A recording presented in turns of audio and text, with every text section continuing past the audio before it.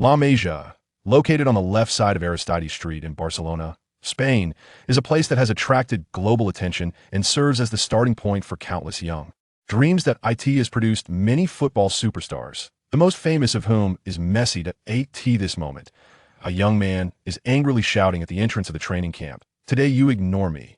Tomorrow I will make you regret it. What is he saying? What language is that? I can't understand. Another loser. This is La Masia. Just get used to it. Poor kid. Chapter 1. Dropping out. La Masia, located on the left side of Aristides Street in Barcelona, Spain, is a place that has attracted global attention and serves as the starting point for countless young dreams. That it has produced many football superstars, the most famous of whom is Messi. At this moment, a young man is angrily shouting at the entrance of the training camp. Today you ignore me. Tomorrow I will make you regret it. After saying this, the young man left La Masia without looking back, drawing curious glances from passersby. What is he saying? What language is that? I can't understand. Another loser. This is La Masia. Just get used to it. Poor kid. An hour ago, the young players on the training field were undergoing regular training, the process tense yet orderly. Groups of 3 or 5 gathered together, the football flowing effortlessly beneath their feet, their movements smooth without any sense of obstruction. These individuals were naturally suited for this profession. In the northeast corner of the training ground, a young man with yellow skin and black hair was training alone, appearing somewhat out of place and particularly aloof. Chapter 2. Initial gift package. March 15th, 2012. The cold winter in Barcelona had passed, and everything began to revive. Spring had arrived. Lille walked along the internal road leading to the La Masia training camp with a backpack, having awakened from his previous setbacks. Since the event had occurred, there was no point in dwelling on it. He had to look forward on the road ahead. The branches on both sides of the road began to bud, adding a splash of vibrant color to this desolate world. The moment Lille stepped out of La Masia, the system that had been silent for 3 years sent a notification. Congratulations to the host for dropping out of the top training camp, successfully activating the Greenfield Abandoned Disciple system. The system is beginning to distribute the initial gift package. Please check it. The unfamiliar notification stunned Lille, followed by immense joy. Silent tears streamed down the corners of his eyes as he silently looked at the sky, shouting in his heart, "Thank you, system, you haven't abandoned me." After the surprise came a great sense of loss enveloping him. Why didn't you come sooner? Why didn't you activate earlier? If you had activated even a moment earlier, I wouldn't have ended up like this, discarded by everyone. Chapter 3. Hello, my name is Vardy. March 18th, 2012. Morning whoosh. As the plane landed, Lille's figure appeared at London Heathrow International Airport. As he stepped out of the airport, he couldn't help but shiver. While March in Barcelona had begun spring, London was still at the tail end of winter. Looking around, he started searching for the bus to Leicester City. For someone accustomed to life in Europe, England was not unfamiliar. 2 days earlier, his supervisor Baron had called him, saying, "Lee, congratulations on getting the opportunity to trial with Leicester City." Really? The sudden surprise thrilled him, and Lille tentatively asked, "Are you serious?" "Of course, I've confirmed it with Leicester City's head coach, Mr. Pearson." The time is set for 2 days later, March 18th, in the afternoon. How about it, kid? Is the timing okay? If there's a problem, I can negotiate with them. No problem at all. Hearing this, Lille quickly agreed, his voice filled with boundless joy. All right, kid, I wish you smooth sailing again, but be cautious of the Brits. They're quite rough. Chapter 4. Trial begins. Hey, you two come with me. The security guard returned to the entrance and called out to the two outside. Upon hearing the call, Lille and his companion hurried over, with Vardy still mumbling. "I told you were players here. Do you believe it now? Trial players," Lille quickly explained from the side. Fearing that the strong-looking security guard might lose control and beat them up, Lille thought about where they could argue their case. Vardy was like an outsider entering a grand garden. Everything looked new and exciting to him. His previous club had no training ground this large or well-equipped. Just having a field to play on in the 5th League was already quite good. In contrast, Lille was much more composed, having spent 3 years at La Masia. He had seen enough to handle the situation. "Excuse me, what should I call you, security brother?" Lille asked during their walk. After all, if you were to play here, it would be essential to build a good relationship with the staff. "Ends Richie. You can call me Richie," replied the security guard. Soon, the two were taken to a football field where red and blue teams were competing in an internal match. Watching the players sprinting, Lille and his companion felt an urge to join in. Chapter 5. Trial match Markin Mills. Don't let that forward into the penalty area. Peltier, you got a man free. Get on him. Don't let him cross the ball. At this moment, the red team's defense was thrown into chaos by Vardy. Morgan, the central defender and captain of the team, kept directing the defenders to make the necessary defensive actions. However, the blue team's attack came too suddenly. He admitted that he had underestimated them before the match. But it wasn't entirely his fault. Based on the personal data he reviewed before the match, one of them had just come out of the youth training camp, while the other was still playing in lower leagues. He didn't think much of their abilities and didn't believe today as trial would go smoothly. This was the championship, a competition just below the Premier League in intensity. Two inexperienced kids, what kind of abilities could they have to be teammates? But reality dealt him a heavy blow. Players he deemed insignificant brought a huge crisis right at the start, increasing the pressure on the defense. With a sudden connection between the wing player and the forward, the entire defense started to compress. After receiving the ball, Lille charged towards the goal line, looking set to make a cross. Chapter 6, Bro, let us go. Ding! With the sound of the whistle, the red-blue match came to an end. The score frozen at 1-1. Whoa! Lille let out a heavy breath. As the pressure lifted from his heart, a wave of fatigue hit him, forcing him to sit down on the grass to rest. The match had ended, and he was quite satisfied with his overall performance on the field. He gave it his all without regrets. Whether he would be selected in the end was beyond his control. Hey, buddy, those 2 passes you made were really good. Vardy praised as he approached Lille. More reliable than any teammates I've had before. If it weren't for their fouls, we would have won. Bro, your performance was also brilliant. That last one-on-one chance definitely could get you selected, Lille replied, gazing vacantly at the blue sky. Hee. That was because you passed it well. You deserve at least half the credit for that goal. Just half. It's all yours. All right then. While the two were chatting, the surrounding Leicester City players were resting while sneaking glances at them. They were genuinely impressed by Lille and the others. That last long pass had completely torn apart the entire defense, leaving the red team no chance to counter. Chapter 7. Transfer Rumors Cheers. In a pub in the town of Wyre, Lancashire, the joyful crowd was raising their glasses in celebration. The sounds of cheering, clinking beer glasses, and enthusiastic singing filled the entire pub. Young men and women were huddled together, sharing their excitement and joy, exuding boundless energy. Waiters busily moved around, serving fresh beers and snacks to everyone. Guys, let me introduce you formally to my future teammate, Lee. Vardy raised his beer and addressed the crowd that had gathered around. Lille raised his glass in response to the cheers of the crowd. The celebration continued, and Vardy was quite popular here.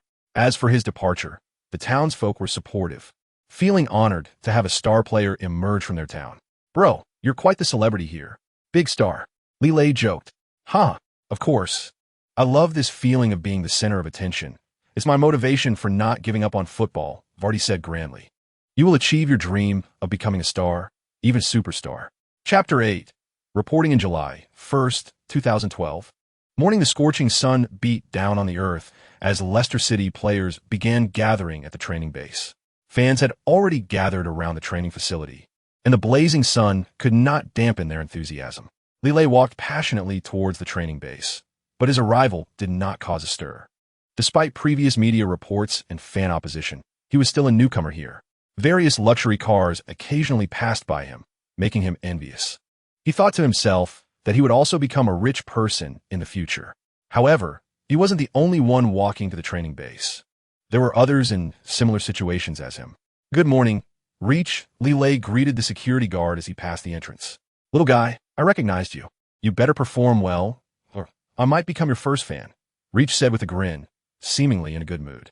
When he arrived at the training ground, several players had already gathered in small groups, chatting and sharing stories about their holidays. Chapter 9. Training camp begins. Hurry, get it. Don't think you can take my football. James caught it. Don't worry, you won't get it from me. Just wait and see. Pass the ball to me. Hey, Vardy, your movements are too slow. Nice one, Lee. I didn't expect your passing to be so precise.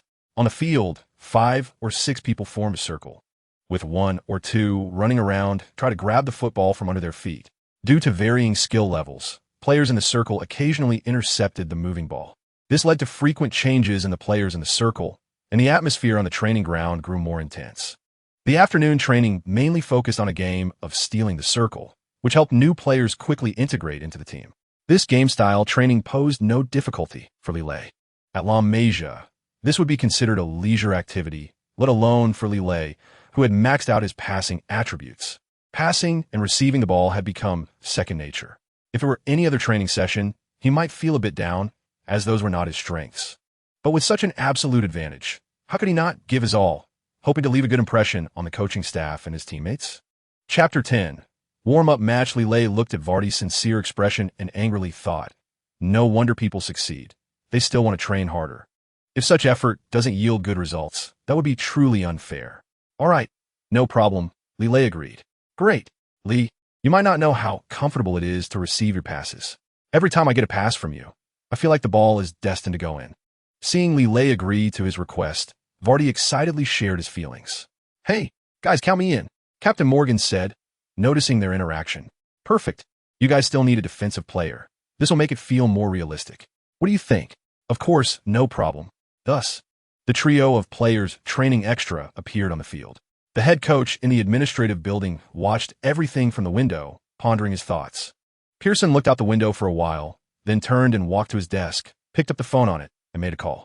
It didn't take long before the call connected. Sir, I'm sorry to disturb you at this time.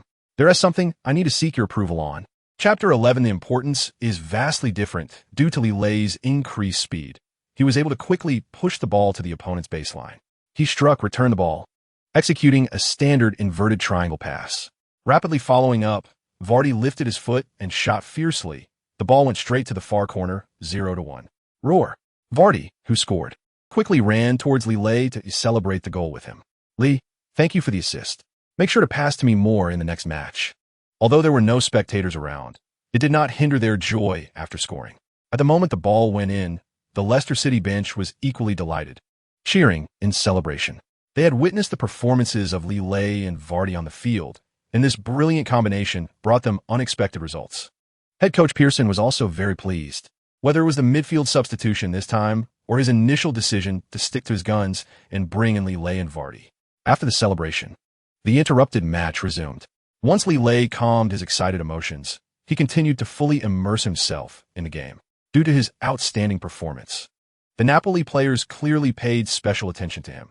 Whenever the ball arrived at his feet, 2 or 3 defenders would immediately close in on him.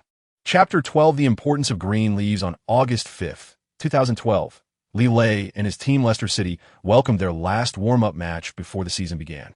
Facing Zaragoza from the Spanish Segunda División, Lille was very familiar with the possession-based system of Spanish football, having once been a part of this system at La Masia. Brother, remember to pass to me when we're on the pitch, Vardy said as he approached. For forwards, a teammate's pass is crucial. Only through exquisite teamwork can the ball be delivered to their feet for the final strike. Yet, there are always forwards who waste the chances served on a platter. And we call them masters of spitting out the cake. Who knows why they are kept on the pitch? Just to kick the ball over the bar? Fortunately, Vardy was not that kind of player. He always managed to send the ball into the opponent's goal frame. Oh, now you need something from me, huh, brother? Usually, you're that kid, Lille joked with Vardy. No way. We've always been good brothers, Vardy defended, reaching out to pat his shoulder to prove his point. Don't worry. I'll make sure to feed you the cake. You won't spit it out, right? Lille exaggeratedly said. Chapter 13. After the warm-up match, the match resumed. Leicester City continued to strengthen their attack, while Zaragoza struggled to adjust their tactics and player lineup in an attempt to turn the tide. Lille, who roamed the right flank, felt it more keenly. Whenever the ball was passed to him, there would immediately be 2 or 3 defenders closing in. The three-way encirclement made him passive, and the attack lost its suddenness, making it difficult for him to perform better. With no other options, he could only pass the ball back. This led to a stalemate in the game, and an interesting scene unfolded on the pitch. The ball could only be passed back and forth in Leicester City as half, making it hard to get it into Zaragoza as half. We need a forward player to unleash Lille's offensive potential. Who will do this? It seems there is no such commander in the front line at the moment. Now that we were passive, with Lille's route being blocked, it felt like we couldn't T-play at all. Let us see if we can get other players to attack. We can't rely solely on Lille's right flank. With the coach's instructions from the sidelines, Leicester City's midfielders began to pass the ball more towards the center and left flank. However, the effect was not very obvious. Zaragoza, determined to defend thoroughly, had defensive strength that could not be underestimated. Chapter 14. Match day. The next day, Lillet arrived at the training base early, as usual. "Hey, good morning, Reggie." Lillet greeted the security guard Reggie, who opened the door for him. He had a good impression of the security guard, as he had previously relied on him for guidance. "Good morning, Lee. You played really well yesterday. I'm almost becoming your fan. It would be even better if you could score a few more." Reggie excitedly recounted the result of yesterday's warm-up match while opening the door at the training base. "You're trying to make us not survive off the pitch. Didn't you see the opponent's expressions? If you score a few more, you'll have to carry me off the field. Wow, why not just be a real fan? I believe you'll soon be dropping that almost," Lillet joked. "Huh, then you'll have to show more performance to conquer me. I'm not that easy to conquer. That day will come, and it will come soon," Lillet said confidently. After ending the conversation, he walked toward the training field. Perhaps it was too early. The base was very quiet. The staff hadn't arrived yet, and there was only him on the road leading to the training ground. Chapter 15, first half. Welcome everyone to this highly anticipated match. It's an exciting football feast. Leicester City versus Peterborough United. I am your friendly commentator, James Malika. Today marks the start of the 2012 to 2013 season of the English Football Championship. Leicester City is hosting Peterborough United at the King Power Stadium, and based on past performance, Leicester City has the home advantage. In the recently concluded summer transfer window, Leicester City made significant changes. We can see fans are starting to flood into the stadium, passionately waving flags to support their beloved team, shouting slogans, and cheering for their side. Here they come. The players are entering the field to warm up, and from the camera, we see several unfamiliar faces from Leicester City. We don't know how they will perform in the upcoming match. Just now, I received the lineup for both teams, so let us take a look at the starting players. Goalkeeper, Adam Smith. Defenders, Connor Clifford, Lee Palety, Wes Morgan Daly. Breathless players returned to the locker room, and upon hearing the tone of the head coach, all lowered their heads in silence. The two forwards who had been substituted looked even more downcast. They bore some responsibility for not scoring in the first half. Meanwhile, Lillet and Vardy, who had received the order to go on, excitedly walked out of the locker room. "Hey, Lee, our chance to shine has come. We must seize it," Vardy said with a face full of excitement. "Of course, wait for me to set you up, just watch," Lillet replied, equally thrilled. This was his debut as a professional player, and he certainly didn't want to mess it up, which made him very serious while warming up. Wow, what do we see? The two new players from Leicester City are starting to warm up. Chapter 17. A good start while running. Lillet had a moment where it felt like time had stopped. Everything appeared to be in slow motion in his eyes. He knew the opportunity had come, and his passive skill Eureka found the perfect passing chance. As the ball flew from his feet, the flow of time returned to normal, and chaos erupted in the penalty area. The airborne football accurately found Vardy, who without a second thought took a volley shot. Whoosh! Before the goalkeeper of Peterborough United could react, the ball had already flown into the net, making everything futile. Go. Goal. Leicester City scores, and the goal is by Vardy, who is making his first appearance for Leicester City this season. Assisting him was Lee from China, also a new player this season. Let's give a round of applause to these two excellent players. Chapter 18.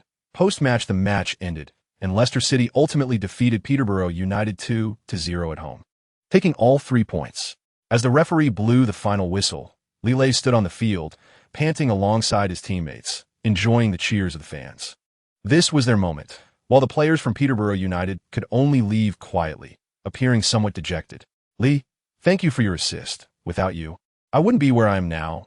An excited Vardy came over to Lillet and gave him a big hug, continuously expressing his gratitude.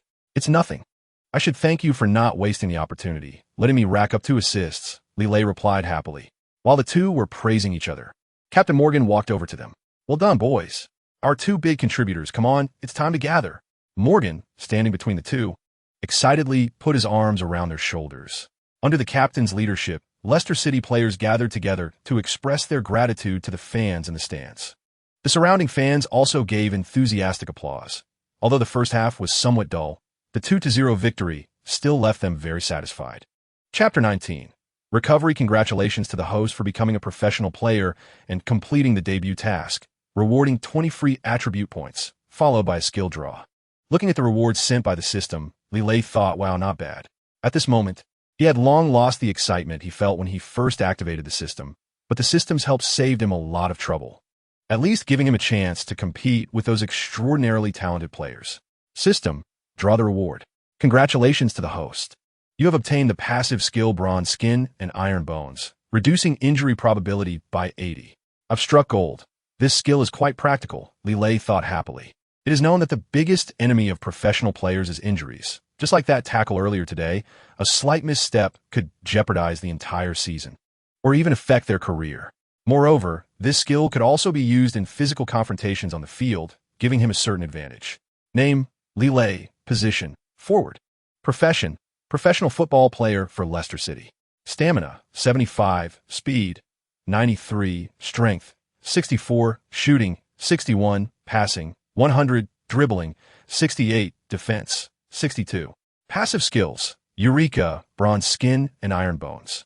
Chapter 20. Like a scumbag, Lee. That was a beautiful pass. On the training ground of Leicester City, Beckford shouted at Lilei, giving him a thumbs up. Just moments ago, Lilei's through ball had been played to Beckford's feet, but at the moment of shooting, he failed to keep the ball down, sending it over the bar. Looking at the ball that flew over the crossbar, Beckford felt somewhat dejected, but still made sure to express his appreciation to Lilei, indicating it wasn't his fault. After all, taking responsibility is different from voluntarily taking the blame. Yesterday, head coach Pearson had already stated that in the next few days, Lilei needed to interact more with other forwards to build chemistry. So, in the training match the next day, Lilei partnered with Beckford on the front line, while Vardy was on their half. In response to Beckford, who had failed to score, Lilei also offered encouraging applause. For him, it didn't matter who he partnered with. However, this meant Vardy's chances would be taken by others. But that was the coach's decision, and no one in the team could defy it. He could only stand by helplessly. Today's training match was primarily focused on recovery, indirectly fostering player chemistry and maintaining ball feel without arranging high-intensity training. Chapter 21. Starting players a few hours before the match, Charlton's home fans began to gather. They donned red and white jerseys, waving Charlton flags, creating a passionate sea of red and white. The young fans sang Charlton's team anthem loudly, their faces beaming with confidence and pride. In contrast, the Leicester City fans, dressed in blue jerseys, waved their team's flags, forming a fervent sea of blue. Old White and Yanes were also mingling among them. When the Charlton fans spotted the Leicester City fans across from them, someone suddenly shouted, "This is our home ground. Leicester City won't win easily. Let those damn foxes roll back home. Roll back home." The words of these fans instantly ignited the emotions of the Leicester City supporters, and both sides began to curse at each other, refusing to back down. "You bunch of weaklings, what right do you have to talk to us?" For a moment, the scene was chaotic, and when security personnel came out to intervene, the two groups of fans finally separated. However, this dispute did not diminish the enthusiasm of either side. Instead, it heightened their anticipation for the upcoming match, hoping their team would emerge victorious. Chapter 22. Halftime. Facing Adam Smith, he took a shot, and the ball flew directly into the top right corner of the goal. It was a brilliant goal, and Charlton took the lead. Gagago in the 24th minute of the first half, Charlton star striker Laser scored goal. This was followed by a tsunami of celebration from home fans. The Leicester City players looked somewhat stunned. They did not expect Charlton to score at this moment. But now was not the time to be frustrated. They needed to refocus and find their rhythm again as quickly as possible. The game had become more tense and intense, with Charlton's fans cheering wildly, rallying behind their team. Meanwhile, Leicester City fans anxiously awaited their team's response. The match was like a chess game. Charlton had made a move, and we were eager to see Leicester's response. Charlton's goal clearly shocked the coaching staff and substitutes on the Leicester bench. We could see head coach Pearson frowning tightly, clearly dissatisfied with the goal. Chapter 23. Turning the tide in the last moment of the first half, Charlton scored again, changing the score to 2-1. This goal undoubtedly dealt a heavy blow to Leicester City. Their players looked somewhat dejected and disappointed. They had hoped to keep the score level at halftime, but now they had to chase the score in the second half. As the match entered halftime, the Leicester City players walked towards the locker room. Their faces were filled with fatigue and anxiety, knowing they had to work harder in the second half to recover that lost goal. In the locker room, Coach Pearson began analyzing the game and providing guidance to the players. "Boys, the match isn't over. We still have a chance in the second half. After the break, launch a quick counterattack to catch them off guard. Leave Vardy, you guys rest well. The second half is up to you." The two nodded heavily at the coach's arrangement, accepting the assigned task. Pearson then continued, "I won't change the forward players in the second half, but after the hard work of the first half, it's necessary to strengthen the defense. Chapter 24. Still being questioned, Charlton's goalkeeper David Button leaped to make a save, but his fingers only lightly touched the ball. Unable to change its direction, the ball accurately flew into Charlton's net, changing the score to 3-2. Incredible, too incredible. Lille completed an assist hat trick, with all 3 goals assisted by him. There, Beckford slid in celebration of his first goal of the season. This moment was joyful for him, and equally joyous for the other players. Everyone rushed in to hug him, sending their sincerest congratulations. Old White, what did I say? After watching these boys play, you'll definitely fall in love with them. You're right. I've already fallen for them, haha. The excited Old White said with a flushed face. At this moment, he wasn't the only one celebrating. Leicester City fans around were rejoicing over the score reversal, creating a sea of celebration. In contrast, Charlton's fans looked frustrated. They hadn't expected such a good start in the first half to lead to this current low, having their lead overturned. George Taft, Ignas Mikel, Ben Marshall, go warm up. Chapter 25. A week of double matches with the press conference concluding, Leicester City's away challenge against Charlton was also coming to an end. Lille and his teammates left the field together, with the team bus parked nearby. One by one, they boarded the team bus, preparing to return to the training base. The bus slowly started in the night, with the scenery outside the window quickly flowing by under the lights. At this moment, Lille felt everything was so unreal. His gaze became blurred amidst the colorful neon lights. The atmosphere inside the bus was filled with exhaustion but satisfaction. Now, they could briefly rest and enjoy this fleeting victory. Before long, the sound of snoring filled the bus. They were truly exhausted, having spent all their energy in a single match. When the bus stopped at the training base's entrance, Lille sat quietly for a moment before slowly standing up. He glanced outside at the training ground, brightly lit, with the night shift staff all wearing happy smiles. Indeed, they had secured a valuable 3 points away from home. Leicester City's sunrise welcomed a new day, with yesterday's match becoming today's headline. Chapter 26. Being noticed on August 25th, 2012 at 1400 hours. The third round of the 2012 to 2013 English Championship season kicked off with Leicester City challenging Blackburn at Ewood Park. As the bus carrying Lille and his teammates slowly stopped at the entrance of the away team's locker room, the players got off one by one, preparing to start their match day schedule. Walking among the team, Lille, dressed in the team's training gear and carrying his equipment bag, wore a relaxed expression. However, his teammates looked much more serious. Today's opponent was even tougher than the last. When he walked into the locker room and saw the familiar environment, the equipment cabinets, seats, and tactical board, he instantly got into match mode. Meanwhile, the audience had already entered the stadium, but today there were some special personnel in the stands. Lake, a scout from Chelsea, had the job of searching for potential new stars in various leagues. Just as he was about to close the news website, a page about the championship caught his attention. A player named Lille, playing as a right winger, had performed excellently in Leicester City's matches, piquing his interest. Chapter 27. Being equalized. John Beck's commentary echoed continuously over the stadium, while Lake in the stands had his eyes wide open. He could hardly believe what he had just seen. Wow, a beautiful counterattack. The speed of the breakthrough was quick, and the timing of the pass was mature. Lake said excitedly, his finger pointed at the big screen, replaying the recent goal. It was truly a surprise. The player who took the shot also performed exceptionally well. He is exactly the person we need, Lake murmured to himself. The first half goal completely caught Leicester City's head coach Pearson off guard. The best prediction before the match was a 0-0 draw. The scene before him filled him with both excitement and nervousness, raising his expectations for the upcoming match. As the referee announced the goal valid, louder cheers erupted in the stadium. The goal counts. We could see the referee's signal. This is a wonderful collaboration. Vardy's shot is incredibly precise, and none of this would be possible without Lee Seong's excellent assist. Vardy runs to the corner flag and slides on his knees to celebrate his goal. After celebrating, he doesn't forget to thank Lille for the assist. Chapter 28. Turning the tide. If you have the opportunity, go for the shot. If not, pass it back to me. Don't make every pass feel like a black hole with no return. This is a good idea. Our speed is great. If we can move more, the opposing defenders will have a hard time determining our positions. Space will definitely open up, and we can either shoot or assist. The two fist bumped in celebration, confirming that they would execute this tactical arrangement in the second half, making it hard for the opponent to defend. Lille and Vardy's quiet discussion caught everyone's attention. They slowly began analyzing the pros and cons of the first half.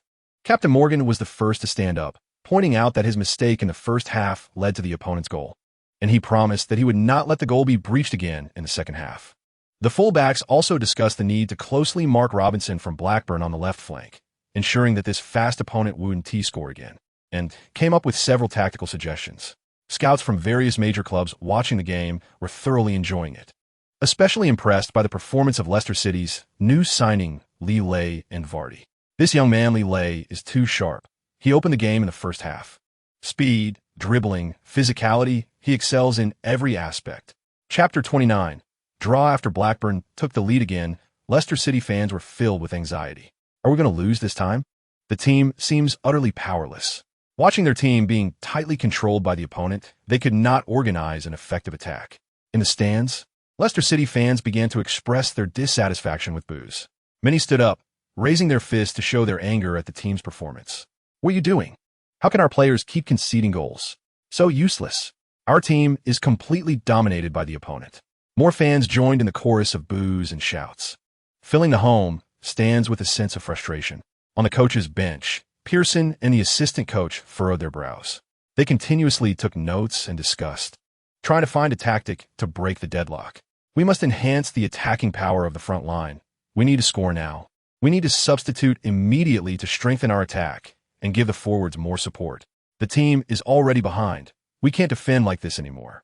Our forwards need to break free from passive defense to create scoring opportunities. They arranged to substitute players and strengthen control in midfield. Chapter 30. Aftershock Leicester City Evening News thrilling till the end. Leicester City draws 2-2 with Blackburn. It was a very exciting match. Both teams were evenly matched. Back and forth. Leicester City equalized thanks to a crucial assist from new signing Lee Lay at the last moment, showcasing the team's strong fighting spirit. Leicester City and Blackburn staged a draw battle, with new signing Lee Lay starting again and contributing 2 assists, demonstrating outstanding ability. This was also key to the team leveling the score. Although they couldn't win, the team showed signs of improvement. With player coordination, the team is expected to achieve better results this year. Leicester Sports Network until the last moment. Leicester City equalized against Blackburn, with Lee Lay assisting for the equalizer. This match was max exciting, and new signing Lee Lay shown, undoubtedly strengthening the team's capability. Hopefully, the team can achieve more victories in the future and contribute more to the ranking points. Since Lee Lay joined Leicester City in the championship, he has showcased his exceptional skills in the first 3 rounds of the league. Coupled with overseas media coverage, although it's just local newspapers, it has still caught the attention of domestic fans. Chapter 31. New training regimen at the coach's whistle. The Leicester City players gradually arrived at the training ground to start their recovery training. Everyone jogged lightly around the training field, occasionally stopping to do stretching exercises. Then, the forwards ran to a special soft mat to practice footwork and evasive maneuvers to maintain leg flexibility. After a high-intensity match, the players' recovery training focuses not on pursuing high-intensity loads, but on maintaining normal bodily rhythms, while also keeping a feel for the ball and control through some technical training. At this time, Lee Lay joined his teammates in passing and receiving training.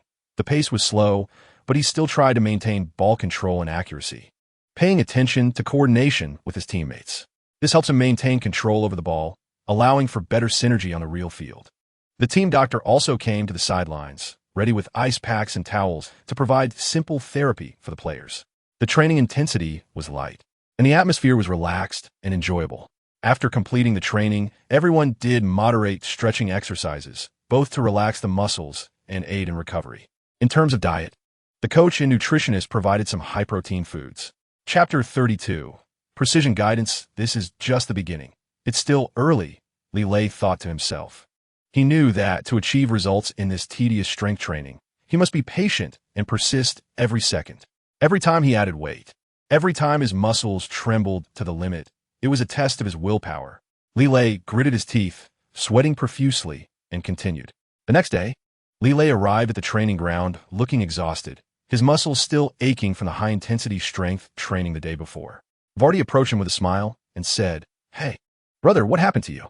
You look terrible, and your movements are so stiff, like you've been trampled by a bunch of kittens." Lee Lay helplessly replied, "Don't make jokes at my expense. I just started to improve my training and specifically added strength components. So I'm a bit unaccustomed today. Oh, I see. I was wondering why I didn't TC you after training yesterday. Turns out you started strength training. This is a tough job, but it's unavoidable. If you want to be stronger in confrontations, this is necessary. Just tough it out through the hardest phase. Lile agreed with his good friend's comfort, saying, yeah, I think the same way. I also want to adapt to this intensity quickly. Chapter 33. Narrow victory. Oh my God. Harvey Barnes is caught up with the ball. The left flank attack route is completely open. Barnes has a clear physical advantage. He uses his body to push the defender away. A one-on-one situation forms in the left corner of the penalty area. We see Blackburn's goalkeeper, Paul Bielot, rushing out to block the shooting path. In a flash, Barnes kicks the ball towards the center, and the fast-moving Vardy pushes it into the empty net before the goalkeeper can react. The excited shouts of the home commentator filled the stadium. Vardy, the goal scorer, is Leicester City's forward Vardy. The stands erupted, fans were ecstatic, dancing and hugging each other in celebration. Come on, Vardy raised his arms and shouted, while the instigator Lille pointed to the sky and roared, sharing the joy of the goal with the fans. Teammates embraced each other. The long efforts finally bore fruit, and this goal released everyone's pressure. Coach Pearson also couldn't contain himself, jumping up and waving his fists in celebration, and the whole stadium was enveloped in a jubilant atmosphere. Chapter 34. Frustrated Vardy. The sunset's glow spread over the training ground as Lille dragged his slightly sore legs and passed the ball to Vardy again. The fatigue from the match against Blackpool 3 days ago hadn't fully worn off, but Vardy still seemed dissatisfied with his performance in that game. So, whenever he had time, he dragged Lille for extra training, which inadvertently increased their training load significantly. After watching Vardy complete shooting drills alone again, Lille knew he was still bothered by the missed opportunities in that match. The ball flew powerfully into the net, and Lille couldn't help but say, buddy, you've done well. There's no need to be too strict. After catching his breath and stabilizing his chaotic breathing, Vardy shook his head and said, not good enough. We must do our best. The new season has just begun. I once told you that I would absolutely score every ball you passed to me, but I broke my promise. Come on, brother, who can score every time in their entire career? Even Messi and Ronaldo miss sometimes, right? When the last ball hit the net, Vardy finally shouted stop and hugged Lille. Chapter 35. Pre-match build-up in response to the provocations from Wolves media. Leicester City's local media also refused to back down. An article titled, The Little Foxes Vow to Capture the Wolf King. We have ample reasons to be confident was published in the Leicester Mercury. In the face of Wolves media provocations, we should remain calm and rational. Leicester City has proven that they have the strength to compete with any opponent. This time, the Little Foxes vow to enter Molineux Stadium and capture the lofty Wolf King. First, our Eastern Twin Stars have fully adapted to the rhythm of the championship, and they will bring endless trouble to the opponent's defense. Coupled with Beckford and Barnes regaining form, our front line will leave the home team defenseless. Secondly, Wilfred Ndidi, Nampalys Mendy, and James Maddison have formed a very solid midfield combination, confident enough to withstand Wolves' counterattacks. Head coach Pearson has also meticulously deployed the team's tactics, and the 4-3-3 formation is becoming increasingly adept, eliminating any worries from the back. Finally, this Little Foxes team has never feared an opponent's home ground. They have enough strength and determination to defeat strong rivals on any field. Chapter 36. The focus match. Ladies and gentlemen, the referee has blown the whistle, and today's match is officially underway. The first possession goes to the home team, Wolverhampton. Neves smoothly receives the ball and launches a long pass to the forward Jimenez. Jimenez uses his physical advantage to chest the ball down, turns to dribble past, but is intercepted by Leicester City's captain Morgan in midair. Morgan promptly passes the ball to James Maddison, who starts looking for opportunities to launch an attack. After receiving the ball, he quickly cuts in, dribbling into the opponent's half. Although Maddison's incursion caused momentary chaos among Wolves defenders, they quickly adjusted. Considering the match had just begun, Wolves coach did not allow too many players to push forward too early in the attack. At this point, most of Wolves' players were in their half, preparing to deal with Leicester City's counterattack. Maddison's breakthrough was intercepted by Wolves' Ruben Neves, whose quick reaction at a crucial moment pushed the ball to the left for Barnes. As the team's left winger, Barnes has excellent speed and dribbling ability. After receiving the ball, he immediately cuts in quickly, directly facing Wolves' last line of defense. Chapter 37. An unexpected goal. Leicester City's goal was undoubtedly a shock to the optimistic Wolves fans. They stared in astonishment at the opposing players and fans celebrating, momentarily unable to react. Soon, anger and dissatisfaction swept over the Wolves fan section. What the hell is happening? Who let that player go? What are we defending for? This is ridiculous. We clearly had control of the game, and this turnaround came too quickly. This kid is just lucky. This scoreline is too embarrassing. Look at his smug face. It's driving me crazy. It's still early, brother. We can definitely catch up. A low pressure filled the Wolves fan stands, with chaotic sounds ringing out everywhere. The goal disrupted their confidence and expectations, igniting various dissatisfaction towards the players and opposing fans. At the moment the ball hit the net, cheers erupted from Leicester City's coaching bench. Head coach Pearson was the first to jump up and celebrate, happily hugging his assistant coaches. "That was beautiful," Pearson shouted, and the other coaches followed suit, giving thumbs up and calling it perfect. The players sitting on the bench joyfully ran to the sidelines, raising their hands, excitedly jumping and high-fiving each other in celebration. Chapter 38. Surging ahead again, just a moment ago, Leicester City captain Morgan was still directing the defense, but before long, the entire line made a mistake. Wolves organized a brilliant breakthrough in midfield, with winger Jeffries sending a through ball to the advancing midfielder Scott. Scott, taking advantage of Leicester City's defenders not having returned in time, directly passed to forward McClendon. McClendon received the ball in the penalty area, faked out the last defender, Captain Morgan, and then shot the ball into the bottom right corner. At this moment, Leicester City goalkeeper Adam Smith's save was too late. He could only helplessly watch the ball roll into the net. In the 51st minute, Wolves launched a counterattack, with McClendon receiving a diagonal pass from a teammate in the penalty area, pushing the ball into the net, leveling the score to 1-1. It was an excellent attacking combination. Scott found McClendon with a precise through ball on the right, and the latter used his physical advantage to block the defender, scoring with a tight angle shot. Leicester City's defense showed a momentary lapse, and Wolves' McClendon was waiting for such an opportunity, decisively taking a shot to help Wolves equalize. Now, the momentum is balanced, and this showdown has returned to square one. Both sides must adjust their states and strive to score again. Chapter 39. Phone scam? The morning after the match, sunlight streamed through the window into Lilé's rented small apartment in Leicester City. Lilé woke up from the simple single bed, and the sky outside was just beginning to brighten, with the outline of the eastern sunrise just showing. Recalling the intense match from yesterday, Lilé couldn't help but smile as they ultimately defeated their opponent 3-1. Especially in the final moments, Captain Morgan scored with a header, securing the victory, which also made up for the regret of conceding a goal in the first half. At the same time, Lilé completed a hat-trick of assists in this match, marking his first hat-trick since participating in professional competitions. The media extensively covered this match, highlighting Leicester City's impressive 3-1 away victory over strong rivals Wolverhampton. On October 22nd, in the focus of the championship's fifth round, Leicester City defeated the formidable Wolverhampton with a score of 3-1, achieving the most noteworthy victory of the round. In the first half, the visiting Leicester City scored first under passive circumstances, leading 1-0 at halftime. However, in the second half, Wolverhampton equalized thanks to their strong willpower. New signing Lilé assisted Vardy in the 64th minute to regain the lead and delivered the winning corner before the end.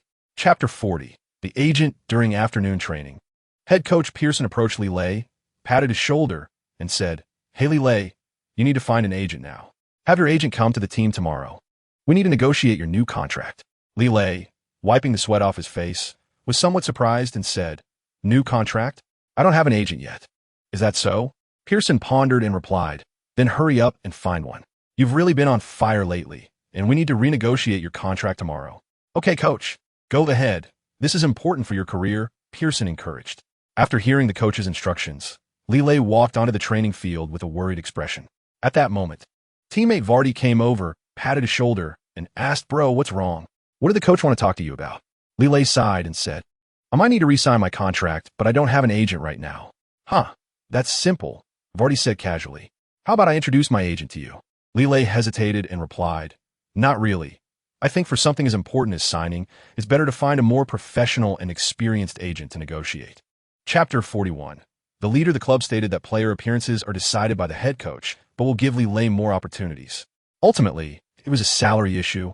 Mendes opened up and stated that Lilé's salary should be among the top in the team.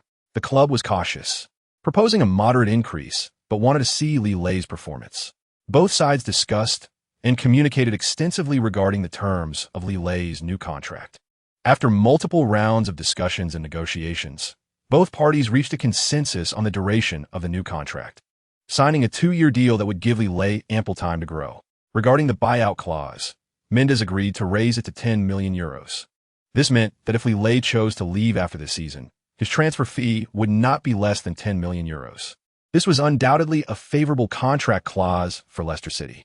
Considering Li Lei's current market value and potential, Mendes had to accept the higher buyout demands. Thus, Li Lei signed this satisfactory new contract that day. According to the contract, his new weekly salary would reach 50,000 euros, which is above average within the club. During the contract signing ceremony, both Li Lei and the club executives were beaming with joy. Chapter 42. Waterloo, even after conceding a goal first. Leicester City players did not panic. Li Lei and other young players had experienced multiple situations of trailing in the first 7 matches. They continued to play their style methodically, waiting for opportunities, with Li Lei actively participating in the attacking organization and maintaining good cooperation with his teammates. In the center, striker Vardy was positioned high up front, ready to form a 2-pronged attack with Li Lei, while other teammates were also actively supporting to build the offense. No one rushed to take risks due to being a goal down. The match was still long, and as long as they organized patiently, opportunities would eventually arise. Leicester City was steadily stabilizing their footing, waiting for the best chance to counterattack. Unexpectedly for Leicester City players, Middlesbrough implemented tight man-to-man marking on Li Lei. Whenever Li Lei gained possession, 2 or 3 opposing players would quickly surround him. His dribbling routes and passing angles were all tightly guarded. Under this confinement, Li Lei could only reluctantly pass the ball back to his teammates. Middlesbrough had clearly studied this rookie team, designing tactics specifically targeting their core star. Chapter 43. A dismal match, however. Middlesbrough's assault was too swift and Leicester City's defense couldn't keep up. In the front, Middlesbrough created a 3-on-2 numerical advantage. Jukiewicz and Wick quickly cooperated in the penalty area, evading the last defender. Jukiewicz faced Leicester City goalkeeper Adam Smith 1-on-1 and calmly slotted the ball into the net. Goal, goal, goal. The home fans erupted in cheers as Middlesbrough took a 3-0 lead. Middlesbrough scored again, with Jukiewicz completing 2 goals, extending the score to 3-0. Leicester City's defense clearly couldn't keep up, leaving them completely exposed to Middlesbrough's attacks. A scoreline of 3-0 was extremely unfavorable for them, and Middlesbrough continued to press forward. The situation was dire for Leicester City, but the match wasn't over yet. They had to maintain their confidence and strive to close the gap. This was a huge test for the young players. The commentator's voice still echoed in the stadium as Li Lei and his teammates' faces turned pale. Conceding another goal would almost seal the match. Leicester City's away fans were nearly silent, struggling to believe that this team, on the verge of collapse, was the same one that had previously won 6 and drawn 1. Chapter 44. An outburst in silence facing the media's mockery. Li Lei had nothing to say. After all, they had indeed lost the match. When he arrived at the training base today and entered the locker room, he was met with the disappointed faces of his teammates. Everyone sat silently in their positions, heads down. The air was thick with a heavy sense of oppression, as if the entire team had fallen into a gloomy mood. Li Lei knew this was a direct consequence of the previous match's crushing defeat. As the team's rising star, he felt guilty about his performance in that game. However, life must go on. They couldn't remain trapped in the shadows. Name, Li Lei. Position, forward. Profession, Leicester City professional football player. Stamina, 76. Speed, 93. Strength, 66. Shooting, 61. Passing, 100. Dribbling, 70. Defense, 62. Li Lei was lost in thought as he looked at his physical attributes. The training during this time had indeed been effective, although it was not as quick as a direct boost. Since the start of the league, 6 victories had provided him with 6 attribute points, which, when added to his shooting attribute, raised it to 67. This crushing defeat made Li Lei realize that he could not solely rely on his teammates. He also needed to possess the ability to create scoring opportunities. Chapter 45. Easy 2 wins on October 3rd. An important match finally arrived. Li Lei and his teammates walked into the stadium with firm steps. Before the match, everyone was silent in the locker room, making final preparations and adjustments. Lille knew that this game would test whether the team had overcome the shadow of last week's defeat. The teammates needed to prove their strength and rebuild their confidence. The players lined up in the tunnel, full of fighting spirit, eager to bring victory to the fans, their eyes fixed ahead. As both sides took their positions on the field, the referee's whistle blew, and Leicester City charged into the enemy territory. From the beginning of the match, Leicester City displayed a strong presence. They showcased exceptional ball control in the midfield, sending the ball into Huddersfield's penalty area multiple times. Vardy's header was just a bit unlucky, as the ball grazed past the post, and Leicester City's attack clearly dominated. By halftime, Huddersfield finally had a counterattack. However, Captain Morgan cleared the ball at the last moment, showcasing the stability of the defense. Soon after, Lille crossed from the right, and Vardy scored with a beautiful shot, giving Leicester City the lead in the first half. Lille received the ball and began to dribble into the penalty area, facing two defenders closing in on him. What would Lille do? Chapter 46. Tension in the air. Lille turned in surprise to see Vardy unexpectedly appear. With a smile, Lille said, "Bro, are you talking about that one-on-one chance I had? I wanted to pass it to you, but it was too close, so I chose to shoot myself." Vardy replied seriously, "Yeah, you could have just passed it to me. I could have scored a brace. You're too selfish, only wanting to shoot." Lille chuckled, "Old bro, watch my lips, FUC. Besides, as long as we score, it doesn't matter if it's me or you. The most important thing is the team's victory." "You're right," Vardy shrugged, "but you have to pass to me in the next match." "Of course, we're brothers." Seeing Vardy's expression, Lille happily said. While Lille and Vardy were chatting on the track, they suddenly heard the coach's voice yelling, "You two, how can you still be chatting here? Focus on training." The two quickly stopped talking and quickened their pace to run seriously. The coach looked at the other players who were also whispering and sternly shouted, "Everyone, be quiet. Run while only looking at the road. Don't be distracted." Chapter 47. The Day of Destiny. On October 20th, the Day of Destiny finally arrived. The Leicester City players arrived at Birmingham's home ground, St. Andrew's Stadium, greeted by loud boos from the crowd. Lille followed his teammates off the bus, immediately feeling a strong sense of hostility. Birmingham fans around them raised their team flags and jeered, trying to affect the morale of the visiting team. However, the experienced Leicester City players were not swayed by the emotions and maintained a professional attitude during their pre-match training. Lille also diligently warmed up, accumulating strength for the match. There have been rumors that Leicester City's recent 2 victories were against weak opponents, and that they would immediately become weaklings when facing strong teams. Therefore, this match not only concerned the outcome, but also dignity. They had to win at the opponent's home ground to prove Leicester City's strength. After the warm-up, the Leicester players returned to the locker room, waiting for Coach Pearson's tactical arrangements. Pearson stood in front of the whiteboard and addressed everyone. "Guys, today we face an angry Birmingham team. They will give their all at home, and we must respond cautiously. Defensively, the back line needs to be organized and must not lose their shape due to the opponent's attacks." Chapter 48. Fierce scramble. Lille led his teammates in an aggressive pressing strategy, making it difficult for Birmingham's defense to find the best passing options. We saw Birmingham's passes forced into a hurry, resulting in several mistakes.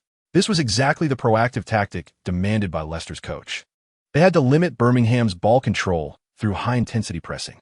So far, this tactic had shown some effectiveness. Phew, Lille gasped for breath, as the high-intensity pressing with Vardy made it hard to breathe due to the intense running. But this tactical approach was paying off quickly. Lille saw the situation on the field was favorable for them. Under his and Vardy's tight pressing, Birmingham's defenders were completely restricted and unable to organize their play steadily. They had to keep kicking the ball long to the front, unable to move according to their own rhythm. Seeing Birmingham's defense fall into a passive position, a smile appeared on Lille's face. Just as the coach had requested, seizing the initiative through high pressing was the key to breaking the deadlock. Lille wiped his sweat and ran back to his position. Taylor Blackett made a long pass, and the ball flew toward the front. After passing, he shot Lille a fierce glare, clearly annoyed by the opponent's high-pressure tactics. Chapter 49. A powerful goal despite the fan-strong protests. The situation on the field did not improve. Faced with the tightly monitored right side, Leicester City tried to launch attacks from the left and center. Left winger Vardy repeatedly broke to the edge of the baseline to cross, but Birmingham's defenders cleared the ball with headers. The center also failed to send the ball into the penalty area. Birmingham's defense remained solid, limiting Leicester City's attacks to the flanks. As a result, Leicester City's only option for shooting was long-range efforts, but Birmingham's goalkeeper Townsend stood firm. As the match became stalemated, the pace of the game slowed down. Fortunately, Leicester City's defense performed excellently, keeping a clean sheet, as their goal had not been breached. Captain Morgan organized and directed the defense to form a tight joint defense system. The center-back duo also cooperated well, repeatedly breaking Birmingham's long counterattacks. The side defenders Clifford and Delat also utilized their speed advantage to address breakthrough threats promptly. Meanwhile, goalkeeper Adam Smith made saves to ensure the goal remained intact. It can be said that it was this ironclad defense that allowed Leicester City to avoid conceding despite the attacking obstacles. Chapter 50. A bloodied field with the referee's whistle. The second half of the match began. Lille noticed that Birmingham's players had a fierce look in their eyes, their gazes filled with hostility and murderous intent directed at him. This made Lille rise with a bad premonition that Birmingham intended to target him specifically. Sure enough, after the opening, Birmingham clung on like hungry wolves. As soon as Lille gained possession, he was immediately besieged by 2 or 3 players. Just like this time, he had just received the ball and hadn't had the chance to pass or dribble when a defender charged straight at him, showing no intention of slowing down. Bang! The two collided violently, and Lille was knocked back a few steps. However, the opposing defender feigned innocence, raising his hands to signal that it wasn't intentional. Lille was furious. This was clearly a deliberate foul, and it wasn't the first time, since the beginning of the first half, they had been targeting him. His anger flared up instantly, and he shouted at the opposing defender, "What are you doing? This is a deliberate foul." The referee quickly came over to mediate, but Lille's rage was already hard to contain. "Calm down, brother. It's not worth it." Vardy rushed over to calm Lille, knowing that this was the opponent's intention to provoke him. Chapter 51. Support from Good Brothers. Let us rewind a few minutes. Leicester City launched another attack from the midfield. Lille was near the halfway line, looking for opportunities. When the ball reached his feet, his explosive power allowed him to sprint at high speed. The Birmingham midfielder, originally tasked with marking Lille, quickly followed to provide support as he broke through. However, Lille's speed was too fast, and with a quick turn, he had already left the defender behind. Vardy was also making a forward run in the middle, and now there was only one defender between Lille and Vardy. A 2-on-1 situation was an easy task for them, and in his mind, Lille had already assumed the goal was scored. Just as he was dribbling at high speed, he caught a glimpse of a figure rushing towards him.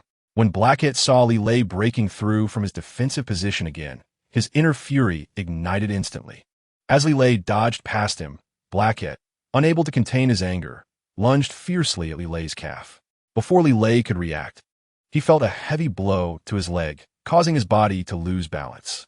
At that critical moment, the passive skill Copperskin Iron Bone took effect, preventing more serious injury. Chapter 52. Slump in performance. Pearson sat at his desk with a doctor standing beside him, holding Lille's examination report. After an MRI, it was revealed that Lille's calf soft tissue was severely damaged, with significant bleeding and swelling. The doctor pointed at the report and said. Pearson frowned and asked, "Are the ligaments and bones okay?" "That's right," the doctor nodded. "The ligaments and bone structure are intact. That's the only good news." "So how long will recovery take?" Pearson pressed. The doctor thought for a moment and replied, "I estimate at least 12 months. During this time, rehabilitation and training must be conducted. As for when he can return to the field, that will depend on the recovery progress." At this time, Lille lay quietly in the hospital bed, his injured leg suspended in the air. After visits from his teammates, the ward had returned to silence. His mind gradually blanked out, drifting into a space where the system's recorded logs continued to remind him of recent events. "Congratulations, host. You have scored your first career goal. Reward, 10 free attribute points." The host's passive skill Copperskin Iron Bone activated, preventing a major injury. Looking at the attribute points rewarded by the system, he felt conflicted, unsure whether to allocate points to shooting or other attributes. Chapter 53. Resuming training. However, with the team's recent poor performances, they had been pushed out of the top 3 in the standings. With 33 points, Leicester City had temporarily lost their chance to compete for the championship and had entered the playoff contention. If the team still hoped to push for the Super League, they needed to improve stability and reduce draws and losses. Overall, Leicester City had made relative progress this season compared to last, but their recent slump was worrying, and the management could only hope for Lille's swift recovery. Local sports newspapers in Leicester provided a fairly objective analysis. Leicester City in a slump, head coach faces test. With only one win, two draws, and one loss in the last four matches, Leicester City had fallen into a low point in the league. The team needed to regroup quickly, or the championship prospects would become difficult, and head coach Pearson's coaching ability would also be put to the test. The entire team's offense had come to a standstill, failing to secure 3 points in 4 consecutive matches, highlighting Lille's importance to the team. With only 3 goals in those 4 matches, the offense was bogged down, and the winning issues needed to be resolved quickly, or they would struggle to compete with opponents at the top of the standings. Chapter 54. Bloodbath at Ipswich after receiving the head coach's approval. Lille eagerly joined the training squad. First, he ran to his teammates, high-fiving and greeting everyone, who expressed their congratulations on his recovery. Then he hugged each teammate, showing mutual concern for each other's physical condition. At that moment, he saw his friend Vardy running toward him. Lille joyfully opened his arms, and he and Vardy embraced tightly, incoherently saying, "I'm back." Vardy patted his back, saying, "Long time no see, old buddy, congratulations on your full recovery." Although most of the teammates on the training ground welcomed Lille's return with smiles, some faces showed a somewhat forced smile. Among them were some substitute players who knew that their playing time might be reduced with Lille's return. Others, like the 2 main wingers whose recent performances had not been very good, were also not entirely at ease given the competition for starting spots. However, most teammates, especially those with deep friendships with Lille, like Vardy, were genuinely happy for him. The time was now November 17, 2012, the afternoon of the 17th round of the championship, about to kick off. Chapter 55. Joy is contagious that evening. The highlights of the match quickly dominated the headlines of major sports news reports. The Sports Daily praised his performance with the headline "Lille returns, scoring 6 souls," stating that it was clear his form was still fiery. In today's championship match, Leicester City faced Ipswich at home, finishing with a resounding 6-0 victory. Among them, the team's star forward Lille, who returned after 2 breaks, made an outstanding contribution with 1 goal and 3 assists, reopening the scoring accounts for the team. Lille's performance in the first half, with 1 goal and 2 assists, helped the team lead 3-0 by the end of the match. He gave the impression of still being in fiery form, and his combination with Vardy was well reflected in the game. In the second half, Lille clearly avoided overly provoking the opponent's emotions and did not directly collide with them. Instead, he used intelligent passing and ball control to assist his teammates in expanding the score advantage, while also providing opportunities for other players to perform. The BBC Sports channel commented that it was regrettable that Lille's injury kept him away for too long, but today he gave us an unexpected surprise. Sky Sports remarked that Lille seemed unaffected by his injury, as he was full of energy and creativity, helping the team get back on track. Chapter 56. The slump after 2 consecutive wins the next morning. Lille arrived at the team's training base with a slightly fatigued body. During the warm-up run, his movements were noticeably slower than yesterday, but he still wore a smile on his face. Vardy came over and said, "You look exhausted. Yesterday really took a toll on you, right? You just came back from injury, so take care." Lille happily replied, "It's great to have you with me. It's all worth it after all, we won the match." "Yeah, we won." Other teammates also came over to chat, expressing genuine admiration and gratitude. Even though he was tired, Lille felt encouraged by everyone's smiling faces. After training began, although his performance slightly declined, he still worked hard to complete every movement. In the following week, Lille overcame fatigue and devoted himself to every training session. Although the drills were repetitive, he felt his stamina and ball control improving day by day. The coaching staff was also satisfied with his recovery. Time flew by, and before he knew it, it was November 24th, the 18th round of the championship, with Leicester City playing away against Sheffield Wednesday. Chapter 57. The newcomer on December 30th. Leicester City's coaches held intensive meetings. At this time, head coach Pearson had a serious expression as the coaching staff sat around the office. They began to reflect on the recent 7 matches, which resulted in 4 draws and 3 losses. "Everyone is here. Let's think about how to handle the upcoming matches," Pearson said first. This question made everyone furrow their brows and start to ponder. "We need to find the reasons and adjust our tactics and personnel usage," the technical instructor said, breaking the deadlock. For example, Lille needs to rest for the next 2 matches. Controlling the tempo too tightly will affect his performance. "I agree. And our defense has made too many mistakes," We need to strengthen our coordination training. But if we lay ISNT on the field, who will take on the responsibility for the attack? I think it's our midfield that has issues. Have you noticed that whenever Lillet gets the ball, he gets surrounded? We lack support for him, and that is the issue we urgently need to address. You're right. Our midfield is indeed a weak point. Lillet always initiates attacks from the right, and other teams have figured out how to counter that. Chapter 58. The Team S Transformation Leicester, King Power Stadium. On January 1st, New Year's Day, Leicester City welcomed Huddersfield Town at the King Power Stadium. The entire stadium was brightly lit, adding excitement to this important match. Spectators entered the stadium one after another, and fans excitedly chatted, looking forward to a thrilling game that would determine the direction of the team's upcoming schedule. Despite the recent mediocre results, the enthusiasm of Leicester City fans remained undiminished. The King Power Stadium was still packed with passionate fans continuously cheering for their team. Come on, Leicester. We believe in you. Stay confident.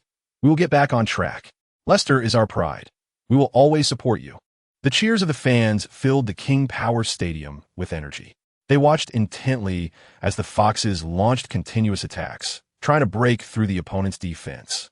And the cheers grew louder. Whenever Leicester had a dangerous attack, the fans would nervously stand up, reacting to the player's movements. If a player made an excellent play, the entire crowd erupted in enthusiastic applause.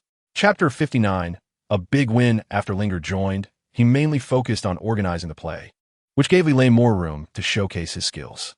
Even though they were leading 30, Lillet was still actively pressing in the front, gradually applying pressure on the opposing defenders. He constantly tried to intercept passes in the midfield to create scoring opportunities, and often he was in the attacking third. The ball was being passed back and forth among Huddersfield's defenders, and just then, as a Huddersfield defender passed the ball, Lillet keenly spotted an opportunity. He swiftly accelerated towards the defender, executed a beautiful tackle, and successfully gained possession of the ball. In the chaos, Lillet quickly dribbled forward, with only the last defender remaining. After getting past the defender, he calmly slotted the ball into the net with a precise shot, rendering the goalkeeper's actions futile. Go, go. Go, go, go. It's Lillet again. His persistence in the front finally paid off. A mistake by the Huddersfield defender gave him the chance to score.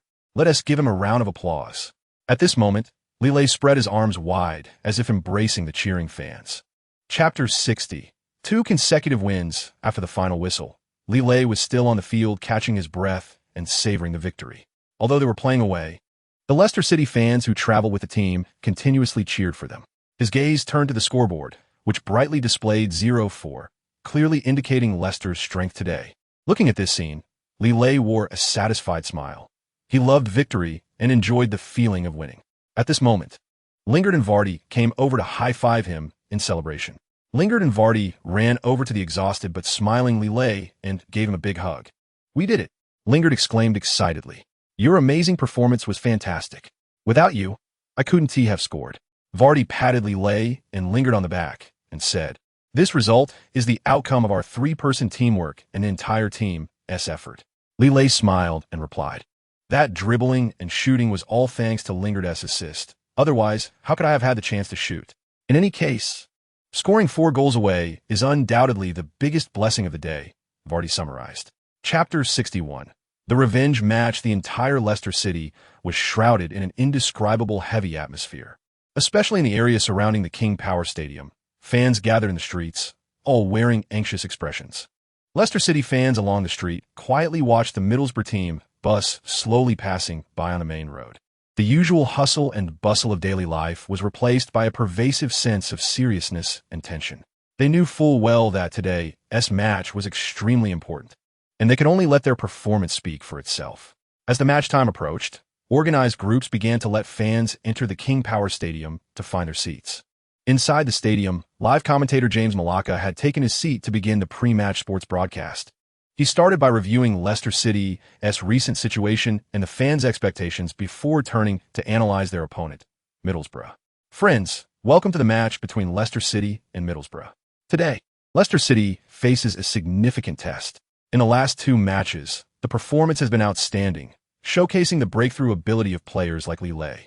However, whether they can maintain the momentum at home is still a question. It is hoped that Lingard can demonstrate more strength to guide the midfield. Chapter 62. Intense offense and defense. As they passed through the tunnel, they saw the opponent Middlesbrough lined up neatly in the center of the field. Morgan exchanged fist bumps with the opposing captain before both teams took their positions, waiting for the referee's arrival. When the referee stepped out, it signaled that the battle was about to begin. At this moment, the cheers from Leicester City fans reached a peak, providing their supported players with immense confidence. The players from both teams were back in their halves, with Lille constantly moving his shoulders and limbs on the right flank, fully prepared to unleash his strength. At the same time, he couldn't help but sneak a glance at the Middlesbrough players. Recalling the previous tough away match, he instinctively licked his dry lips. At this moment, he felt the blood in his body boiling, and his muscles were ready to spring into action. Strangely, despite the impending important match, Lille felt no tension at all. On the contrary, he was filled with an uncontrollable excitement, his heart racing with joy while the blood in his veins flowed freely. His limbs were filled with power, and his mind was exceptionally clear. He had never experienced such an outstanding state, his body and mind completely under his control. Chapter 63.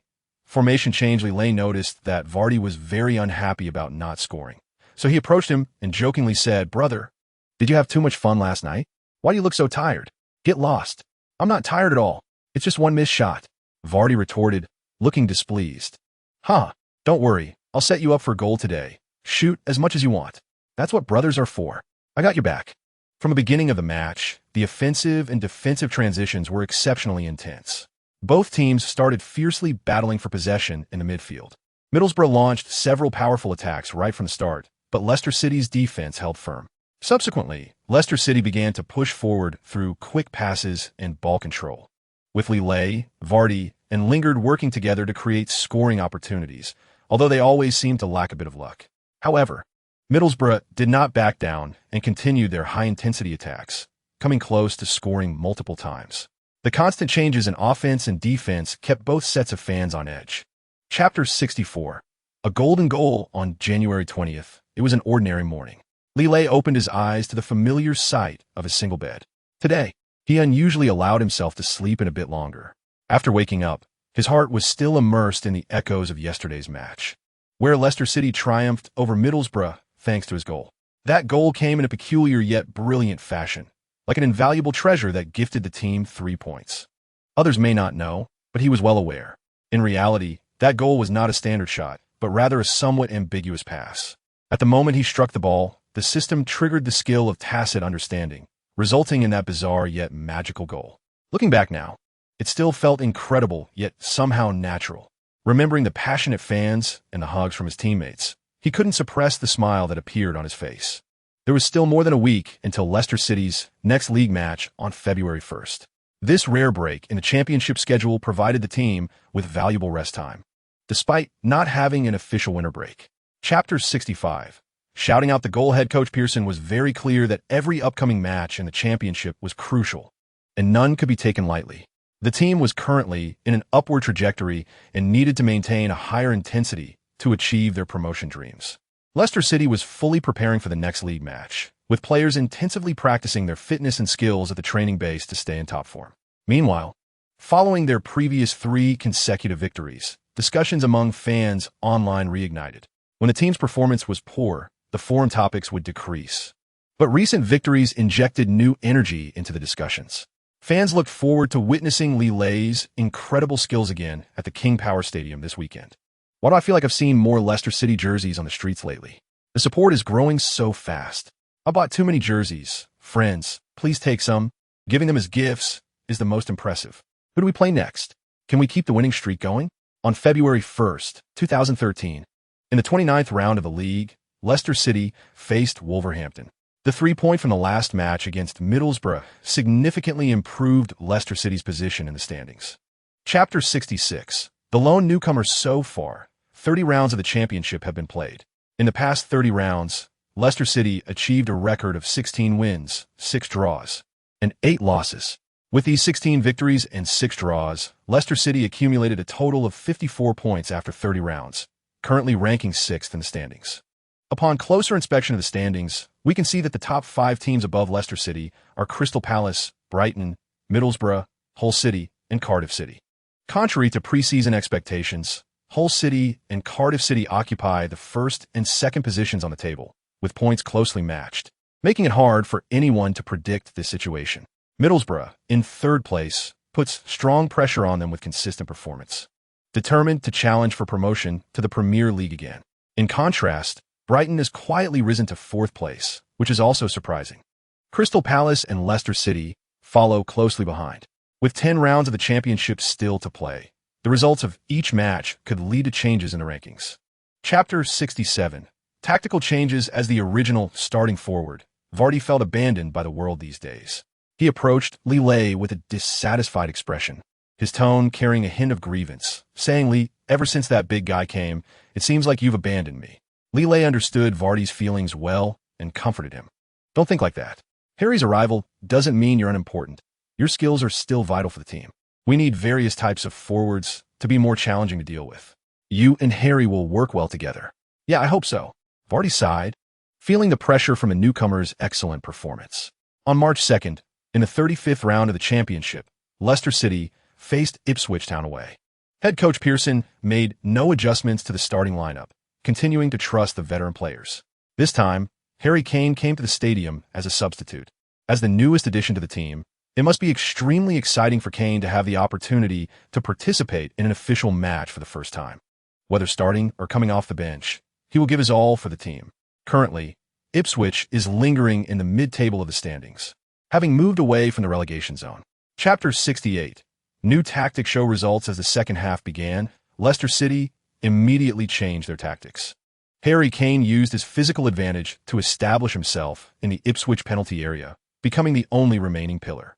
Meanwhile, on the outside, Lille and Lingard no longer hesitated, instead starting to send the ball into the penalty area at a high frequency, allowing Kane to make runs for goal-scoring opportunities. This tactical change had an immediate effect. Every time the ball was sent into the penalty area, it caused chaos. Due to the crowding, Kane missed several opportunities to score. However, the current tactics were correct, and the situation on the pitch was developing positively. In the second half, with Leicester City's repeated attacks using the new tactics, Ipswich could only retreat into their own penalty area and defend awkwardly.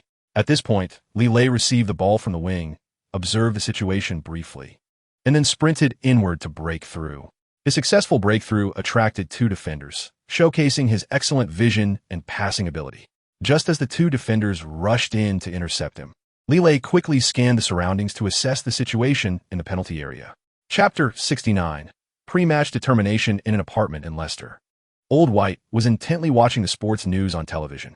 The host was reporting, "The final round of the 2012 to 2013 English Football Championship is about to take place. Throughout the long season, Leicester City and Cardiff City have emerged, occupying the second and first positions on the table, with a slight point difference between them. In the upcoming 46th round of the championship, the two teams will face each other directly. This will undoubtedly become the final battle for the championship this season. After a year of effort, the two teams will achieve their goals in this match, with the winner claiming the league title." Hearing this news, Old White felt a surge of excitement. This confrontation is the key battle for Leicester City to win the league title for the first time in over 40 years. As the most loyal fan in all of Leicester, he, along with other fans, has been filled with a mix of excitement, tension, and anxiety. During this time, every Leicester City fan has been picturing the same scene in their minds.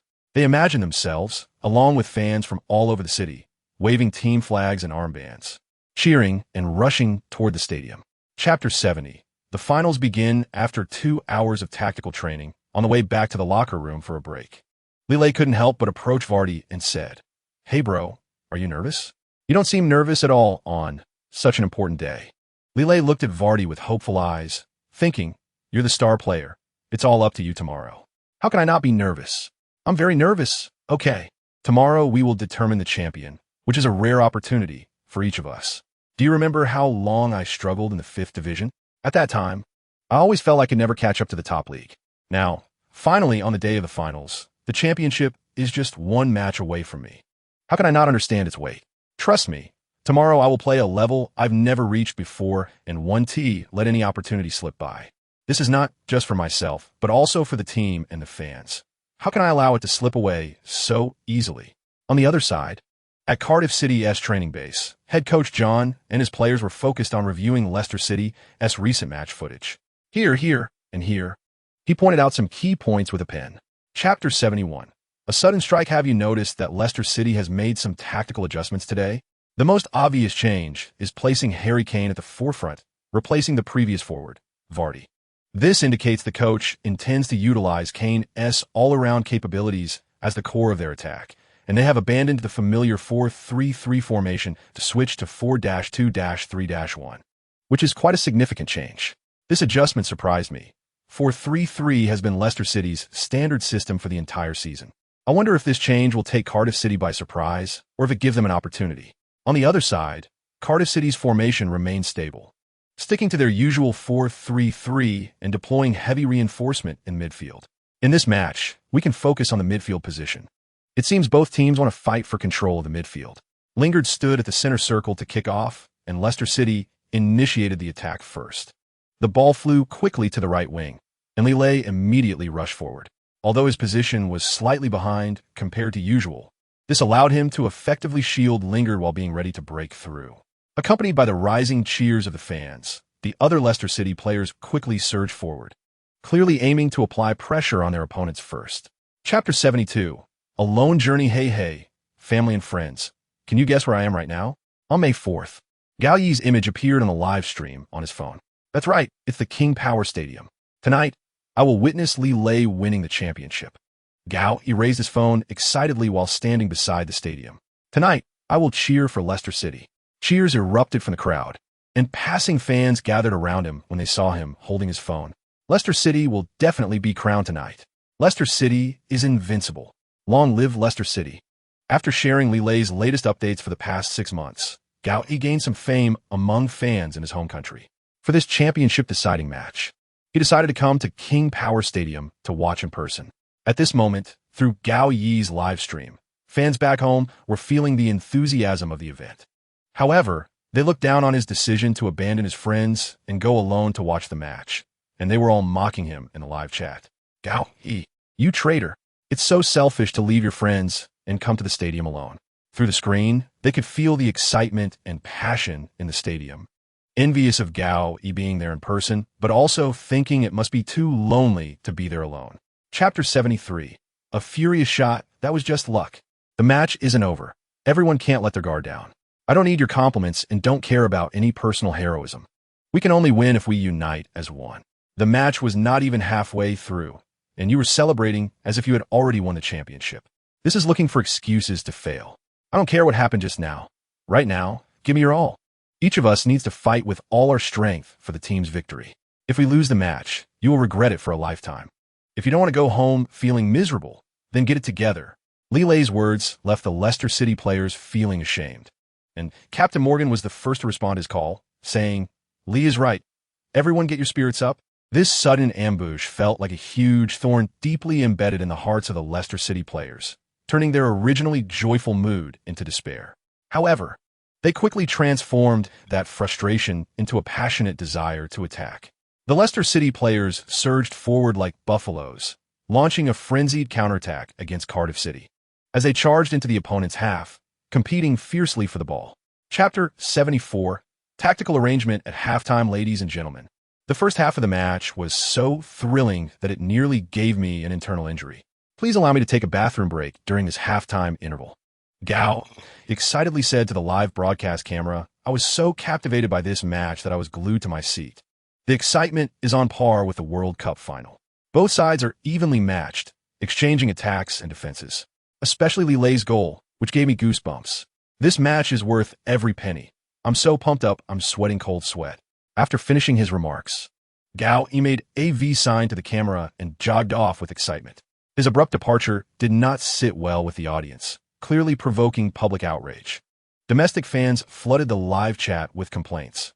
You need to go to the bathroom for just a few minutes? Are you standing to pee? It's so unprofessional to leave your post at a critical moment.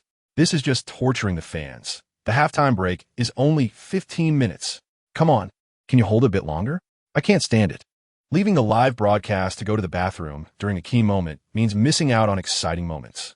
You must have a really high flow rate. How much can you possibly go in 15 minutes? Chapter 75. An eye for an eye. As the second half began, both sides, as if preordained, started aggressive attacks. The midfield became a battleground, with fierce competition and physical confrontations. As a forward, Li Lei could clearly feel that conceding the equalizer at the end of the first half had undoubtedly ignited Cardiff City's players' fighting spirit.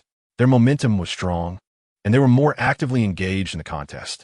Both teams adopted an all-out offensive and defensive strategy, applying high pressing in the front and constantly engaging in physical confrontations in the midfield. Long passes, distribution, and breakthroughs were exchanged as both sides sought to open the scoring as soon as possible.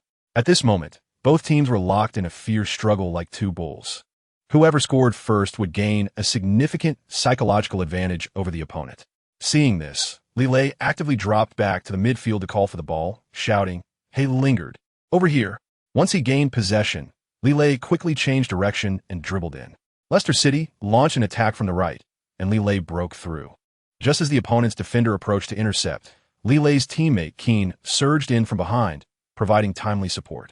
Li Lei smoothly pushed the ball forward, perfectly handing over possession to Keane, who immediately cut into the penalty area and successfully reached the byline. Chapter 76. We are champions. Since Cardiff City's attack rhythm was interrupted, both sides have been stuck at a 2-1 scoreline, with no new developments. Cardiff City launched a final sprint, hoping to equalize before the match ended. However, Leicester City's defense remained resolute, tightly holding onto their lead. Just when both sides were at a standstill, the clock struck the 90th minute, and the staff on the sidelines raised a sign indicating 8 minutes of stoppage time. This meant that the battle between the two teams would extend for another 8 minutes, and at this moment, Lingard led the Leicester City players to launch another offensive, already penetrating the opponent's half. The 8 minutes of stoppage time could be considered the last opportunity. They hoped to end the match during this attack. Just as both sides prepared for this wave of offense, Lingard suddenly changed the attacking rhythm. Instead of organizing from the center as expected, he made a sudden long pass right after crossing the halfway line, sending a precise long ball directly into the empty space on the right side of the penalty area. The Cardiff City defenders hurried back in response, but it was already too late. Judging the ball's landing point correctly, Li Lei darted into the penalty area like an arrow, executing a deft touch that sent the ball soaring toward the goal just before it hit the ground. Chapter 77. The rise of an era. The scene was filled with joy, with fans cheering and celebrating everywhere, and colorful fan flags waving in the wind, creating an extraordinary atmosphere. Male fans embraced female fans, and older fans hugged younger ones. Everyone was immersed in joy, with many laughing so hard they were in tears, overwhelmed by excitement. Old White waved his fan flag frantically, tears streaming down his face without a care. This was the moment he had dreamed of, and after countless days and nights of waiting, it finally paid off. Witnessing the team win the championship was the most precious experience of his life and the happiest, most exhilarating moment. All the waiting and effort were worth it. This moment was so beautiful that he would never forget it. After the match, fans at Huangquan Stadium remained excitedly standing in their seats. No one wanted to leave. Everyone was eager to witness the moment the team lifted the trophy. Many longtime Leicester City fans gathered at the scene, including seasoned fans like Old White. They had waited far too long for this moment. Now that victory had finally arrived, they could not help but be overwhelmed with joy. The old fans were incredibly excited, filled with pride. Experiencing Leicester City's championship victory was their greatest honor. Chapter 78. The uncertain future. Congratulations to the host for acquiring the active skill precision shot, which can increase the accuracy of the host's shots. Yay!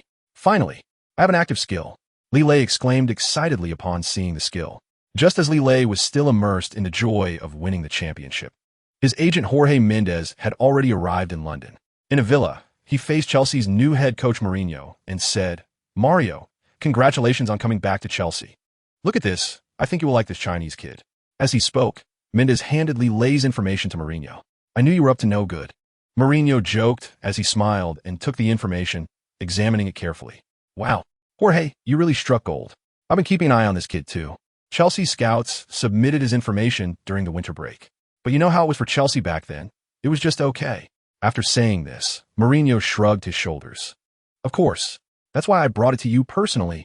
Mendes raised the glass of red wine in his hand and said, although this Chinese forward's performance during the championship and in the league was indeed impressive, showcasing strong goal-scoring ability and playing a key role in the team's victory. Mourinho commented as he reviewed the information. Chapter 79. Intrigues. Imenolo, I don't remember when Chelsea became a team decided by the owner's secretary, Mourinho mocked. Isn't this scouting report on Lille submitted by someone under your command? Have you lost your level of judgment? Imenolo was momentarily speechless and didn't know how to respond. I am the head coach. Choosing players is my right, Mourinho continued. You know my coaching philosophy. Lille completely meets my needs. He will bring new options to our attack. As the head coach, I have my own criteria for judgment. Since I believe in him, I will do everything possible to push for this transfer. Mourinho's tone was filled with authority, leaving Imenolo with nothing to say. Imenolo, whose face was flushed from being reprimanded, realized the root of the problem was not technical, but rather internal management conflicts. He had no choice but to say to Marina, Lille's skills do meet the club's requirements, and he could bring a large number of Chinese fan support. You should explain this well to the owner. Marina frowned, thinking, Mourinho's influence has obviously grown since he returned. It's clear that we can't directly oppose the head coach like this. Chapter 80. Secret meeting that day. Lille and Vardy arrived at the front of a Chinese restaurant, and Lille said, Old brother, today I'll treat you to my hometown cuisine. Vardy laughed, huh? Brother, that's nice of you. British food isn't bad either. Come on, fried fish and chips, and you call that not bad? Lille said with a look of disdain. The two chatted as they walked into the restaurant, which was filled with the aroma of pancakes and chicken. Lille quickly recommended, You must try the sweet and sour pork here. It's a must-order dish. The roast duck and mapo tofu are also very authentic. I'll ask the owner to take good care of you. Hearing this, Vardy quickly interrupted. All right, brother, I can't let you spend too much. Just order a few dishes. Today, I'm treating, so you don't need to worry. Order whatever you want, Lille said cheerfully. The two laughed and sat down, ordering over a dozen signature dishes. You know, brother, I'm leaving the team next season. I really want to thank you for your care and help this past year, Lille said, holding a glass of red wine. Are you really determined to leave? Think it over, Vardy advised. No second thoughts, it's settled, Lille said firmly. In fact, Lille understood that Leicester City would face many difficulties in the new season of the Premier League. Barely avoiding relegation would be a good result. Chapter 81. The shock after the report overall, I can assure you that Lille will definitely receive the attention he deserves. Joining Chelsea will be a huge leap in his career, Mourinho said earnestly. Eventually, both parties reached a consensus on the weekly salary, settling at 50,000, a figure that everyone was relatively satisfied with. The transfer fee and other details were also agreed upon, leaving the remaining matters to the club. After the brief yet productive meeting, Lille began searching for accommodation in London. As a professional player, he needed to prepare for everything in advance to adapt to the new environment as quickly as possible. After some searching, Lille found a high-end apartment by the river. The location was excellent, with the living room balcony facing the beautiful night view of the Thames. More importantly, it was very close to the team's training base, making it very convenient. If it weren't for the lack of funds, he would have wanted to buy it. After signing the lease for the apartment, Lille began handling the moving and various living arrangements. During this time, he would temporarily stay in London, fully adapting to the new team, city, and life. Being able to work closely with his idol coach and sign with the team he had always dreamed of felt like a dream come true for Lille. Chapter 82. A turbulent football world, Lille won the Championship League title with his team on May 4th. By the end of the month, he had basically finalized a transfer to Chelsea, ultimately joining for a transfer fee of $10 million. On June 1st, Lille reported to Chelsea's Cobham training base in London. A few days earlier, he had undergone the team's medical examination, and now the report had come back normal. Lille's final weekly salary at Chelsea was confirmed to be $55,000, with additional performance bonuses for goals and assists. Compared to those star players on the field who could earn over $100,000 or even $200,000 per week, Lille's salary could be considered on the lower end. However, considering he only had 1 year of championship experience and was still somewhat a newcomer in the Premier League, this price was not low. More importantly, with the incentive bonuses for goals and assists, as long as Lille performed well, there is significant room for improvement, which undoubtedly provided him with great motivation. In the Premier League, a world-class league, Lille had to start from scratch to prove himself again. Standing shoulder to shoulder with star players was a long-term goal. As long as he continued to improve, he would have the opportunity to strive for a high salary that matched with superstars. Chapter 83. A beautiful holiday. Lille, at 1.8 meters tall, was lying on a lounge chair basking in the sun, his strong upper body exposed. His well-proportioned physique and healthy tan attracted quite a few onlookers on the beach. On the day of his signing, the system rewarded him with 10 free attribute points again. Congratulations, host, on entering the world's top league, the Premier League. Reward, 10 free attribute points. Facing these 10 attribute points, he still hadn't decided how to use them, but now it was vacation time, so he decided to put these matters aside and enjoy life. At this moment, a clear female voice rang out, "Hi, handsome. Are you alone? Is the scenery here beautiful?" Lilei, half awake and half asleep, was drawn to the sound. A European girl with short golden hair and a bright smile appeared before him in a light blue bikini. "Yes, the beach here is very beautiful and perfect for relaxation. Why don't you come play with us? We're short one person for beach volleyball over there," the girl said, pointing behind her. Following her green finger, Lilei saw two other beautiful girls waving at him. "You all seem to be having a great time," Lilei said with a smile. Chapter 84. New friends. Captain Terry brought Lilei to the locker room and enthusiastically announced to everyone, "Hey, gentlemen, we have a new brother joining our family." At once, the players in the locker room stopped what they were doing and focused their attention on Lilei, who had just entered. After a brief silence, the locker room erupted into a warm round of applause and chatter. "Welcome. We have new blood for the new season. Why is he Asian? Can this guy make it? Welcome to the Blues." At this point, in a corner of the locker room, a white teenage boy looked at Lilei with shining eyes, silently observing him. He thought, "Wow, finally, there's a new guy joining. Facing these big shots all day is really stressful." After a brief introduction, everyone returned to their own tasks, and no one paid special attention to Lilei. After all, it was their first meeting, and they still needed time to interact and get to know each other. Lilei didn't mind. He quietly went to his locker and began changing into his training gear. He was still unsure about the upcoming process and hesitated when a voice suddenly came from behind. "Hi. Hello, I'm Kevin De Bruyne, but you can call me Kevin." Chapter 85. The passion of youth. The next morning at 7 a.m., De Bruyne hummed a tune as he arrived at the training base, ready to begin a new day of training. The new teammate, Lilei, he met yesterday, kept his spirits high. This season, De Bruyne had just been promoted to the first team and was still not quite accustomed to the environment, feeling extremely frustrated at first. However, ever since he met Lilei, a rookie from China, De Bruyne felt much happier. It turned out that the first team not only had star players, but also newcomers like himself who had just been promoted. With Lilei as a fellow newcomer, De Bruyne felt that the unfamiliarity of teammate relationships had become less of a challenge. What excited De Bruyne even more was Lilei's professional training attitude and thirst for knowledge, which greatly inspired him and motivated him to work harder to earn more playing opportunities. When De Bruyne arrived at the training field, Lilei had already been training for a while. After witnessing Vardy's extreme dedication to training at Leicester City, Lilei was also greatly impacted. Previously, during his time in the youth team, Lilei thought his training was already hard enough. But seeing Vardy's almost obsessive training state made Lilei suddenly realize that he still had a long way to go. Chapter 86. The Devils training camp. Mourinho suddenly thought of a plan and quickly arranged a few warm-up matches.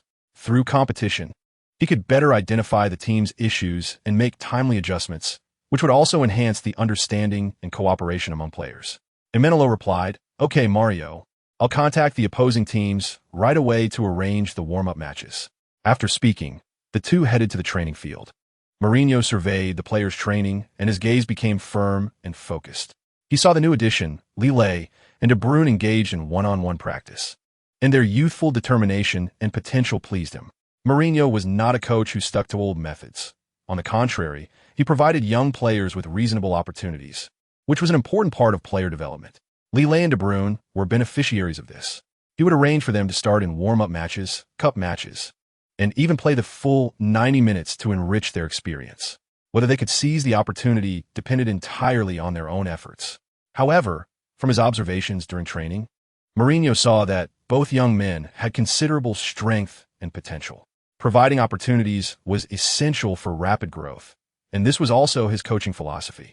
Chapter 87. A poor warm-up match. At this point, Lilei had adapted to the fast pace of the training match and was actively moving around the right side of the midfield. When he received a pass from Ramirez in the backfield, he immediately launched an attack on the red team. While advancing with the ball, Lilei kept an eye on his teammates' movements. At that moment, he keenly noticed Hazard making a run into space in the center. With a precise pass, Lille accurately delivered the ball to Hazard's foot. After receiving the ball, Hazard immediately dribbled into the penalty area, with two defenders closely marking him, denying him an easy shot. After passing to Hazard, Lille did not wait to see the outcome, but continued to sprint at high speed, following Hazard into the box. As Hazard was surrounded by two defenders, Lille shouted, "Hey, behind!" Hazard flicked the ball back to Lille with his heel, completely catching the red team defenders off guard. As they desperately tried to intercept Lille, he did not shoot directly, but passed the ball to the left front, sending it back to Hazard. Their quick combination play happened in the blink of an eye. This time, Hazard had a clear line of sight to the goal and chose to take the shot himself. Chapter 88. An average warm-up match after the match ended. A large number of British journalists seized the opportunity to criticize Mourinho for the defeat, with article titles featuring words like Waterloo. Some criticized Mourinho for being too conservative in his tactics. Others mocked his training methods as outdated, and some bluntly stated that the team hardly resembled a strong squad. The Daily Mail. Mourinho's Chelsea debut collapses. The team has no highlights and is facing Waterloo at any moment. Is the special one already outdated? Can he lead the Blues back to the top? The Mirror.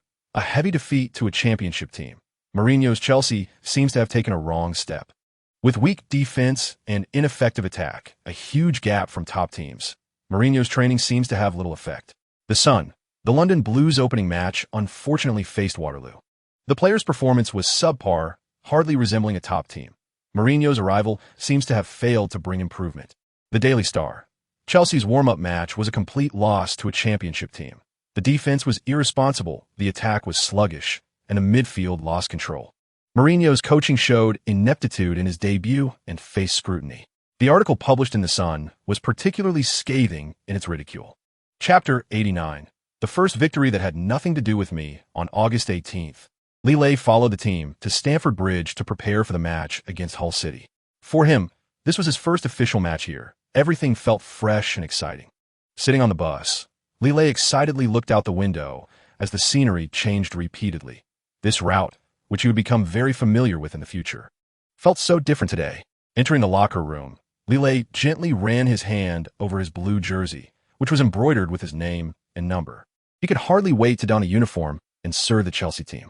Later, as he entered the field, he was deeply impressed by the spectacular sight surrounded by the sea of blue stands.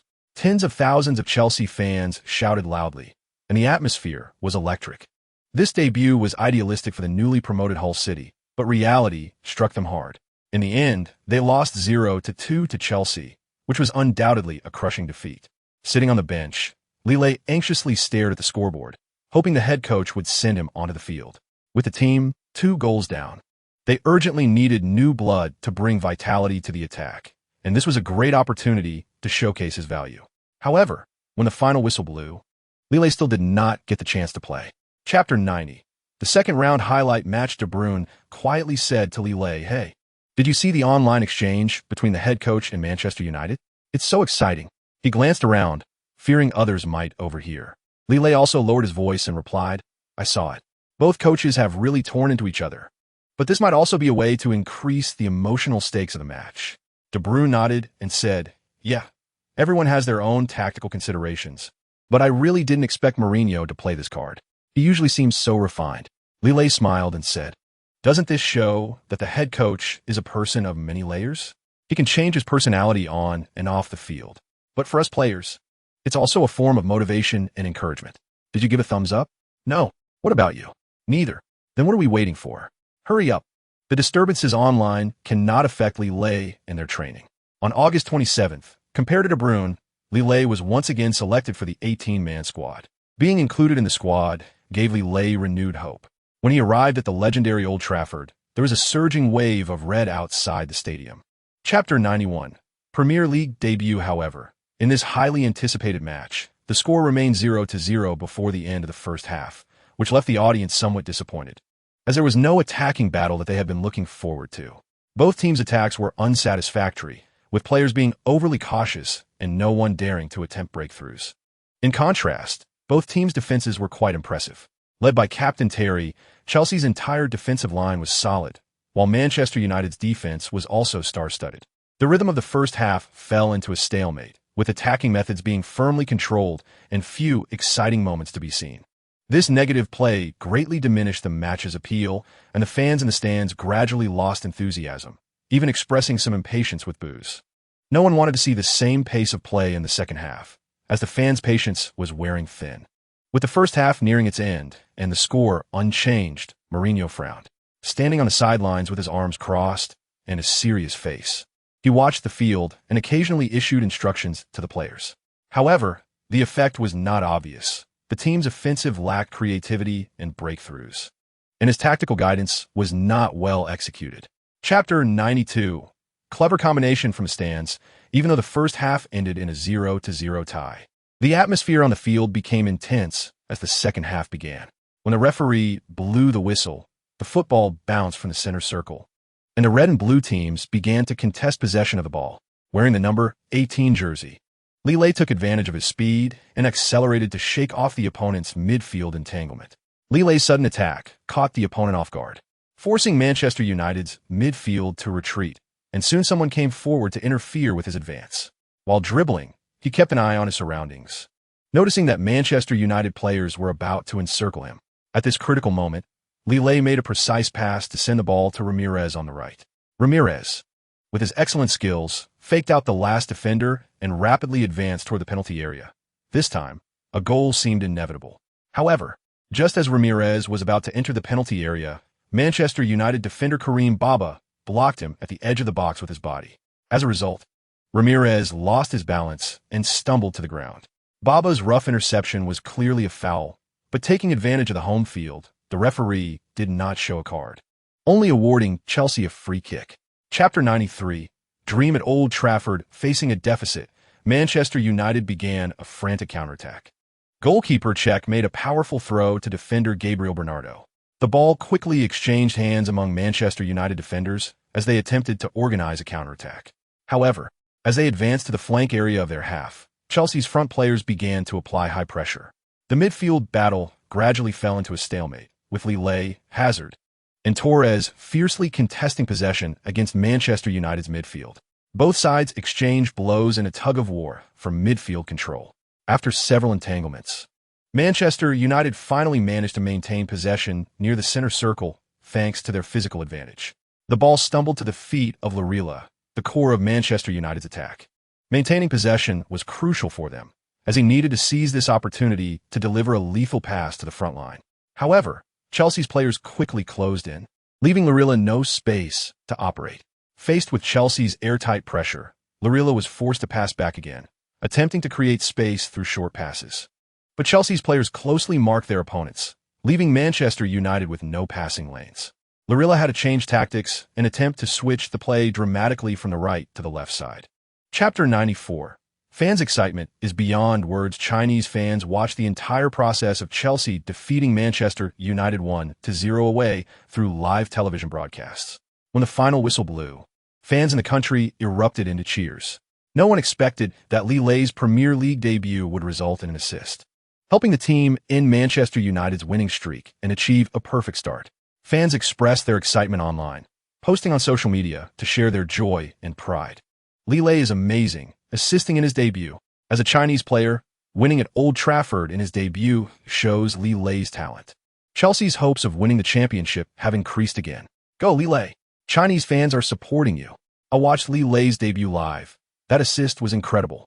His vision completely opened up the game. Manchester United lost at home. It seems their defense has some issues. Lille performed excellently. I hope the head coach gives him more playing time. So excited. A Chinese player assisted in defeating Manchester United. This is a historic moment. Lille is awesome. I'll be following every Chelsea match now. Go Lille, bring glory to Chinese football. Chapter 95. Hundredfold appreciation. Kevin, you must believe in yourself. You will have your own shining moment. Time passed continuously during their chat, and soon it was the next day. Unlike domestic fans focusing on Lille, the British media provided relatively objective reports. The Daily Mirror. Chelsea defeats Manchester United 1-0. New signing Lille provides an assist in his debut. The Daily Mail. Chinese player Lille assists in his Premier League debut, helping Chelsea end Manchester United's winning streak. The Guardian. Chelsea relies on new signing Lille's assist to defeat Manchester United 1-0. The Sun. Manchester United loses 0-1 at home to Chelsea, ending their winning streak. The Daily Mail further stated that a Chinese player assisting in defeating Manchester United in his Premier League debut is a historic moment. Chelsea's 1-0 away victory over Manchester United, ending the Red Devils' winning streak, is undoubtedly a shocking result, with the decisive goal coming from new signing Li Lei's assist. The player from China made a stunning assist in his Premier League debut, kick-starting Chelsea's attack and ultimately helping the team defeat the esteemed Manchester United. Chapter 96. 3 consecutive victories the afternoon after the match. Li Lei trained as scheduled with De Bruyne. The Premier League had begun fierce competition for points in early August, with major teams striving for more victories at the start of the season. There was Chelsea, achieving 2 consecutive victories in focus matches, and teams like Manchester City unexpectedly losing to Cardiff City. Meanwhile, Li Lei's former club, Leicester City, had not scored a goal in the first 2 rounds, losing 0-1 to Tottenham and 0-2 to Stoke City. This put significant pressure on Leicester City's coach, Pearson. In the midst of turmoil, Chelsea faced Aston Villa at home. The first half ended with both teams scoring 1 goal each, making it 1-1. In the 15th minute, Aston Villa took the lead with a shot from striker Bowery after a breakthrough with the ball, which fortuitously bounced into the near corner. However, Chelsea quickly responded, with Ramirez breaking through on the wing in the 32nd minute and passing the ball laterally to the center. Starting player Ito calmly shot into the far corner, spinning the ball into the net to equalize. Chapter 97. Champions League draw ceremony on August 22nd after Chelsea defeated Aston Villa. They welcomed the draw ceremony for the 2013-2014 Champions League group stage. The draw took place on August 29, 2013, at the Grimaldi Forum in Monte Carlo. On the same day, UEFA would also hold the awards ceremony for the best European player.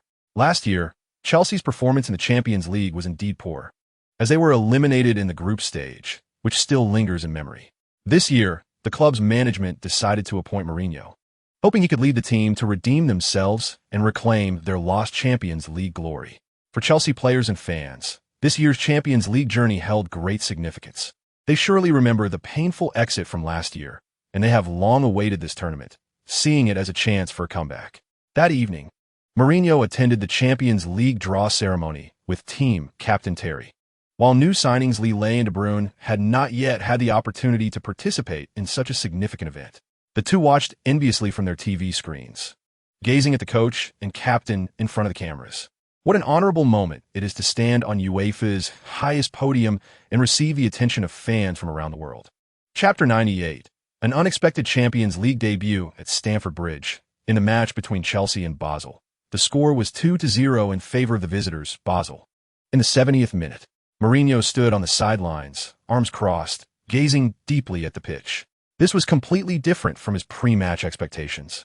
What should have been a solid 3 points now faced the crisis of a significant defeat. Perhaps the 3 consecutive league victories had made them complacent on the pitch, as the players appeared unmotivated, missing several clear chances and making critical passing errors that led to goals. The fans in the stands had grim expressions, as they never imagined the team could be trailing against a side like Basel. In the first half, Basel had taken a 2-0 lead comfortably. In the 15th minute, Basel's forward Fellaini unleashed a powerful shot from outside the box that Chelsea's goalkeeper Cech could only watch as it went into the net, putting Basel ahead 1-0. Just before halftime, in the 42nd minute, Fellaini scored again with a low-angle shot following a quick counterattack, extending Basel's lead to 2-0. Chapter 99. Relentless League. This completely unexpected goal helped Chelsea secure a precious goal. The fans had been waiting for this moment for far too long. With just 1 goal needed to equalize, the match was not over. Chelsea reignited their fighting spirit. Although time was running out, everything was not lost. Hazard's goal gave everyone hope, and Chelsea would give their all to rewrite this legend. However, legends are not easy to write. After wasting a lot of attacking time, Chelsea ultimately failed to score another goal within the regulation time. The final whistle marked the end of their first Champions League match. Both players and fans were unwilling to accept this cruel result, and Hazard's goal became merely a consolation, a face-saving goal. Mourinho's expression was extremely gloomy. The early loss would have significant implications for the upcoming journey. After such a major defeat, Li Lei's eyes were slightly red. Although this loss had little to do with him, he could not hide his inner disappointment. After all, the team had lost the match. At that moment, teammate Hazard came over, patted him on the shoulder, and comforted him, saying not to be too sad. Losing is a common occurrence in football, and we will win more matches. Chapter 100. Gain after loss. Chelsea fielded a powerful midfield and forward combination of Ramirez, Lampard, and Hazard, whose strength could be said to be more than double that of Everton. In the Sky Sports studio, Keane looked at the lineup sheet and said, "Indeed, the connection and interaction among them would likely give Everton a headache, and new signing Eto'o would also put tremendous pressure on their defense." Jones added, "And let us not forget the addition of rising star Lille on the wing. His speed would pose a significant threat to Everton." Exactly. Lille's starting position in this league match means he will definitely give his all, and Chelsea's defense is also very strong, clearly outmatching their opponents. However, Everton at home should not be underestimated. This match still requires Chelsea to give their all. Let us wait and see how the outcome will unfold.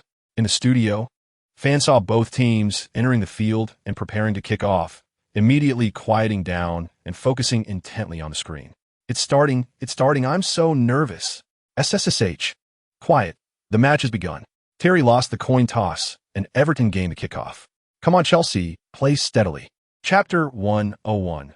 Shockingly unbelievable. Facing Lille's one-on-one shot that failed to score, players watching the live broadcast in the country erupted in intense regret. How did Lille not score this time?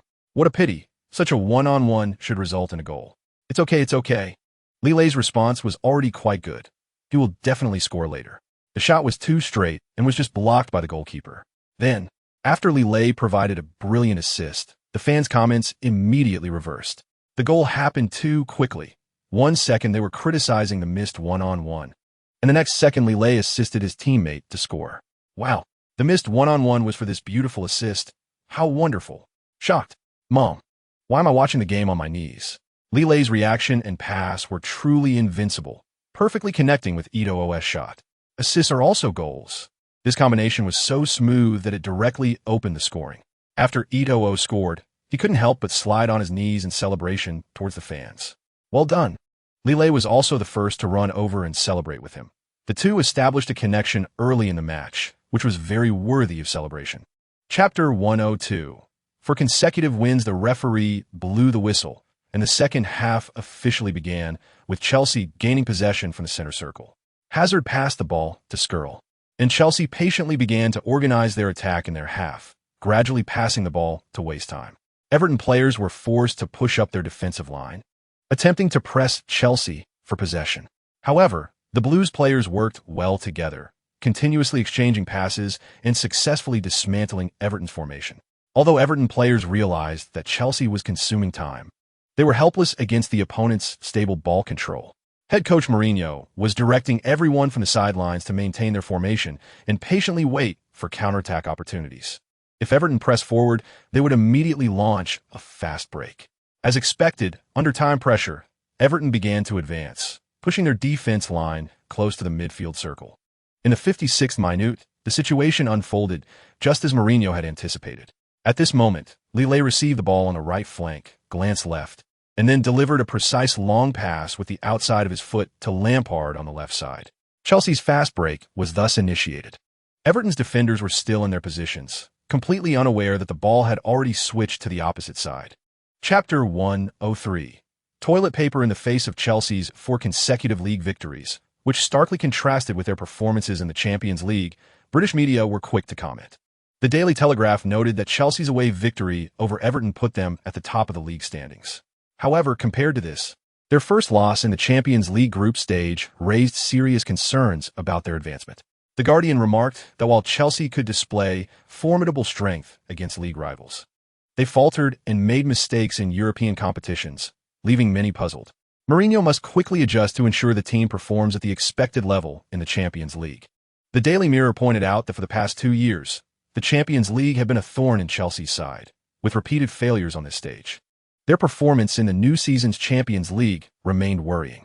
Mourinho needed to address the team's psychological barriers in European competitions. Otherwise, the team would struggle to reach new heights.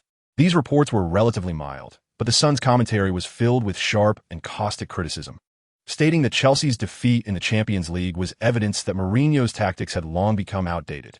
Chelsea lost to Basel in this week's Champions League group stage, marking another setback on the European stage. Chapter 104. Fitness cannot hold us back after the away match against Everton. Lille gradually began to intensify his endurance training upon returning to the training base. Hey, Kevin, it's time to get up. That day, as usual, Lille woke his teammate to start a day of training. Coming. Shortly after, De Bruyne emerged from his room. The two began their warm-up by stretching and then jogging around the field. Lille and De Bruyne ran side by side, engaging in light conversation that reflected their friendship. After a few laps, the two gradually increased their speed. Determination was evident on Lille's face. He knew he had to improve his endurance. De Bruyne matched Lille's pace, periodically encouraging each other to make the training less lonely. Huff. Kevin, fitness is really important for a player. Even if your skills are great, without good fitness, you won't be able to perform. Lille shared his experience while catching his breath. That morning, Mourinho specifically called Lille, De Bruyne, and a few other players aside, instructing them that starting today, their morning training would be conducted by fitness coach Jason, focusing on improving their fitness levels. Chapter 105. Easy victory the morning after defeating Norwich, the Chelsea team, under the leadership of head coach Mourinho, boarded a chartered flight to Romania. After all, the important Champions League match against Steaua Bucharest was just around the corner on October 2nd. Remembering their last-minute loss to Basel in the first round, Chelsea had to win against Steaua Bucharest this time. Otherwise, their chances of advancing from the group would be in jeopardy. Arriving early was necessary for the players to adapt to the venue and time difference. As Lille stepped off the plane, he was momentarily taken aback by the unfamiliar environment.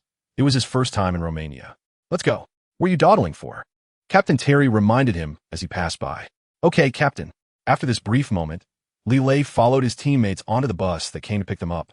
Steaua Bucharest not only dominated locally, but was also one of the powerhouses in Eastern Europe. The glory of winning the Champions League in 1986 is still talked about to this day. Although they were not the same dominant team they once were, Chelsea could not underestimate this Eastern European powerhouse when facing them at their home ground. When the bus arrived at the hotel in Bucharest, Lille was still immersed in the novelty of visiting Eastern Europe for the first time. Chapter 106. Pre-match discussions. De Bruyne walked over, looking curious. Hey Lille, how are the girls in Romania? Lille, while putting down his luggage, smiled and replied, Why are you suddenly interested in that? I haven't even seen the local girls clearly. How would I know? That's true. We barely have time to shop. It's impressive if you can even catch a glimpse. De Bruyne laughed, but I've heard that Eastern European girls are all beautiful, especially with those two big headlights. They really shine. All right, De Bruyne. I'm only thinking about the match and victory this time, Lille said, patting his shoulder. Stop daydreaming. Maybe next time you can explore the city properly if you're interested. Kevin, I'm too tired right now. I need a rest. Okay. It had already been a day since the last Champions League group match, and the Chelsea team returned to London overnight after the match. Lille's impression of the city was still marred by the incessant noise outside the hotel. Leaving Bucharest and returning to familiar London was a relief for Lille. The noise made by the fans there had kept him from sleeping, but the joy of victory overshadowed everything. Chapter 107. Awful start, brothers. It's starting. It's starting. Gao Yi excitedly shouted to the viewers in his live stream. On October 6th, at 20:30 Beijing time, the match between Chelsea and Tottenham Hotspur began on time. Gao Yi enthusiastically started announcing the starting lineups for both teams. Oh, our Little Lee isn't starting this time. What a pity. However, both teams adopted the 4-2-3-1 formation. Tottenham was bold, daring to go head-to-head with Mourinho in the midfield. Chelsea 4-2-3-1 goalkeeper, Petr Cech, defenders, Ivanovic, Louise Cole, Terry, midfielders, Ramirez, Lampard, Oscar, Mikel, Hazard, forward, Torres. Tottenham Hotspur 4-2-3-1 goalkeeper, Hugo Lloris, defenders, Kyle Naughton, Jan Vertonghen, Michael Dawson, Kyle Walker, midfielders, Gylfi Sigurdsson, Christian Eriksen, Andres Townsend, Paulinho, Moussa Dembele, forward, Soldado.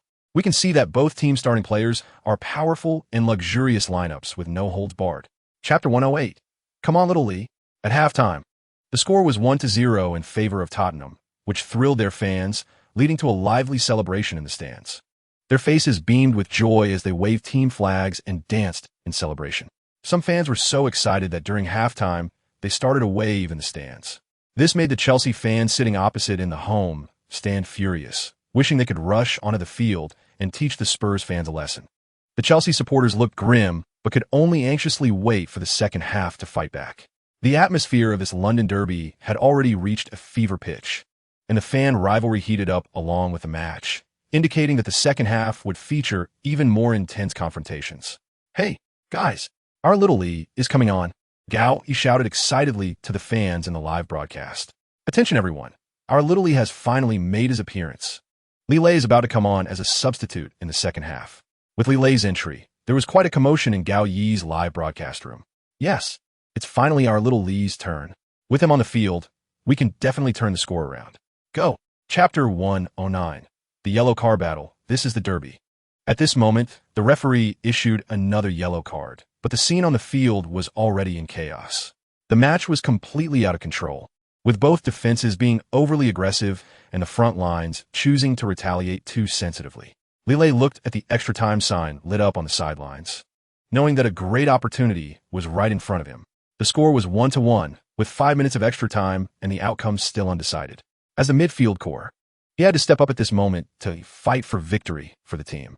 Lillet took a deep breath to keep himself calm. Extra time was a test of the player's willpower, and he could not afford to be lax. At this moment, Lillet quickly approached Chelsea's two main players, Hazard and Ramirez, and whispered, "Guys, we need to show Spurs what we're made of in counterattack." Hazard and Ramirez exchanged glances, silently communicating. Meanwhile, the referee was still punishing Spurs captain Eriksen, and no one was paying attention to them. "All right, let's make it quick," Ramirez said in a low voice. "I'll attract the defense on the left, Hazard. You break through on the right." "No problem," Hazard nodded in agreement. After discussing their plan, the three quickly returned to their positions, ready to implement the counterattack strategy. Chapter 110. Indulgence. Mourinho, what do you think of Spurs' overall performance? In response to this question from the reporters, Mourinho showed no mercy to the home team, directly pointing out that the match was extremely brutal. Spurs' approach today is simply barbaric. Mourinho did not hide his anger. Their malicious fouls have seriously exceeded the baseline of football. I strongly condemn this disrespectful behavior toward opponents. The match should be conducted in a fair and just environment, but Spurs' actions have completely undermined this principle, Mourinho criticized passionately. "I must seriously warn Spurs that if they dare to play in this rogue manner again, I will make Chelsea repay them 100-fold. Remember, on the football field, we only need to speak with the score and skills, not through fouls and dirty tactics." 7 yellow cards, I repeat, 7 yellow cards. Mourinho spoke rapidly, filled with indignation. Throughout the match, the referee issued 7 yellow cards. Can you believe it? 7 yellow cards. This is simply a betrayal and desecration of the sport of football. Chapter 111. A cigarette after the incident.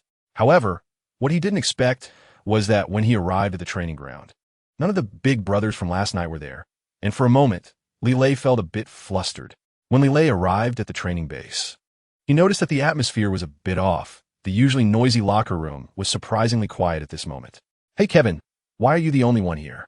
Lillet asked, pretending to be confused. "Dude, you missed a great show. All the starting players were called to the coach's office last night," Kevin said mysteriously. "What?" Upon hearing this, Lillet's face instantly turned pale. Yesterday's incident had been exposed. It turned out that Coach Mourinho had already seen the reports about the players staying overnight at the bar in the tabloids early in the morning. With a grim expression, he immediately decided to hold these players accountable. "It's a pity you didn't go with them. Otherwise, we could have discussed strategies," Kevin teased. "I went." "What? You went to the bar last night? Lee, you're such a bad friend. Why didn't you call me for such a fun thing?" After hearing this despairing news, De Bruyne looked at his friend with a resentful expression. Chapter 112. Key UEFA Champions League group match. After conceding the goal, the Chelsea players' fighting spirit was successfully ignited. Just 15 minutes later, Chelsea forward Eto'o received a pass from Lillet, successfully beat the offside trap, and equalized the score. By the 40th minute, Chelsea took the lead 2-1, thanks to a header from Hazard during a corner kick opportunity. This helped the Blues turn the tide, and the match began to show a one-sided situation, with Chelsea players successfully controlling the rhythm of the game. After halftime, the match resumed. Chelsea's strong performance in the first half gave them great confidence. In the 67th minute, Lillet gained possession in the midfield and successfully broke through Cardiff City's defense. Hazard, who timely followed up, seized the opportunity for a long-range shot outside the penalty area, scoring a spectacular goal and changing the score to 3-1. This brilliant goal completely sealed the victory of the match. Chelsea's attacking combination was executed perfectly, and the midfield's passing and receiving coordination was very effective. In the 75th minute, Chelsea launched another attack, still starting from Lille's side. Perhaps the previous breakthrough left a psychological shadow, as Cardiff City's midfielder Conway directly hugged Lille's waist, pulling him down and spinning around twice before falling. Chapter 113. A big knife strikes the enemy's head. The little guy got scared, huh? Captain Terry noticed that was Lille's first time witnessing such a scene and said jokingly, "Captain, you can't say that. I'm enjoying everything about the game." Lille retorted with a smile. "That's a great way to put it." Terry gave Lille a thumbs up. "Hey Lee, don't forget to pass the ball to me when you come on," Torres reminded.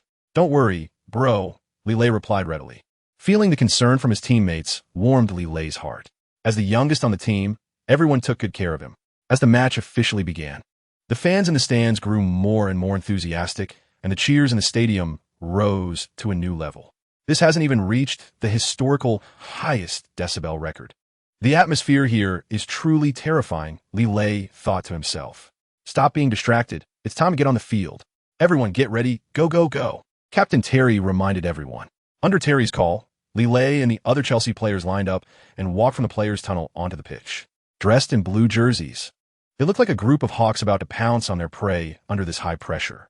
Chapter 114. You deceived me too? As Lille and other Chelsea players were returning, Giefer quickly threw the ball out. This quick free kick by Giefer completely caught the Chelsea players off guard. Just as Lille was preparing to intercept, Sabota kicked the ball hard over the halfway line. At this moment, the Chelsea defense was in chaos, and Schalke 04's sudden attack caused a flurry of activity. Lampard and Mikel had to split up to deal with the rapidly advancing Obesai. This left a gap in the center, allowing other Schalke players to push forward and launch a counterattack against Chelsea's formation. At that moment, Lille could only helplessly watch the ball fly over the halfway line, having just been pleased with showing Schalke 04 a thing or two. In the blink of an eye, the situation on the field had reversed.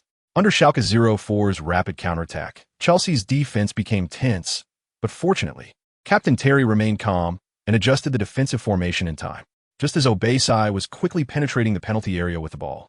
Terry ordered defenders Ivanovic and Luiz to form a blockade and corner Obesai. At this moment, Obesai was forced to retreat and pass the ball back to the advancing Huntelaar. Chapter 115. Break it open. Terry and Lampard's feints drew the opponent's defense away, and Hazard's free kick was executed with perfect angle and power. Giefer was powerless to stop it. The tacit cooperation among Chelsea players fully demonstrated their excellent tactical execution ability. This free kick was a masterpiece of their teamwork, cleverly opening the scoring. After Hazard scored, compared to the professional commentary from Sky Sports, the atmosphere in Gao Yi's live broadcast room was exceptionally joyful and lively. Upon seeing Lille's expression on the screen, Gao Yi happily said, "Hiya hiya hiya, brothers and sisters, did you see that?" Our Lille looked so confused, pretending to be dead. It's simply adorable. The design of this goal was brilliant. The captain and Lampard's feints were truly deceptive. Even our Lille was stunned. But this also shows how strong the understanding among the Blues is. Leading 2-0, we Blues must maintain this advantage. Lille will definitely have more brilliant performances ahead. Let us continue to cheer for them and support them. Waha, the Blues will win. Lille watched as his teammates continued to celebrate the goal, occasionally embracing and high-fiving him. Chapter 116. Everything is good in the 70th minute. Chelsea, leading by 2 goals, made their first substitution.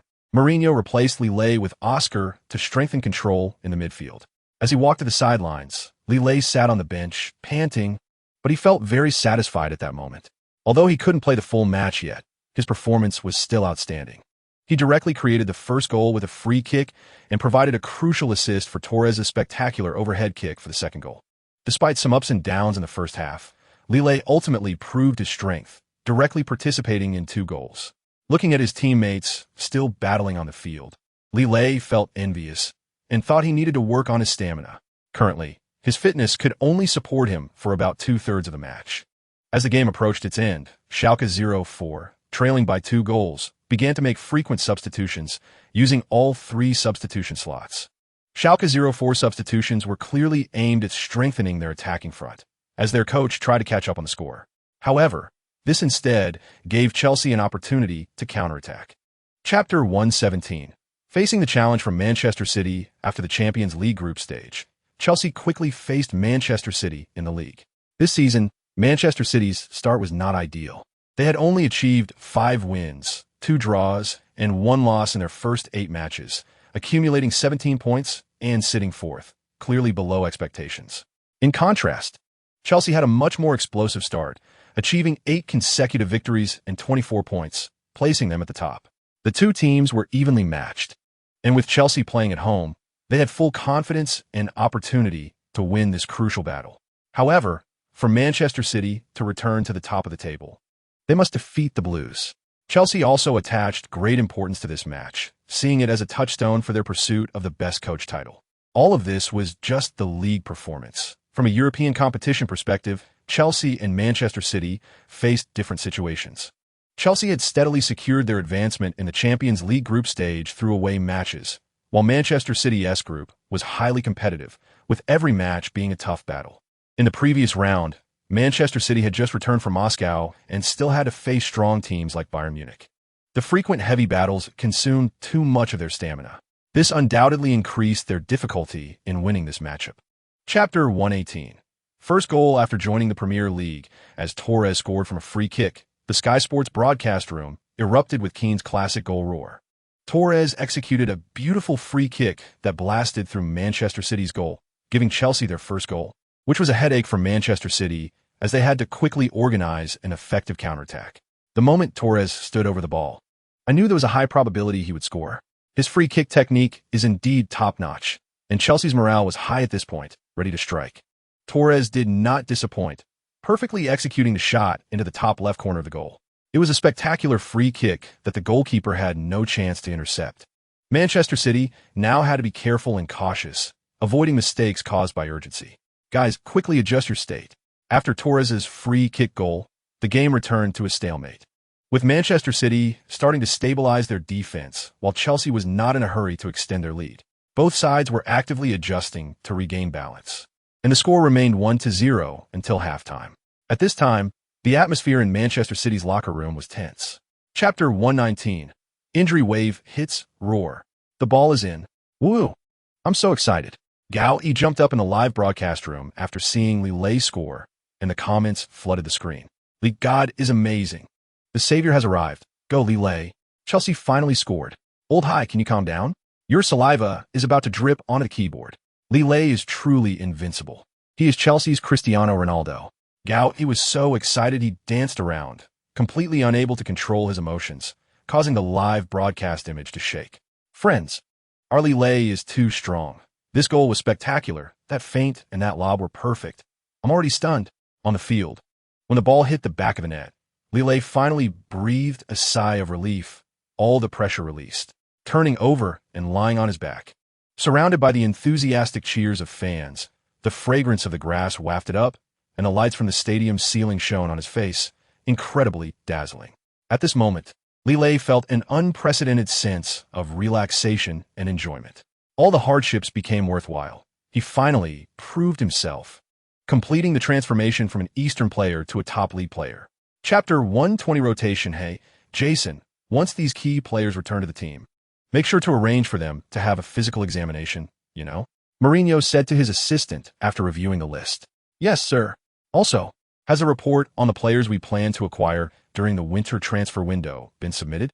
Oh my God, our bench depth is too low. With a wave of injuries coming, what are we going to do for the upcoming matches? And the Christmas fixture congestion is just around the corner. I don't want to lose the good results we have now. I have submitted the report on winter transfer players to the club's senior management. We really need to strengthen our bench depth to cope with the upcoming schedule rotations, Jason said while flipping through the data. I suggest we look for 1 or 2 experienced veterans from La Liga who can directly help our first team. Forget it. You go ahead and arrange the players' physical examinations. I will talk to the club's senior management about the transfer players. We don't have much time left. After finishing, Mourinho picked up the phone and called. Hello, Imanolo. This is Mourinho. I want to ask how the reinforcement work for the winter transfer window is progressing. We don't have much time left, and the team urgently needs to strengthen the bench depth. Chapter 121. Mourinho's decision after washing up. Lille arrived at De Bruyne's door and gently knocked a few times, calling out, Kevin, we need to head to the training ground. From inside the room, De Bruyne's somewhat low voice faintly replied, "Oh, got it. I'll be right there." Lille leaned against the door, unscrewed his thermos, and took a few sips of warm water, which slid down his throat and gave him a refreshing feeling. With his other hand, he opened the news app on his phone and browsed through the sports headlines, seeing that Chelsea suffered a 0-2 defeat away yesterday, causing him to frown slightly. Now Lille could guess that De Bruyne's low mood might be related to his loss of the starting position. I know everyone is disappointed with the match result, but objectively speaking, there were indeed issues with the coordination and understanding among teammates after the substitutions, which is also an important reason for our lack of attacking power. De Bruyne, who came out of the door, said to Lille upon seeing him, "Even if I played, it wouldn't necessarily change the outcome. Football is ultimately a team sport that requires cooperation from 11 players. No matter how strong one person's ability is, it's hard to turn the situation around. We can only look at it more openly and think about how to improve the coordination and tactical level among teammates. However, these are things the coach should consider." Chapter 122 Media attention. As December rolled in, the competition for points before Christmas intensified. Due to Chelsea's early rotation, their performance during this period had been quite good, and today they faced the challenge of Leicester City. Lille stood on the field, watching Vardy, who seemed to age a few more years, and couldn't help but feel emotional. As Leicester City's star striker, Vardy bore the burden of the team's attacking responsibilities.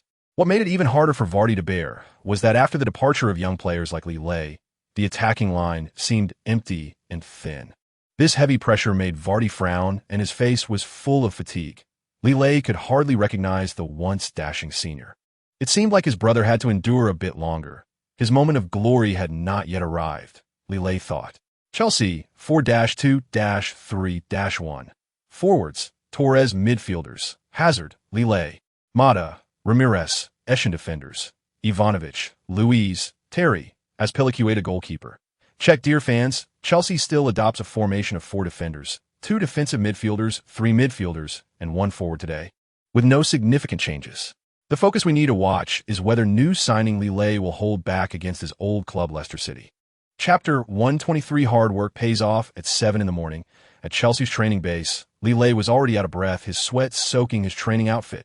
But the determination in his eyes kept him going as he continued with the shuttle runs. De Bruyne had his hands on his knees, panting heavily. The high-intensity training left his body feeling somewhat fatigued, but seeing Lille's desperate effort made him realize he could not show weakness. De Bruyne took a deep breath and straightened up. He glanced at Lille on the track, gritted his teeth, and rejoined the training. The two chased each other on the track without rest. Even drenched in sweat, they persisted. De Bruyne had his hands on his knees again, panting heavily. 20 minutes of high-intensity training left him exhausted, unable to exert any more strength. "I can't do it anymore, really can't," he said weakly, his voice intermittent due to his heavy breathing. Lille was also out of breath, his training outfit soaked with sweat, but he still joked, "Come on, Kevin. A man can't say he's unable." Hearing Lille's words, De Bruyne lifted his head with difficulty. Although Lille was also extremely tired, he was still putting on a brave front. Realizing this, De Bruyne gritted his teeth and forced himself to stand straight.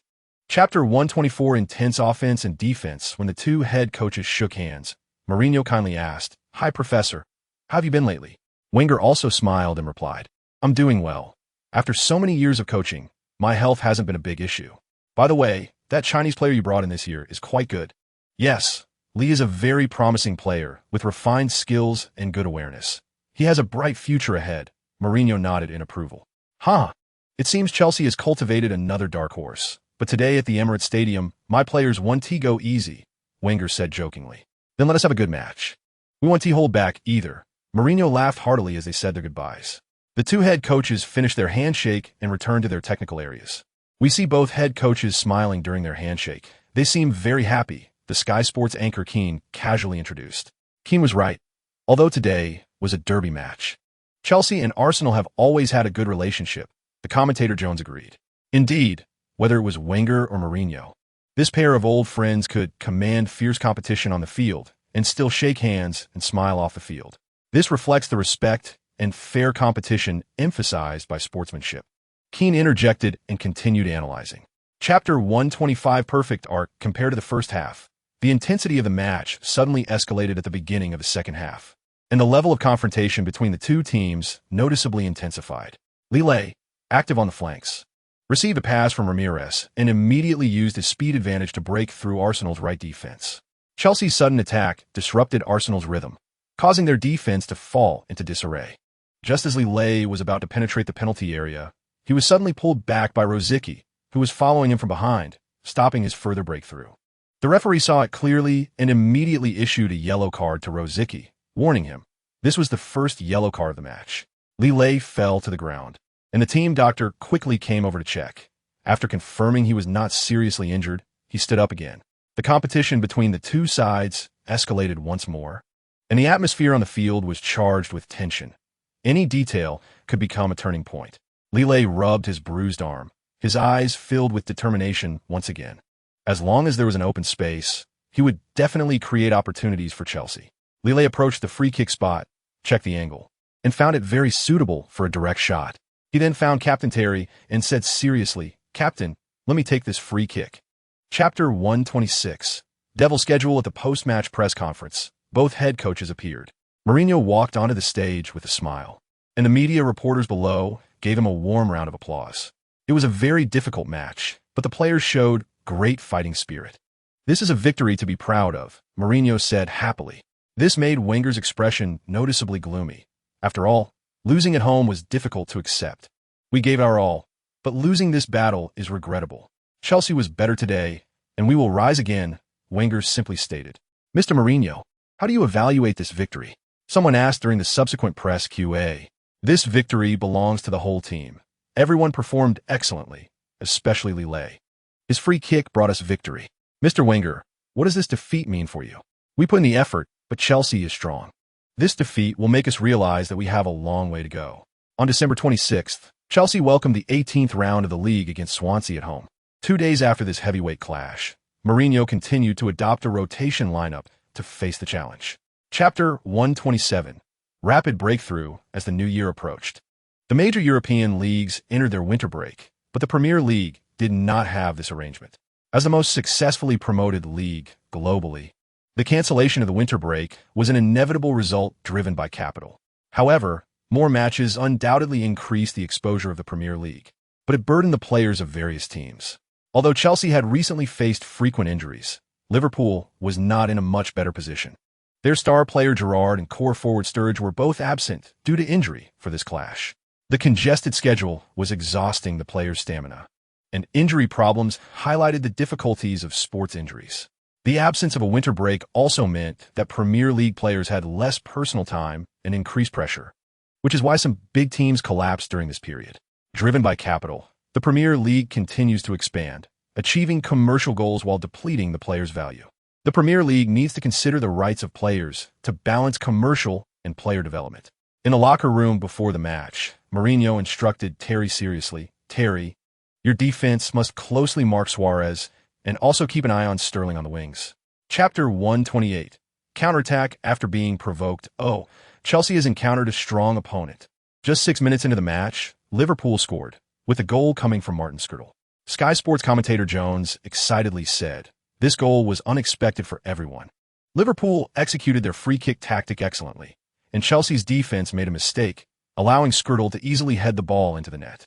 Conceding a goal just 6 minutes into the match was a very bad start for Chelsea. Jones's tone clearly carried sarcasm and schadenfreude, showing his praise for Liverpool and glee at Chelsea being hit early in a match. This shouldn't have happened," sighed Sky Sports commentator Keane. "See, I told you Liverpool is strong this year. They scored in just 6 minutes. This will be tough for the Blues. Chelsea is not to be underestimated either. Don't celebrate too early. The match has just begun. Chelsea's defense is clearly not in good form today. I think Liverpool might score a few more goals. You're jumping to conclusions too early. Chelsea will quickly adjust their form and has the strength to equalize." Chapter 129. Scoring is that simple. As the match progressed to the 25th minute, Lampard began to patiently organize Chelsea's attack from the midfield. He consciously slowed the pace of the game and calmly built up the offense. 5 minutes later, as Liverpool's players relaxed their vigilance, Lampard suddenly sent a through ball to Lille in the midfield. Gaining possession, Lille immediately accelerated and instantaneously increased the pace of the game. Liverpool's defense was still immersed in the previous slow tempo, completely caught off guard by Lille's sudden change. Lille began to advance towards Liverpool's penalty area with the ball. His dribbling was spectacular. Whenever a Liverpool player came in for a fierce interception, he would pass the ball to his teammates around him. Once the opponent relaxed their vigilance, the ball would return to his feet. Among the chaotic Liverpool players, Lille was like a flower in bloom, always cleverly appearing in open spaces. His ball control was so good that it left the opponents unable to defend. His dribbling movements were very delicate, capable of breaking through in very tight spaces. When multiple opponents surrounded him, his dribbling skills and vision advantages became apparent, as he always found the best angle to break through in seemingly impenetrable defenses. Chapter 130. Finally, the Devil's schedule ends compared to Liverpool's hyped-up tactical mobilization. The atmosphere in Chelsea's locker room was noticeably more relaxed and cheerful. Head coach Mourinho appeared very satisfied with the players' performance in the first half. He didn't emphasize tactics much, but first praised the players for their excellent performance. "Guys, your performance in the first half was simply amazing," Mourinho began by complimenting them. Although they faced an unexpected goal early on, everyone remained focused and quickly regained their composure. Through decisive cooperation, we quickly equalized and turned the game around. "This is exactly the Blue Army spirit I have always advocated. You make me incredibly proud. Stay calm and keep fighting. We will definitely bring the victory back at home. Keep it up, guys. I still believe in you for the second half." During halftime, Mourinho made a substitution, bringing on Willian for Lampard, which was also a way to protect and care for the veteran. As the second half began, Liverpool launched a frenzied attack, just as Mourinho had predicted. The Reds were high-spirited, bombarding Chelsea's penalty area in waves. Chapter 131. Mendes's Visit, Part 1. After the match, the coach specifically reminded everyone to rest well and conserve energy for the upcoming schedule. Stepping out of the stadium, the winter wind blew against Lille, who tightened his down jacket and stood with his teammates at the venue entrance waiting for the car. This Christmas, they finally accomplished a major goal and could relax a bit. When the car arrived, Lille sat in the back row, looking out the window at the bustling crowd, and couldn't help but recall the passionate atmosphere in the stadium earlier. The new season was about to start, and they needed to adjust their form to face more daunting challenges. Although there was an FA Cup match on January 5th in the past, the veteran players usually did not participate in this event, mainly to give young newcomers a chance to gain experience. Lille and his teammates' task was still to focus on recovering their stamina and not to overexert themselves. After sleeping until he naturally woke up, he found that De Bruyne had already sent a message asking him to meet at the apartment at 10 o'clock. At 10 o'clock sharp, Lille arrived early at the lobby, dressed in a cotton jacket and sweatpants, carrying a small backpack. De Bruyne was also very punctual. After exchanging a few pleasantries, the two boarded the subway heading to the city center. The subway was not crowded, and Lille felt very excited as he watched the rapidly receding street scenery outside the window. Chapter 132. Mendes's Visit, Part 2. What? Lille nearly jumped out his chair. "Is my transfer value already that high?" "Yes, this clearly shows your increasing importance to the team. The big clubs are all paying attention to you." Lille thought for a moment and then said, "Now that the winter transfer window has opened, you mentioned receiving many offers from top clubs. I'm honored, but I currently have no plans to leave Chelsea. I'm very happy at Chelsea this season. The atmosphere in the team is positive and everyone gets along well. More importantly, the team is still in contention for titles in various competitions. And I don't want to leave at this critical time. I want to strive for the championship this season with Chelsea and move forward together with everyone. I believe that through hard work, better opportunities will arise in the future. But for now, I want to focus on serving Chelsea and fighting alongside my teammates." Lille's sincere and determined tone made Mendes nod. "What you said makes sense. It is indeed a great time for you to strive for honors at Chelsea. And Mario feels the same way." "Really?" Chapter 133. FA Cup. Young Players Training Ground. The Sun exclusively revealed that Chelsea's rising star Lille has signed a 2-year contract extension, with his weekly salary increasing to $750,000. London Report. Chelsea Football Club has just completed a contract extension with their star player Lille from China. The two parties signed a new 2-year contract, and Lille's weekly salary has risen to an astonishing $750,000. The 22-year-old Lille had an impressive performance last season, quickly growing into one of Chelsea's key core players. To ensure this rising star stays, Chelsea offered very generous terms for the extension. It is reported that Lelay's new contract will last until 2016, which undoubtedly gives him enough trust and importance. In the 750,000 weekly salary shows the club's high regard for him. Additionally, the contract includes a staggering $50 million buyout clause, making Lelay a valuable asset that Chelsea is unlikely to let go. Lelay himself expressed his desire to establish himself at Chelsea, hoping to continue growing at Stamford Bridge and help the team win more championships. As soon as the news of Lelay's contract extension broke, it caused quite a stir in the football world, with Arsenal, Chelsea's local rivals, being the first to react. Chapter 134, show in the second half. Chelsea began to change their formation to strengthen the attack through the center. Mourinho stood on the sidelines, constantly directing the players to maintain the attacking rhythm and draw out the opposing formation. After the first half's attempts, the Chelsea players had grasped the defensive rhythm of Hull City. In the 56th minute, the decisive strike finally appeared. Lelay received the ball at the edge of the penalty area. Instead of choosing to shoot from distance, he pushed the ball to the advancing Hazard. Hazard did a horizontal pass from the top of the penalty area, which ultimately led to Torres taking a reverse shot and the ball rolled into the net. This goal completely sliced through Hull City's defense. The wall pass combination between the three players caught the opponents off guard, and Torres seized the excellent shooting opportunity well. This gave Chelsea a clear advantage. After conceding, Hull City lost their composure and realized that it was pointless to defend. They could only switch to attack, and the entire team began to push forward. This was exactly what Chelsea hoped for, as Lelay and Hazard started a counterattack quickly on the wings, with Torres also poised to strike at any moment. Chapter 135, internal conflict the next day at the training ground. Lelay stood on the empty field with a ball in hand. After training, the other teammates gradually left, but he remained unwilling to stop. After a short break, Lelay began practicing shooting at an empty goal. He placed the ball at various distances, attempting to simulate different situations in matches. Sometimes he dribbled through, and other times he shot from distance. Every kick was filled with power and skill. So far this season, his performance and assists had been quite impressive, but scoring remained a weak point. Each failed shot left him feeling disappointed.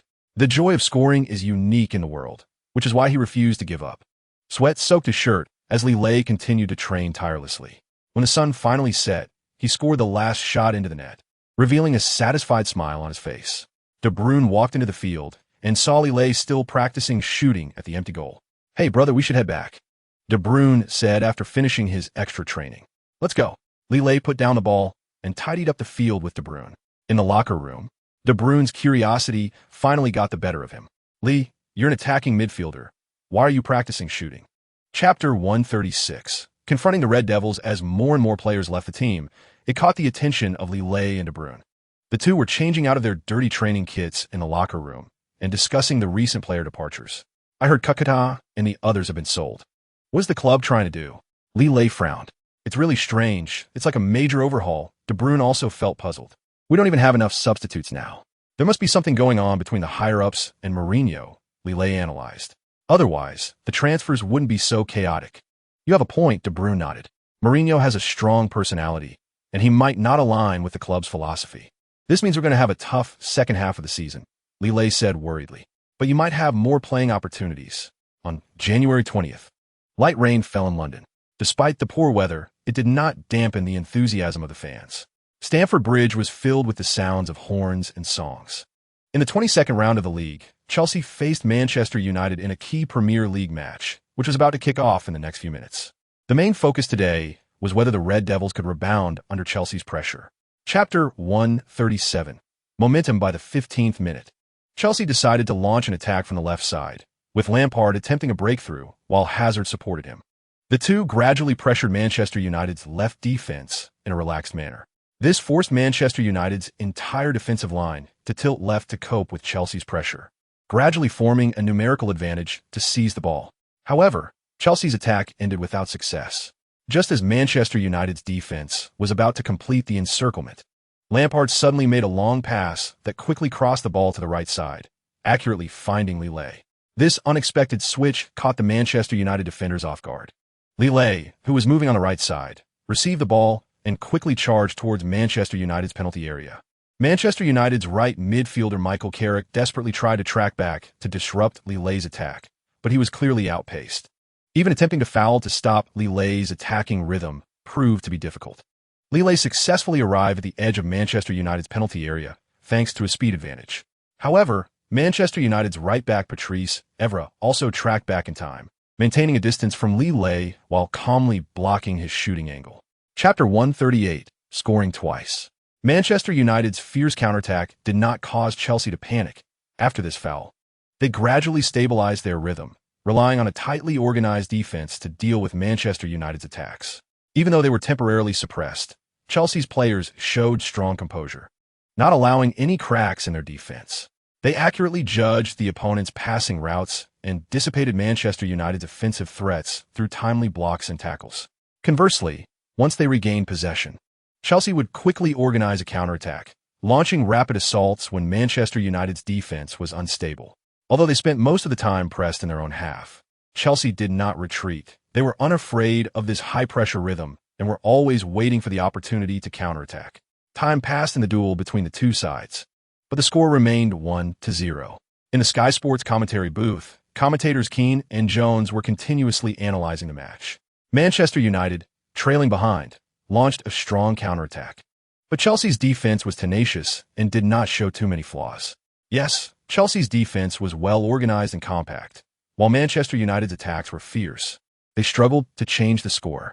The coaches of both teams were constantly directing from the sidelines, trying to find weaknesses in the opponent. Chapter 139, Frustrated Manchester United. With Lille's second goal, Chelsea led Manchester United 3-0 in this match, which made Manchester United's coach Moyes a bit restless on the sidelines. In the 51st minute, Manchester United's coach Moyes began to make substitutions. In the Sky Sports booth, Keane noticed Manchester United started to make changes and analyzed. Yes, given the performance in this match, Manchester United's defense really has too many problems. Making substitutions is warranted. His commentary partner Jones added, Chris Smalling replaced Patrick Evra, trailing by 3 goals. Manchester United was clearly at a disadvantage, and Moyes hoped to boost the team through substitutions. However, Chelsea's attacks were relentless, and Manchester United's defense was on the verge of collapse. Their defensive line was disorganized, allowing multiple Chelsea players to break through easily. The defense on both flanks was extremely weak, nearly toyed with by Hazard and Lille. The overall defensive system lacked coordination, with severe disconnection between defensive modules. In response to Chelsea's repeated attacks, the defense was already on the brink of collapse. If they couldn't quickly strengthen their defense, Manchester United might suffer a humiliating defeat in this match. Chapter 140, Next round of the FA Cup. Domestic sports newspapers reported extensively on this match. Chelsea defeated Manchester United 3-1, with Lille contributing to the Blue Army's championship hopes. London sports journalist Lee C. reported. On April 3, 2014, in the focus match of the 31st round of the Premier League at Stamford Bridge, Chelsea hosted Manchester United and won 3-1. This fierce encounter had a direct impact on the Premier League title race. In the end, the Blue Army successfully won with stable defense and calm strategy, accumulating valuable points towards the league championship. This was an important clash between two strong teams in the Champions League standings and a severe test for Chelsea to maintain their lead in the league. Just 5 minutes into the match, striker Lille opened the scoring for Chelsea with a header, helping them take the lead. In the first half, Chelsea performed excellently, successfully breaking through Manchester United's defense through active dribbling and precise passing. Eto'o and Lille's consecutive goals expanded the score to 3-0, completely dominating the game. In the second half, Manchester United adjusted their tactics to strengthen their attacking power. Hernandez, coming off the bench, briefly pulled one back for the Red Devils. However, Mourinho promptly made adjustments, and Chelsea quickly stabilized their position. On the defensive end, the Blue Army remained alert, successfully holding onto their 2-goal lead until the end, ultimately winning 3-1 against Manchester United, securing 3 important points in the league.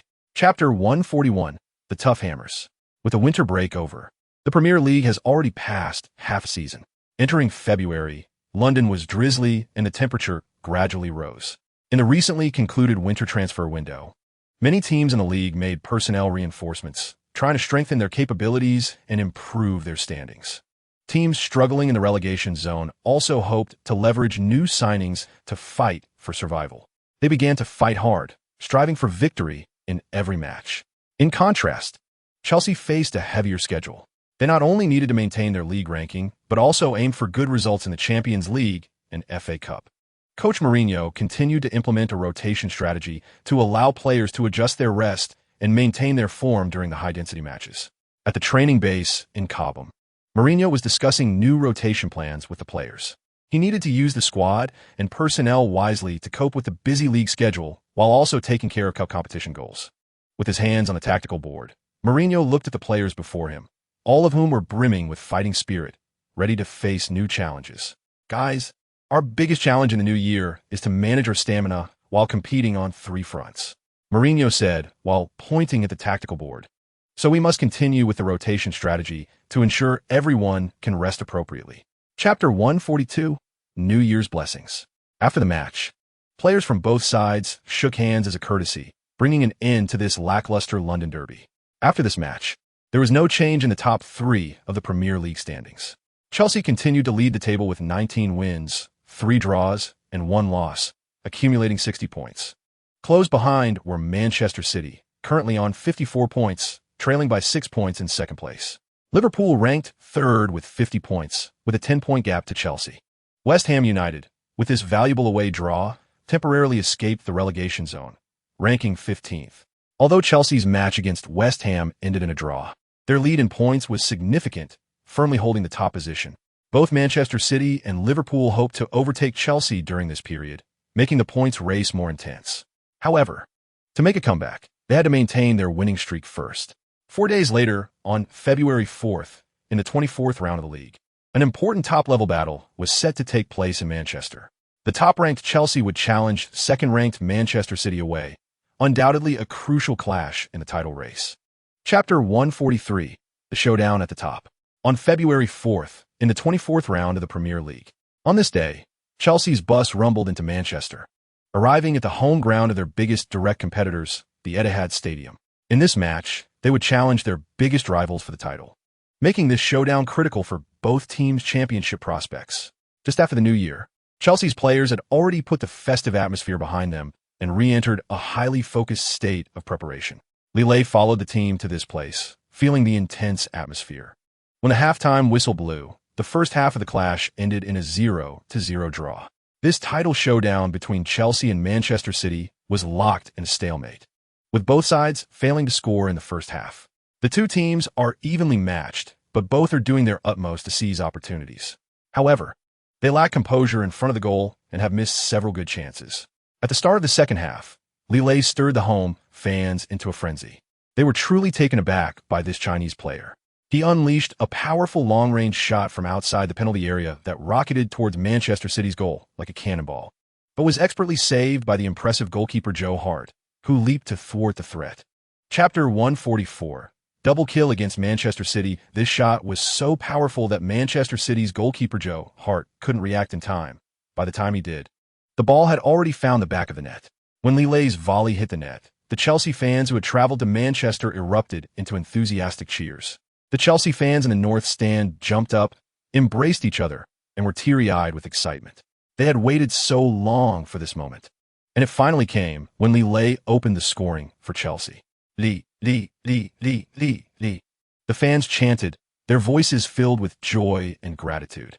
The Blues fans couldn't help but kiss the Chelsea crest, their faces beaming with pride. At that moment, they seemed to forget all the gloom of being in the opposing stadium. Come on, guys, let's cheer for Lille. The Chelsea fans waved their flags and sang the Chelsea anthem loudly. The entire away section was instantly immersed in an atmosphere of excitement and victory. This was a moment for the Blues. When Lille's goal went in, Chelsea's coach Mourinho jumped up from his seat, raising his hands high in celebration. Chapter 145, Istanbul soon. The date arrived, February 26th. Chelsea set off for Istanbul, carrying the hope and pressure of the Champions League knockout stage. The team arrived at Istanbul airport on a chartered flight, ready to begin the final phase of their preparations. The next day, they would play the first leg against the Turkish team Galatasaray at their home ground. As one of the key players, Lille could hear the noise from outside the airport as he disembarked. After the important match against Manchester City, Chelsea faced a grueling schedule of league and cup matches. On February 8th, the Blues secured all 3 points with a 3-0 victory over Newcastle United in the 25th round of the league. On February 12th, Chelsea drew 1-1 away against West Bromwich Albion, maintaining their unbeaten record in the league. On February 16th, the Blues suffered a heavy 0-2 defeat to Manchester City in the FA Cup round of 16, which was a significant blow for De Bruyne. On February 22nd, Chelsea won 1-0 against Everton in the 27th round of the league, continuing to lead the Premier League standings. From the moment they stepped out of Istanbul Airport, Chelsea felt the difficulties of being the visiting team. Chapter 146, so-called hellish home ground at this moment. Major European media outlets were ready for the live broadcast of the match. Commentators and analysts were in place, prepared to narrate the game. Reporters outside began interviewing fans around the stadium to capture the buzzing atmosphere. You're all here to support Galatasaray, right? What are your predictions for tonight's match? Of course, we fully support Galatasaray. With so many fans here, we can inspire the team to defeat Chelsea and advance. Although Chelsea is strong, as long as we perform at our normal level, our home advantage will help us win. I believe Galatasaray can definitely beat Chelsea. Tonight's match will be very tough, but as long as the players fight hard, I still expect a victory. Galatasaray needs to stay calm. We will definitely win. What do you think of Chelsea? How strong are they? Chelsea cannot be underestimated, but we have the strength to defeat any opponent at home. I believe that as long as the players unite and fight hard, we will definitely win. Chapter 147. If you don't like it, fight back as the referee's whistle blew. The fiery passion around the stadium ignited. Turkey's Galatasaray faced off against the Premier League giant Chelsea, and the match officially began. Tens of thousands of home fans waved Galatasaray flags and sang passionate anthems, causing the entire stadium to erupt. The roaring cheers seemed to shatter the night sky. Lille lightly flicked the ball back to his teammate Ramirez with the tip of his foot, then quickly advanced to the right, trying to open up the game. After receiving the ball, Ramirez didn't rush to pass it forward, but instead passed it sideways to Lampard on the left flank. The ball was passed back and forth in Chelsea's half. They weren't in a hurry to launch an attack, but chose to play steadily and meticulously maintain possession. After 5 minutes, the initial enthusiasm of the Galatasaray players had somewhat faded. Lampard faked out a pressing attacking midfielder and passed the ball to Hazard. The latter immediately looked up, assessed the situation on the field, and decided it was time to launch the first attack since the match began. Chelsea's full-line advance put immense pressure on Galatasaray, and under Hazard's lead, the Blues' offense surged forward like a tidal wave. Chapter 148. Chaos forces suspension after regaining possession. Chelsea immediately organized a quick counterattack. Ramirez made a wonderful long pass that accurately landed at Lille's feet. After receiving the ball, Lille began to sprint toward the opposing goal with the ball, like an arrow shot from a bow, piercing through the opponent's defense. When he reached the penalty area, Lille was entangled by defender Nelson, but he remained calm and performed a backheel flick, sending the ball through the opponent's legs like a nimble silver snake. He then crossed into the center of the penalty area, steadying himself before unleashing a fierce left-footed shot.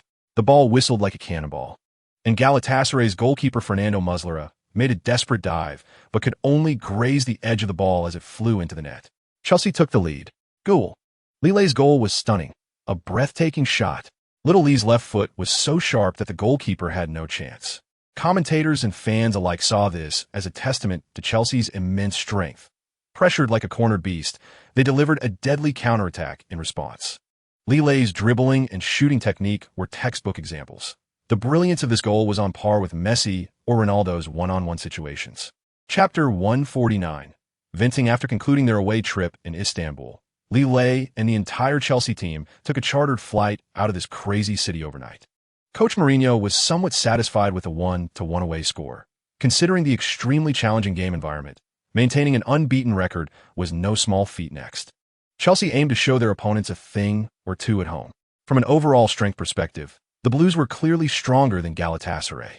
However, the experience of this away match, along with the poor external conditions, severely affected the players' performance. Additionally, the hostile home fans and the biased officiating also prevented Chelsea from fully showcasing their abilities.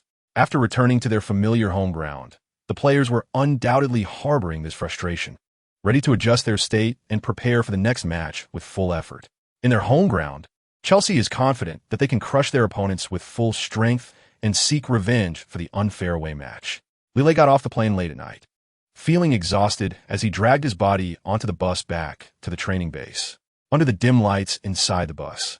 He struggled to stay awake while looking out at the rapidly retreating night scenery. After a while, the bus finally arrived at the training base. Chapter 150. The fire of the derby. The advantage of being in the same city is evident here. As the words of the Tottenham coach reached Mourinho's ears before the media could even announce them. With Mourinho's temperament, he would not tolerate such an open insult to his team and players. Therefore, he decisively called for an official press conference to respond. At the press conference, Mourinho did not hide his anger, stating that Potter's remarks were extremely rude and irresponsible, going beyond normal tactical hype and amounting to a public insult to the dignity of my team and players. I must strongly protest against such unfounded personal attacks. Potter clearly spoke these absurd words out of fear. He knows Chelsea's strength but deliberately provoked and slandered us. I believe my players have the ability to silence Potter with the results of the game. We at Chelsea never fear any challenge or doubt. I'm looking forward to seeing them reap what they sow on the field. Chelsea will never tolerate such insults. Mourinho unleashed his fury at Potter during the press conference, drawing the attention of leagues worldwide to this grudge match, with a sensational response ignited by Mourinho's anger. Chapter 151. Who gives whom a warning as the opening whistle blew? 80,000 Chelsea fans at Stamford Bridge let out a deafening cheer, marking the official start of this London derby. Tottenham's Walker and Adebayor stood in the center circle ready to kick off, while all Chelsea players retreated to their half, setting up a defensive formation. However, unexpectedly, Adebayor quickly dribbled the ball into the area, supported by Sigurdsson and Sandro. Tottenham chose to adopt an offensive strategy right from the start, clearly trying to assert dominance at Chelsea's home ground. Chelsea players were caught off guard by this sudden move and hurriedly retreated to defend.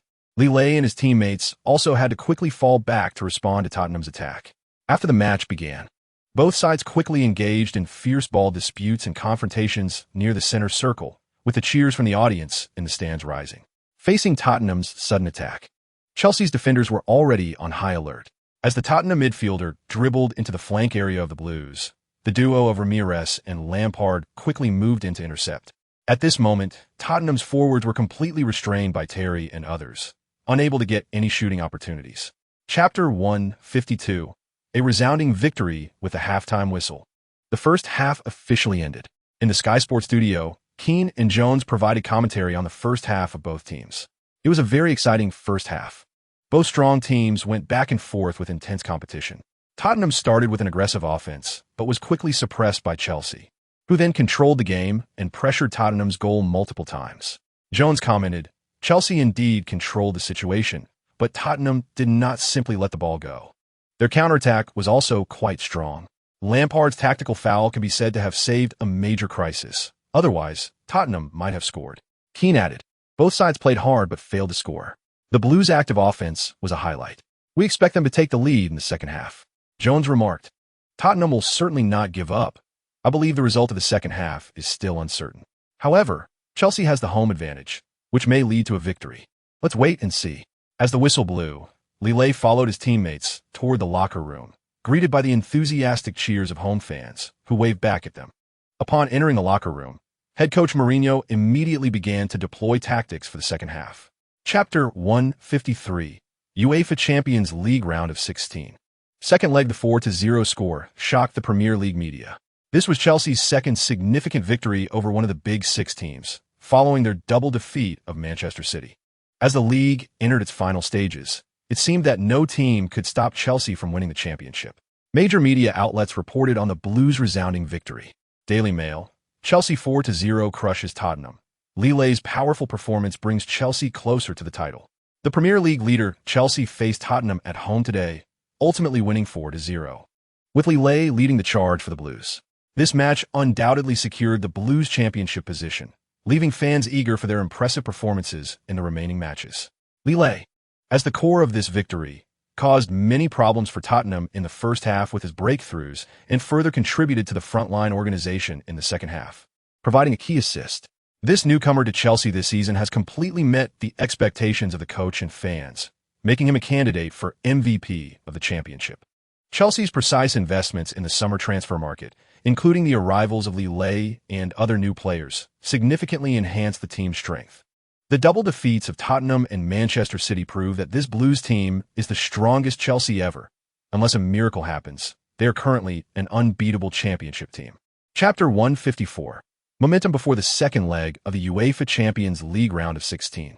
Football blogger Gao E opened his live stream as usual and said to the fans inside, "Hey brothers, it's still me, your brother Gao E. Welcome to my live stream." Gao E started with his usual humorous tone, greeting the fans.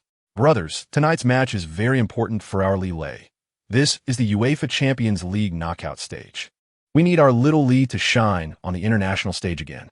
Have you prepared your support items and jerseys? Tonight, we must cheer for Lille and Chelsea." Gao E said excitedly. "Ha ha ha, Teacher Gao is back. Let's cheer for the Blues tonight. Just got out of class and rushed over. Teacher Gao, are you ready to accept my worship? Lille will definitely lead the Blues to victory. Looking forward to Lee's dominance on the field. Teacher Gao, hurry up and put on Lille's jersey. Let's cheer for the Blues together. The Blues must defeat Galatasaray tonight. Get ready to challenge the Champions League quarterfinals. The match is about to start. Let's watch the game." Facing the enthusiastic fans, Gao E had to concede. Chapter 155. A wonderful cooperation at Stamford Bridge. Both teams' players had entered their respective halves, ready to respond to the referee's whistle for kickoff. With a loud whistle from the referee, the UEFA Champions League round of 16 match between Chelsea and Galatasaray officially began. With Ramirez kicking off, the players on the field quickly sprang into action, and the cheers from the fans in the stands rose and fell as both sides aimed to boost their teams right from the start. After Ramirez kicked off, he immediately passed to Lampard, who organized the offensive with his rich experience. Lille, Hazard, and Eto'o quickly penetrated and broke into the opponent's defense, while Lampard and Ramirez followed closely behind to provide support. This was a standard penetrating tactic that Chelsea intended to use to strike at the opponent right from the start. The movements of the three forwards tore apart Galatasaray's defense, and Lampard's long passes could accurately find them. Lille, running on the right, was the first to receive a teammate's long pass, and he used his speed advantage to break through the opposing defense on the flank. Look at Chelsea's brilliant opening performance. They utilized the penetrating tactic with three forwards rapidly invading the opponent's half. Chapter 156. 2 goals ahead at halftime. Chelsea successfully maintained a 10-point lead as they headed into the break. During the break, head coach Mourinho did not provide the players with many new tactical arrangements, but advised everyone to stay calm and focused. "Brothers, Lee Shun played really well in the first half, completely flawless from start to finish," Gao E said with urgency to the audience in the live broadcast. "Now it's halftime. I can't hold it anymore. I must go to the bathroom." The Blues' attack was so impressive that my eyes almost popped out, and I nearly got my adrenaline pumping. This was thanks to Lee Shun's stable performance. His dribbling and passing were impeccable. "You guys chat, I'll quickly be back. It's only a 15-minute halftime. I'll definitely make it in time. Remember to continue praising our Lee Shun when I return. His performance today is truly shocking, and I can't wait to see what he does in the second half." Then Gao Yi's figure disappeared from the live broadcast. Teacher Gao is really in a daze. Haha. So funny. I screenshot and saved Teacher Gao's expression of urgency to go to the bathroom. Chapter 157. Marching into the Champions League quarterfinals in the final stages of the match, Galatasaray's players seemed to have resigned themselves, no longer thinking about scoring, but rather focusing on defense to prevent Chelsea from scoring again. Their defense retreated to their own penalty area, forming a multi-layered wall. Galatasaray gave up on offense, with everyone retreating to defend. Faced with Chelsea's final assault, Galatasaray's defenders desperately cleared the ball, not allowing the opponent any shooting opportunities.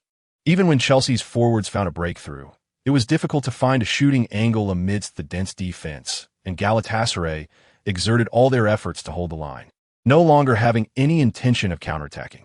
In the final moments of the match, only Chelsea's offense and Galatasaray's defense remained on the field, and they held on to their last shred of dignity until the final moment.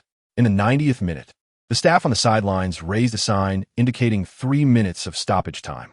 With little time left, it was nearly impossible to equalize the score in these last few minutes, unless a miracle happened.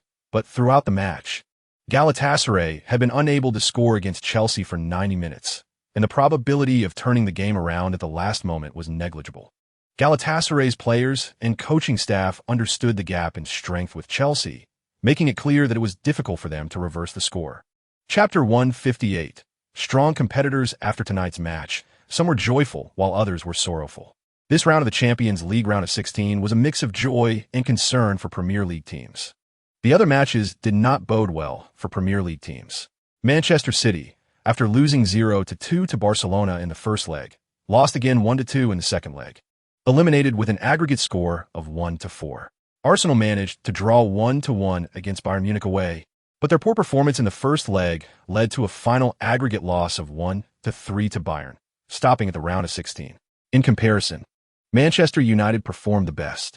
After trailing by 2 goals in the first leg, they turned the tables in the second leg at home, winning 3-0 against Olympiacos, advancing with an aggregate score of 3-2. After a hard-fought battle, Chelsea and Manchester United both advanced to the quarterfinals. The two Premier League powerhouses stood out in the knockout stage filled with strong competitors, injecting vitality into English football. The Champions League matches are always the focus of European media, and the day after the knockout stage ended, major European media outlets reported on the match situations. The British media highly praised Chelsea's performance, commending them for showcasing excellent strength and tenacious fighting spirit in the two-legged encounter, believing that this Blues team has the potential to challenge for this season's Champions League crown. Chapter 159, A Crazy Slaughter on March 22nd. Stamford Bridge had become a sea of jubilation for the Blues fans when the referee blew the whistle to signal the end of the first half. Chelsea was leading Arsenal 4-0. In the first half, Chelsea's front line seemed to be in a realm of their own, repeatedly breaching Arsenal's goal. Eto'o opened the scoring for the team, followed by a second goal, while Lille also contributed with 1 assist and 1 goal. And Skirl scored the last goal of the first half. Arsenal's defensive mistakes were frequent, and Arteta and Cazorla struggled to cope under Chelsea's tight defense. Throughout the match, the Gunners could hardly organize effective attacks, and the rhythm of the game was firmly controlled by Chelsea. In the stands, Chelsea fans chanted the names of their players, their cheers and songs never ceasing. They excitedly embraced each other, celebrating the team's substantial lead. Meanwhile, Arsenal fans wore disappointed expressions, shaking their heads and sighing, with the more radical fans already beginning to leave the stadium. Before the match, Mourinho had anticipated that it would be a tough game, but he didn't expect it to end with such a score at halftime. On the live broadcast, Chelsea's head coach was left speechless. Arsenal's performance exceeded his expectations. Chapter 160. Steady progress towards the goal after the match. Lille returned to his apartment alone, staring at the ceiling in a daze. Ever since De Bruyne left Chelsea, his life here had become somewhat lonely. Although Lille had integrated into the team, he still maintained a distance from many veteran players. He didn't want to join the circles of those big shots, and new teammates of his age and personality never appeared afterward. Remembering how De Bruyne took care of him when he first arrived in London and helped him adapt to life here, Lille couldn't help but feel a sense of melancholy. Now that De Bruyne was gone, there was no longer anyone he could be completely honest with. As the championship approached, Lille felt joy for the team's victories, but every time the match ended and he leaned alone in the apartment, he still felt a hint of loneliness. Perhaps this is a stage that must be experienced in a football career, Lille thought to himself. As his mind emptied, his consciousness began to sink into the depths of his soul, and at this moment, the system panel underwent a dramatic change. Name, Lille. Team, Leicester City, former. Chelsea, current. Profession, football player, position, winger, attacking midfielder, capable of multiple positions. Chapter 161. Paris. Here we come. Lille then asked with concern, "How's it going with you guys at Leicester City lately?" Vardy shrugged and said, "You saw it. We are still floating in the relegation zone. Before the last match, no one can be sure of the final result." Lille encouraged, "Just take it easy, old Vardy. I believe you guys will definitely manage to stay up." Vardy smiled and said, "I hope so. The head coach is under a lot of pressure lately. He will surely be glad to hear you say that. We are also doing our best to complete the relegation task by the end of the season." Lille and Vardy chatted on the pitch for a while before going their separate ways. For Lille, Leicester City's predicament no longer concerns him. He needs to focus on Chelsea's championship aspirations. Vardy can only envy his friend's successful fate, while he himself is still fighting for relegation. Both are professional players, each with their own responsibilities. Lille understands that his duty is to help Chelsea win the championship and cannot be distracted by other matters. Vardy also knows that to change the current situation, he must lead Leicester City to safety. A player's fate is closely tied to the team's performance. At the same time, Lille must cherish the opportunity to play for a top team, while Vardy must give his all for his old club. Chapter 162. Mourinho's tactics. The Chelsea players fell asleep amidst the noise, hoping for a good night's rest. However, every time the hotel room lights turned on, it would trigger a wave of cheers, making it difficult to sleep. It wasn't until dawn that peace was restored, leaving the streets in disarray after the commotion, with police increasing patrols. Early the next morning, Lille, with red eyes, arrived at the dining hall for breakfast, and other teammates gradually showed up, looking somewhat tired and weary. Lille, Hazard, Captain Terry, Torres, and other core players began discussing the noise from last night over breakfast. It was too loud. I didn't sleep well, Lille said, rubbing his eyes. Me too. Those songs and chants could wake the dead, Hazard echoed, looking displeased. This kind of away environment does have a significant impact on newcomers, but you get used to it after a few experiences, Terry said, with infectious enthusiasm. I remember when I first joined the Blues. I couldn't sleep at all because of such an away environment, and my performance the next day was terrible. But you gradually get used to it, knowing that as long as we stay focused, external factors won't affect the game. Chapter 163. A show of strength in the Sky Sports studio. Keane and Jones were explaining the two teams to the viewers before the match officially began.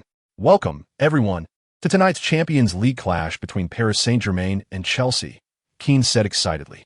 This is definitely going to be an outstanding match. That's right, Jones interjected. The strong Premier League leader Chelsea is my pick to win. They have performed strongly in all competitions this year and have the strength to achieve victory at the Parc des Princes. Let's take a look at Chelsea's starting lineup. Goalkeeper check, a veteran defense, a dynamic midfield, and a potent attack. I believe they can handle PSG's offense.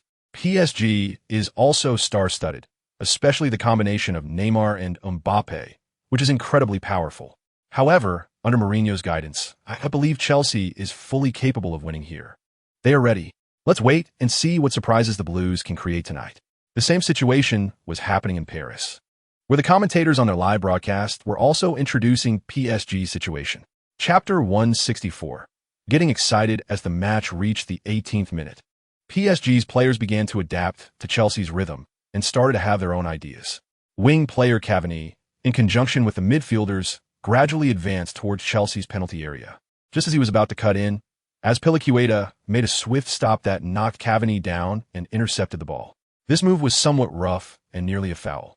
However, the referee did not blow the whistle, and the game continued. Azpilicueta's interception was crucial, cutting off PSG's dangerous attack and providing Chelsea with a great opportunity to counterattack.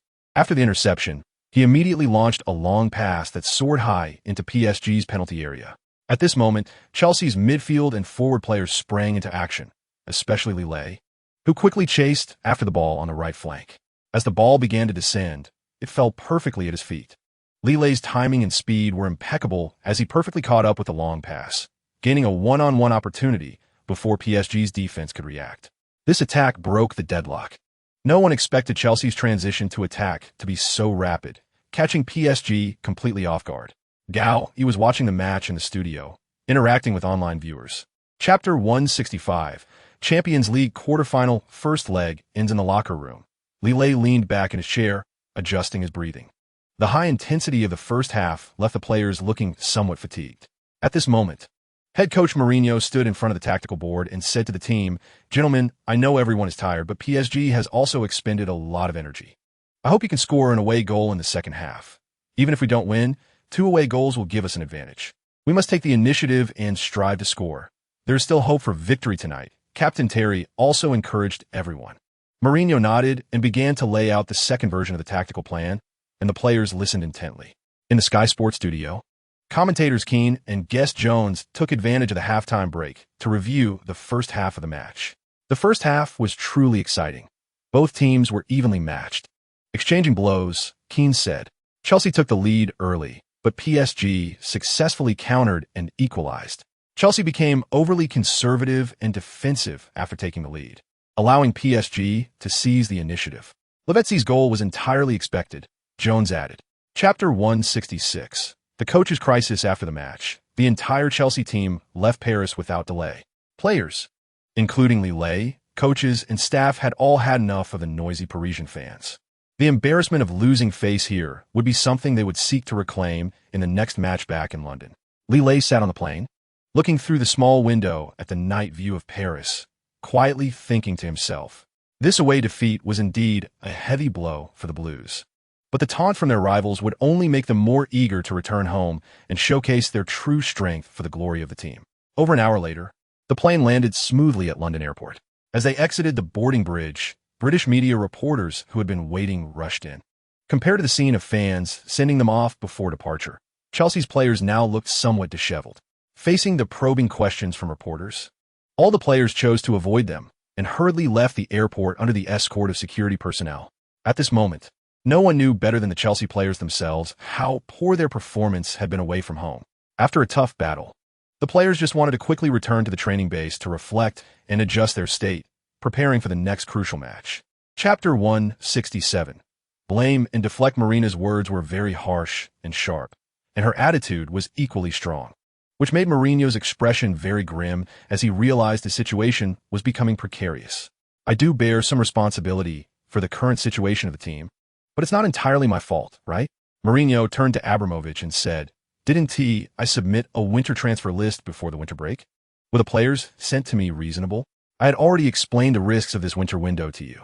I remember emphasizing the need to strengthen the forward line, and the aging defense also requires timely replacements. But these issues remain unresolved to this day. Isn't it also the management's responsibility?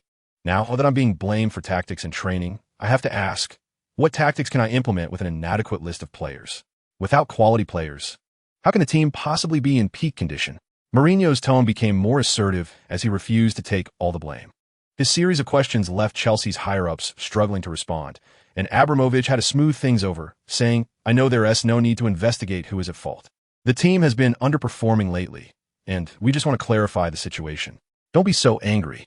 Chapter 168. One good turn deserves another. The rumors of a coaching change that had been circulating outside inevitably reached the ears of Chelsea's players and were impossible to conceal from them. One day in a locker room, Hazard sat next to Lille, changing out of his training gear, and quietly asked, "Lee, have you heard the news that the head coach might be leaving?" Lille was startled and whispered, "What is going on? Are they really changing the coach?"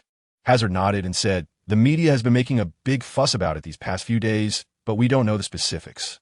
However, the atmosphere in the team is indeed off, and the coaching staff looks grim." Lille frowned, saying, "Changing the coach now would definitely be a blow to the team. But as players, we can only trust the coaching staff's decisions and give our all." "You're right," Hazard said, worry etched on his face. "I hope this is just speculation from the outside and that the team can pull through." During their conversation, other teammates also wore worried expressions, and a palpable tension filled the locker room. With the impending decisive match, a sense of unease rose within every Chelsea player. In this anxious atmosphere, on April 9th, Chelsea hosted Paris Saint-Germain in the second leg of the Champions League quarterfinals. Chapter 169. It's just so wonderful. Oh, what a beautiful tackle. Mikel successfully intercepted Ezekiel Lavezzi's attack down the wing. Keane shouted, "This defensive midfielder, who joined during the winter transfer window, is finally showing his worth." From the starting lineup, it was clear that Mourinho had made changes. The 4-2-3-1 formation remained, but the presence of two defensive midfielders was clearly intended to strengthen the defense. He continued to analyze, and Lampard's advanced position is indeed somewhat puzzling. It's hard to tell whether he intends to strengthen the attack or focus on defense. However, it's evident that Mourinho is prioritizing cautious defense this time, which is certainly a correct adjustment compared to the previous round's loss. The commentator Jones chimed in, saying, "Sticking with the 4-2-3-1 formation also suits the team's characteristics, and I believe we can maximize the team's potential." The double pivot of Mikel and Nemanja Matic indeed solidified the defense, and I'm optimistic about this tactical deployment. The match had already been underway for 25 minutes, and the players from Paris seemed to realize they were not in their best form. They were trying to replicate Chelsea's tactics from the last match, hoping to score an away goal first, which would put Chelsea under double pressure in the subsequent matches. Chapter 170. Comeback to advance. In the 85th minute of the second half, Paris coach Blanc shook his head in frustration as he looked at his exhausted players and the timer. The score was fixed at 2-0, with Chelsea leading by 2 goals. Just 5 minutes ago, Chelsea had once again breached Paris's goal, and goalkeeper Sirigu was powerless to stop it. At this point, the situation on the field was very clear. For Paris, completing a comeback seemed nearly impossible. They had overexerted themselves in the first half and were now struggling in the second. Conversely, Chelsea was brimming with confidence and actively pushing for more goals, leading 3-2 on aggregate, leaving Paris with no way out. In the first 5 minutes, Chelsea organized another attack against Paris.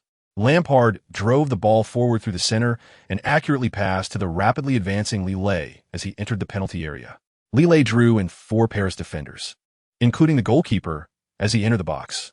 Just as the ball was about to go out of play, a spark of inspiration hit him, and he directed the ball to the back post, where Hazard happened to be waiting. Hazard calmly slotted the ball into the net, delivering a fatal blow to Paris's defense. After falling behind in the first half, Ibrahimovic tried to encourage his teammates to rally their spirits. Chapter 171, Leicester City's Management. With that, all the Champions League quarterfinals were concluded.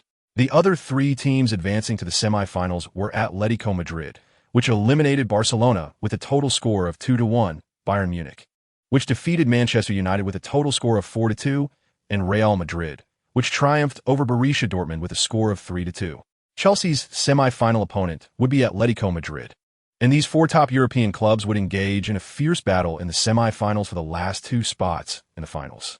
Historically, Chelsea and Atletico have faced each other many times, with each side having its victories, making the semi-finals a highly competitive affair where both teams are evenly matched, rendering the outcome difficult to predict. At this moment, Chelsea fans were incredibly excited, with smiles of happiness plastered on everyone's faces, especially the home fans present, whose enthusiasm was even more fervent. After the match, in the locker room, Lille and his teammates were also caught up in the excitement of celebration. "We did it, guys!" Captain Terry exclaimed, raising his hands in cheer. "This is a team effort. We achieved this great comeback together. There are still battles ahead. Let us continue fighting for the championship, brothers." Chapter 172, Poaching. You're absolutely right, but boss, these transfer operations will involve a significant financial transfer. Do you have a good solution? Susan asked cautiously. Vic High remained silent for a moment, and then said, "I understand this requires a large financial investment, but it's necessary for the future of the team. I will mobilize all resources and do my utmost to support these transfers. You don't have to worry too much about the funding. Act quickly. The new coach and new signings must be determined as soon as possible so they can adapt to the new style and the team in a timely manner. Leave the funding issues to me. You just focus on bringing the players in." "Understood, boss. We will work hard to accomplish these tasks and bring the team back to the top," Steve and Susan said in unison. As April approached, the atmosphere for the World Cup began to intensify, and national teams started calling up their players for training camps. With Chelsea's star-studded lineup and outstanding performance this season, calls for their players were inevitable, which troubled Mourinho greatly. Sitting in his office and looking at the pile of national team call-up notices on his desk, Mourinho couldn't help but frown. Chapter 173, A Wonderful Header. After breaking through, he passed the ball to the late-arriving Demba Ba, who at 188 meters tall, did not disappoint him as he leaped above the crowd in the small box and headed the ball into the Swansea goal. Lille's assist allowed Demba Ba to break the deadlock and open the scoring for Chelsea. As the referee's whistle signaled that the goal was valid, the Chelsea players excitedly embraced each other in celebration. This crucial away goal undoubtedly boosted the team's morale and brought them one step closer to victory. Mourinho raised his hands in delight on the sidelines, his face beaming with joy. They had finally come through this tough battle, and even more pleasing was Lille's performance, which remained consistently stable. As the referee blew the final whistle, Chelsea secured another key victory. They needed just 2 more wins to clinch the Premier League title this season, allowing them to win the championship ahead of schedule. In the locker room, players began to anticipate and discuss the upcoming championship party, and Lille was also involved. "Just 2 more wins, and we can clinch the title early," he said. "Yeah, guys, we're one step closer to the trophy. I can already imagine standing on the podium with a cup," he added. Chapter 174, Champions League Semi-Final. What a spectacular header. The quality of this goal was top-notch, perfectly connecting with Skirl's cross. Jones also stood up, realizing Lille was indeed a player for the big occasions. Bringing him on at a crucial moment was a wise move. All the Sunderland players fought hard until the end, but still couldn't keep the ball out of the net. Even a draw would have been a significant step forward for their relegation battle. "What a pity," Keane said, settling down with a hint of regret. "It is indeed a setback for Sunderland's relegation, but it's a firm step for Chelsea in their pursuit of the Premier League title, Jones replied. That's right. As a Sunderland fan, it's natural to feel disappointed, Keane nodded. But at least they showed grit and strength. I believe that as long as they maintain a positive mindset, Sunderland still has a chance to avoid relegation. Their performance today was also commendable. They just ran into a Chelsea side that was on fire. Now, Chelsea's title win seems inevitable. The team under Mourinho is indeed strong. But the league is not over yet. Chelsea cannot afford to let their guard down. Staying focused is key, and I believe both Mourinho and Chelsea are aware of this. They have a great chance to claim the Premier League title this year. Chapter 175. Worries on the day the team set off. Chelsea's official website announced a 20-man roster. Goalkeepers Cech and Schwarzer. Defenders Ivanovic, Luiz, Cahill, Terry, Ashley Cole, and Ake. Midfielders Azpilicueta, Carras, Van Ginkel, Ramirez, Lampard, Lille, and Mikel. Forwards Hazard, Willian, Skirl, Torres, and Dembaba. Ivanovic would be suspended for this match due to accumulating 3 yellow cards. And Eto'o was absent from the roster due to a cold. Matic and Sulla were also ineligible to play because they had appeared in the Champions League for other teams this season. The squad covered all positions and looked very strong, especially with several veteran stars and the promising Lille in the front line, making everyone eager to see what kind of firepower their combination could unleash. The midfield also boasted several players with excellent dribbling and organizational skills, making this 20-man squad undoubtedly Chelsea's elite team. As the plane landed smoothly in Madrid, Lille couldn't help but feel nostalgic looking at the familiar streets. Although he had trained in Barcelona, he had visited Madrid, the capital of Spain, many times. Chapter 176. Unexpected beep beep beep. At this moment, with the referee's whistle, the first leg of the Champions League semi-final between Chelsea and Atletico Madrid officially kicked off, accompanied by cheers from Atletico fans around the stadium. After Miranda's kickoff, Atletico players immediately launched a fierce attack towards Chelsea's half.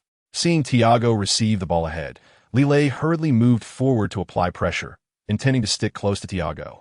But before he could get close, Thiago sent a long ball out with a powerful kick. When Lille looked back, he saw Suarez quickly dribbling down Chelsea's right flank. Faced with Atletico's aggressive attack, Lille and his teammates quickly adjusted, with Ramirez, positioned deeper, stepping up to limit Suarez's breakthrough towards the penalty area.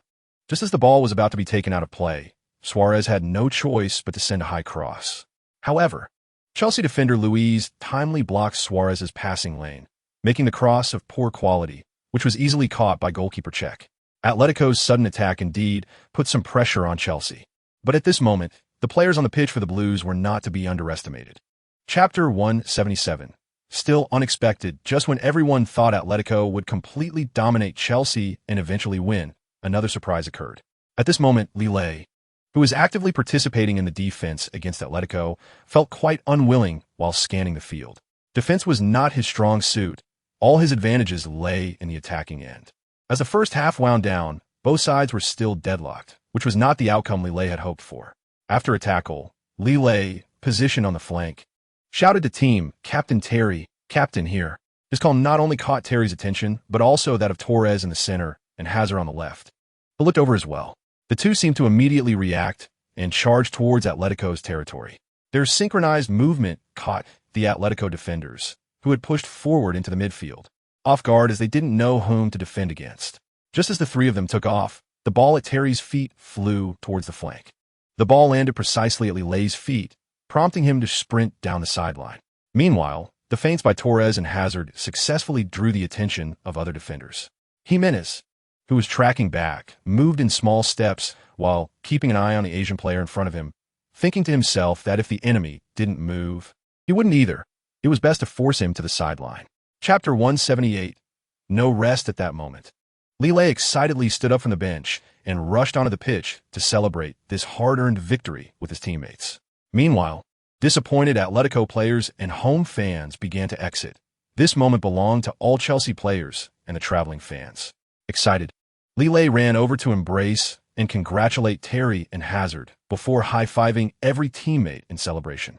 Simultaneously, the traveling Chelsea fans raised their blue flags, their songs echoing throughout the Metropolitano Stadium. On the sidelines, Coach Mourinho couldn't help but smile, proud of the players' hard work on the field. "Let's congratulate Chelsea on their away victory," This undoubtedly gives the Blues a huge advantage, Keane said in the Sky Sports studio, applauding Chelsea's victory. Indeed, the 1-0 win gives Chelsea the upper hand, Jones echoed, adding, especially with Lille, this Asian goalscorer, whose goal in the first half laid the foundation for victory. Mourinho's tactical deployment was also excellent.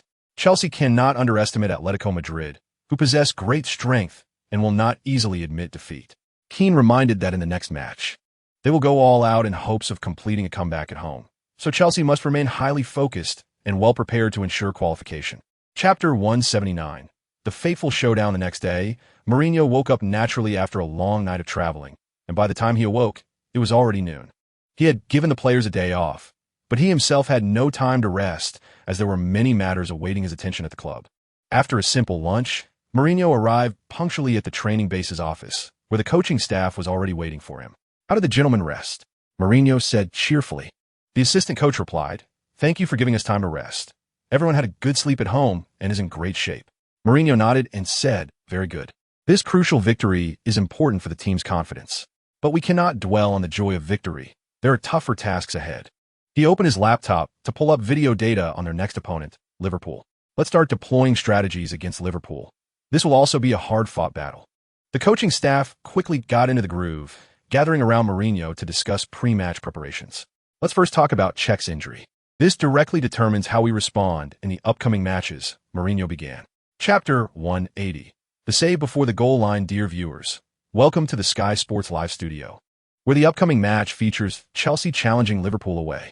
Jones said, "Today it's still me and Keane bringing you the live coverage of this match." Keane, with a big smile, added, "Yes, this match between Chelsea and Liverpool is undoubtedly the highlight of this round." Jones picked up. "Both teams are strong and have a number of top stars, so today's match is sure to be exciting."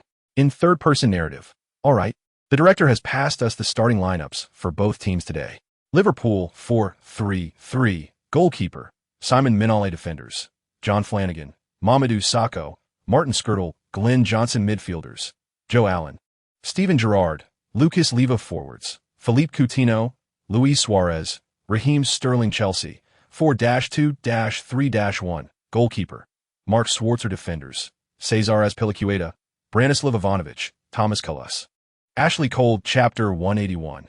Don't underestimate small things, Jones continued. Indeed, Chelsea's defenders and goalkeeper put on a defensive masterclass to keep the goal intact, especially Lille. His crucial clearance was heroic. These two successful clearances undoubtedly boosted Chelsea's morale and made Liverpool feel how difficult it was to break through the defense. The match started off so exciting. Let us look forward to more thrilling moments. When the ball was kicked out from Chelsea goalkeeper Schwarzer's hands, it was passed to Ivanovic's feet. After several passes, the ball reached the organizing core, Lampard. At this moment, Lille, active on the right flank, saw the situation and began to position himself for a pass from Lampard. However, just as Lampard was about to initiate the attack, veteran Gerrard quickly intercepted the ball. Seeing Liverpool ready to counterattack, Lampard had no choice but to commit a foul, pulling the opposing player's shirt.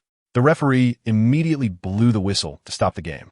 Lampard received the first yellow card of the match for this crucial foul, but also forced Gerrard to halt his attacking opportunity. Chapter 182. All or nothing on the way back to the locker room. Lille received warm congratulations from his teammates. Goalkeeper Schwarzer came over, patted Lille on his shoulder, and smiled. "Well done. That goal was so important. Your interception was brilliant, and this goal means a lot for the whole match. Keep it up in the second half," said Captain Terry with a smile. Other teammates also praised and encouraged Lille, and the atmosphere within the team instantly lifted. This goal not only gave Chelsea the lead, but, more importantly, reignited the team's fighting spirit. Lille wore a confident smile and felt very happy at this moment. After a 15-minute break at halftime, both teams switched side for the second half. It was clear that Liverpool had received orders to strengthen their attack in midfield. Right from the start of the second half, they attacked like crazy, and Lille and his teammates were exhausted trying to fend off the opponent's onslaught. By the 58th minute, after several minutes of relentless attacking with no results, Liverpool's coach decided to make a substitution. Sturridge replaced Lucas Leiva. This substitution showed that Liverpool's patience was wearing thin, and they urgently needed a new attacking point. Chapter 183. Celebration and excitement. The whistle finally blew, and this thrilling showdown came to an end. Keane excitedly said in the Sky Sports studio. Chelsea has won 2-0 against Liverpool. Let's warmly congratulate them on winning the Premier League title for the 2013 to 2014 season 2 rounds early. The decisive goal came from rising star Lille, whose outstanding performance exceeded everyone's expectations. Torres' final strike secured the victory, and Chelsea finally realized their long-awaited dream of winning the championship. Mourinho, the players, and all the Blue Army were immersed in incredible joy. They had endured a fierce struggle and finally reaped the sweet fruits of victory. This would be an unforgettable day for Chelsea. Once again, let us extend our warm congratulations to the new kings at the top of the Premier League. As the final whistle blew, Lille excitedly shouted, "We are champions!" Teammates embraced each other, sharing the joy of victory. Although there was no award ceremony at Anfield, Chelsea's players were already ecstatic and teary-eyed. The traveling Blue Army fans waved their flags in the stands, cheering joyfully. They had waited so many years to witness their team win a league title again. Chapter 184. Super rewards. As Lille got dressed, he said, "The coach is right. We must maintain our dignity tonight, as it belongs to us. Let us clean up and get ready. We're heading home. The club has prepared a grand celebration for us, and you'll definitely have a great feast," Mourinho said. Good. The players unanimously agreed, quickly tidying up and preparing to return to London to enjoy the glory of being champions. The moment the match ended, the news had already spread through the live broadcast, and the announcement of Chelsea winning the league trophy early boosted the morale of everyone at the club. The club placed great importance on this historic moment. Even though the players had yet to return, the celebration venue was already set up and ready to kick off the grand party at any time. Banners celebrating the championship were hung in the hall, and tables overflowed with various delicious food and fine wines. The staff set up the stadium in advance, and fans began to gather, waiting for the moment they had long dreamed of to finally arrive. The next day, when Lille woke up, it was already noon, and the weather in April was not that hot yet. The scorching sunlight shone through the window, warming the entire room. Chapter 185. UEFA Champions League semi-final second leg with the referee's whistle. The match between Chelsea and Atletico Madrid at Stamford Bridge officially began. We saw Chelsea in their familiar tactical formation. In the Sky Sports studio, Keane introduced the basic details of the match.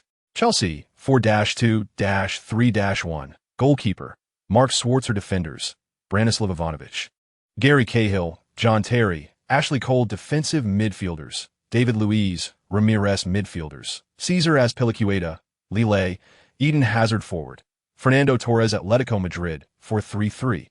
Goalkeeper, Thibaut Courtois. Defenders, Juan Fran, Diego Godin, Joao Miranda, Felipe Luis. Midfielders, Coke, Thiago, Mario Suarez, Raul Garcia. Forwards, Adrian Lopez, Diego Costa. It should be noted that Cesar Azpilicueta is usually a defender, but under Mourinho's system, he sometimes appears in attacking positions, especially when defensive contributions are needed. We know that Mourinho's teams are usually known for their solid defense and quick counterattacks. Chapter 186. Heart-stopping score. This goal sent Chelsea fans in front of the television into a frenzy. Whether at home or in bars, fans cheered and celebrated with excitement. Inside Stamford Bridge, home fans were also immersed in joy, with singing and applause echoing throughout the stadium. Every celebration after the goal was filled with positive energy. Fans were still cheering for Lille's quick counterattack assist, a stable performance at such a critical moment that fans had long awaited. The entire Stamford Bridge was bathed in the joy of victory. In the 35th minute, Chelsea took the lead with a beautiful attack. Brothers and sisters, our God, Lee is going to the finals. The dream is about to come true. We are going to see the game at the Estadio de Luz in Lisbon. Lee is amazing. His acceleration is like flying. Atletico's defenders can't keep up. The commentator also mentioned that Lee's counterattack directly changed the rhythm of the game, which was too strong.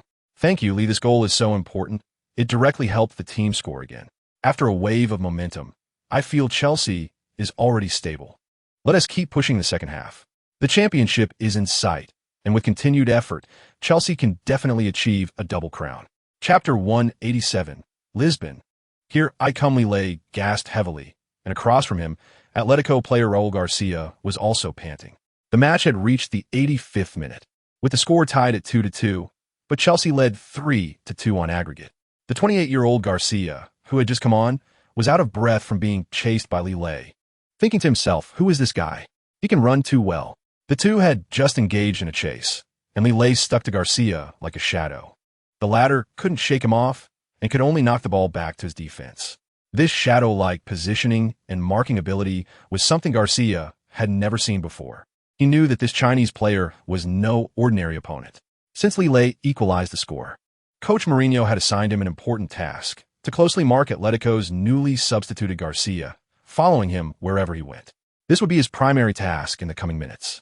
As the match entered its final minutes, Mourinho realized he must cut off Atletico's attacking source.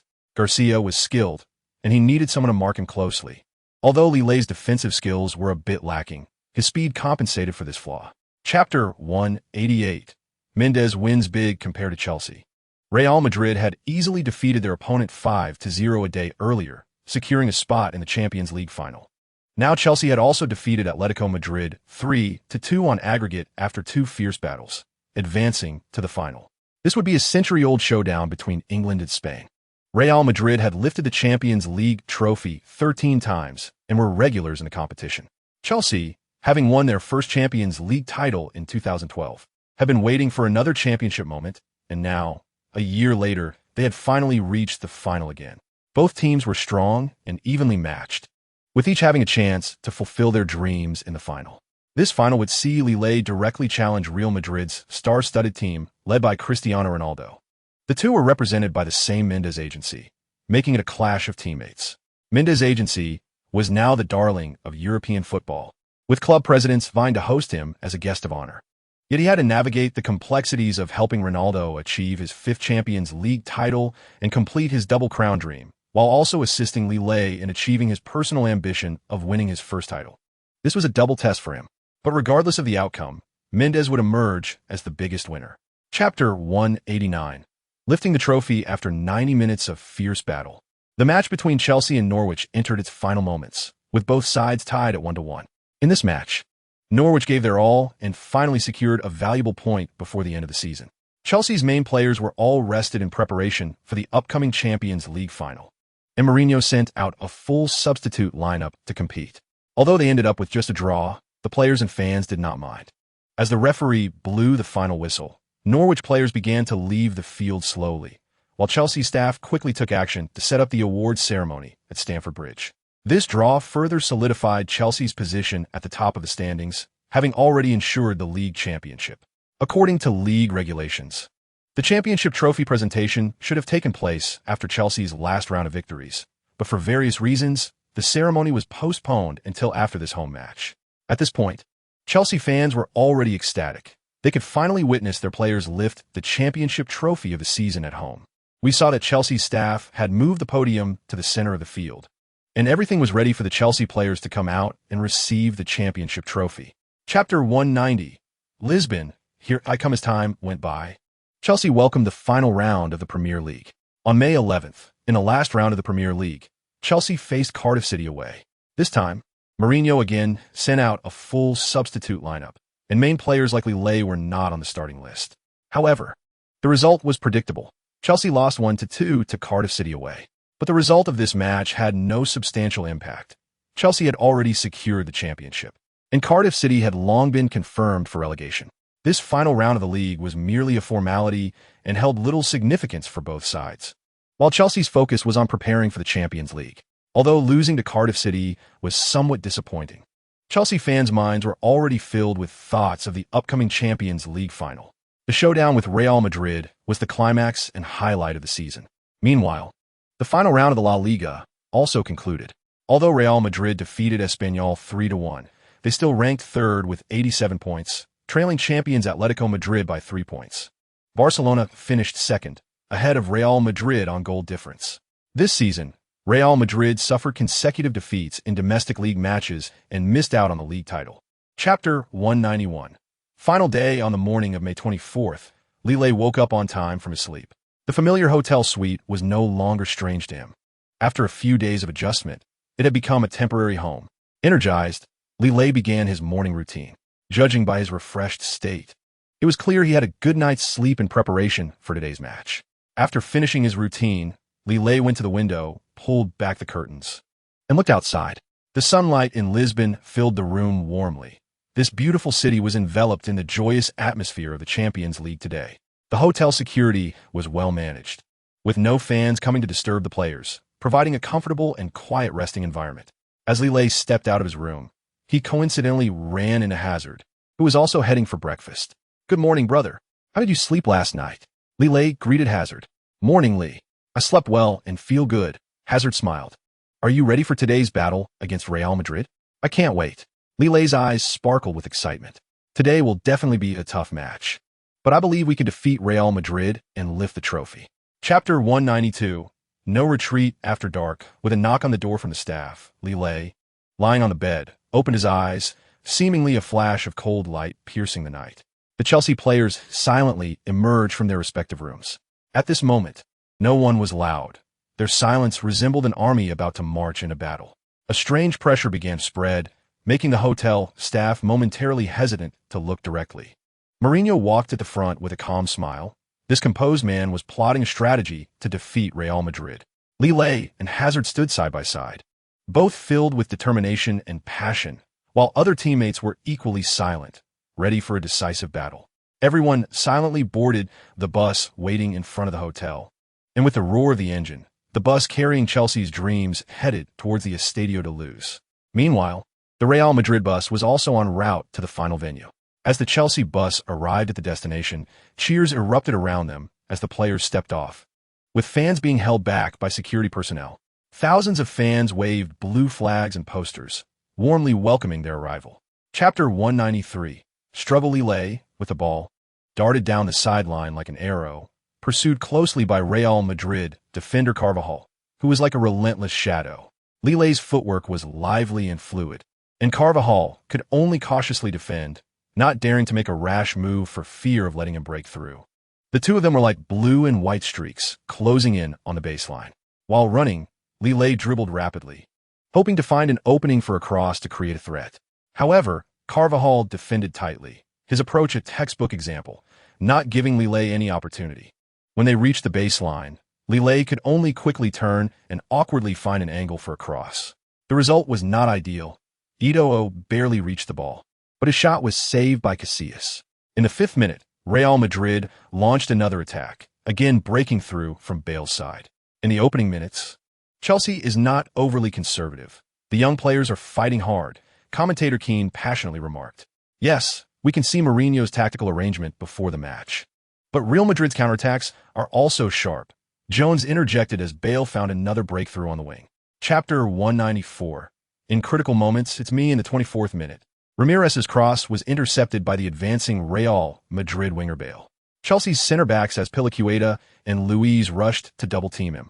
However, in a hurry, Bale managed to shoot. The ball slipped past Schwarzer and hit the post.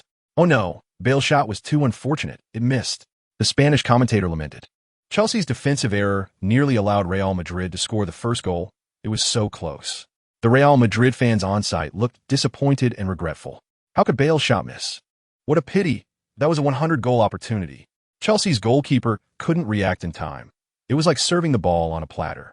If Bale had been more accurate, Real Madrid would be leading now. Just 3 minutes later, Chelsea responded. Near the center circle, Lille successfully intercepted the ball and passed it to Torres. Although he didn't manage to shoot due to Coentro's interference, Chelsea earned a corner. Lille took the corner, sending it towards the back post. But Carvajal managed to get the first touch, and the ball flew to the outside. Chapter 195. Champions at the Chelsea locker room door. Mourinho stood there to welcome the blue players as they entered one after another. Each time a player came in, he would offer words of affirmation and encouragement. "Well done. Keep focused, guys. We are on our way to victory. Keep it up. The first goal is very important. You made it, and I'm very pleased. Great performance in the first half. Continue to stay calm in the second half." When all the players gathered, Mourinho addressed them. "Gentlemen, good job in the first half. Maintain this state. We are just half a game away from the Champions League title, including Lille and all the other Chelsea players." The thought of soon lifting the Champions League trophy made their hearts race, excitement overflowing. Their faces radiated with uncontainable excitement and joy. This moment was about to arrive. Over the years, some players had fought hard for this goal, and now they were just one step away. Mourinho's words were very stirring. His encouragement boosted the whole team's confidence, and everyone was eager to bring the trophy home. The brief halftime break quickly passed, and Chelsea, leading by 1 goal, kicked off the second half. Chapter 196, We Are Champions. At the moment the whistle blew, Gao Yi, sitting in the stands, jumped up from his seat. Raising his hands high over his head, his shouts nearly drowning out the cheers of the surrounding fans. We are champions, he shouted excitedly, addressing the camera. Li is amazing. He blocked Real Madrid's last chance, and Chelsea achieved ultimate victory. His face beamed with joy, and his eyes were filled with tears. After days of tense waiting, the fruit of victory finally arrived, and Chelsea's championship joy burst forth at this moment. Being in a foreign land, Gao Yi missed his hometown immensely. This victory not only allowed Chelsea to hold their heads high, but also gave him a sense of nostalgia in the bustling city. In the live broadcast room of Gao Yi, the fans' barrage messages were flooding the screen, causing a momentary lag in the live stream. Li Shun is amazing. At a critical moment, he decisively defended and successfully cut off Real Madrid's last attack. What will Real Madrid do now? Chelsea has won the championship. Go Chelsea! The Blue Army is invincible, thanks to Lilé's brilliant performance. He is the biggest contributor to this victory. Chapter 197, A Joyous Celebration Under the Watch of 45,000 Blue Army fans at the Bright Stadium. Chelsea's captain John Terry and the man of the match Lilé raised the UEFA Champions League trophy high, symbolizing their championship. Both of them wore joyful smiles as they lifted the trophy, showcasing their confidence and pride. The blue and white ribbons fluttering behind them contrasted against the night sky like the wings of the goddess of victory. The song We Are the Champions echoed in every corner of the stadium, immortalizing this joyful moment. Fans waved scarves and posters, celebrating together with the victorious heroes on the field. At this moment, the entire Bright Stadium was bathed in the joy of victory. The smiles of Chelsea players intertwined with the cheers of fans, creating the most touching scene of the Champions League night. After the awards ceremony at the Bright Stadium concluded, Chelsea players returned to the hotel to continue their celebrations. Tonight was destined to be a sleepless night, as everyone was immersed in joy, unable to extricate themselves. When the players circled the field to thank the fans, Gao Yi squeezed to the front of the railing, excitedly shouting, Li Shun, look here. Just a little while ago, Gao Yi was passionately vowing to his fans in the live broadcast room that he would definitely get a close interview with Lilé today. Chapter 198, Celebration. The next morning, Chelsea flew back to London on a private jet, where a grand parade celebration awaited them. At this time, Mourinho was suffering from a splitting headache, looking listless and far from the spirited state he had on the pitch the day before. As the head coach, he had quite a few drinks last night, receiving congratulations from club executives and players alike. This double crown of the Premier League and Champions League was an extremely high honor for any club. On the plane, Mourinho's mind was still echoing with the joyful scenes from the previous night. The players were happily downing drinks and forcing toasting with the head coach, not giving him a moment to breathe. To your honor, cheers, sir, they shouted. Mourinho was both amused and helpless. These guys showed no mercy to him yesterday. But for the sake of the double crown, he could only willingly accept the drinks. Now, with a splitting headache, Mourinho thought he would definitely need to hit the medical room for some aspirin later. But what was a headache compared to the joy of the double crown? Terry and the other stars were in a standby state after a hangover, feeling a bit nauseous after the excitement. Chapter 199, Brazil. Here I Come. Chelsea celebration was grand and joyful. But no matter how joyful the moment was, it had to come to an end, with the World Cup approaching. And Chelsea being the double crown winner of the Premier League and Champions League, the value of Chelsea's players skyrocketed. National teams that had qualified for the World Cup all summoned their Chelsea players. Although Lilé wanted to serve his country, the circumstances did not allow it. After the celebration ended, the next day, his teammates began to pack their bags and prepare to return home for training. When parting, they embraced and said their goodbyes with reluctance. Go and bring glory to the country. Don't forget we are a family. Lilé patted each brother on the shoulder, sincerely wishing them well. Watching them leave, Lilé felt a bit lonely. Now, his summer break belonged solely to him. The world was his to explore, and he believed his stage was still ahead. As his teammates left, the training base felt much emptier. Lilé returned to his dormitory alone and began to plan his holiday. However, before that, he needed to handle the allocation of the free points from the system reward. After winning the Champions League, the system rewards had already been distributed, but he had been too busy celebrating to use them. Now he finally had time, and as Lei delved into his consciousness, he called up the system interface, revealing an exciting number. Chapter 200, Long-Lasting. Having fun silently, just as Lei was enjoying the food and beautiful girls in Brazil, 32 national teams from around the world arrived to make their final preparations. As the host city for the opening match, Sao Paulo was particularly crowded with fans. Although restricted by the national team, Lei was still warmly welcomed by his Chelsea teammates from Brazil. In this tournament, key Chelsea players like Ramirez, Luiz, and Oscar were all selected for the Brazilian national team. When they saw Lei, they greeted him happily. "Hey, didn't expect you to come too."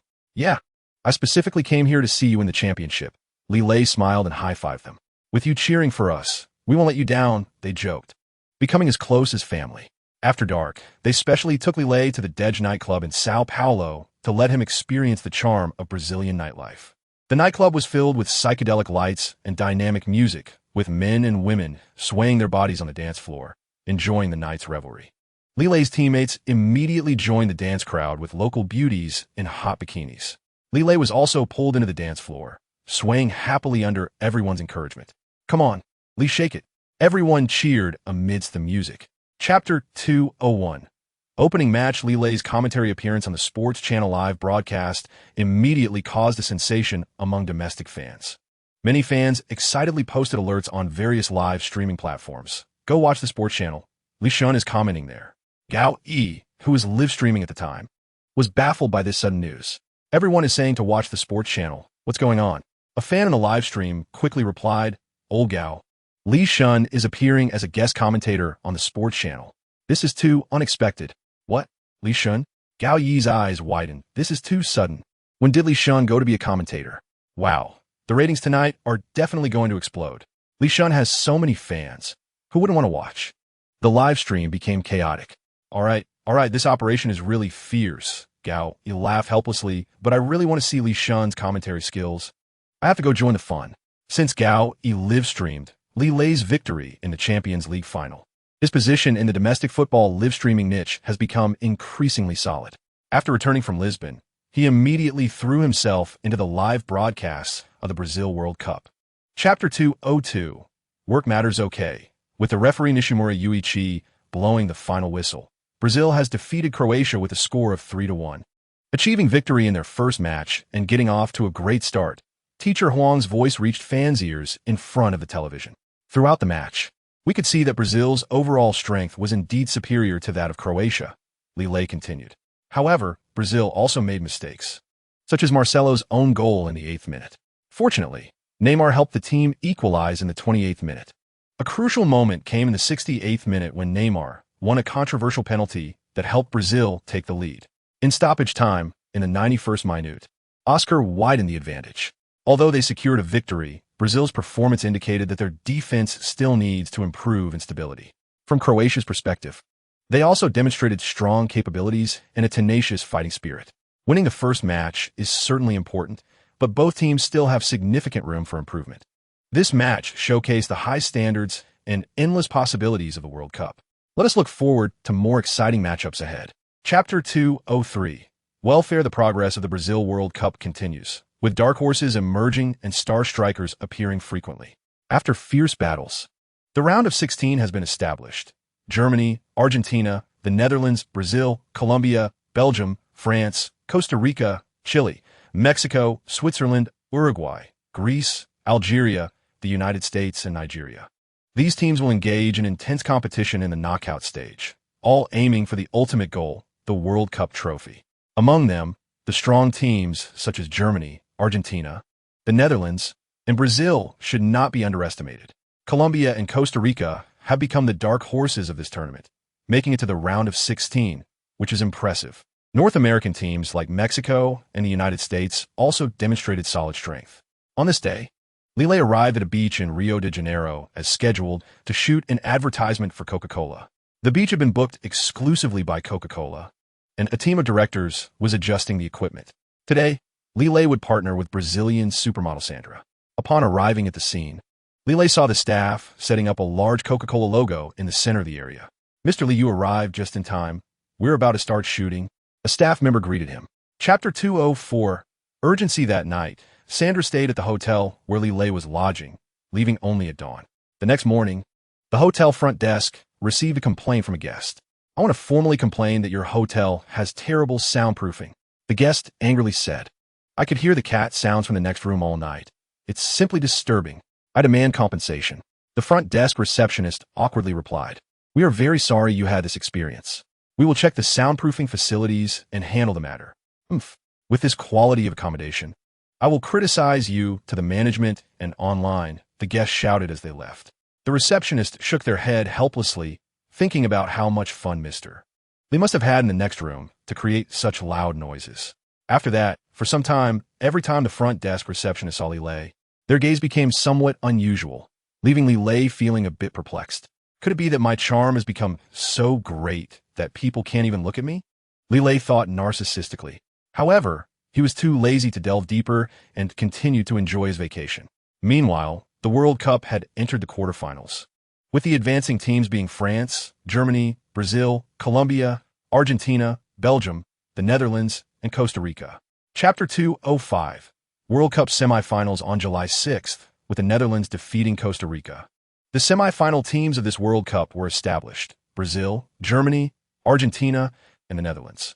At the same time, Colombia's rising star James Rodriguez became the focus of public attention in this World Cup, attracting the interest of European giants. Compared to James, Lillet, who was once a darling of the transfer market, had been forgotten under the newcomer's spotlight. Major clubs began to offer astronomical fees to recruit James, and Lillet's agent Mendez was busy dealing with the developments of this transfer battle. Lillet silently watched all these developments with a tinge of disappointment. He could have been the biggest winner of this World Cup, but unexpectedly, he was replaced by a rising newcomer. Even Real Madrid, which had previously shown interest in Lillet, turned to pursue James. To sign this new star, Real Madrid offered a staggering transfer fee of 80 million euros and successfully brought James to the Bernabeu.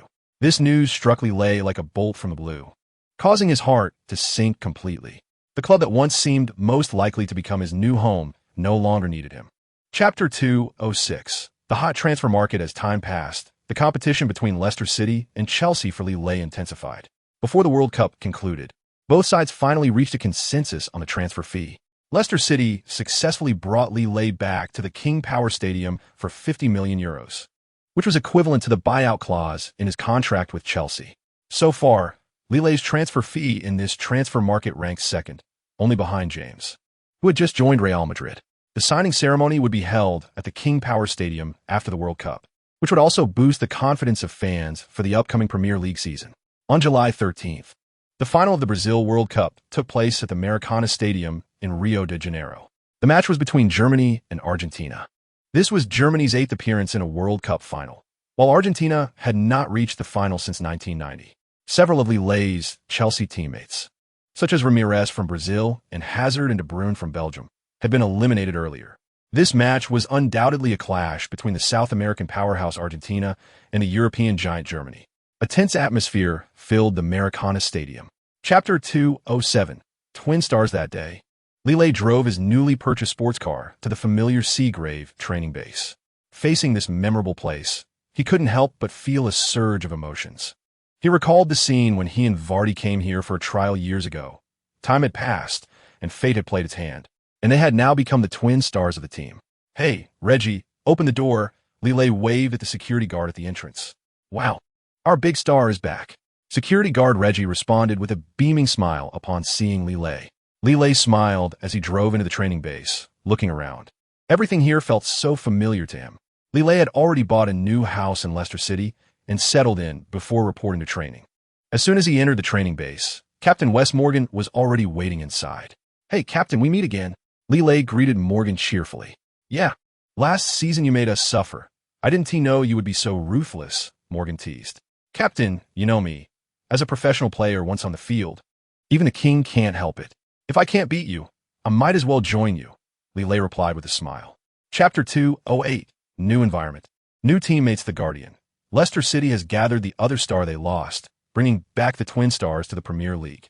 After a year at Chelsea, Lillet returned to his former team Leicester City for 50 million euros, marking the resurgence of the once great twin star duo in the Premier League. Vardy, who debuted alongside Lillet, remains the leading figure at Leicester City, and they have fought side by side for the club. Nowadays, Lille has chosen to return, reuniting the star duo once again. This is great news for Leicester City. With two superstar players, their luxurious attacking line will undoubtedly give them the strength to rival top clubs. Under the leadership of the new coach Ranieri, winning the Premier League title is no longer a pipe dream. On the road to revival, Leicester City is set to reclaim its former glory. The return of the Eastern Pearl, Lille, has reignited the championship dreams of this revitalized team. They are once again fully prepared to shine under the blue moon with the brilliance of the Twin Stars. In response to the Guardian's praise of Leicester City's championship prospects, other top Premier League teams remain unconvinced. For other teams, the idea that Leicester City, which struggled in the relegation zone last season, could dominate the Premier League this season is simply absurd. Chapter 209. Ranieri's plans. When Okazaki excitedly shook hands with Lille, Lille felt some aversion and vigilance inside, but he did not show it on his face.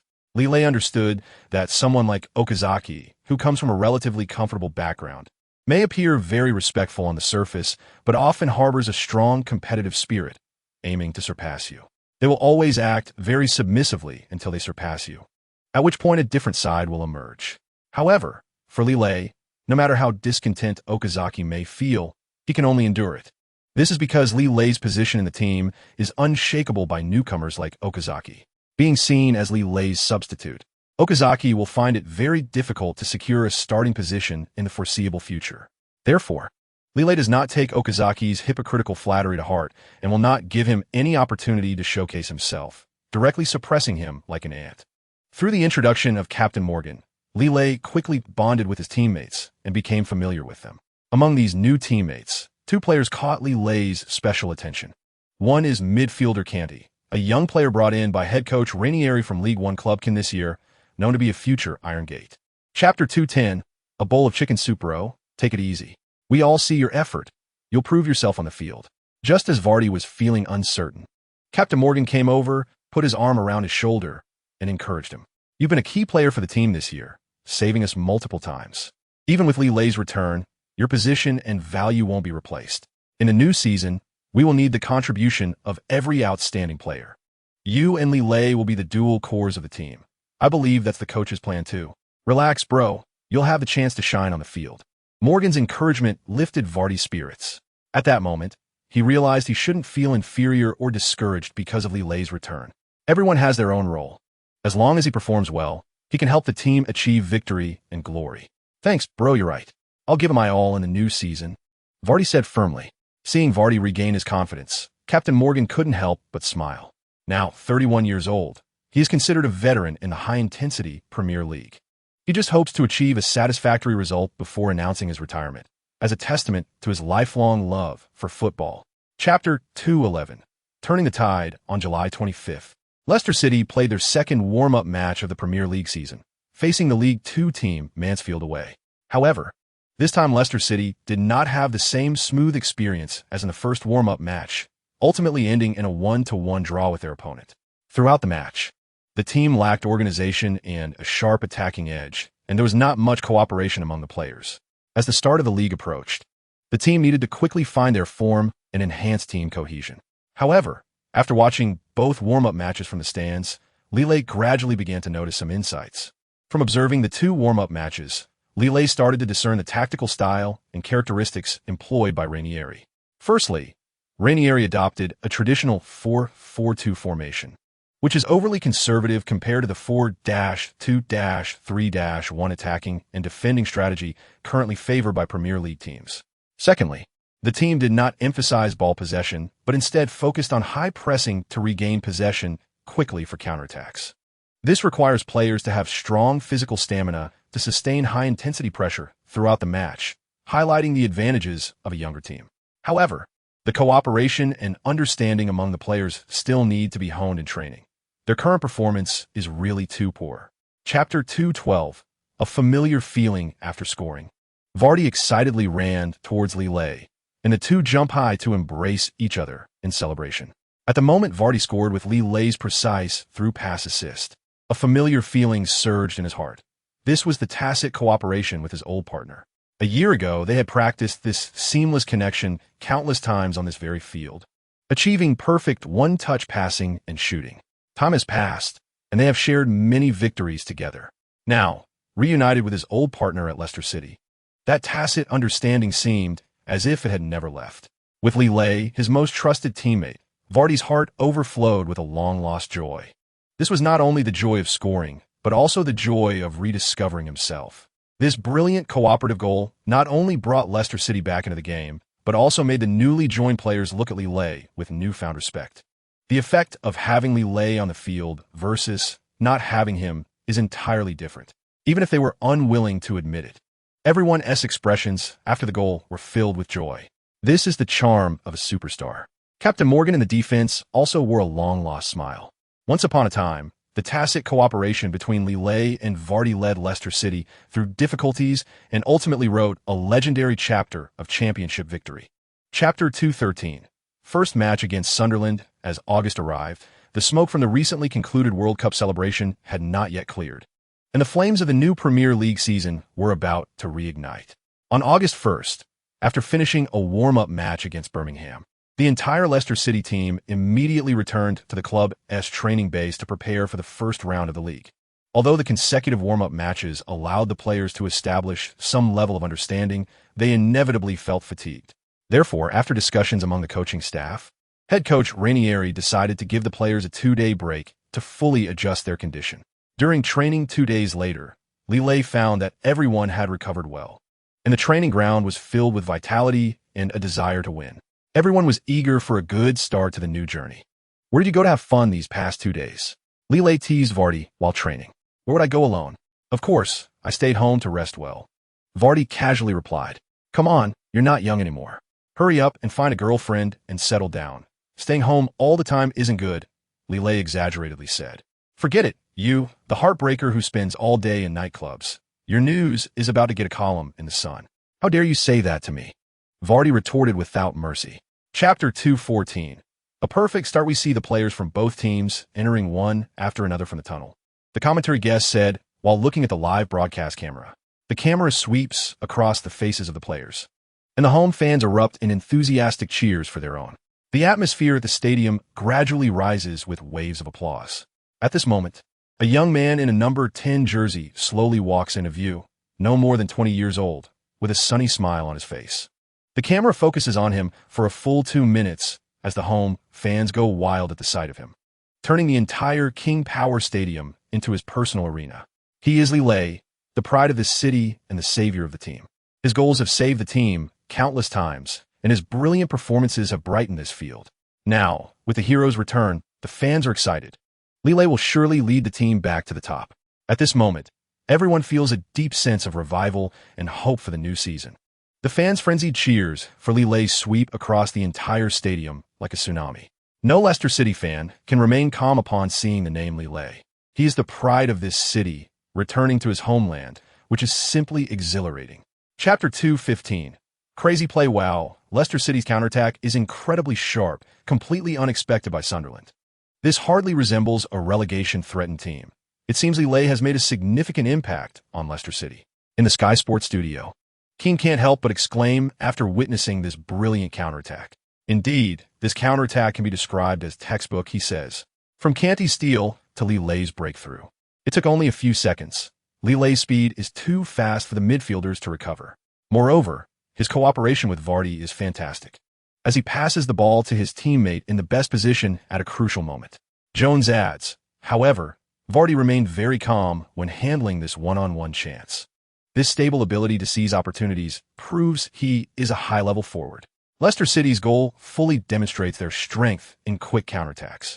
I believe Lille's arrival has brought a positive influence to this team. If Leicester City can maintain this form in every match, their hopes of staying up will greatly increase. At the moment the ball hit the net, all Leicester City fans went crazy, cheering and celebrating this exhilarating goal, with warm applause and cheers filling the stadium. Chapter 216. The dark horse from the very first match. We saw Sunderland's coach make substitutions in response to the heavy score deficit, hoping to stabilize the situation and pull one back. However, Leicester City did not relax their attack and continued to go all out. This score was not enough for them, and they needed more goals to secure the victory. Sunderland, on the other hand, was desperately defending, even resorting to rough tactics. 2 yellow cards showed that their defense was in disarray, relying on fouls to stop the opponent's attack. Jones, what do you think? Host Keane was still commenting on the match in his usual manner. The host was absolutely right. Throughout the match, Leicester City had basically secured victory. Their attack crashed against Sunderland's defense like a tide, which was already overwhelmed. Victory was in sight. Leicester City players just needed to maintain their form. Jones continued after taking over the commentary. At halftime, Leicester City led 3-0. The two sides switched sides for the second half, and Leicester City's attack remained sharp. Perhaps the large lead eased the pressure on the defense, causing them to relax a bit, allowing Sunderland to fight back and score 2 goals, which left coach Ranieri on the sidelines quite dissatisfied. Chapter 217. 2 consecutive wins at the start on August 15, 2014, in the second round of the 2014-2015 Premier League season. Leicester City visited the London Olympic Stadium to challenge West Ham United. By the 80th minute, the home team was down 0-2, a very unfavorable score for West Ham. The entire stadium fell silent. The home fans were extremely low in spirits, with some extreme fans even leaving early. West Ham had little time left, just 10 minutes to catch up on the score. Leicester City's players were playing very relaxed, still organizing attacks on the field. In contrast, West Ham's players could only engage in passive defense, trying to minimize further goals conceded. Their coach was anxiously waving his arms on the sidelines, trying to urge the players to step up their attack, but the entire team had completely lost their fighting spirit and found it difficult to mount an effective counterattack. In the Sky Sports studio, Keane smiled broadly as he commented, "Leicester City's organized attack is indeed very tight, with Lille playing a crucial role. Whether in cooperation with forward Vardy or with the midfielders, everything is so perfect." Chapter 218. Chelsea sliding into the abyss in response to reports from The Sun. Chelsea's coach Mourinho was furious. He chose not to respond to the media, but expressed his dissatisfaction angrily at a club executives meeting. Mourinho believed that before the start of the new season, Chelsea's management had once again displayed excessive decentralization of power regarding transfer issues. With veteran players leaving one after another without strong reinforcements, he, as the head coach, was forced into a very passive situation. Last season, Chelsea relied on a fixed starting lineup to play through the entire season, and those international players continued to participate in the Brazil World Cup after the season ended. This left them with no time for proper rest before facing the challenges of a new season. Without new blood joining, Mourinho had nothing to work with to achieve results, which severely affected the team's combat effectiveness. Club chairman Abramovich could only try to appease Mourinho's anger, which was his usual style. Indeed, there were once again problems with Chelsea's transfer policy, leading to a decline in the overall strength of the team. If they cannot quickly bring in capable reinforcements, Chelsea is likely to face a very difficult season. Chapter 219. Testing strength. Host Keane received the lineup and said, "Okay, the front director has provided the starting lineups for both teams. Let's take a detailed look at the players starting for each side." Leicester City, 4-4-2 goalkeeper, Schmeichel, defenders, Chilwell, Morgan, Benon, Wasilewski, midfielders, Mahrez, Drinkwater, Kanté, Albrighton, forwards, Vardy, Lille, Tottenham Hotspur, 4-2-3-1 goalkeeper, Hugo Lloris, defenders, Naughton, Kabul, Dier, Rose, midfielders, Benaleb, Capu, Dembele, Lamela, Eriksen, forward, Adebayor. After reviewing both team starting lineups, Keane commented, "I noticed that Spurs player Harry Kane is not in the starting lineup. I wonder if Spurs coach Pochettino has any special considerations for this move." Jones responded, "Indeed, Harry Kane, as Spurs number 1 forward, should have had a great opportunity to shine in this match against his old club. However, his recent form has slightly declined, and he performed poorly in the last match. Perhaps Pochettino considered this and chose to place him on the bench." Chapter 220. A gradually unbalanced match. He excitedly commented in the live broadcast, "Oh, it's a pity that Tottenham defender Dembele's foul is highly controversial. We see the entire Tottenham team surrounding the referee, arguing about the severity of the decision. They are clearly unhappy with this ruling. Oh, Leicester City players have already taken action, with Lille leading the way to rescue the referee from the crowd. And the referee signaled for both sides to remain calm. Dembele's action of pulling Mahrez down from behind in the backfield is indeed somewhat controversial. It seems more like physical contact during the defensive process rather than a hard foul, which is why Tottenham players collectively questioned the referee. However, The referee has already made the decision, and this free kick opportunity goes to Leicester City. We know Lille's free kick skills. This is simply an excellent goal-scoring opportunity. Let's continue to follow the progress of the match. Meanwhile, the barrage in the live broadcast room is flying everywhere, with supporters of both teams discussing this issue. This foul is too weak. He didn't even touch him with an elbow. The referee must have a swollen eye to blow such a call. The scene of Tottenham players attacking the referee is so thrilling. The referee deserves to be scolded. Chapter 221, Equalizing and Surpassing. The 15-minute halftime break is a crucial moment for both coaches to adjust their tactics for the second half. Time flies and the second half begins, but the situation remains unchanged, with Leicester City still controlling the game. When a match reaches the 60th minute, it looks like Lille is about to make another run down the wing and score a stunning goal, but he is pulled down from behind by Tottenham defender Deer. Facing such a rough defense, the referee promptly shows a yellow card to punish the Tottenham defender's rough play. This is already the third yellow card Tottenham has received in this match, leaving the few Tottenham fans who came to watch the match feeling embarrassed. The game has been truly disappointing. Another free kick opportunity goes to Leicester City, and Lille's previous breakthrough fully demonstrated his speed and threat. In the 60th minute, Pochettino finally made his first substitution, bringing on Harry Kane to replace forward Adebayor. This adjustment had an immediate effect. The newly entered Harry Kane was highly active and repeatedly threatened Leicester City's goal. Chapter 222, Potential to be a dark horse. Compared to the audience in the stadium, the atmosphere in Gao Yi's live broadcast room is equally lively. There was some frustration when Tottenham equalized, but then Lille's breakthrough brought a goal for Leicester City, making Gao Yi's commentary increasingly excited. Gao Yi excitedly pounded the table and exclaimed, "Lille's breakthrough is so beautiful." Tottenham's defense was torn apart as if it were made of paper. Such stable performance in critical moments is incredibly important, laying the foundation for the team to regain the lead. Mara's shot was also quite clever. The angle was so tricky that the goalkeeper couldn't reach it. Leicester City's players are in excellent form, with great cooperation. If Tottenham wants to equalize again, it will be extremely difficult. In the barrage, fans are also boiling over during this high-intensity moment. Awesome, Lille is in God mode. Mara's shot is so beautiful. I'm stunned. Come on, Leicester City. Hold on to victory. The front three are too strong. Tottenham simply can't defend against them. Defense also needs to be cautious as Tottenham will counterattack. In the last 10 minutes, let's hold on to the lead. Gao Yi, looking at the barrage, excitedly said that the fans are also shocked. This incredible comeback is exhilarating. In the last 10 minutes, as long as Leicester City remains steady, they can complete the comeback. Let's look forward to their brilliant performance together. Chapter 223. No, the form is off. On August 29th, Lille followed Leicester City to Bournemouth, preparing to challenge Bournemouth Club at Vitality Stadium. Just 2 days ago, Leicester City had just defeated lower league team Bury 4-0 with an all-substitute lineup to advance to the next round of the EFL Cup. To cope with the league, Coach Ranieri actively chose to rotate some key players to keep everyone in top form. Arriving at the away dressing room, Lille saw everyone smiling and full of energy, and the good momentum from the consecutive wins filled everyone with confidence. Ranieri stood in front of the dressing room whiteboard, hands on the table, his gaze firmly scanning each player as he slowly spoke. Guys, past victories are history. We are facing a brand new opponent. Bournemouth, a newly promoted team, will bring us trouble in their own way. So I need you to maintain the highest level of focus and alertness. We must continue with a hungry mentality to treat every match as a life and death battle that determines our fate. Believe in yourself. Believe in your teammates. We are all fighting for a common honor. Even if the opponent shows surprising strength, it cannot shake our will. Chapter 224. The coordination is exquisite.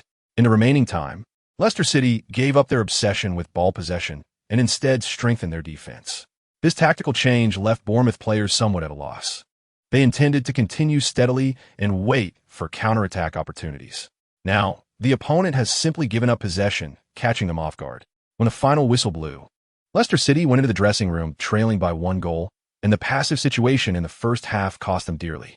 During halftime, Sky Sports host Keane and commentator Jones began their analysis of the first half. Keane spoke first. The first half was very exciting and intense. Bournemouth's defense made it hard for Leicester City to find an attacking method. What do you think of the first half, Jones? Jones replied, Bournemouth's defensive tactics were very successful. They sacrificed attacking opportunities, but effectively blocked Leicester City's sharp attacks from the front three. I believe Leicester City's players are experiencing issues with their form and are making frequent defensive errors. They must adjust promptly. I agree with your opinion. Bournemouth's tactics caught Leicester City off guard. Chapter 225, fortunately, not left behind. As the clock approached 90 minutes, Leicester City completed a dramatic comeback thanks to Lee Lay's planning and the selfless contributions of his teammates. Before the darkest moment, they did not give up and finally welcomed the dawn of victory. The match continued, but Bournemouth players had already lost their fighting spirit and only wanted to hold on for a draw. Both the coach and players believed that since victory was lost, a draw could be accepted. However, the home fans in the stands completely disagreed.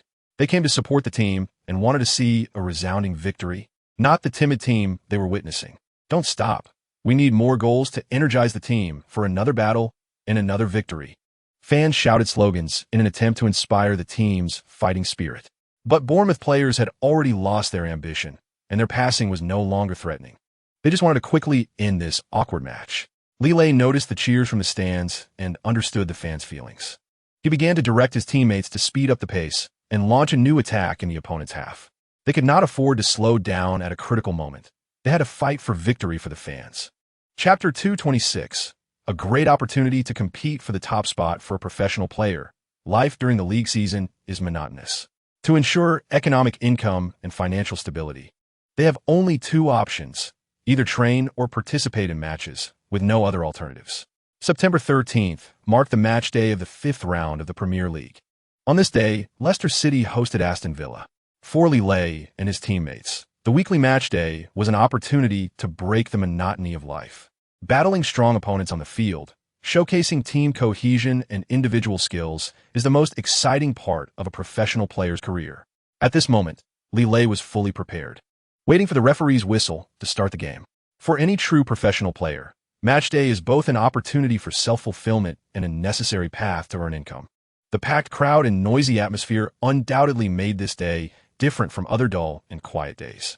In the first 4 rounds of this season, Aston Villa had 1 win, 1 draw, and 2 losses, accumulating only 4 points and ranking 12th. For Leicester City, achieving their goals for this season required winning the match against Aston Villa. Indeed, Leicester City dominated the match, with Vardy opening the scoring, followed by Lee scoring twice to finalize the score at 3-2.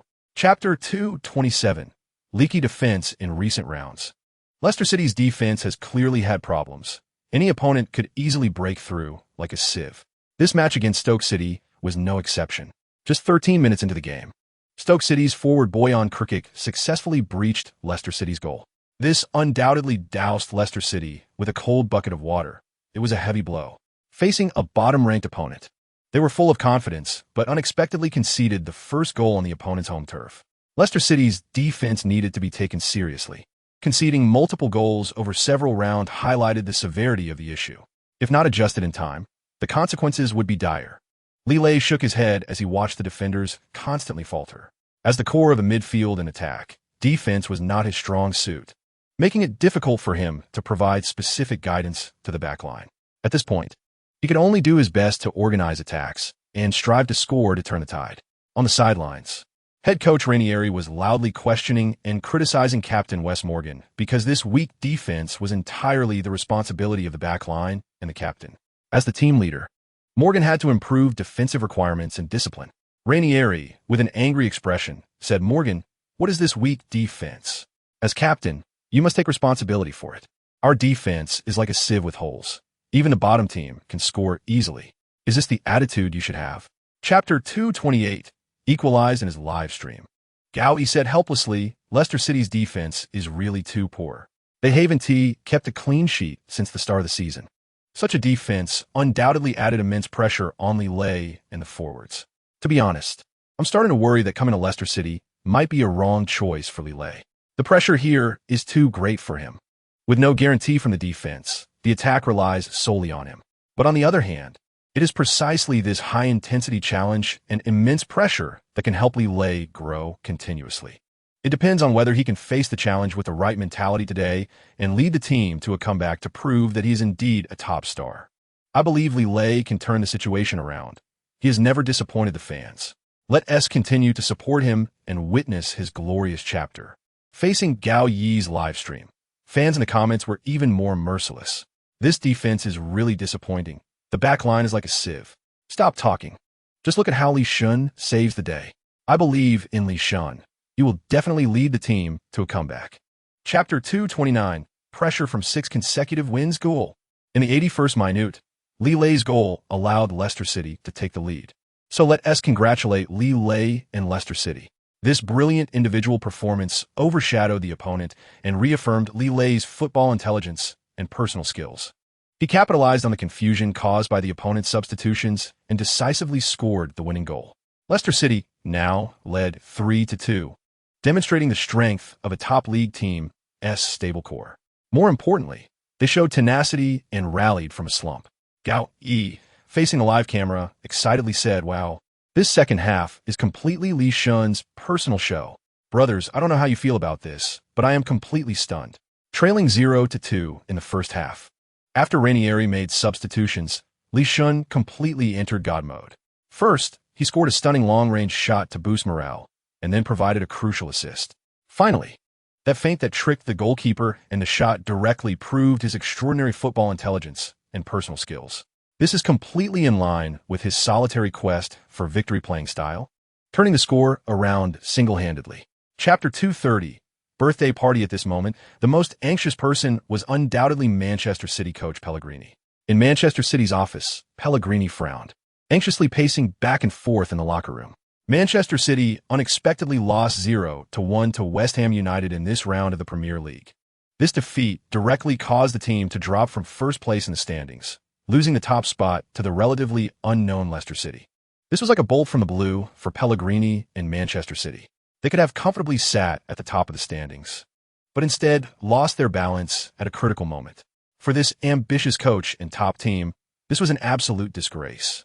Not only was Pellegrini frowning, but the coaches of strong teams like Manchester United, Chelsea, Liverpool, and Arsenal were also frustrated.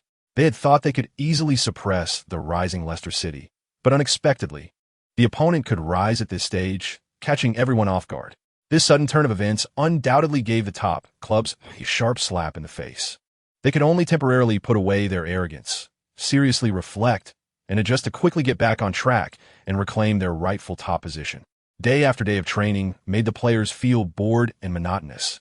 At this time, if a teammate broke this monotony by inviting everyone to a birthday party, it would undoubtedly be a great joy for the players. Chapter 231, Strength under test. The next day, Lille woke up from his sleep, and by his bedside, there was already no one left, only the lingering smell of alcohol and perfume in the room. The messy home furnishings reflected the craziness of the previous night. After tidying up, Lille drove to the team's training base. Sure enough, he was called directly to head coach Ranieri's office. Ranieri slammed the Sun newspaper on the table with an angry expression. "Didn't I remind you all a few days ago? Have you all completely forgotten my words?" Lille looked down and saw the sensational news and photos of him and several teammates at a party prominently displayed on the newspaper. "Coach, I know excuses," Ranieri shouted angrily. "I've warned you multiple times. This time you must accept punishment and cannot participate in the next match." Lille's face turned pale, knowing he was in the wrong, and he could only silently accept the penalty.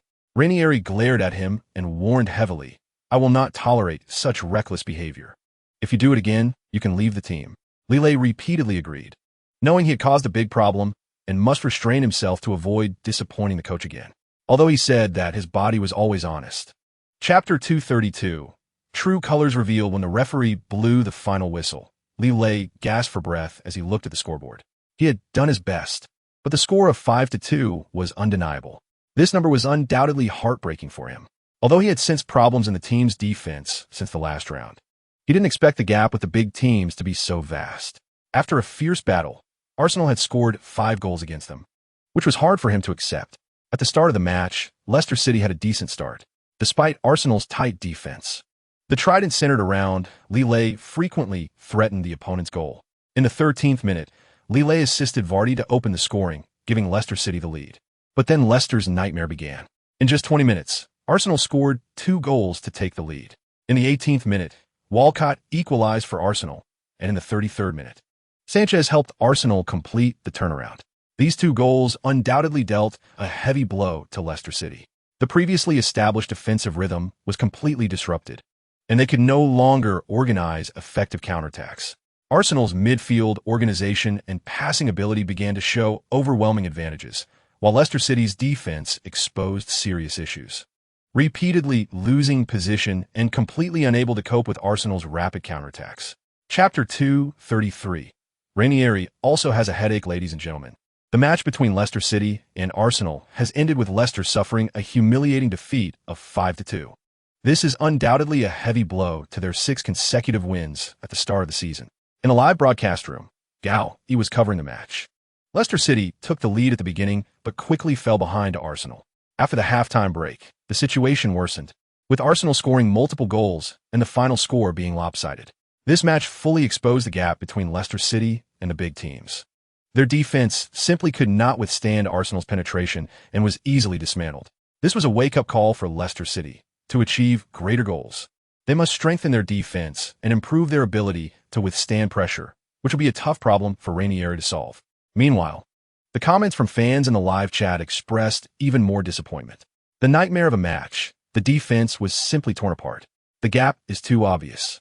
Arsenal's strength is indeed formidable. We still need to work hard.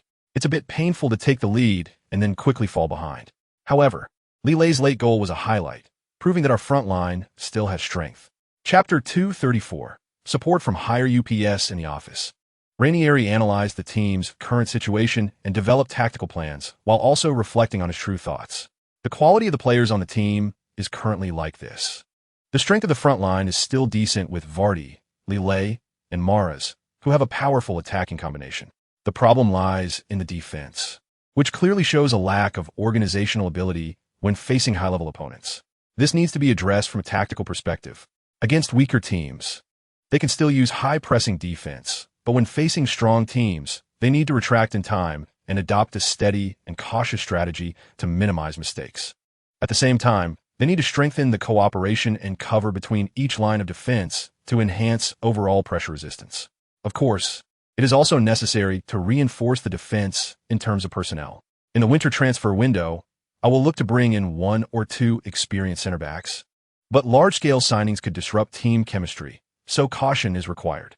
The existing lineup is difficult to change significantly in a short time. I can only try to maximize the strength of this formation from a tactical level. I hope the players can continuously improve their defensive awareness and become the real main characters of the team. With this in mind, Ranieri looked at the players on the training ground from the window, revealing a comforting expression on his face. Chapter 2:35. Reputation reversed until the end of this match. The final result was that Leicester City triumphed. As the match approached its conclusion, Leicester and Norwich were still fiercely competing for possession on the field, but the scales of victory had already tipped in favor of Leicester City. In the 86th minute, Norwich made an unexpected mistake during an attack, and Leicester City seized the opportunity to launch a perfect quick counterattack. From the halfway line, Lille received the ball in midfield and single-handedly broke through Norwich's defense, then delivered a diagonal long pass to Mahrez, who was making a run down the left flank. Mahrez received the ball and shot, scoring into Norwich's goal, changing the score to 2-1. This goal showcased Leicester City's counterattack system in all its glory. Lille's dribbling and excellent passing skills, along with Mahrez's ability to seize the one-on-one opportunity, were all perfect. This goal can be said to embody all of Coach Ranieri's tactical intentions. With just 4 minutes left in the match, this goal almost ensured Leicester City's victory. Although both coaches' adjustments achieved their intended purposes, Ranieri ultimately smiled in the end. Chapter 236. Another 6 consecutive wins. Major media outlets unanimously praised Leicester City's rise, stating that this team has entered a new phase.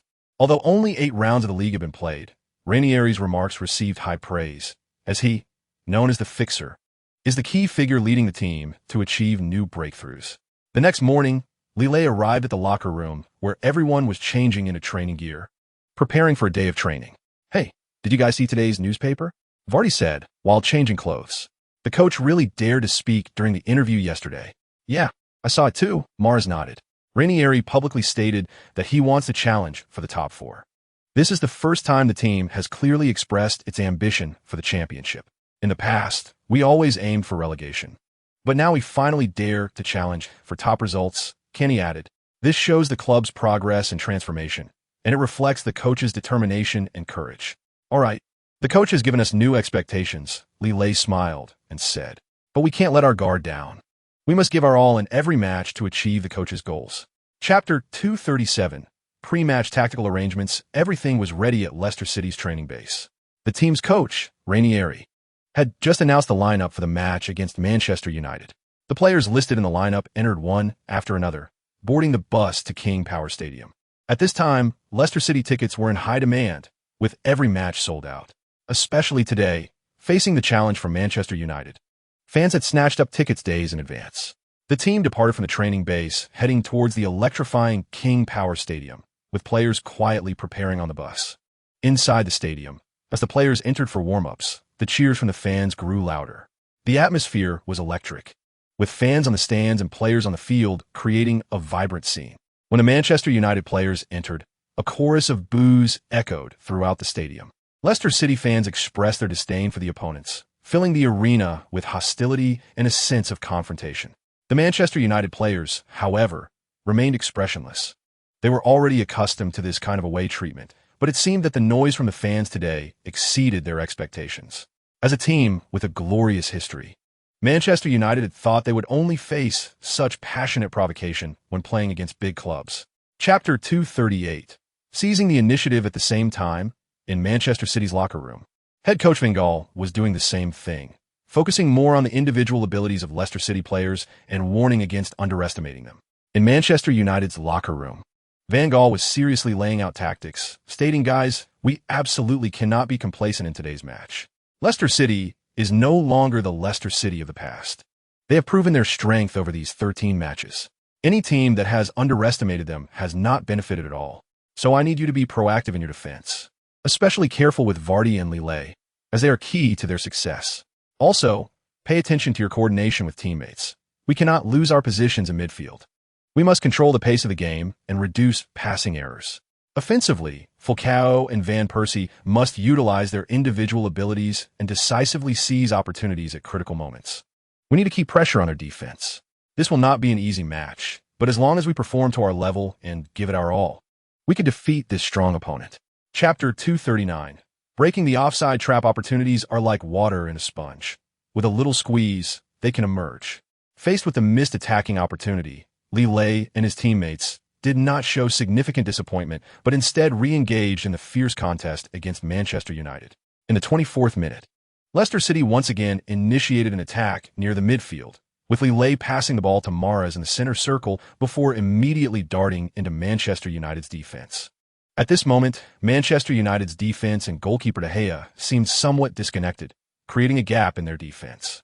Mahrez and Lillet exchanged a quick glance, sharply identifying this tactical flaw, and Mahrez decisively passed the ball to the penetrating Lillet. Lillet received the ball perfectly, and the assistant referee did not call offside. He found himself one-on-one with Manchester United's goalkeeper De Gea. We saw Lillet's body movement seemingly suggest he would shoot to the right, which tricked De Gea into diving early to the right. Wonderful, absolutely wonderful. Lillet did not shoot.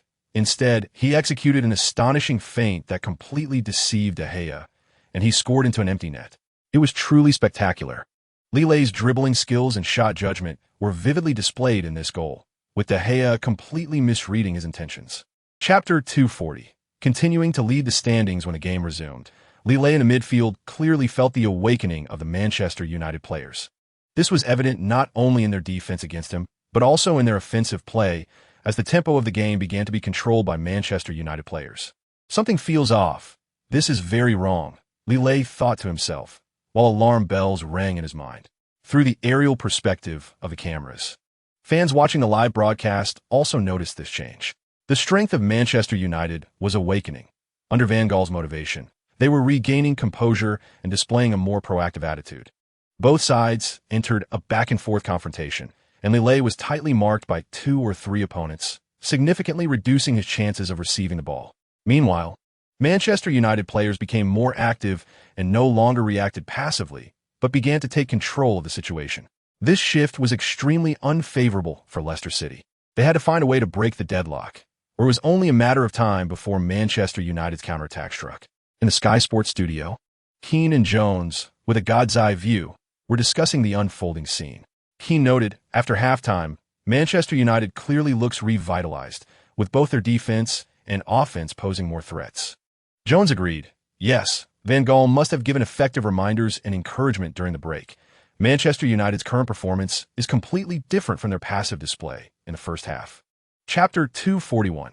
Seeking a professional training team as expected, the next day, Manchester City defeated Southampton, who came to challenge them, with a score of 3-1, which was great news for them. They not only surpassed Manchester United in the standings to rise to second place, but also narrowed the gap with the top team, Leicester City, to just 8 points. The current Premier League standings are as follows. Leicester City 12 wins, 1 draw, 1 loss, 37 points. Manchester City 9 wins, 3 draws, 2 losses, 30 points. Manchester United 8 wins, 4 draws, 2 losses, 28 points. It can be seen that Leicester City sits atop the table with 37 points. Manchester City is second with 30 points, and Manchester United has fallen to third with only 28 points. Manchester City's victory directly caused Manchester United to drop to third, and the gap with the leaders was reduced to just 7 points. This was a heavy blow for Manchester United, while Manchester City saw a glimmer of hope for the championship with this victory. After this round, the Premier League standings showcased a fresh trajectory. Below are the reports from major media outlets in the UK regarding this round of matches.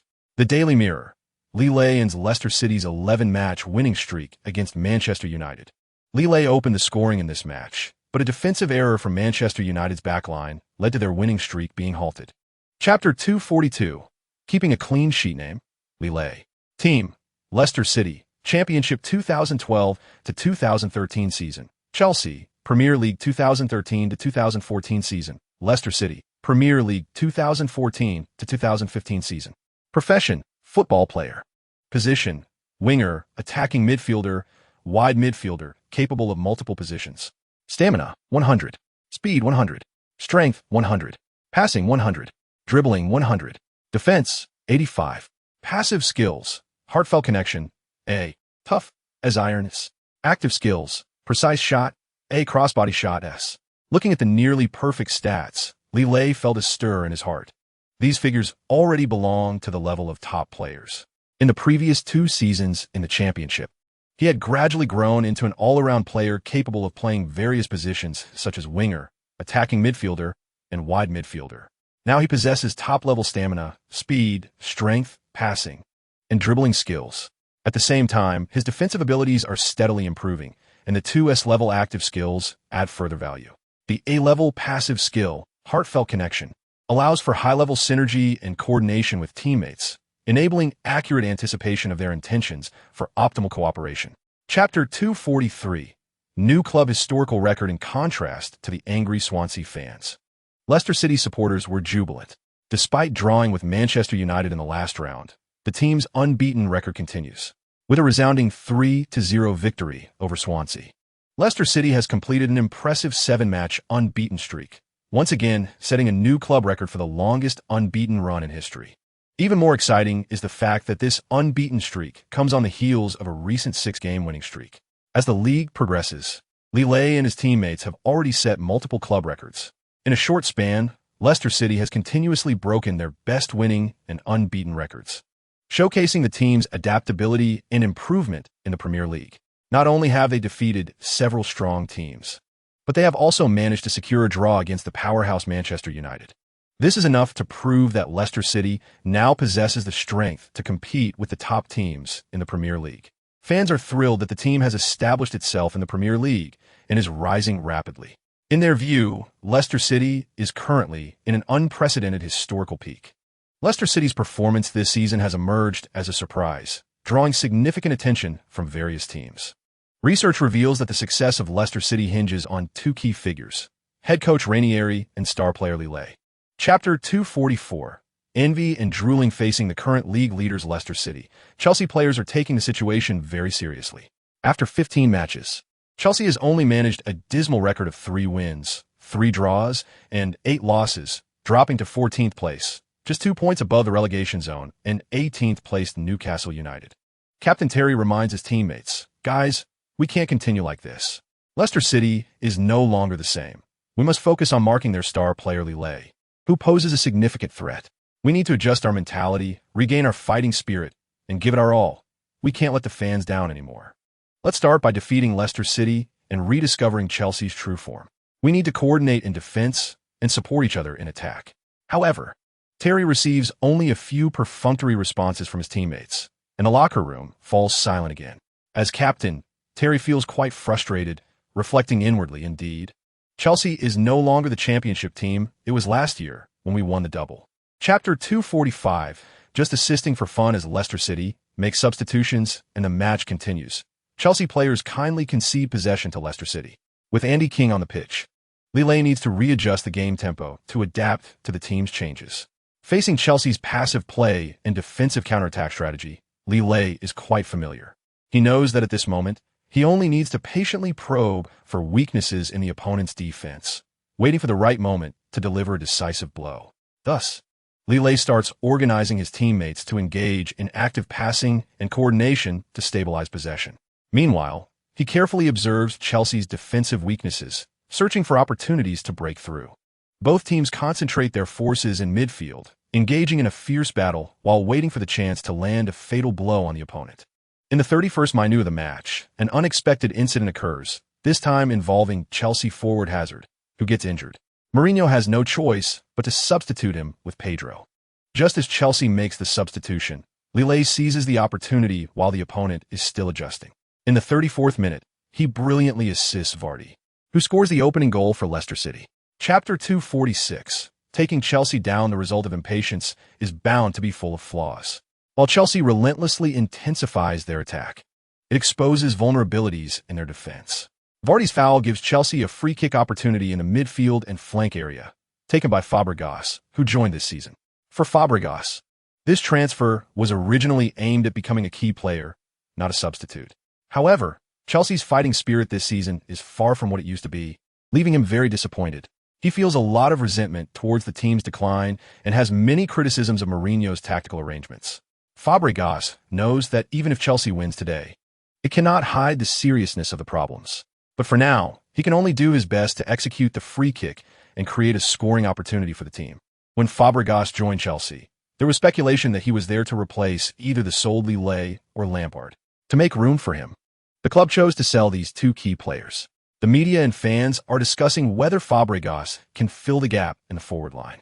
The pressure on him is immense, as he has to replace two of the team's core contributors. Chapter 247, who can stop us?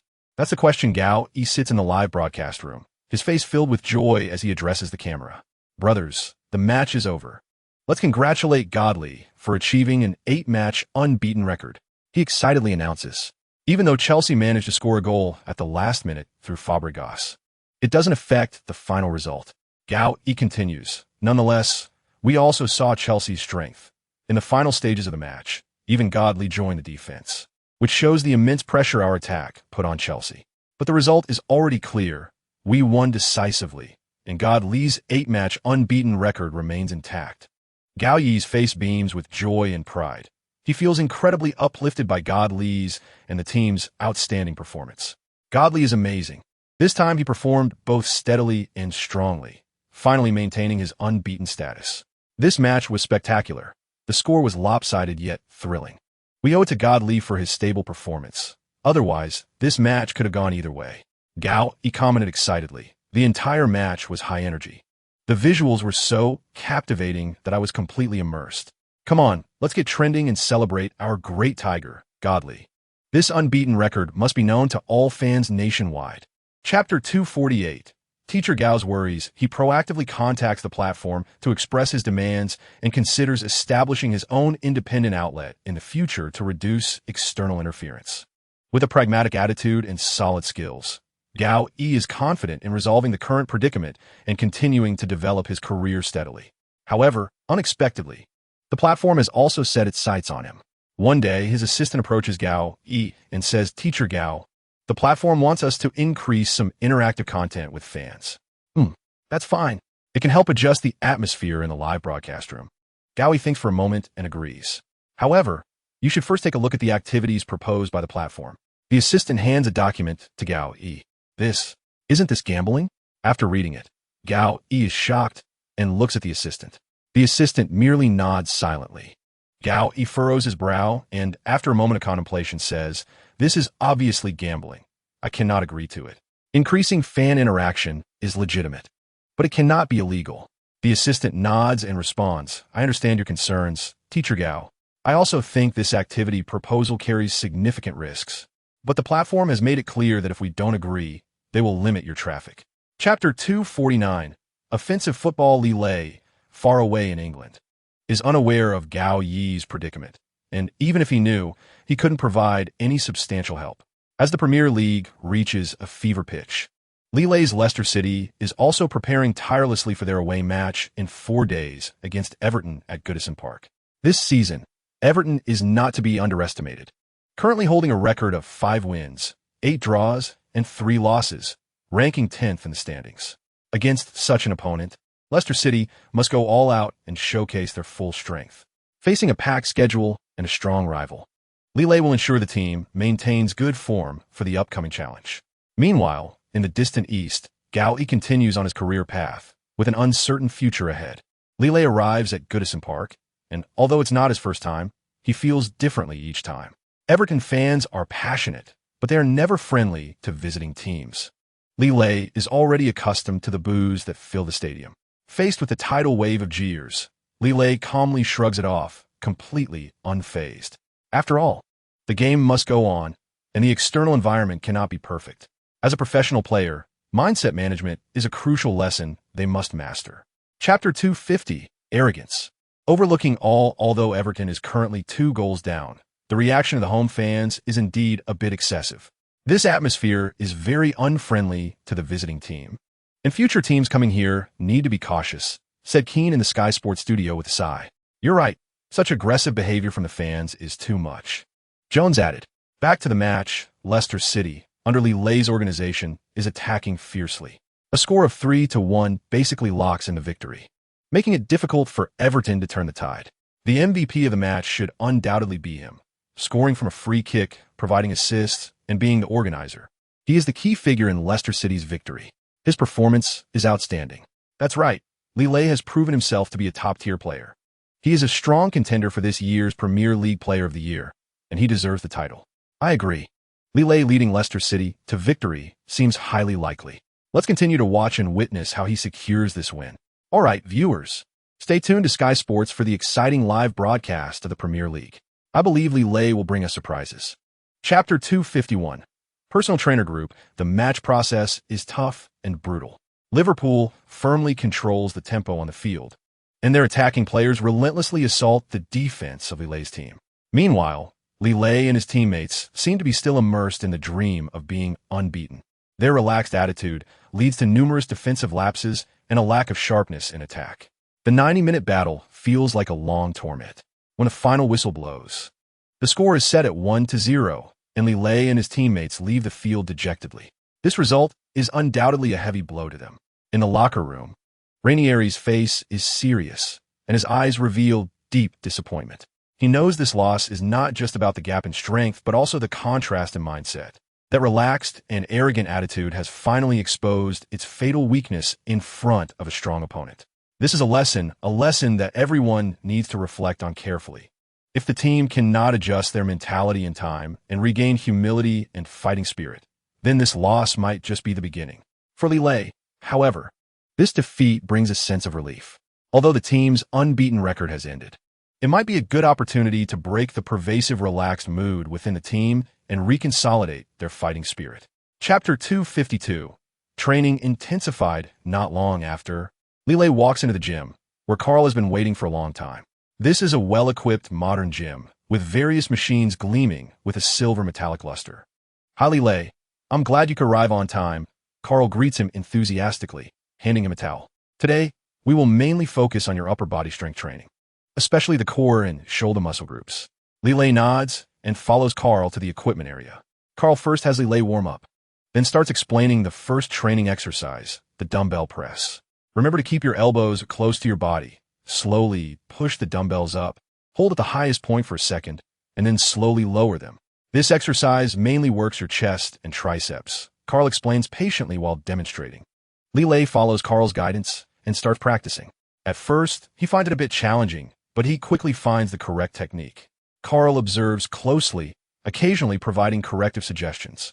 Next, Carl leads Lilei through a series of exercises, including push-ups, pull-ups, and seated rows. For each movement, Carl explains the muscle groups being worked and the correct techniques, ensuring that Lilei can complete the training safely and effectively. Chapter 253. Facing Manchester City as a professional player, Lilei knows the importance of teamwork. Although he possesses excellent individual abilities, football is ultimately a team sport. Therefore, in addition to his extra individual training, Lilei still invests a lot of time and energy into building chemistry and close coordination with his teammates. Through training and matches within the team, Lilei continuously improves his tactical awareness and team cooperation skills. He learns how to better integrate into the team's tactical system, how to use his strengths to create opportunities for teammates, and how to shoulder the team's attacking responsibilities at critical moments. With the help of Carl and Sasha, and through the joint efforts with his teammates, Lilei is gradually growing closer to his goal of becoming a true world-class star. His strength has increased, his speed has improved, but more importantly, his football intelligence and team awareness are also constantly enhancing. All of this will be fully reflected in future matches. When Lilei sprints across the pitch, using his strength and speed to overpower opponents, and when he seamlessly collaborates with his teammates to execute brilliant attacks, it will be a glorious moment for him and the entire team. Chapter 254. Leicester City vs. Bournemouth as the match concludes. The bullet screen in Gao Yi's livestream room becomes more active. Fans are expressing their opinions and commenting on the match and player performances. This match was really exciting. Although we didn't win, drawing with Manchester City is already quite good. Lilei's performance today was outstanding. His speed and strength have significantly improved. I believe he will definitely become a world-class star. Goalkeeper Kasper Schmeichel's performance was also very stable today. His key saves earned the team a valuable point. Midfielders Maras and Didi were excellent too. Their ball control and passing were imaginative and caused plenty of trouble for Manchester City's defense. Although we didn't score today, I believe the attacking combination of Vardy and Lilei will become increasingly harmonious. Their speed and skills are both exceptional. As an old fan, I am really glad to see Leicester City performing like this today. This team is continuously improving, and I believe they can achieve even better results. Gao Yi, your commentary is really great. Your analysis of the game is professional, and you can feel your love for the team. I look forward to your next live broadcast. Chapter 255. Another tough battle after Leicester City's consecutive record of 1 loss and 2 draws. Major media outlets in the UK expressed concerns and doubts about the team. The Guardian's report was titled, "Has Leicester City's fairy tale come to an end?" The article analyzed the team's recent performance, pointing out that they seem to have lost the magic they once had. This team once conquered everyone with their unity and fighting spirit, but now they seem to have lost their direction. The continuous draws and losses make one wonder if their fairy tale has come to an end. The Times report was more direct, titled Leicester City's dream of a working-class team shattered, questioning whether the team has the ability to stand firm in the Premier League. Leicester City's story was once moving, but reality is ultimately cruel. The Premier League is an extremely competitive stage, and Leicester City seems to no longer possess the strength to compete with the strong teams. Perhaps their working-class fairy tale was merely an illusion. The Daily Mail's report attempted to find the reasons for the team's poor performance, titled Leicester City, What Changed You? Chapter 256, Double Defeat of Tottenham, Part 1. The stage for the FA Cup has been set. Leicester City's story continues to unfold. In this magical arena, anything is possible. Regardless of the outcome, it will be an exciting match. Two teams with vastly different styles will clash on the green field. At this moment, Lilei stands in the player tunnel, looking at the field ahead. Today, he and his Leicester City teammates will engage in an intense FA Cup battle against Tottenham Hotspur. Although they won the first round of the league this season, Tottenham's strength cannot be underestimated. As the away team, Lilei can clearly feel the pressure from the home fans. The fans at Tottenham Hotspur Stadium are singing their team song, and the sound is deafening. Those songs seem to be challenging Leicester City, but Lilei is not affected by this atmosphere. He takes a deep breath, feeling the blood surging in his body. He knows this will be a tough match, but he is ready to face this challenge. Lilei looks back at his teammates. Chapter 257, Double Defeat of Tottenham, Part 2. As the stadium announces the starting lineups for both teams, the fans' anticipation reaches a climax.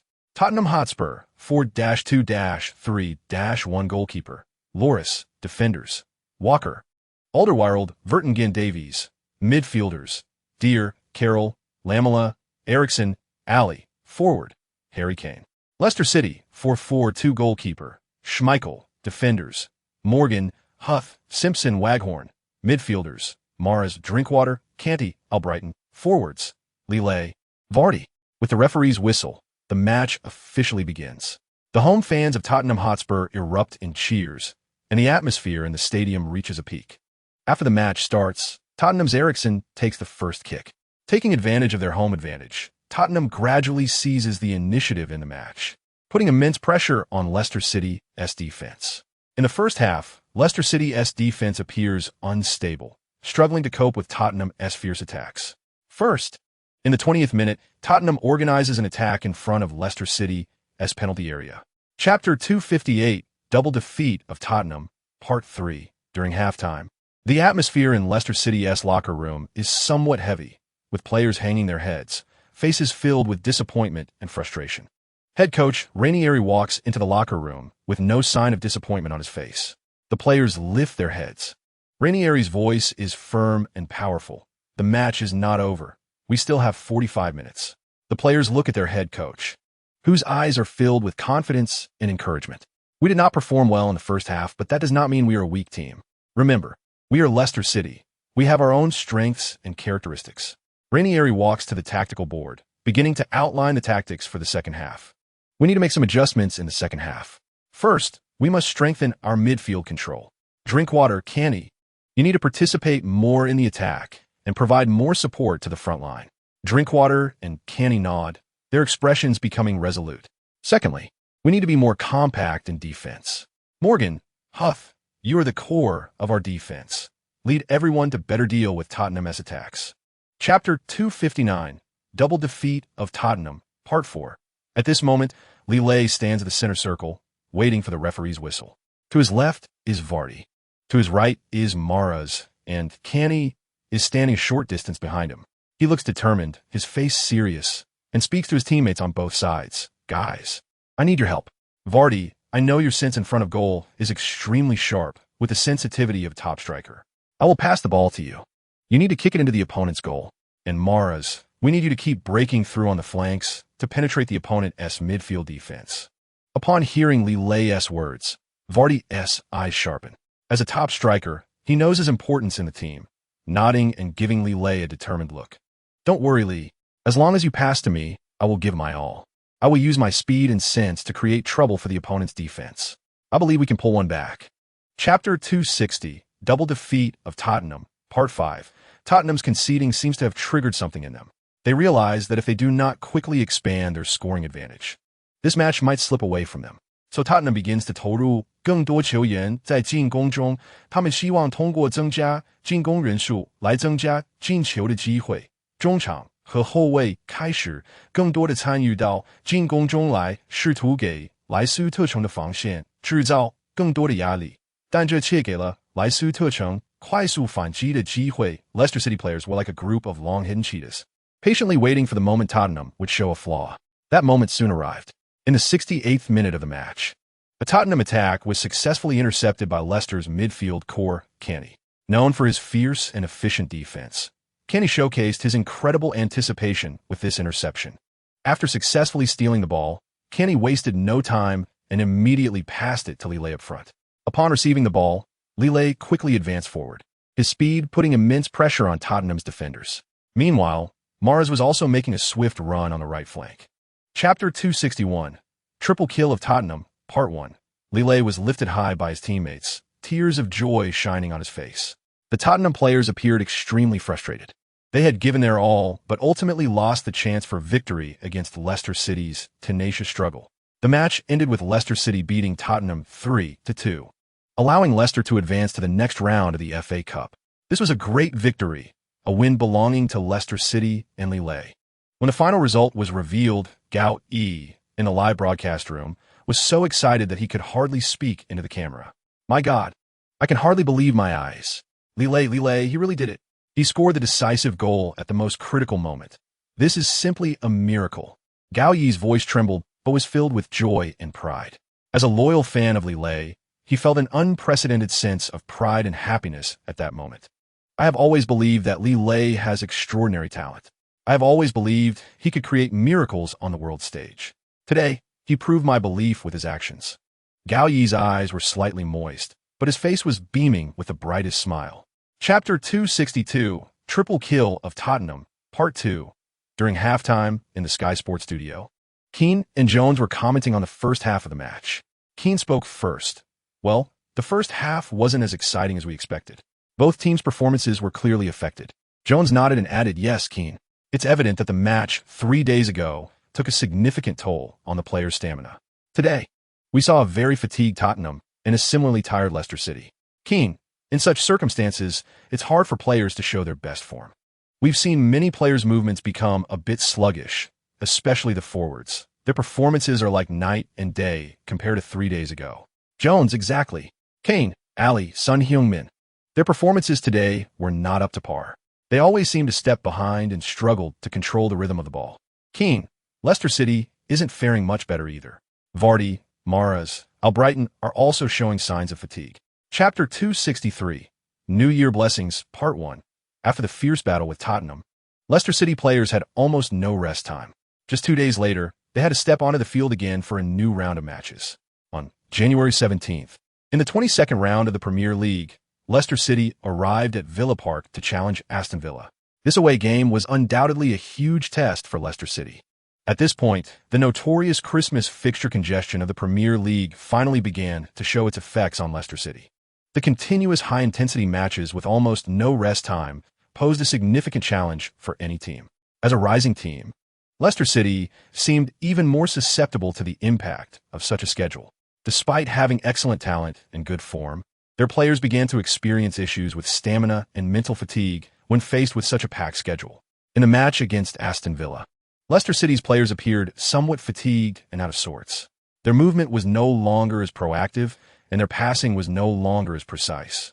Chapter 264, New Year Blessings, Part 2. When Lei took the stage, the atmosphere reached a climax. As the core of the team and the most outstanding player from China, his presence brought a special excitement to everyone present. Hello everyone, I'm Lei. First of all, I want to sincerely wish all Chinese fans a Happy New Year on behalf of the club and myself. As a Chinese person, I deeply understand the significance of the Spring Festival. It is not just a holiday, but a symbol of our national spirit. On this special day, I want to say thank you to all Chinese fans. Your support has made me feel the warmth of home in a foreign land. Your encouragement has given me the motivation to push forward on the field. In the new year, I will continue to strive here, bringing glory to my country and winning more honors for Chinese football. Let's cheer for the future of Chinese football together. Finally, all members collectively sent their best wishes to the camera, wishing everyone a happy spring festival, good health, family happiness, and all the best. With this blessing, the recording of the New Year greeting video came to an end. Chapter 265, New Year Blessings, Part 3. Gao Yi arrived in the UK with a nervous heart, uncertain of what results this trip would yield. It should be noted that his connection with Lei was limited to a commemorative jersey received at the end of last year's Champions League match. But everything seemed to be heading in a positive direction. At this moment, Gao Yi was walking in the Leicester City training base, opening his phone to start a live broadcast. "Brothers, guess where I am right now?" Gao excitedly said to the camera. Meanwhile, thousands of kilometers away in his home country, Gao Yi's fans flooded into his live stream. Scenes from the Leicester City training base appeared continuously on the live broadcast, igniting the viewers' imaginations. "Brothers, I am right at the Leicester City training base. Can you believe it? This is like a dream come true." Fans erupted in excitement, filling the comments section with expressions of amazement and disbelief. "Oh my God, Gao, you really did it. We are proud of you. Brother, you are our role model. Wish you all the best at Leicester City. Gao Yi, remember to live stream more. We want to see your life over there." Chapter 266, Successfully advancing to the third round of the FA Cup on January 21st, 2016, a cold winter day, the smoke of the FA Cup qualifying rounds had cleared, and the teams advancing to the next round were all determined. Leicester City's next opponent will be Premier League giant Manchester United. After a 12-day break, Lille and his teammates arrived at Manchester United's home ground, Old Trafford. This stadium, which has witnessed countless glories, was quietly awaiting an FA Cup showdown. However, Manchester United's situation was not optimistic. They not only have to participate in the Champions League, but also battle on multiple fronts in the league. It is especially embarrassing that as the league has entered its second half, they are still only ranked fourth in the standings. Considering various factors, Manchester United has to make a choice. Champions League and league matches are obviously more important than the FA Cup. Thus, they decided to give up the FA Cup competition and focus more on the Champions League and the league. Nevertheless, this does not mean that Manchester United will easily concede at home. Old Trafford is always a stadium not to be underestimated, and Manchester United will never allow any opponent to win easily here. Before the match started, Gao E himself appeared in the live broadcast room, beaming as he said, "Brothers, I've already sent out the signed jerseys. The fastest ones should have received them by now." Chapter 267, Dual Line Battle. The victory in the FA Cup brought great confidence and encouragement to the entire Leicester City team. Although they are fighting on two fronts in the league and the cup, the players are still maintaining good form. Leicester City remains at the top of the league standings, and their performance is impressive. Head coach Ranieri knows that giving up any match at this time would be unwise. During training, Ranieri often tells the players that they now have the opportunity to create history and become the double champions of English football. What a rare opportunity this is. We must do our best to achieve victory in both the league and the cup. The players are inspired by Ranieri's words. They understand that if they can win both the league title and the FA Cup, it will be an unprecedented achievement. This is not just Leicester City's glory. It will also be the brightest highlight of every player's career. Leicester City continues their strong performance in the league. On January 23rd, they easily defeated Stoke City at home with a score of 3-0, showcasing their attacking power and solid defense.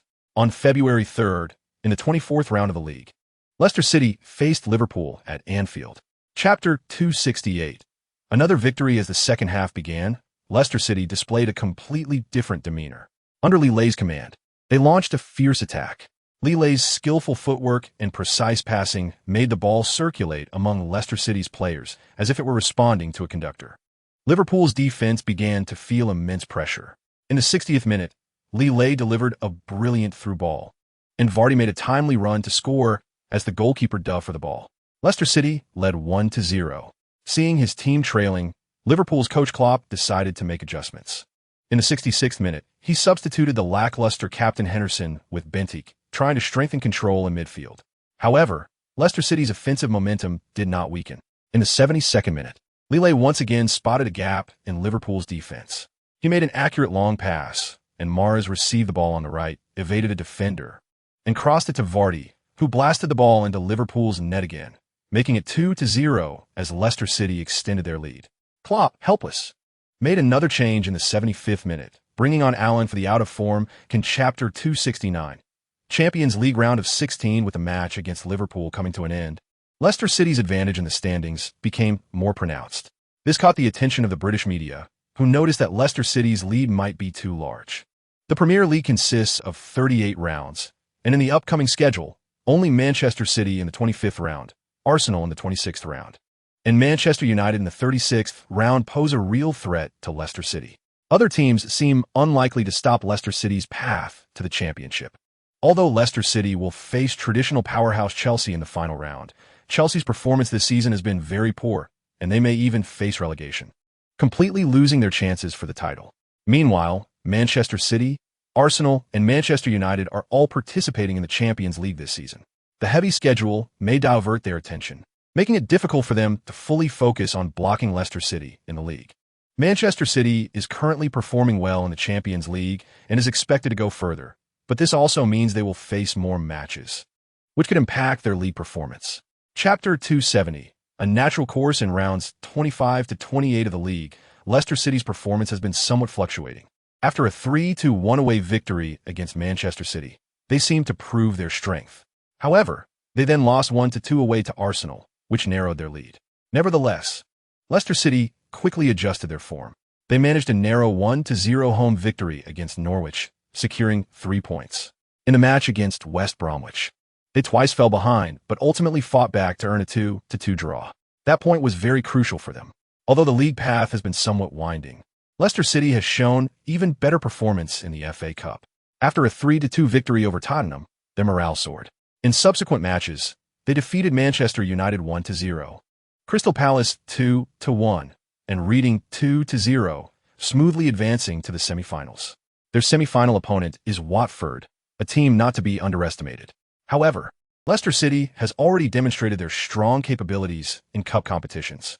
They have the confidence and ability to win this match and further push for the championship. Chapter 271, Miracle Day, Part 1. On April 17th, the King Power Stadium is destined to become a place that witnesses history. Leicester City will host West Ham United, and the result of this match will determine whether Leicester City can secure the Premier League title 4 rounds early. This is a once-in-a-lifetime opportunity for Leicester City. They are currently leading the standings with a significant advantage. Even if they draw in this match, they will lock in the championship early. This would be the club's first Premier League title and a perfect interpretation of a football miracle. The players clearly understand the importance of this match. They will give their all, spurred on by the home fans, to strive for this historic victory. The team's coach, Ranieri, is also making tactical preparations to ensure the team can perform at their best. However, West Ham United is certainly not a simple opponent. They are currently ranked 6th in the standings and still have a chance to compete for European competition qualification next season. For them, every match is crucial and could determine their fate. The players of West Ham United will undoubtedly do their utmost to thwart Leicester City. They know that if they can secure 3 points at the King Power Stadium, it will not only boost their own points but also delay Leicester City's championship progress, which is undoubtedly a huge incentive for them. Chapter 272, Miracle Day, Part 2. At this moment, the atmosphere in the Leicester City locker room was unusually tense. A group of ordinary yet great heroes had gathered here, about to take on the monumental task of rewriting history. Most of the players had no experience in topping the top league. Among them were newcomers like Kante and rising stars like Vardy and Mahrez. This was the most important match of their careers. Each person carried immense pressure and anticipation in their hearts. In such an atmosphere, Vardy turned to Lille. As the star of the team and someone who had already won the league title last year, Lille was undoubtedly the person Vardy sought advice and comfort from. "Bro, are you nervous?" Vardy asked. This question perhaps represented the voice of everyone in the locker room. They were all looking for an answer, one that could alleviate their nervousness. Lille's response was remarkably calm. He shrugged and said, "Bro, I already won the league title once last year." This answer suddenly reminded Vardy that Lille had experienced this before. He knew the feeling of such moments. He knew how to face such pressure. Chapter 273, Miracle Day, Part 3. How could such an important moment lack Gao? Far away, Teacher Gao had already started his live stream early in his studio. "Brothers, if Leicester City wins again today, then Li Shun will have 2 Premier League titles."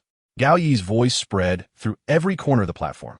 After winning the Premier League with Chelsea last season, he would again reach the pinnacle of this event. This would be an incredible achievement, a milestone moment.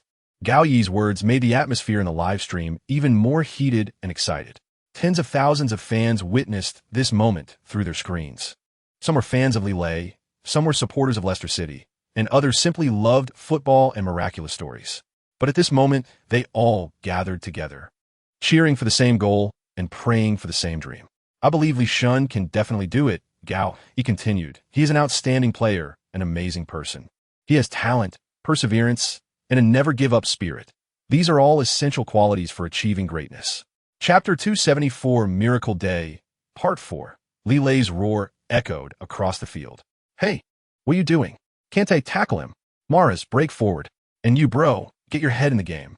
Lille's words seemed to have an effect. As Keane commented that Kante, Mahrez, and Vardy seemed to realize their performances weren't good enough and began to participate in the game more actively. "That's the role of a leader," Jones praised. Lille on the field is not just a scorer. He is also the spiritual leader of the team. He can inspire his teammates and boost morale, which is very important for the team. The match continued, and Leicester City's performance visibly improved. In the 18th minute, Leicester City launched an attack. Keane suddenly raised his voice. "It's Lille." He organized this attack. Now the ball is passed to Mahrez. Mahrez broke through and passed it back to Lille, who then found Vardy. Vardy shoots, and it's in. It's in. Vardy has scored the first goal of the match for Leicester City. Keane shouted excitedly. Chapter 275, Miracle Day, Part 5.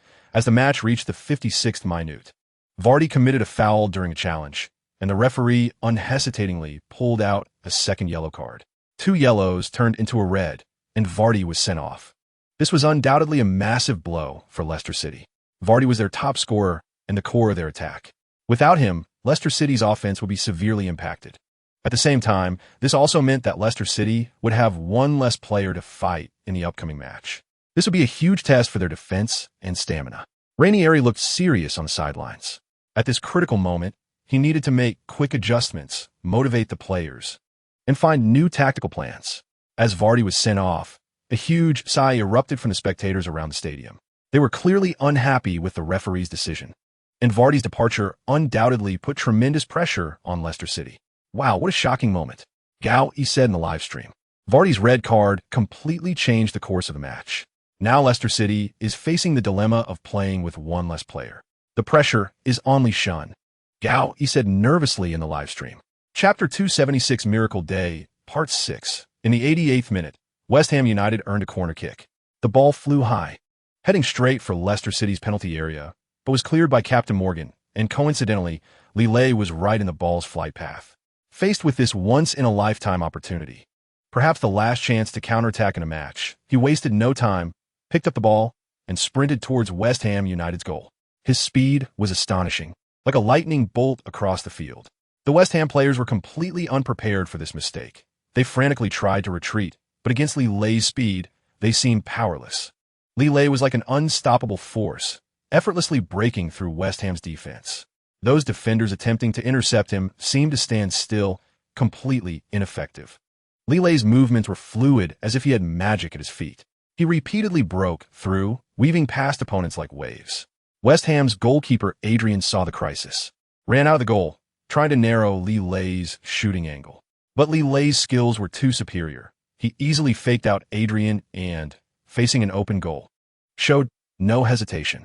Chapter 277 Miracle Day, Part 7. When Lille equalized in the final moments, Gao in the live stream was so excited he nearly fainted. Oh my God, Lille, he did it. He equalized the score. It's simply unbelievable, so incredible. Gao Yi's voice trembled with excitement, nearly shouting himself hoarse. Look at Lille's performance. He is simply a miracle. At the most critical moment, when the team needed him the most, he stepped up and created this goal. This is our Lee Shun. Gao Yi waved his arms excitedly, as if he wanted to rush onto the field to hug Lille. This goal was not just a goal. It represented Leicester City's hope, their fighting spirit, and it told us that as long as we don't give up, as long as we keep fighting, miracles will surely happen. Gao Yi's eyes were moist, and his voice grew choked. Lille, you are the best. You are our pride.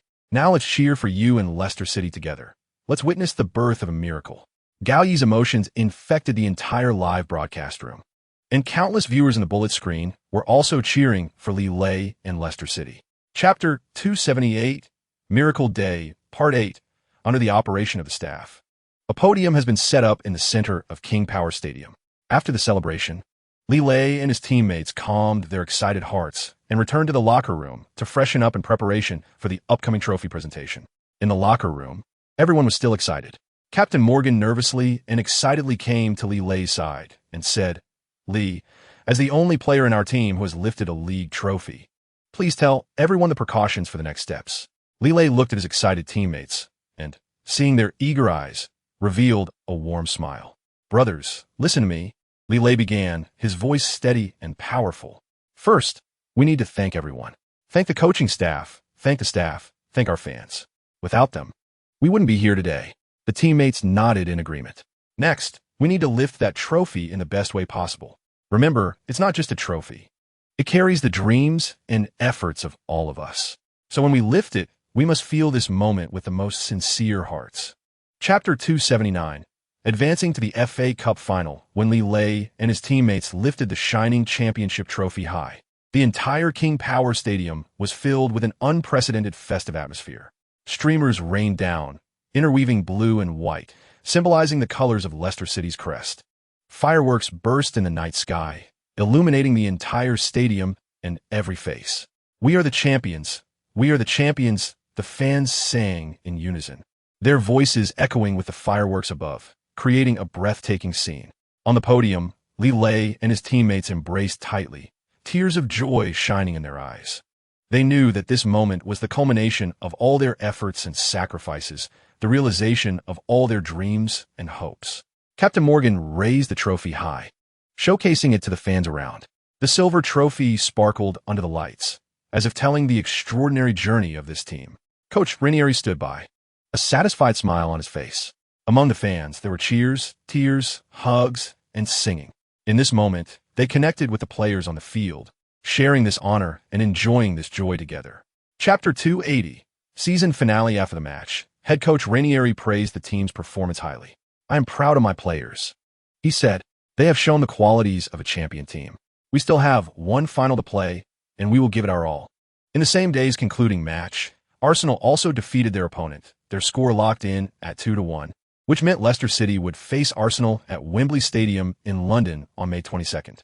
The FA Cup final between Leicester City and Arsenal was undoubtedly one of the most anticipated matches of the season.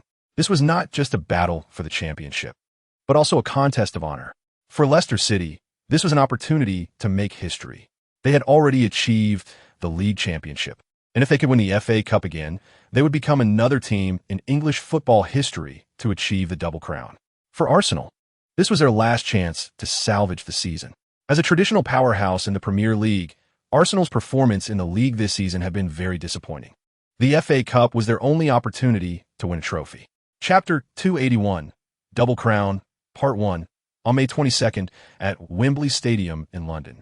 Blue and red intertwined as Leicester City and Arsenal fans gathered to witness the arrival of this important moment. For Leicester City fans, this was a dream come true.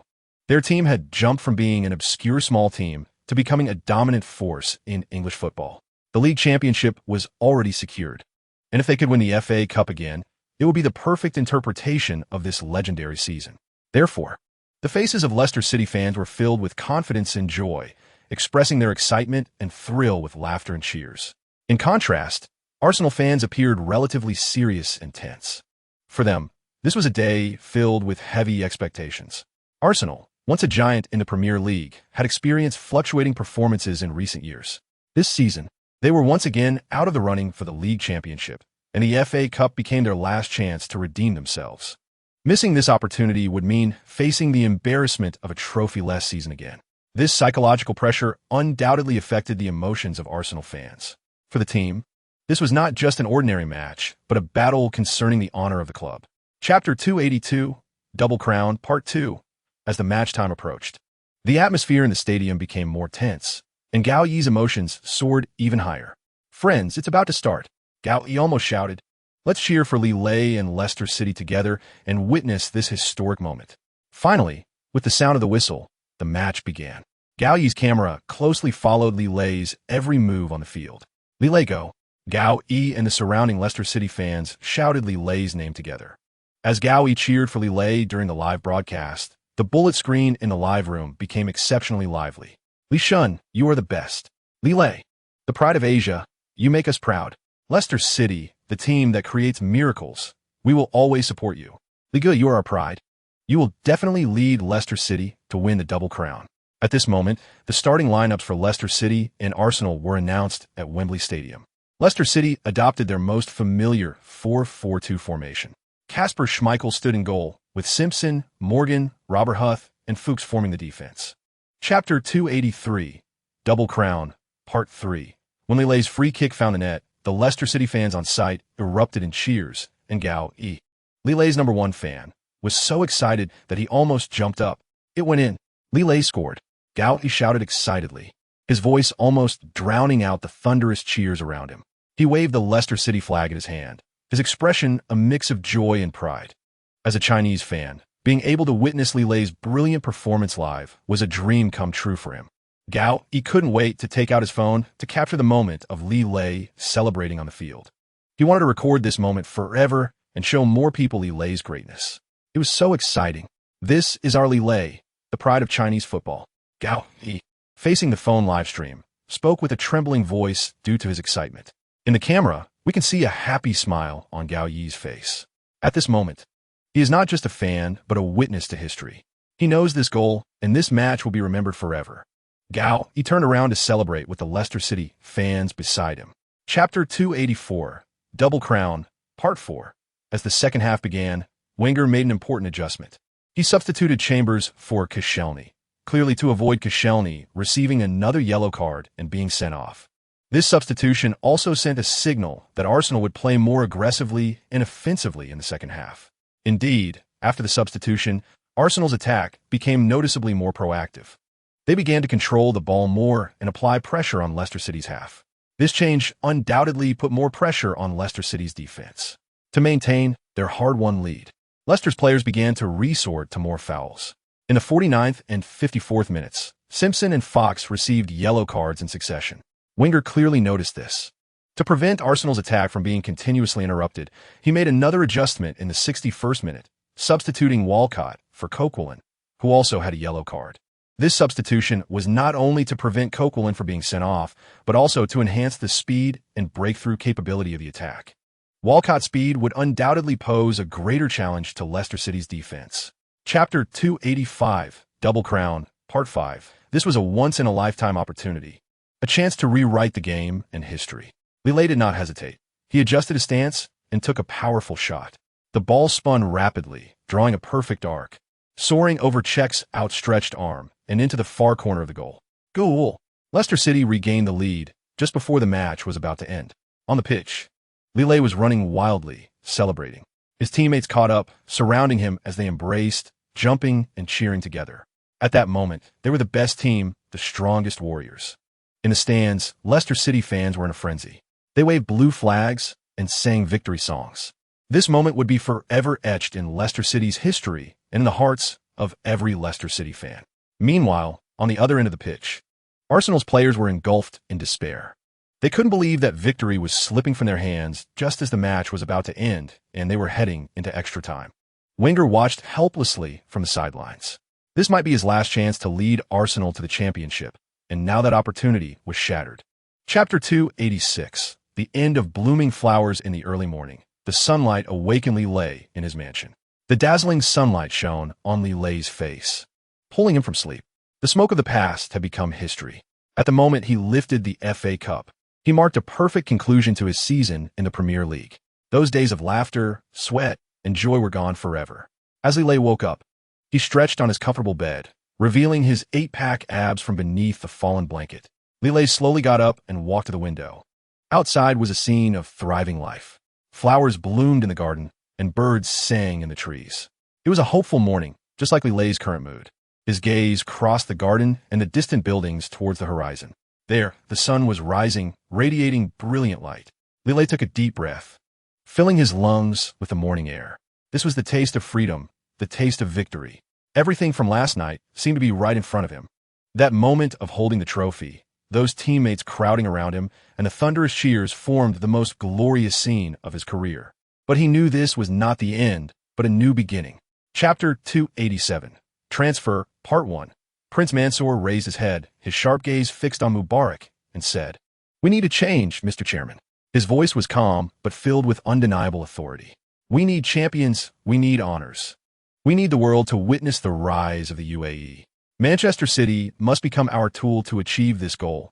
It is no longer just a team." Throughout this speech, Mansour kept his eyes on Mubarak, making him feel the real pressure on his shoulders. He understood very well that the prince's words were not just demands from Manchester City, but also a test for him personally. The consequences of failure were unbearable. As the chairman of Manchester City, he had the responsibility to lead the team to glory and bring honor to the UAE. "Your Highness, I assure you I will do everything I can to bring change to Manchester City." Mubarak's tone became firm, and the fire of determination ignited in his eyes. "We have noticed the rise of Leicester City and their young players. Perhaps they are the change we need." Prince Mansour raised his eyebrows, signaling Mubarak to continue. Chapter 288, Transfer, Part 2. "There's one more thing we need to consider," Sanchez continued, "which is Lille's own willingness. He has achieved great success at Leicester City. Is he really willing to come to Real Madrid and accept a possible substitute role?" Florentino lifted his head, his gaze sharp. "Are you suggesting we should give up on Lille?" Sanchez carefully chose his words. "What I mean is that we should consider it carefully. Lille is undoubtedly an excellent player, but he may not be what Real Madrid needs most right now." Florentino nodded slowly, understanding Sanchez's considerations. Real Madrid needed visible success. A championship for the next season. At this critical moment, stability might be more important. I understand, Florentino finally said, his voice firm. We will temporarily set aside the matter of Lille. Our focus should be on how to surpass Barcelona next season and reclaim the Champions League. Sanchez sighed in relief, knowing this was a wise decision. But we cannot completely relax our attention on Lille, Florentino added, his eyes glimmering with foresight. He represents the future and infinite possibilities. We need to continue monitoring his growth and make a move at the right time. Chapter 289, Transfer, Part 3. Lille fell into silence. Ranieri spoke the truth. Leicester City's success came from everyone's efforts, but also had an element of luck. They cannot expect to create miracles every season. I understand, Coach, Lille finally said, a hint of disappointment in his voice. I need some time to think about this. Ranieri stepped forward and placed his hand on Lille's shoulder. Listen, Lee, whatever decision you make, I will support you, he said, his voice warm and firm. You have done so much for Leicester City, and we will always be grateful to you. If you choose to leave, we will bless you. If you choose to stay, we will continue to support you wholeheartedly. Lille looked up, tears glistening in his eyes, which might signify a farewell. Thank you, Coach, Lille said, his voice choked with emotion. No matter what the future holds, I will always be grateful to Leicester City and to you. You are not just my coach, but also my friend. Ranieri smiled and patted Lille's shoulder. Go, Lee, chase your dreams, and remember that Leicester City will always be your home. Chapter 290, Transfer, Part 4. In a luxury hotel suite in Manchester, Lille and Mendes were having a crucial conversation. Mendes sat on the sofa, holding a document that contained Manchester City's offer, a heart-pounding figure. Lee, did you see this? Mendes said, his voice tinged with excitement. Manchester City is serious. They are willing to pay you $100 million in transfer fees. This is a milestone not just for you, but for the entire football world. Lille stood by the window, gazing at the Manchester skyline, feeling a mix of excitement, anxiety, and confusion. Jorge, I know this is a huge opportunity. Lille said slowly, his voice thoughtful. Manchester City, Guardiola, this is what I've always dreamed of. But I'm not sure. Is this price and expectation too much for me? Mendes stood up and walked to Lille's side, placing his hand on the young man's shoulder with a determined and warm gaze. Lee, listen to me. You are worth this price. You deserve all the expectations, Mendes said, every word filled with sincerity. Chapter 291, Ultimate Challenge, Part 1, Shanghai Pudong International Airport. A usually bustling place was even more crowded at this moment. As Lille stepped out of the arrivals hall, the eagerly waiting crew members immediately surrounded him. They warmly welcomed the young football star, their faces beaming with excitement. Welcome home, Lille. The show's director, Zhang Wei, stepped forward and shook hands with Lille enthusiastically. We have everything ready, and we're just waiting for you. With your addition, this season's show will be even more exciting. Lille smiled and nodded, thanking director Zhang for the warm welcome. But just then, he noticed the crowd around him starting to stir. Is that Lille? The one who's shown in the Premier League? Oh my God, it really is him. I want to get an autograph. Ligad, welcome back. You are our pride. In the airport hall, cheers and screams erupted, and Lille's appearance instantly ignited the atmosphere. Chapter 292, Ultimate Challenge, Part 2. Just as Lille finished washing up and Hong Liege was about to wash up, there was a sudden knock on the door, and they could faintly hear the cries of little sheep. Little sheep. This unexpected situation made the two in the room exchange glances, both filled with questions. Hong Liege quickly put his finger to his lips, signaling Lille to stay quiet. Since the guests often played pranks on each other during the show, they had to remain vigilant. Hong Liege tiptoed to the door and gently opened a crack, and then the voices of the two outside reached Lille's ears. What's wrong, little sheep? Hong Liege asked in a low voice. But little sheep's answer startled both of them. Hong Liege, do you have a chicken in your room? A chicken? Hong Liege said, his face full of surprise and disbelief. Lille, standing behind him, had the same expression, secretly wondering what kind of prank the production team was pulling. Seeing that Hong Liege misunderstood, little sheep quickly explained, it's a chicken with legs, a live chicken. Oh. Hong Liege finally realized and quickly responded. Chapter 293, Ultimate Challenge, Part 3. Oh my God, the production team really knows how to prank people. I was also scared last night. It seems we all can escape this ordeal. The creativity of this production team is truly admirable, but also makes us more united. Everyone needs to remind each other to be careful of the production team's ambushes. After experiencing a series of pranks, the guests gathered together to complain about the production team's bad humor. I say, isn't this production team a bit too much? Last night, when I was showering, the water suddenly turned green. I was so scared I thought I was poisoned. What is that? Last night, when I went to the bathroom, the toilet suddenly activated by itself and splashed water everywhere. It almost drowned me. Also, a bunch of cockroaches suddenly appeared in my room. It was like a horror movie. This production team's creativity is too insane. Lilay also joined in the complaints, saying, to be honest, I'm starting to doubt whether I came to record a variety show or audition for a horror movie. Chapter 294, Ultimate Challenge, Part 4. Wow, so beautiful. When a staff handed Lilay an ear scoop, he instantly broke down. No way, director, how long do you want to scoop? Lilay said while poking the ice with the ear scoop, smiling wryly at the director. The nearby staff stifled their laughter, occasionally letting out snickers and low giggles. Facing Lilay's question, the director did not answer directly, but made a gesture for him to continue. I don't believe this. This is not difficult for me. Seeing the director and staff's reactions, Lilay said with determination. One by one, balls flew from beneath his feet, accurately hitting target after target, leaving everyone on the field completely astonished. The staff were dumbfounded, never expecting Lilay to hit so many targets in such a short time. Soon, all 9 targets on the field were hit by Lilay. As Lilay hit target after target, the expressions of the staff changed from surprise to shock. Oh my God, how did he do that? One staff member exclaimed, his accuracy is simply incredible. Chapter 295, program broadcast in this interview. The reporter asked Lilay about his experiences playing in the Premier League for 2 seasons, and Lilay candidly shared his journey. When I first arrived in the Premier League, I faced huge challenges. As you know, I train in Spain, so my Spanish is fluent, but my English was lacking. The language barrier, cultural differences, and the intense competition in the Premier League made it quite tough for me, Lilay recalled. Especially in my first season, my performance on the pitch was inconsistent, and sometimes I would blame myself for making mistakes. But I'm very grateful for the support from my teammates and coaches. They always encouraged me to believe in myself and face difficulties bravely. My good friend, Morgan, the captain of Leicester City, has been like an older brother, helping me both on and off the pitch. Oh, and there's Vardy, Maras, and Canny, who have all performed excellently this season. They're my good friends. Talking about my second season, Lilay's eyes revealed confidence and joy. In the second season, I felt I had found my form. You should know that this is my first time on the Premier League stage. Chapter 296, Strolling Around the Good Places of Life. 1.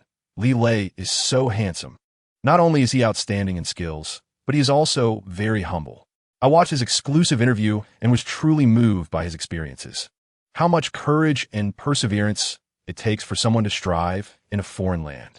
Lilay's performance in the variety show was simply brilliant. He is not only an athlete, but also a young talent with exceptional overall qualities. As a fan, I'm really proud that we have an athlete like Lilay. He not only brings glory to the country on the pitch, but is also such a positive person in life. Lilay's story gives me hope that as long as we pursue our dreams and put in effort, each of us can create miracles. His performance on the pitch and his attitude in life all interpret what it means to never give up.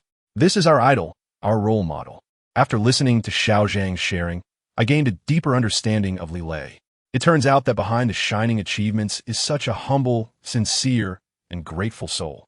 I want to learn from Lilay, not only his skills, but also his character and spirit. Lilay, you are our pride, and we will always support you as you move toward the higher stage. Chapter 297, Strolling Around the Good Places of Life. 2. Amidst thunderous applause. Lilay felt the enthusiasm and expectation of everyone present. He took a deep breath and walked to the microphone. Hello, everyone. Thank you very much for your invitation and welcome. Lilay's voice was steady and powerful. I am here not just as a player, but also as a member of Asian football. I hope that through my story, more people can see the potential and hope of Asian football. He then shared his experiences in the Premier League, discussing the challenges of language and culture, the hardships and sweat of competitions. But he spoke more about the support from teammates, the trust from coaches, and the joy of his gradual growth. Football has given me dreams and strength, Lilay said with determination in his eyes. I believe that as long as we pursue our dreams and work hard, nothing is impossible. This is not just my belief. It should become the belief of every Asian player. The audience erupted into prolonged applause. At that moment, everyone was moved by Li Lei's words and the strength he radiated. This was not just a press conference. It was a heartfelt exchange, a collision of dreams. Chapter 298. Strolling around the good places of life. 3. During these days of vacation, he was accompanied by many young women, who flocked to Li Lei like moths to a flame. This made Li Lei truly feel like the male lead in an action movie. At such moments, he viewed this aspect of culture critically. The call was from Mendez, wanting to discuss transfer matters. During the conversation, they briefly talked, and in principle, Manchester City agreed to the massive transfer. After seeing the transfer fee, Leicester City had no objections. By selling Li Lei, they could secure more funds to establish their position in the Premier League. Mendez straightforwardly said, "Lee, the latest situation is that Manchester City has agreed to the transfer conditions we proposed. They are willing to pay €1 billion in transfer fees." Hearing this, Li Lei was delighted, but cautiously asked, "Is this number confirmed? What does Leicester City say?" "Don't worry," Mendez assured him. "Leicester City has no objections after seeing the €1 billion offer." Chapter 299. End of the holidays. Secondly, Li Lei needed to handle his property in Leicester City and purchase a new residence in Manchester. However, he could leave these trivial matters to his agent Mendez, who he trusted to handle everything properly. The most important thing was the meeting with Manchester City's head coach Guardiola and reporting to the club. This meeting would determine Li Lei's future at Manchester City, and he needed to communicate deeply with Guardiola to understand the coach's expectations and the team's tactical arrangements. At the same time, he had to quickly adapt to the environment at Manchester City and build rapport with his new teammates. Time always flies during vacations, and the new season was approaching. Manchester City was about to start pre-season training, and Li Lei needed to adjust his condition quickly to prepare for the new challenges. Dragging his suitcase out of the airport, despite the gloomy sky and drizzling rain, his heart was filled with hope and fighting spirit. After a night's rest to adjust to the time difference and recover from fatigue on the plane, Li Lei visited Vardy's home. Due to Leicester City's outstanding performance this season, Vardy's contributions were also evident, leading to a rapid increase in his income, and now his market value was quite impressive. Chapter 300. Meeting with Guardiola. Li Lei's success is inseparable from his own efforts and talent. I am just doing my part to provide him with a better platform. I believe that under your guidance, he will definitely achieve his dreams at Manchester City. Guardiola continued. Our team's tactical system requires midfield players to have excellent ball control and vision. I have watched your match footage, and you excel in this area. I plan to position you in the attacking midfield to fully unleash your creativity and offensive capabilities. Li Lei listened attentively and nodded, saying, "I understand, coach.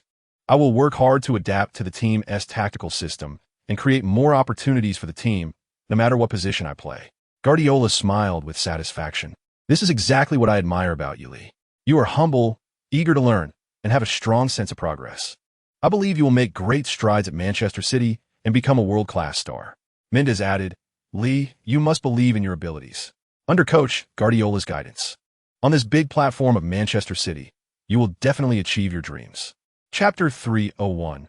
Middle Eastern tycoons and their unmatched wealth. Manchester City's significant moves in this summer transfer window have shocked the entire football world. After breaking the record to sign Li Lei, they subsequently brought in two talented players, De Bruyne and Sterling, for high prices of $76 million and $63.7 million from Wolfsburg and Liverpool, respectively. De Bruyne, a Belgian international, has excelled in the Bundesliga, and his outstanding vision and precise passing will bring more variation and creativity to Manchester City's attack. Sterling, on the other hand, is a leading figure of England's new generation, and his impressive performances at Liverpool have proven he has the potential to become a world-class star. Manchester City's heavy investment in signings fully reflects the ambitions of their Middle Eastern billionaire owner. They are willing to spend lavishly to assemble a star-studded luxury squad.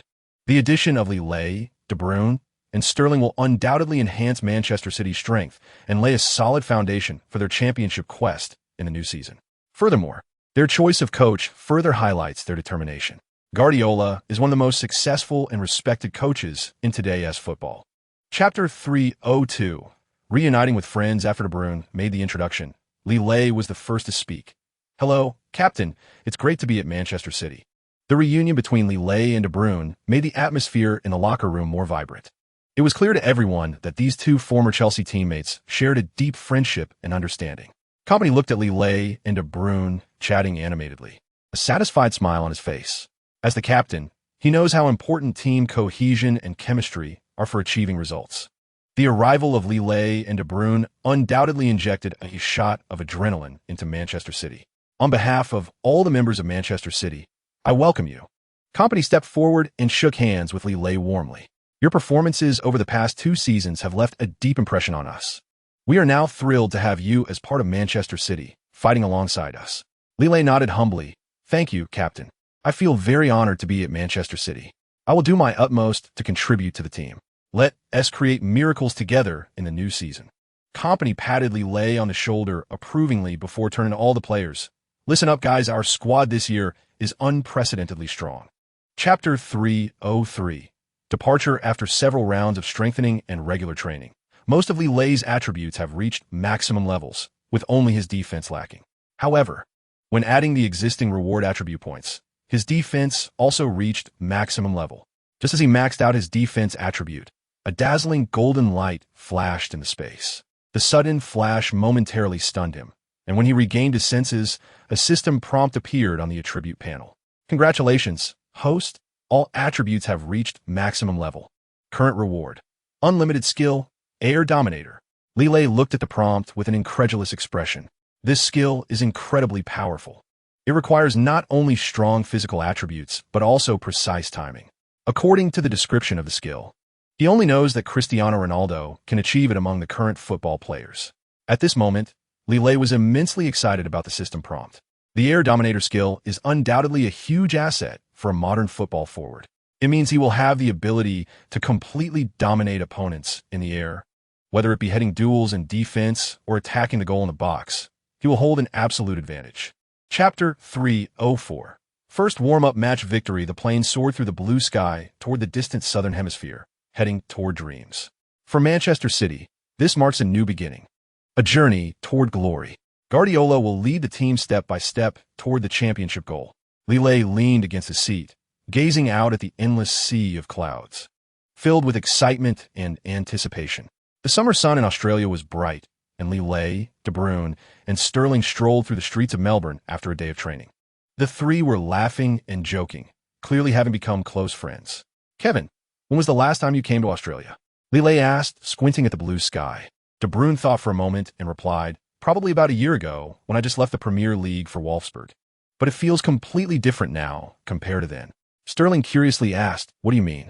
Did Australia leave you with a special impression? What impressed me the most is the sunshine and the beaches here, De Bruyne said with a smile. And those adorable koalas and kangaroos. It's like coming to another world. Chapter 305. The second warm-up match ends in a penalty shootout, although Manchester City won against Melbourne City. The match also exposed some issues, particularly regarding the integration of new players. Guardiola knew this was one of the key problems he had to resolve before the start of the new season. During the match, the tacit understanding between Lille and De Bruyne was undoubtedly a highlight. The two seemed to have a telepathic connection. Lille's positioning and De Bruyne's passing always created threats at critical moments. However, Guardiola also understood that this synergy stemmed more from their individual talents and personal friendship rather than the team's tactical system. We can't always rely on individual abilities, Guardiola said in the locker room after the match. Football is a team sport. Everyone must integrate into the overall tactical system. Only then can we unleash our strongest capabilities. Additionally, the form and injury issues of some veteran players also troubled Guardiola. Players like Kompany and Yaya Touré are no longer young, and whether they can maintain stable performances in the new season is uncertain. We need to manage their playing time wisely, Guardiola continued to say to his assistants. Chapter 306. Arriving in Shenzhen, despite the security personnel's interception, countless fans still raised banners with Lille's name, shouting his name.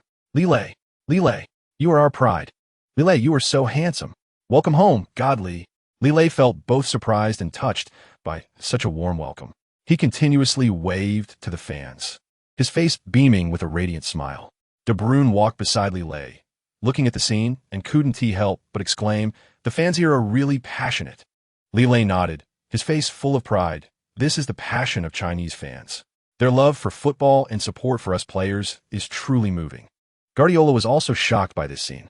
As Manchester City's head coach, he had seen countless fans, but such a grand and sincere welcome was unprecedented. I can feel the love of Chinese fans for football, Guardiola said. This enthusiasm is our driving force. Surrounded by fans, the Manchester City team slowly walked out of the airport. Lille occasionally stopped to take photos and sign autographs, doing his best to respond to their enthusiasm. Chapter 307. Return to favor Real Madrid's midfield is very strong, and the combination of Kroos and Modric will be Manchester City's biggest challenge. But Manchester City has De Bruyne, David Silva, and our Lille. They will definitely be able to break through Real Madrid's defense. As the match began, Gallier's commentary became increasingly passionate, describing every attack and every defense as if he were running on the pitch himself. Lille has the ball. He breaks through one defender and takes a shot. Under Gallier's description, the viewers in the live broadcast room felt as if they were on site, cheering and applauding for every exciting moment. The match was exceptionally fierce, with both sides exchanging blows and the score rising alternately. Gallier's commentary grew more and more passionate. He hardly paused, fearing he might miss any detail. The whistle blew, and the match began. Manchester City and Real Madrid, two European giants, engaged in a life-and-death struggle on the green field. The midfield players from both sides clashed like warriors in a coliseum, constantly fighting for every inch of ground and every ball possession. The ball moved between them like a wild horse trying to break free, switching between the Blue Moon and the White Army. Chapter 308. The coaches' duel in the Manchester City dressing room. Guardiola looked serious but determined as he surveyed his players and began the tactical deployment during the halftime break.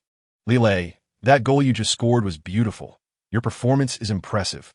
But the match isn't over. We can't relax. In the second half, you need to continue using your speed to create threats on the left. Lille nodded, his eyes filled with fighting spirit, inspired by the passionate fans on site.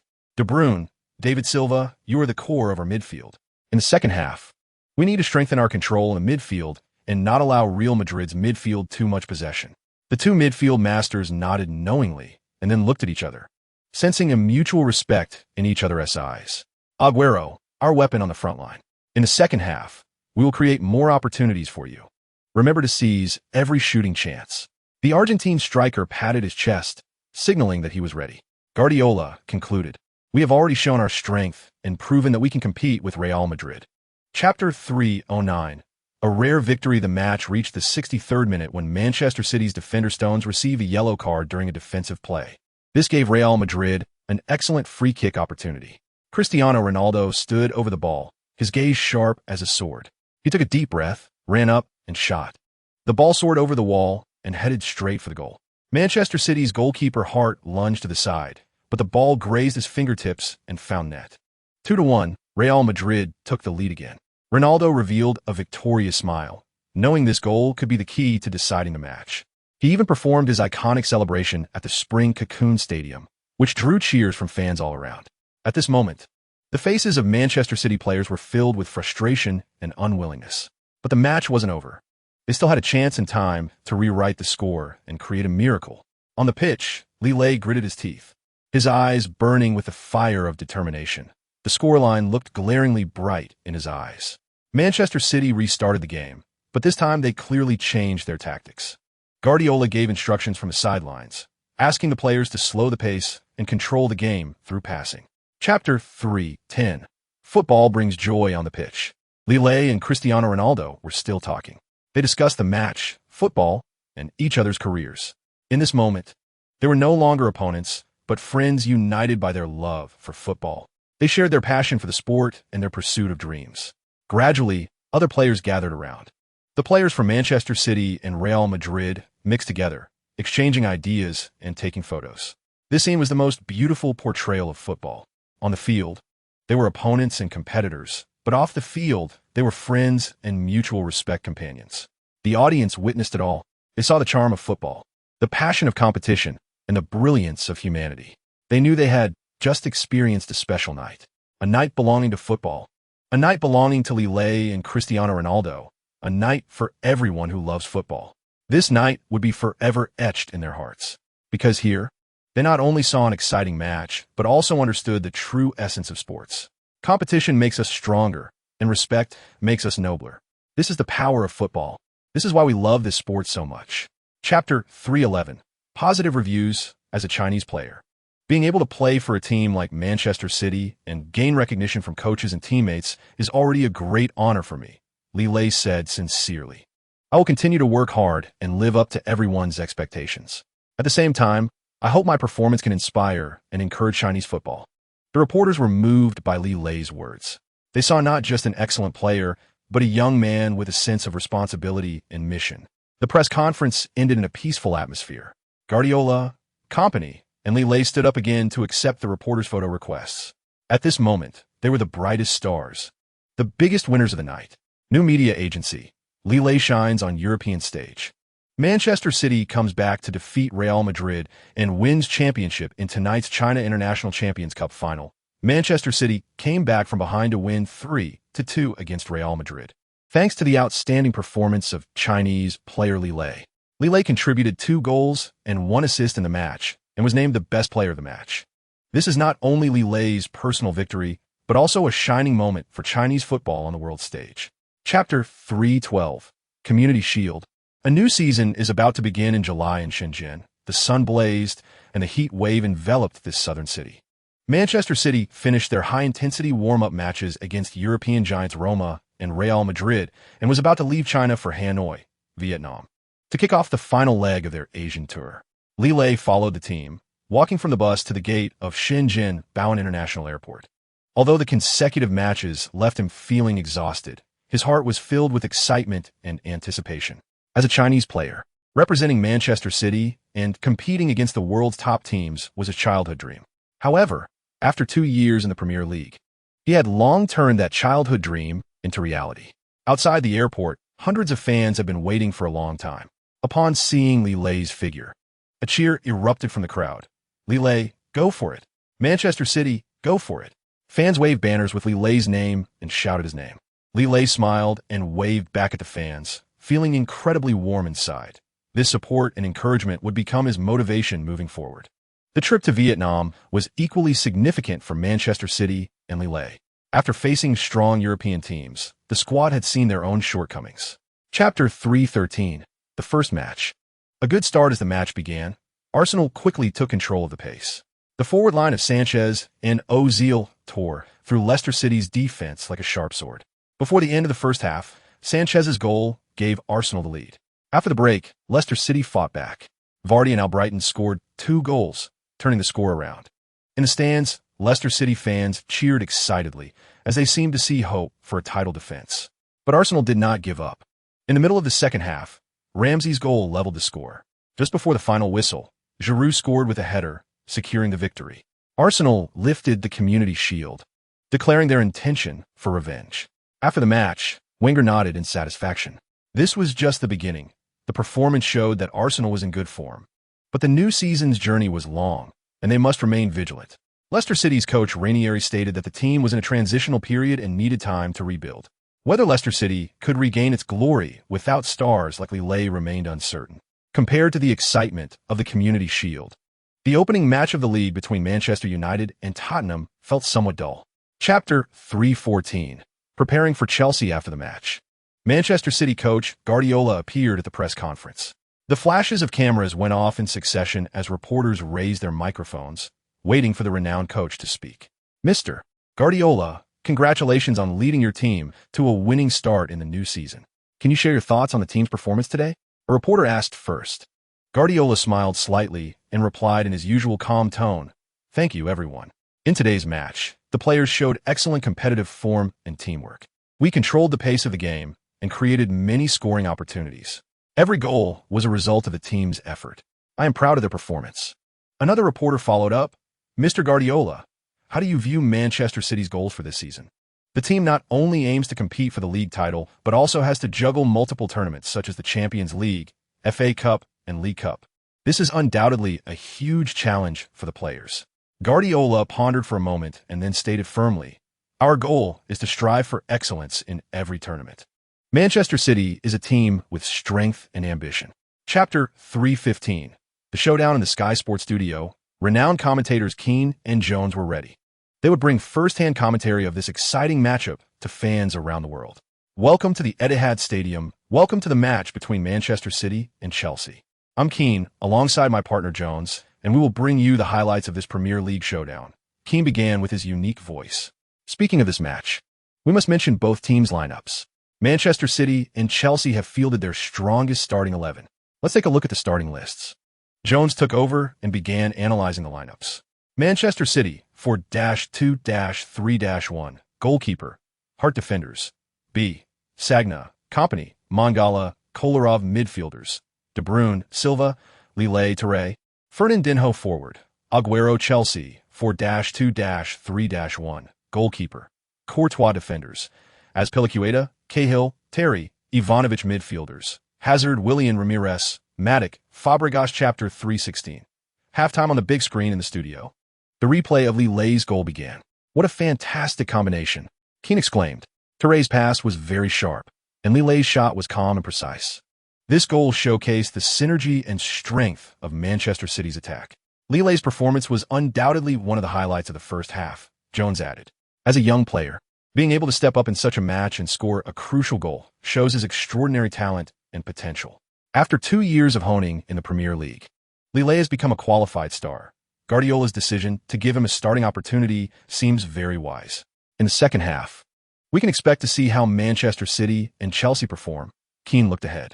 Chelsea is 1 goal down, and they will surely intensify their attack to level the score, while Manchester City needs to play steadily and maintain their lead.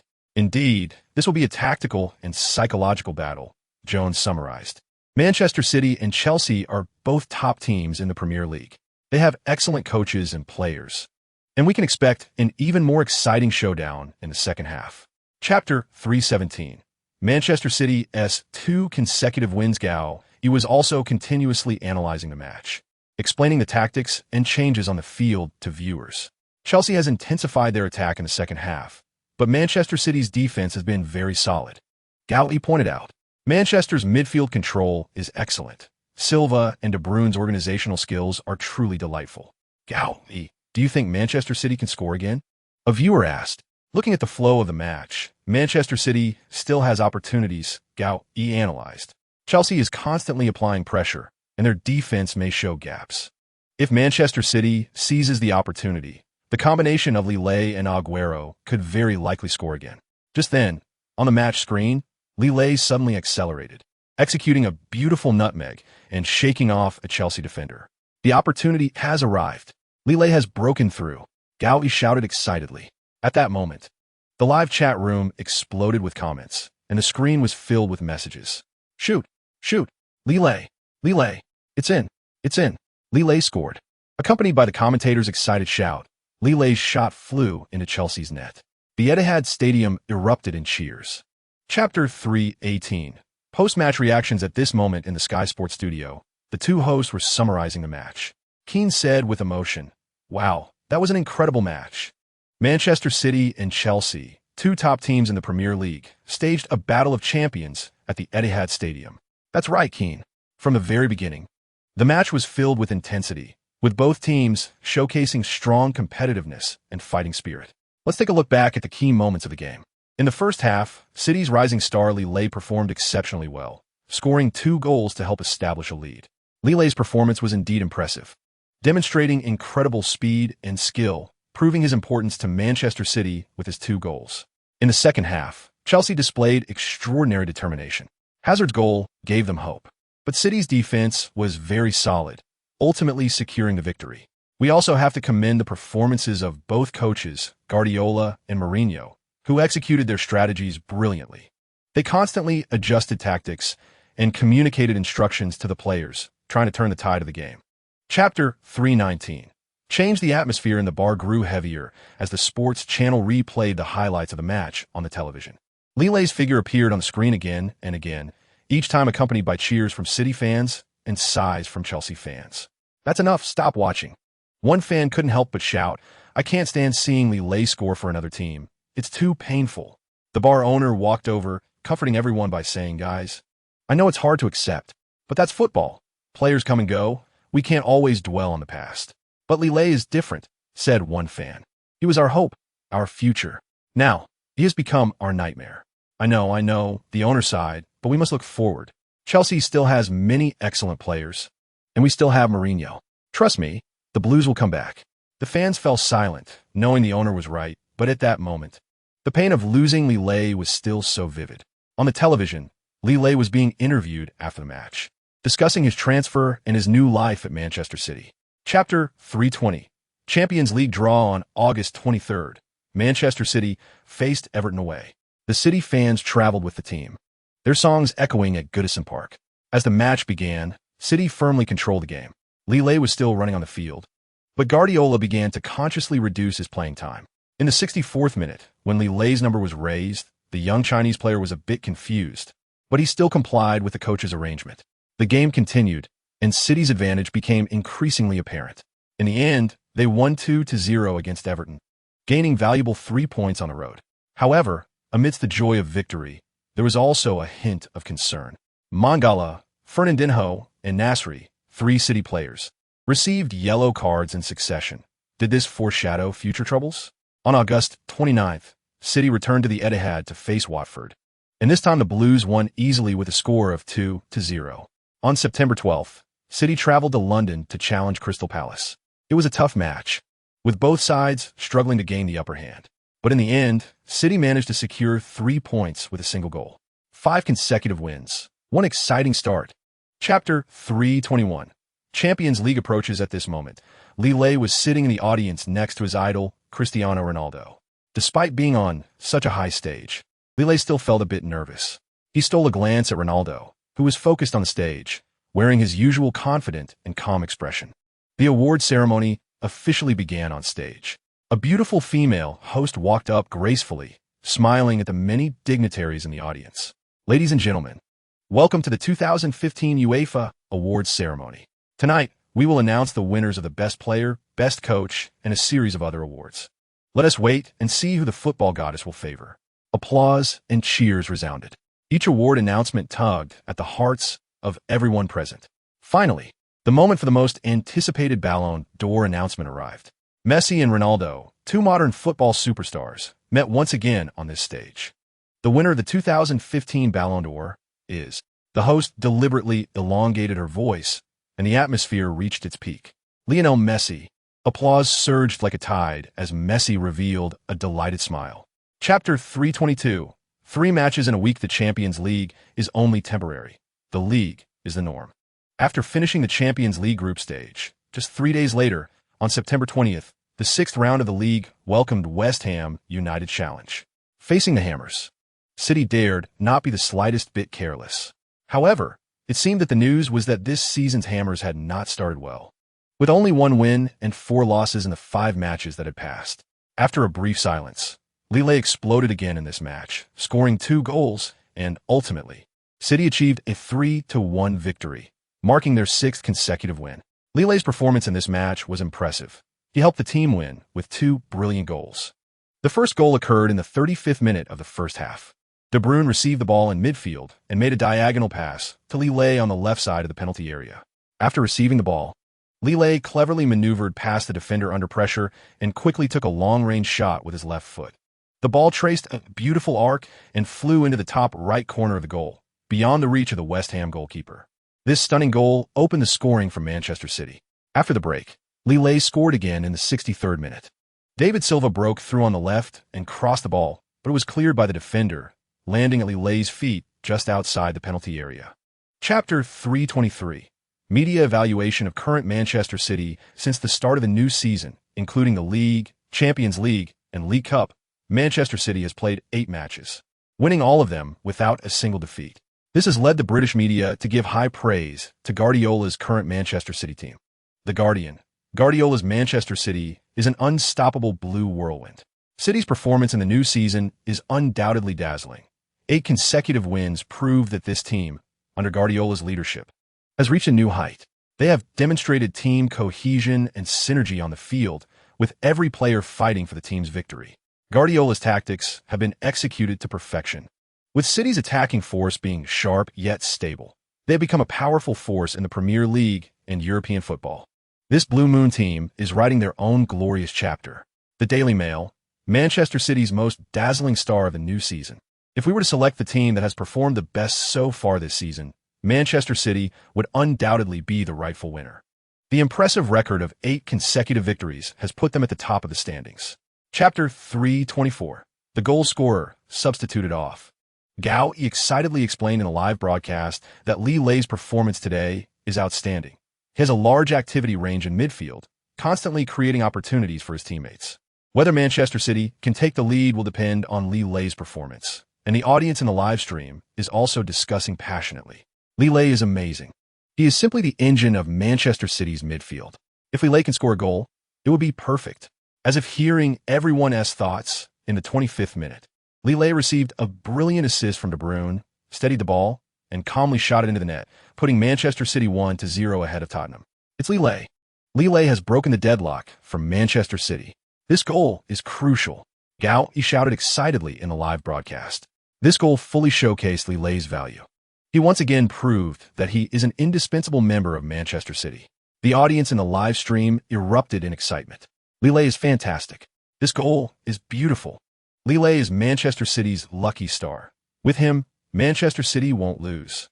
At this moment, Lee Lei excitedly ran to the corner flag and celebrated with a slide on his knees. Meanwhile, in the Sky Sports live broadcast, our old friends, host Keane and Jones, were also commentating on the match. Chapter 325, Facing the First Heavy Defeat. In response to Gao Yi's commentary, fans in the comments section expressed their views. Why substitute Lee Lei when he's playing so well? Guardiola's decision is really puzzling. Lee Lei is Manchester City's most dangerous attacking player. With Lee Lei off the field, Manchester City's attack is likely to suffer significantly. I really don't understand. With Lee Lei's current form, he should be allowed to play longer. Is Guardiola unhappy with Lee Lei? Otherwise, why would he substitute him at this moment? Gao saw the fans' comments and said, "It seems I'm not the only one with this question." Lee Lei's substitution indeed left many fans feeling confused and regretful. But we must also trust Guardiola. He is an excellent coach and must have his reasons. He concluded, regardless. Lee Lei's brilliant performance in the first half has left a deep impression on us. He has once again proven his importance in the Manchester City lineup. I believe he will have more opportunities to deliver even more exciting performances on the pitch. Chapter 326, Post-Match Press Conference. Guardiola took a deep breath and slowly spoke. First, I want to apologize to the fans for today's defeat. This result is obviously not what we wanted. Regarding Lee Lei's substitution, I must admit it may have been a wrong decision. All the reporters were surprised by Guardiola's response. It is known that Guardiola rarely admits mistakes in public. Guardiola continued. Lee Lei performed excellently in the first half. His presence caused a lot of trouble for the opponent's defense. I substituted him partly because I considered he had expended a lot of energy in the first half, and partly to adjust tactics and give the opponent something different. But obviously, this decision did not achieve the expected effect. Another reporter then asked, "How much impact do you think Lee Lei's absence had on the second half of the match?" Guardiola thought for a moment and said, "It's hard to say. Football matches are full of variables. Any detail can affect the course of the game. But it is undeniable that Lee Lei's presence did bring a lot of flexibility and creativity to our attack." Chapter 327, Guardiola's Reflection. The Daily Mail reported, from Manchester City, this was a nightmarish evening. They not only lost the match, but also lost dignity and fighting spirit. From the game, it seems the Manchester City players have lost their former fighting spirit and passion. Their performance was like a group of soulless puppets. Stars like De Bruyne, Sterling, and Mahrez, who once dominated the scene, appeared exceptionally mediocre in this match. And Lee Lei, the young player with high expectations, also failed to leave a deep impression. He being substituted in the first half further sparked fans' dissatisfaction. Manchester City needs a major overhaul. They need to find their fighting spirit and passion again and prove they're still the strongest team in the Premier League. Otherwise, they will become another Liverpool, forever stuck in past glory. The Sun reported, Manchester City lost, but what is even more disappointing is the way they lost. In this match, Manchester City completely lost their usual style. Their attack was chaotic, and their defense had numerous gaps. Every attack from Tottenham posed a huge threat to Manchester City's goal. Chapter 328, The Intense Match. On match day, Borussia Park was already bustling early on. Borussia Mönchengladbach fans, wearing team jerseys, waved flags, and shouted the team's slogans to cheer for their beloved team. The chants of Borussia Mönchengladbach fans echoed throughout the stadium. Li Lei stood on the sidelines, watching all this, and couldn't help but feel a bit emotional. This is the charm of European football. No matter where you come from or which team you support, when you are in such an atmosphere, you will be infected by this enthusiasm and uplifted. Kevin, are you ready? Li Lei came to De Bruyne's side and patted him on the shoulder. Don't be nervous. It's no different from previous matches, Li Lei said to a somewhat anxious De Bruyne, speaking from experience. Of course. De Bruyne shrugged. The match soon began. Li Lei stood on the pitch, feeling the fans' enthusiasm and his teammates' trust. Borussia Mönchengladbach is a strong opponent, especially at home, where they are hard to beat. But Li Lei believes that as long as Manchester City works together and everyone puts forth their best performance, they will definitely achieve victory. Chapter 329, Dazed by the Three Strikes. With the referee's whistle, the match officially began. In the Sky Sports live broadcast, commentators Keane and Jones' voices rang out. The match has started, and Newcastle United is the first to kick off, Keane said. As the away team, can they achieve a good result at Manchester City's home ground? We will see, he continued. Indeed, Jones agreed. The atmosphere at the Etihad Stadium is truly suffocating. You can hear Manchester City's fans starting their welcome ceremony. As soon as the Newcastle United players got the ball, they were drowned out by the boos of Manchester City fans. Thousands of Manchester City fans expressed their welcome to the Newcastle United players with their loudest voices. The Newcastle United players did not seem affected by this atmosphere. King commented, "Look at their formation, 4-2-3-1. This is a very attacking setup." Yes, Jones agreed. Compared to Manchester City's tentative attacks, Newcastle United came here for victory. They raised their game to the highest level and launched a fierce assault on Manchester City's goal.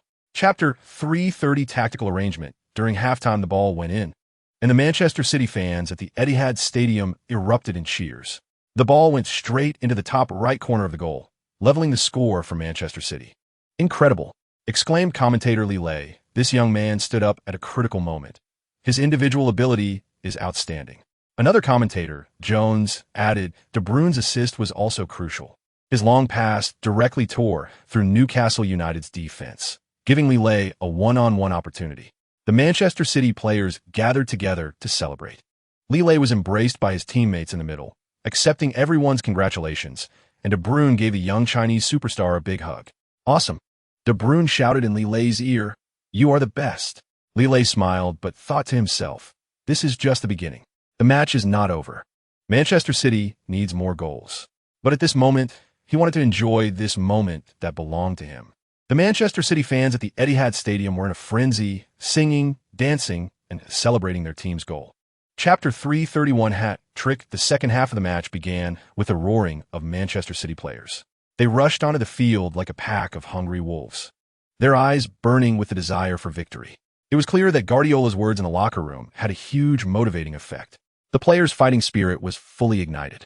Just as the match began, Manchester City launched a fierce attack. Their passing became quick and precise, and their movement was flexible and imaginative. Newcastle United's defense seemed unable to cope with such an onslaught. Suddenly, David Silva received the ball in the front court. He looked up and saw Li Lei at the edge of the penalty area, and without hesitation, Silva passed the ball over. Li Lei received the ball, adjusted, and shot in one smooth motion, filled with a sense of violent beauty. "Goal!" shouted commentator Li Shun excitedly in his live broadcast. This is Li Shun's second goal of the match. The barrage of comments in the live stream exploded instantly, with comments flying up, even overwhelming Gao Yi's live broadcast screen. Li Lei is too strong. Manchester City is lucky to have him. Guardiola was wise not to substitute Li Lei this time. Chapter 332, 4 goals. Wow. Li Gu is really amazing, a hat trick. Gao Yi jumped up excitedly in the live stream. The value of a hat trick in the Premier League is incredibly high. The barrage of comments exploded instantly. Compared to before, it was like a drizzle. Gao Yi's live stream shot up to the homepage recommendation of the platform. Li Lei is too strong. This is our pride in China. Hat trick, Li Lei made history. Will Li Lei create a miracle and get a quadruple? Gao Yi looked at the rolling comments and smiled. A quadruple is not easy, but if it's Li Lei, I believe anything is possible. What do you think? The comments continued to roll. If Li Lei really gets a quadruple, it would truly be a miracle. Li Lei is already great. A hat trick is already rare. Whether or not there is a quadruple, Li Lei has already proven himself. He is our pride. Gaoi nodded and said, I agree with your views. Li Lei's performance today has been outstanding enough. Whether or not there is a quadruple, he has already made history. This is his moment of glory. On the field, the Manchester City players surrounded Li Lei again to celebrate this goal. Chapter 333, A Brief Rest, is also busy the headline of the Guardian read. Li Lei's magical night. Chinese star scores 4 goals to lead Manchester City to a 6-1 victory over Newcastle United. The article detailed Li Lei's 4 goals and praised his performance as a personal showcase. It also noted that this victory was a perfect response to the previous 1-4 loss to Tottenham, demonstrating Manchester City's resilience and Li Lei's importance. The Daily Mail's report was titled, Li Lei leads Manchester City to a 6-goal triumph. The article praised not only Li Lei's performance, but also highlighted the outstanding performances of other Manchester City players, especially De Bruyne's assists and Aguero's goals. It compared the last 2 matches, stating that this victory demonstrated Manchester City's true strength. The Times report focused on analyzing Li Lei's role in Manchester City. Titled Li Lei, Manchester City's New Core. The article pointed out that Li Lei is not just a goal machine, but also a key initiator of Manchester City's offense. His activity creates space for other players, and his leadership inspires the entire team. The article argued that Li Lei has become an indispensable part of Manchester City. The Mirror's report focused on Manchester City's overall performance, titled Manchester City Bounces Back. 6-goal victory shows championship quality. Chapter 334, An Invitation from a Beauty, looking at Caitlin smile. As bright as sunshine, Li Lei felt his heart skip a beat. All right, since you two have met, let's prepare for the next shot, the director said, clapping his hands. For this shot, I need you to show the feeling of passionate collision, just like on the field, the combination of strength and beauty in competition. Li Lei and Caitlin exchanged glances, both seeing eagerness in each other's eyes. No problem, director, Li Lei said afterward. We will do our best to present the effect you want. Caitlin nodded, expressing confidence that their chemistry would be wonderful. Under the director's instructions, Li Lei and Caitlin began their performance. The passion of sports and the vitality of youth were perfectly embodied in these 2 young people. They ran and jumped, every movement filled with strength and beauty. When Li Lei was sweating profusely, Caitlin would hand him a bottle of Coca-Cola. When Caitlin smiled brightly, Li Lei would gently wrap his arm around her shoulder. They coordinated seamlessly, as if they were meant to be together. Chapter 335, A Wonderful Evening. Li Lei looked equally handsome and eye-catching tonight, dressed in a well-tailored suit that perfectly showcased his strong physique and explosive power. His broad shoulders, muscular waist, and long legs all highlighted the strength and beauty of an athlete. In Caitlin's eyes, he was like a perfect Greek sculpture. The 2 dazzling individuals sat under the dim candlelight, shadows intertwining, creating a romantic atmosphere. They raised their glasses and gently clinked them, producing a crisp sound. Cheers to our success today, Caitlin said with a smile, and cheers to your wonderful performance. Cheers to our collaboration, Li Lei replied with a smile. And cheers to your beauty and wisdom. The glasses clinked again, and the rich liquid slid down their throats, leaving a lingering, intoxicating aftertaste. As the night deepened, the restaurant's band began to play soft melodies. Caitlin put down her wine glass and extended her hand to Li Lei.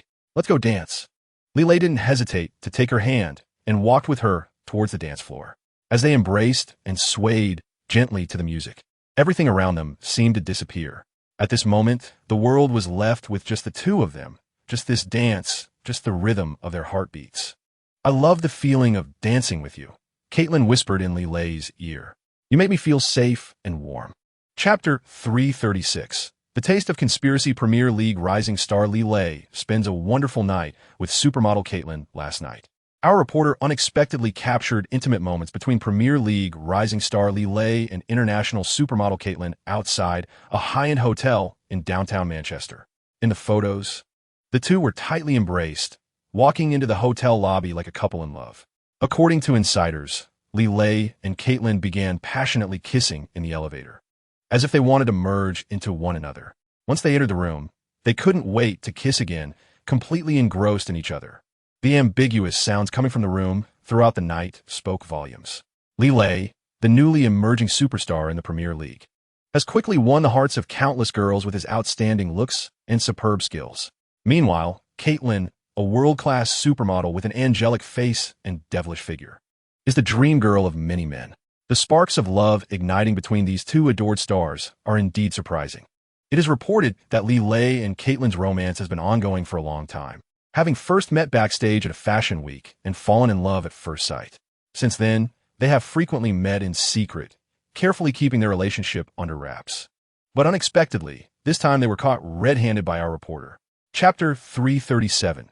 After the scandal, the league continues. After the sensational scandal broke, Lei chose to hide away.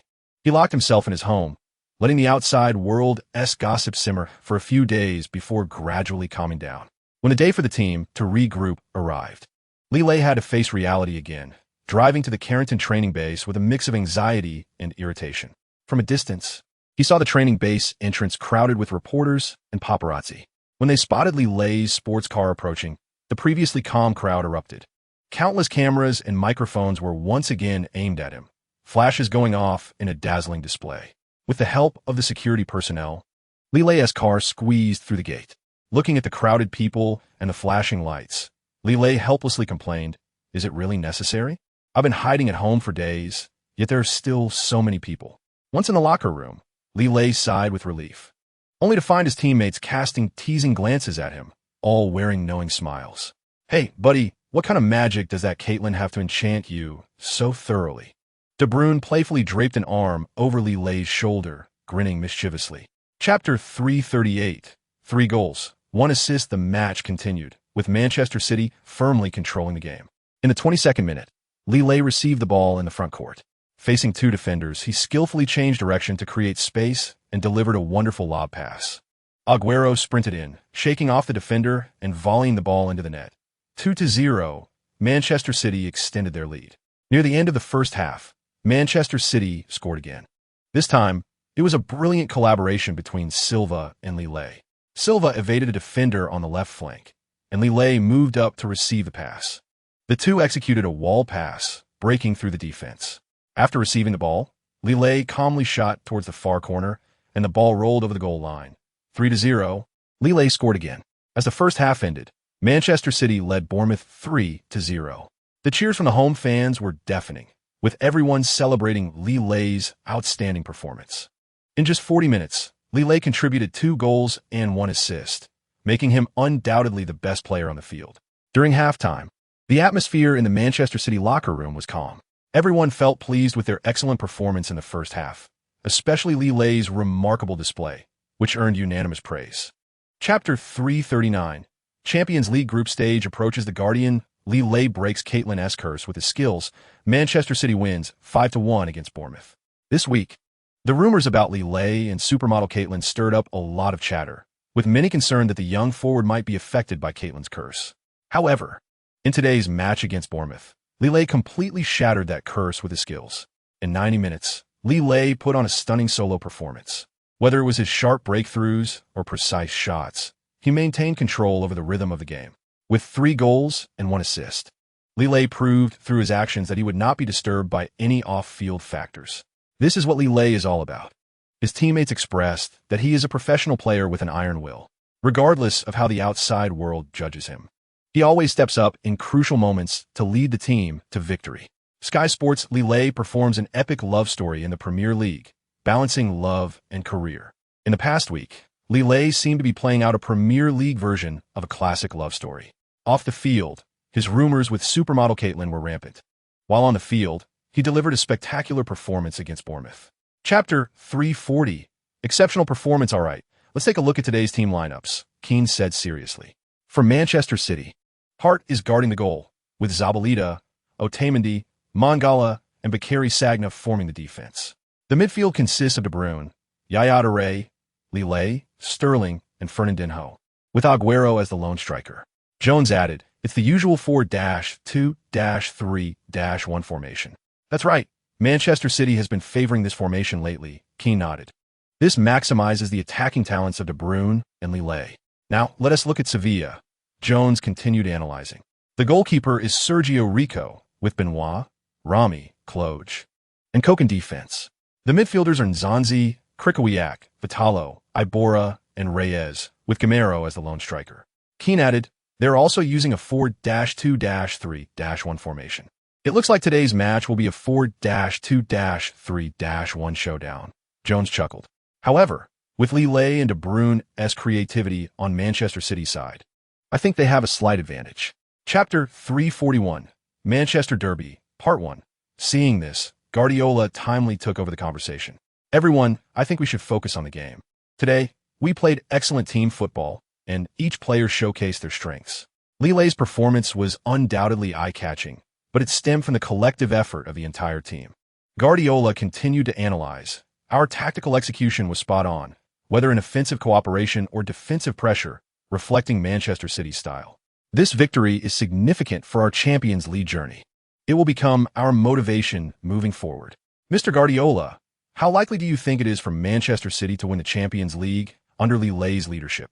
Guardiola pondered for a moment and replied cautiously, "Of course we have that dream, but the Champions League has never been smooth sailing. We will fight and battle one game at a time. Lille will undoubtedly be our core strength. But I hope everyone can see that Manchester City is a whole, with everyone working hard for victory." The press conference ended amidst applause, and Lille breathed a sigh of relief, knowing that his performance on the pitch had already given the best answer. Chapter 342, Manchester Derby, Part 2. The streets of Manchester were bustling with crowds. To maintain order, the Manchester City Council specifically increased police presence. Officers in fluorescent yellow vests navigated through the crowd, ensuring safety in every corner. A spokesperson for the council stated in an interview, "We take this derby match very seriously, not just because it is a football game, but because it concerns the honor of Manchester. We will do everything possible to ensure the match is held safely and to prevent any violent incidents." Outside Old Trafford, the atmosphere had reached a boiling point. Manchester United fans sang "Glory, Glory Man United," while Manchester City fans loudly chanted Lille's name. The two sides were on edge, ready for battle. In the player tunnel, Lille and Rooney unexpectedly met. These two superstars, the kings of Manchester, greeted each other. "Hey Wayne," Lille smiled. "Are you ready to be defeated by us?" Rooney laughed heartily. "In your dreams, kid. Old Trafford is our home ground. We are invincible." The two shook hands with smiles, but their eyes burned with competitive spirit. Before the match, the British media, The Sun, had already started to hype up the game and provided analyses of both teams. Chapter 343, Manchester Derby, Part 3. As the players entered the field, the atmosphere in the broadcast room peaked, and the director timely presented the starting lineups for both teams. Manchester City, 42-31 goalkeeper. Hart, defenders, Kolarov, Otamendi, Kompany, Bakary Sagna. Midfielders, De Bruyne, Lille, Sterling, Francisco, Fernandinho. Forward, Bony. Manchester United, 42-31 goalkeeper. De Gea. Defenders, Valencia, Jones, Smalling, Rojo. Midfielders, Schneiderlin, Schweinsteiger, Mata, Herrera, Marshall. Forward, Rooney. Keane carefully studied Manchester City's lineup, which was star-studded. Hart, Kolarov, De Bruyne, Sterling. And of course Lille. Each one was a world-class star. Jones was also impressed by Manchester City's lineup. Guardiola's choice of the 42-31 formation gave Manchester City's attack strong flexibility and creativity. The combination of Lille and De Bruyne was particularly anticipated. When the topic turned to Manchester United, Keane appeared particularly excited but reminded everyone that Manchester United also had a strong lineup. Chapter 344, Manchester Derby, Part 4. In Manchester City's defense, Kompany and Otamendi played crucial roles, their tackles and interceptions repeatedly thwarting Manchester United's attacks. The pace of the match quickened, and the atmosphere on the field grew tense, with both teams' players facing a test of endurance. The score remained 0-0. The night at Old Trafford was both long and short, filled with passion and uncertainty. The cheers of the fans surged like waves, transforming the legendary stadium into a massive energy field. On the pitch, the tussles between players grew fiercer. They seemed tireless and pain-free, all for the dream of victory. In the 15th minute, Manchester City's Fernandinho accidentally kicked Marshall's foot during a tackle. The referee unhesitatingly pulled out a yellow card, warning Fernandinho. He was somewhat dissatisfied but accepted the referee's decision. In such a match, any detail could change the course of the game. Manchester United was also unyielding. In the 35th minute, Mata fouled Lille from behind during a defense, and the referee again showed a yellow card, this time to Mata. Chapter 345. A clash of titans. The second half began, and Rooney immediately felt the immense pressure from Manchester City's defense. As Manchester United's star player and attacking core, Rooney's performance significantly impacted the team's offensive efforts. However, under the tight marking from the opposing defenders, he seemed somewhat overwhelmed. Manchester City's defenders closely shadowed Rooney, casting a thick shadow over his playing space. Even his teammates struggled to provide timely support, worsening Rooney's situation. Gradually, his form began to decline, with his movement and ball control lacking the sharpness of the first half. In contrast, Manchester City grew increasingly confident. On the right flank, Lille broke through Manchester United's defense time and again, sending the ball into the opponent's penalty area amid the cheers of the Blue Moon fans. Midfielder De Bruyne consistently controlled the rhythm of the game, his organization and passing becoming the engine of Manchester City's attack, thrilling the fans in the stands. Guardiola on the sidelines nodded in satisfaction. To maintain and strengthen this momentum, he decisively substituted Navas for the underperforming Sterling in the 55th minute. Chapter 346. The curtain falls. Fans from both teams held their breath, afraid to miss any critical moment. The players on the field were also doing their utmost, racing against time. Seeing Manchester City strengthen their defense, Van Gaal decided to go all out. In the 85th minute, he substituted Darmian for the exhausted Valencia, using his last substitution. Both coaches on the sidelines were continuously directing their teams, attempting to optimize the formations on the field. Guardiola remained calm and collected, every gesture exuding confidence, while Van Gaal appeared somewhat anxious, pacing the sidelines and loudly urging his players. As the match time ticked away, Manchester United's attacks grew increasingly desperate, while Manchester City's defense became ever more solid.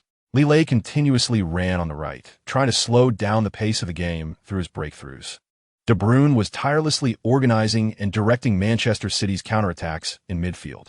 The match had entered its critical final moments. A single goal could determine the outcome. All 22 players on the field were fighting hard for their own honor.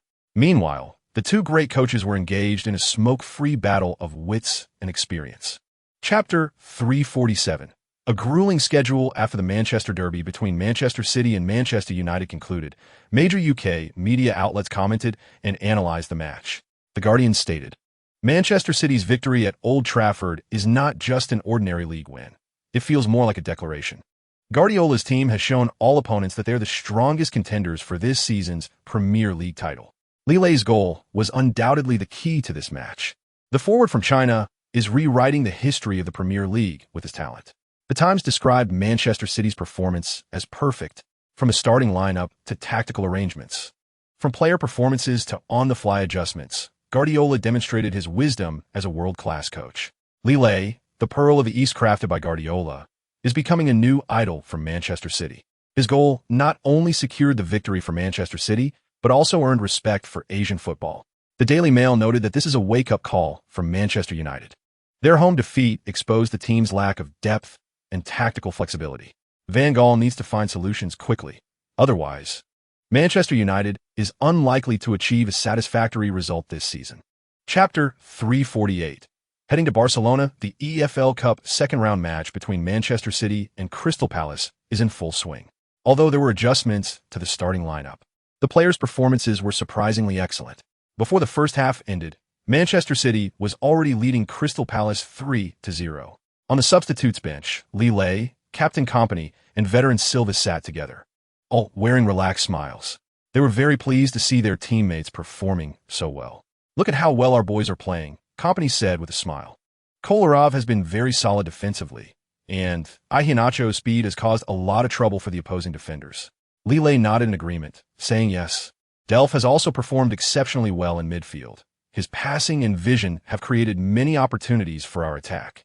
Silva smiled and said, This is the strength of Manchester City. Whether starters or substitutes, everyone has the ability to contribute. Our squad depth is unmatched by other teams.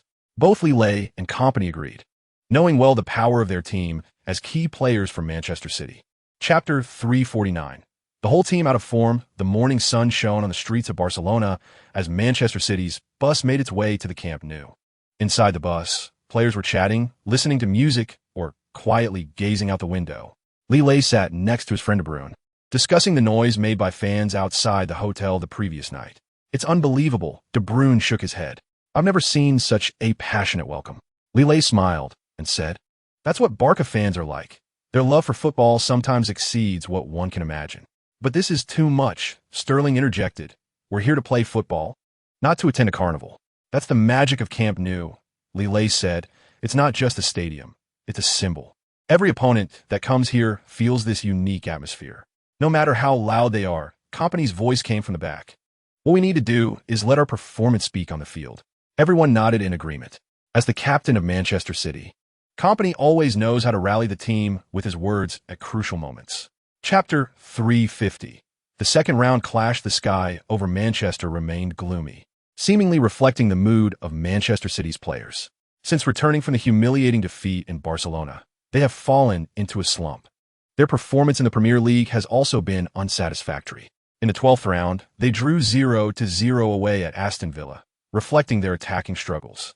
In the 13th round, they suffered a 1-4 defeat against their arch-rivals Liverpool. All of this made it feel as if the curse brought back from Camp Nou was still affecting the Blue Moon team. But an opportunity arose. On November 26th, Manchester City would face Barcelona at home at the Etihad Stadium. This was the final round of the Champions League group stage, although both teams had already secured qualification. This match was about honor and dignity. More importantly, Guardiola understood that this might be the best chance to turn the team's fortunes around. If the problem lay with Barcelona, then the key to solving it must also be found there. Thus, on this cold night, Guardiola made an important decision. He would field Manchester City's full first-team lineup to face this seemingly inconsequential but actually significant match. Chapter 351. Hot form as the whistle blew. The Manchester City players in their sky blue jerseys quickly occupied the center circle. De Bruyne stood over the ball, looking around with determination and confidence in his eyes. After taking a deep breath, he gently touched the ball with his toe and passed it to the captain Kompany behind him. Upon receiving the ball, the captain did not rush into attack, but chose to stabilize the formation, signaling his teammates to adjust their positions and strengthen control in the midfield and defense. The Manchester City players continuously moved on the field, looking for opportunities to penetrate forward through passing and positioning. Today, Agüero returned to the field, injecting a shot of adrenaline into Manchester City. The constantly running Agüero actively searched for openings in the front line. Lille's performance on the right flank was also outstanding.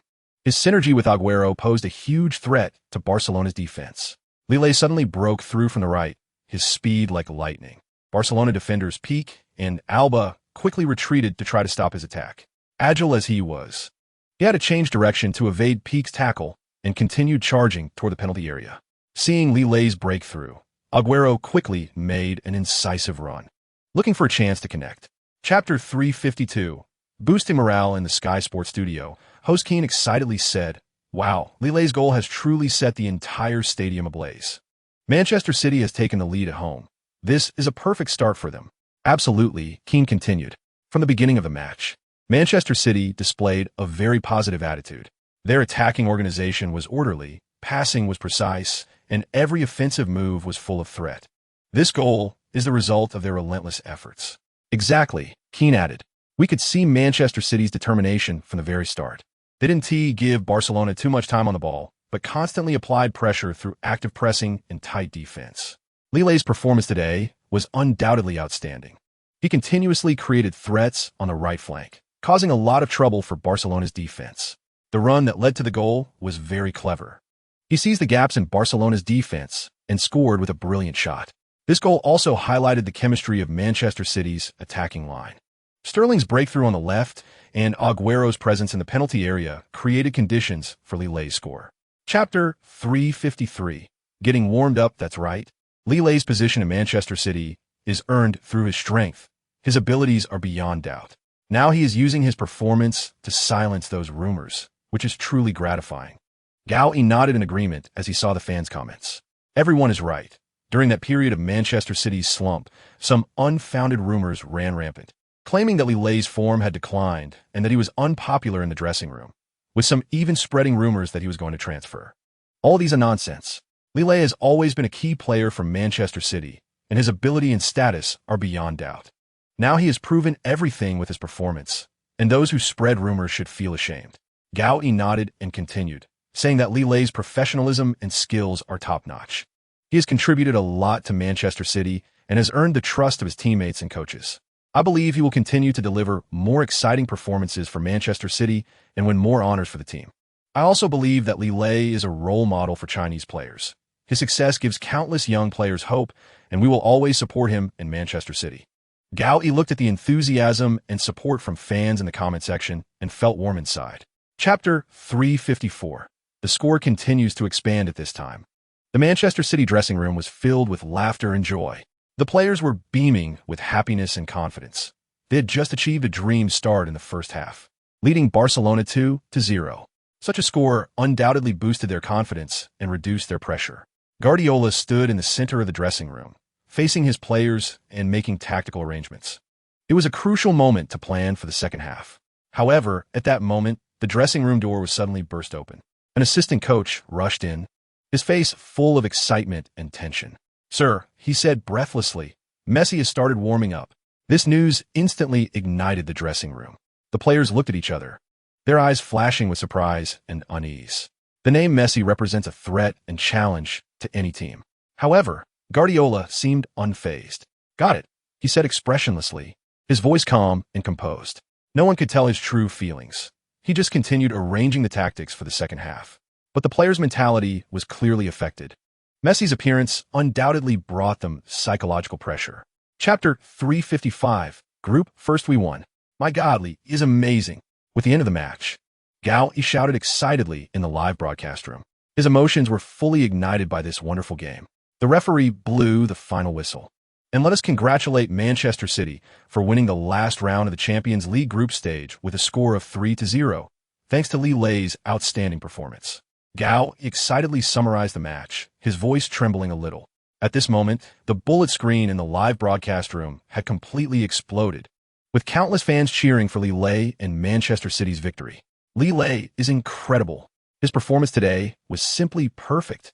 Manchester City is too strong. They completely suppressed Barcelona. Li, you're the best. Chinese football has you as a player, and we are proud. Gao, he looked at these comments, his smile even brighter, reflecting the feelings of all Chinese fans. "Fans, you are absolutely right." He interacted with the camera and the comments. Li Lei's performance today is truly astonishing. He not only excelled in attack, but also completely restricted the superstar Messi in defense. Such a performance is nothing short of perfect. Chapter 356. Return to form under Guardiola's coaching. They not only dominate in the Premier League, but also show incredible dominance in the Champions League. Especially Li Lei. This young player from China revealed his extraordinary superstar talent in the group stage. He not only contributed goals and assists multiple times, but also completely restricted the superstar Messi from Barcelona in defense. Manchester City has showcased their ambition and strength to the world this season. They have all the potential to reach the pinnacle of the Champions League. However, the biggest surprise in this Champions League came from a little-known French team, Monaco. This team from the Principality displayed astonishing attacking power and explosiveness in the group stage. They not only advanced to the knockout stage as group leaders, but also achieved a double victory over the Premier League giants Tottenham. All of this is thanks to a young player named Mbappe. This 18-year-old talent showcased his incredible skills and potential on the Champions League stage. His speed, technique, and shooting ability have already reached world-class levels. Chapter 357. Media doubts during halftime. Guardiola seemed somewhat dissatisfied. He didn't appear very pleased with the players' performance. "We need more ball control and more offense," he said in the dressing room. "I know many of you don't get much playing time usually, but this is your stage to prove yourselves and show your strength. Prove that you deserve to wear the Manchester City jersey." In the second half, the performance of Manchester City players changed significantly. They began to control the ball more and launch more attacks toward Hull City's goal. Soon, their efforts were rewarded. In the 52nd minute, Pozas received a pass from Navas, turned in the box, and shot. The ball flew in a Hull City's net. 1-0. Manchester City finally broke the deadlock and took the lead. This goal seemed to have flipped a switch for the Manchester City players.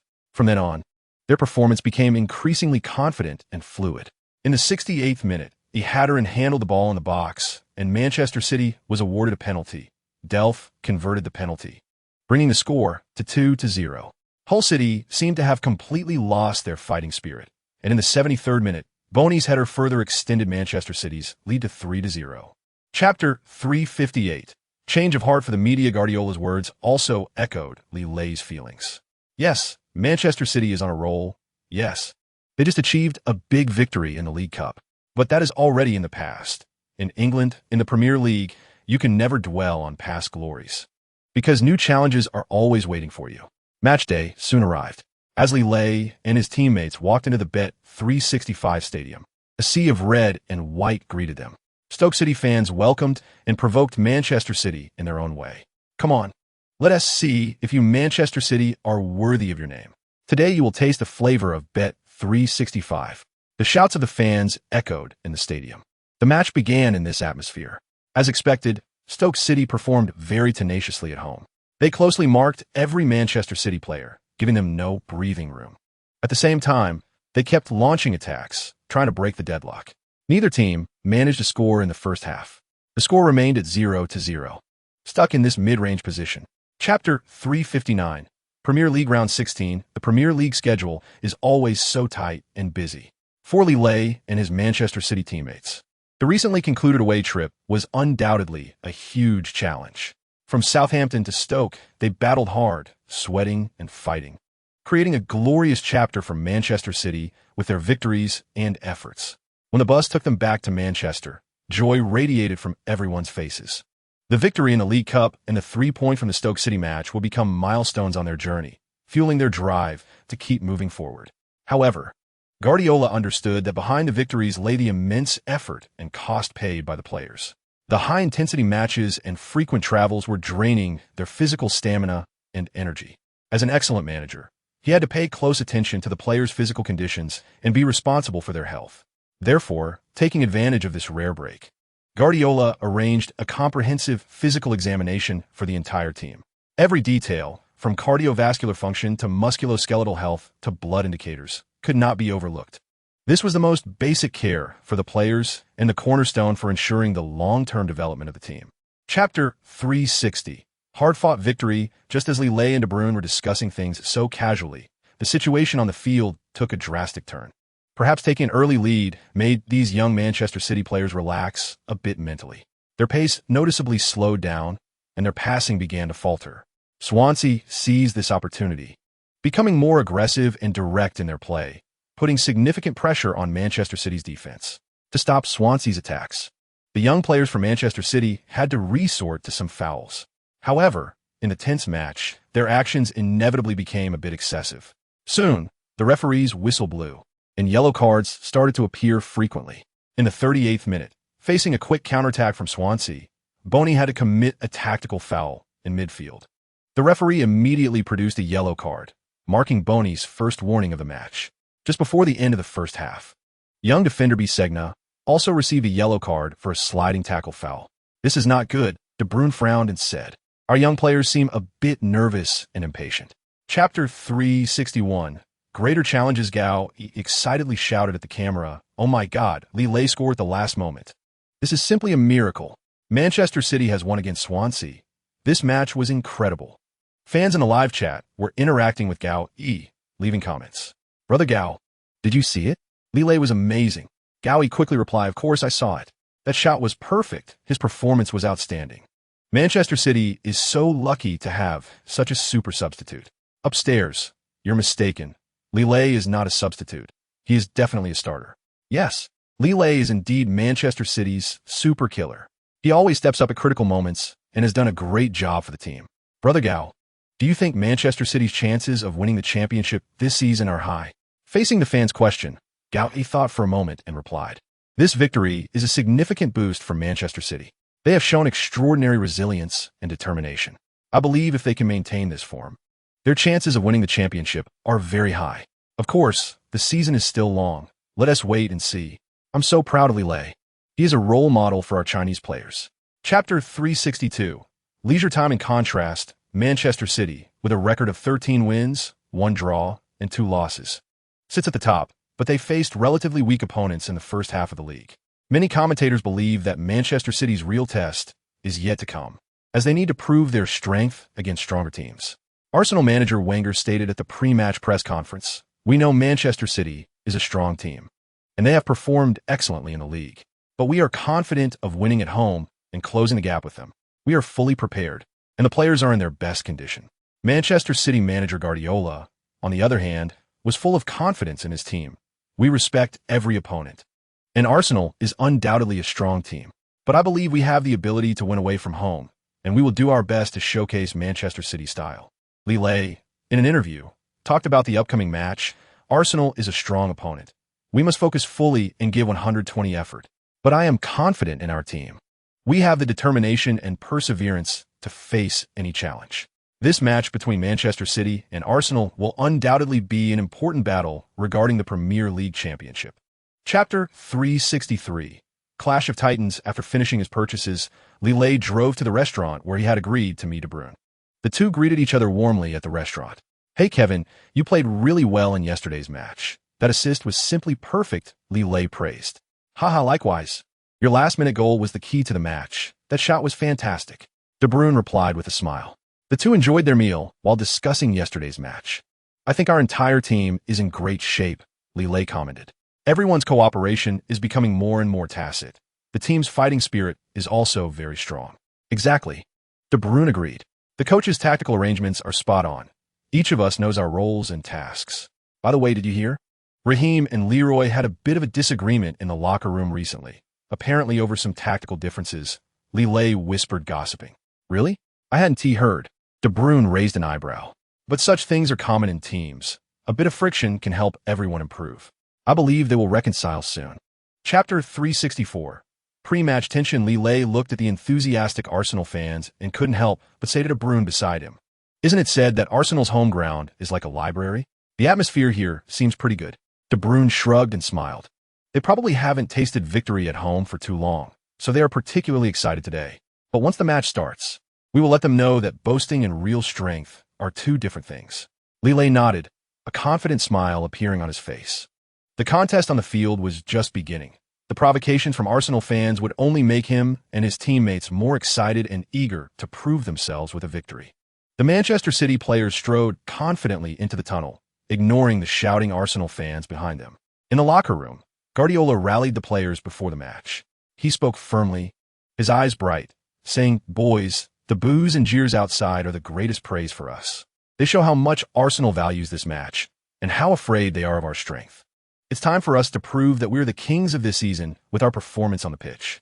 Chapter 365, trailing 1-0 for now. This match is crucial for us, Manchester City. Arsenal is a strong opponent, with outstanding players in every position. We must carefully observe their positioning and movements to find vulnerabilities in their defense. Lille and De Bruyne look good today. Their combination in midfield will be key to breaking through Arsenal's defense. We need to ensure they receive enough support, while also being cautious of Ozil and Ramsey's counterattacks. Aguero must be more active today. He needs to constantly create threats in the attacking front to hold back Arsenal's defense. If he can draw defenders away to create space for Sterling and Touré, our attack will flow more smoothly. Defensively, we must stay alert at all times.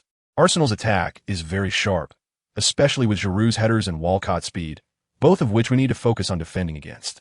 Otamendi and Mangala must remain steady and not give them any opportunities. In summary, this will be a tough match, but I believe my players have the ability to secure victory. We will control the pace of the game and dictate its direction. Chapter 366. Lille under tight marking. At this moment, Arsenal's goalkeeper Cech, who was brought in from Chelsea this season, is closely watching that Chinese kid outside the penalty area. As a former teammate from Chelsea, Cech knows Lille's capabilities well. Facing the attacking Lille, Cech's expression is very serious. He knows he cannot afford to be careless against such a talented young player.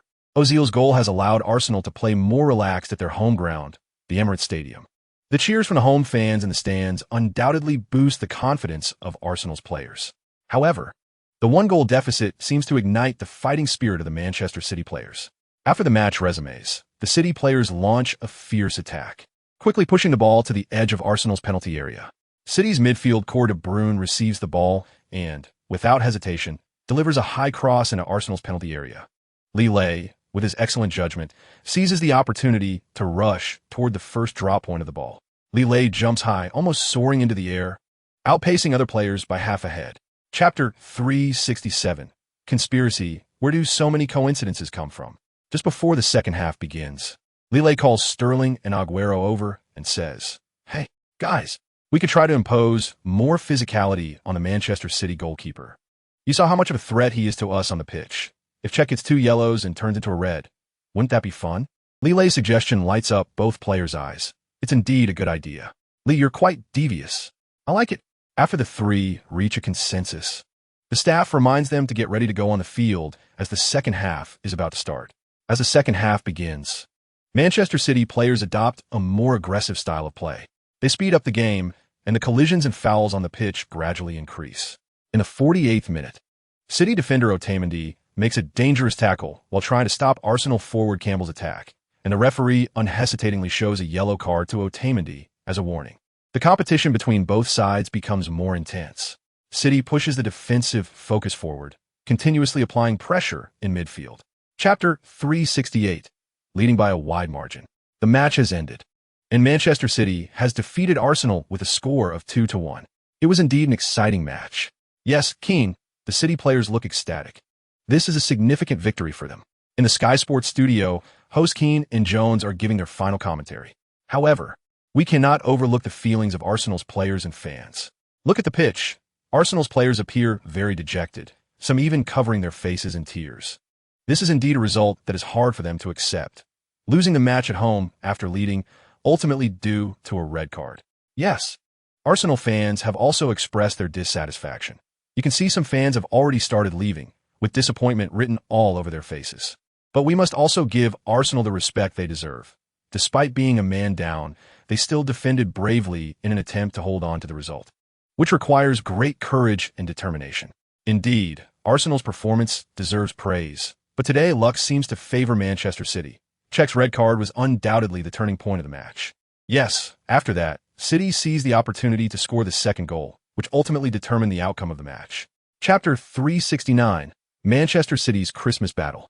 At this moment, Lille is sitting in a locker room chatting with De Bruyne about Christmas, completely uninterested in Guardiola's player rotation plans. "Hey Kevin, do you have any plans for Christmas?" Lille asks while changing into his training gear. De Bruyne smiles and replies, "I'm planning to spend it with my family. You know, Christmas is a very important holiday for us Belgians. We decorate the Christmas tree, exchange gifts, and enjoy a lavish dinner together." "Wow, that sounds great," Lille exclaims. "In China, we also celebrate Christmas, but the atmosphere isn't as strong as here. Most people treat it as an ordinary holiday. So what are your plans for this year?" De Bruyne asks. "I might have dinner with a few teammates, or just stay at home playing games." Lille shrugs. "You know, as someone playing football abroad, holidays can feel a bit lonely." De Bruyne nods in understanding and says, "I get that feeling. When I first came to Manchester City, I often spent the holidays alone. But now I've adapted. The team takes good care of me." Chapter 370, a blast. In the first match after Christmas, Guardiola did not choose to make significant rotations against an opponent like Sunderland. He knows clearly that during the Christmas battle period, no match can be taken lightly. Once the starting lineup is announced, fans understand Guardiola's determination. De Bruyne, Lille, and Sterling, the three core players of the team, all start, and their presence undoubtedly injects a shot of adrenaline into the team. Surprisingly, Guardiola has chosen Boni to start as the central striker. The young Italian forward has performed well in the first half of the season, but has struggled to secure stable playing time in the competitive Manchester City forward line. This starting position undoubtedly shows Guardiola's trust and expectations for him. Boni is ready, and he has shown excellent performance in training. I believe he can seize this opportunity to prove himself. Before the match, Guardiola said in an interview, "The double pivot of Touré and Fernandinho provides a solid defensive barrier for the team. Their presence makes Manchester City's midfield more stable and ensures the performance of the attacking players." Chapter 371. Christmas gift. With the scores steadily increasing and the victory confirmed early on, Guardiola began to substitute key players like Lille and De Bruyne. He needed a healthy and energetic team for the upcoming matches. When their numbers were raised, the fans erupted into warm applause. They stood up to cheer for the two players who delivered outstanding performances, and Lille and De Bruyne waved to the crowd with satisfied smiles on their faces. "You two were fantastic, simply unstoppable," Guardiola praised as they left the field. Lille and De Bruyne arrived at the bench, took the water bottles handed to them by staff, and started a rest. However, their eyes remained fixed on the field. The young Manchester City players were still running tirelessly, eager to prove themselves and leave their mark on this special night. In the 55th minute, Boney scored a beautiful header during a scramble in the penalty area, breaking through Sunderland's goal. The Manchester City players cheered, but the linesman raised the flag to indicate the goal was invalid. "Hey, Boney is so unlucky. That was clearly a good goal," De Bruyne complained from the bench. Chapter 372. Back to the old place gradually, the pace of the match slowed down. Manchester City players began to pass the ball more rather than shooting directly, waiting for the final whistle. However, just as the match was about to end, Sunderland unexpectedly scored a goal. Although it was meaningless, at least it salvaged some face for them. The Manchester City fans at the Etihad Stadium were not discouraged by the goal conceded. On the contrary, they gave Sunderland players a round of applause. It was a sign of respect, a gift to the opponents after Christmas. In the end, with the referee's long whistle, the match concluded. Manchester City achieved a big victory at home, and the players embraced each other to celebrate and acknowledge the fans. Young fans in the pub went wild again. They sang Manchester City's anthem over and over, with some even jumping on tables to dance in victory. On this night, in the aftermath of Christmas, Manchester City brought them endless joy once again.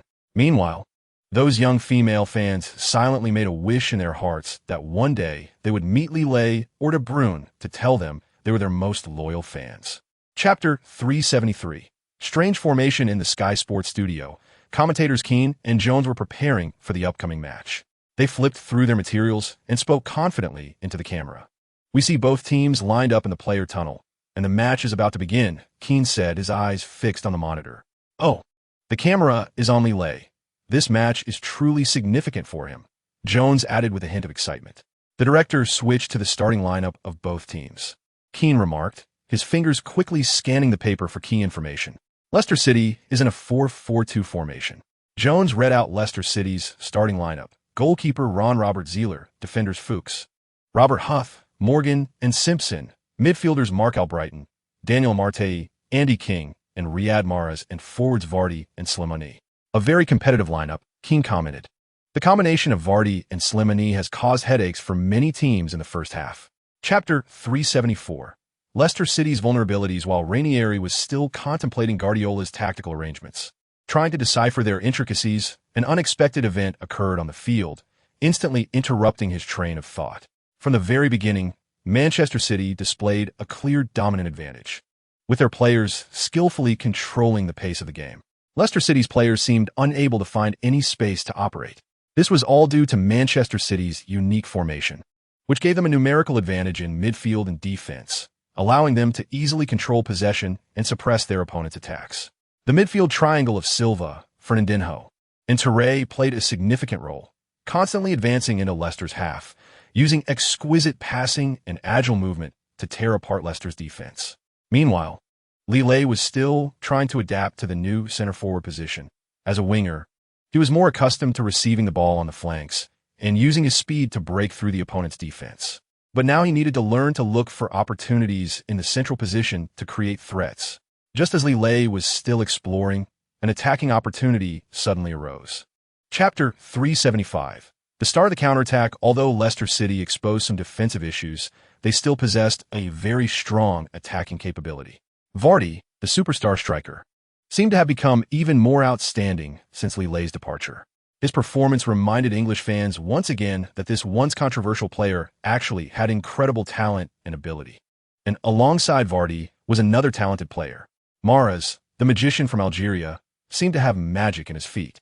His combination with Vardy often created highly threatening attacks. In the 18th minute, when Lille's goal put Manchester City ahead, Leicester City's players began to realize that they had defensive problems. As the core of the defense and the team's captain, Morgan decided to do something for the team. He gathered all the defenders together for a serious discussion. "Listen up, guys," Morgan said firmly. "We've exposed some vulnerabilities in defense, especially when dealing with Lille. This guy is too dangerous. If we slip up, he can convert opportunities into goals." Chapter 376. Midfield stranglehold on the green pitch. Lille quickly felt the special treatment from Leicester City's players. Whenever he had the ball, there would always be 2 to 3 Leicester City players coming to double-team him. They closely marked Lille, applying immense pressure on him. These players used to be Lille's teammates. They understood his style and characteristics well and knew how to limit his performance. Faced with such defense, Lille found it very challenging. Every time he dribbled or attempted a breakthrough, he was intercepted and disturbed by Leicester City players. Moreover, the Leicester City players' defense was not only tight, but also very aggressive. They ruthlessly engaged in physical confrontations with Lille, seemingly forgetting that he was once their teammate. Lille struggled in attack, attempting to use his individual skills to shake off the Leicester City players, but to little effect.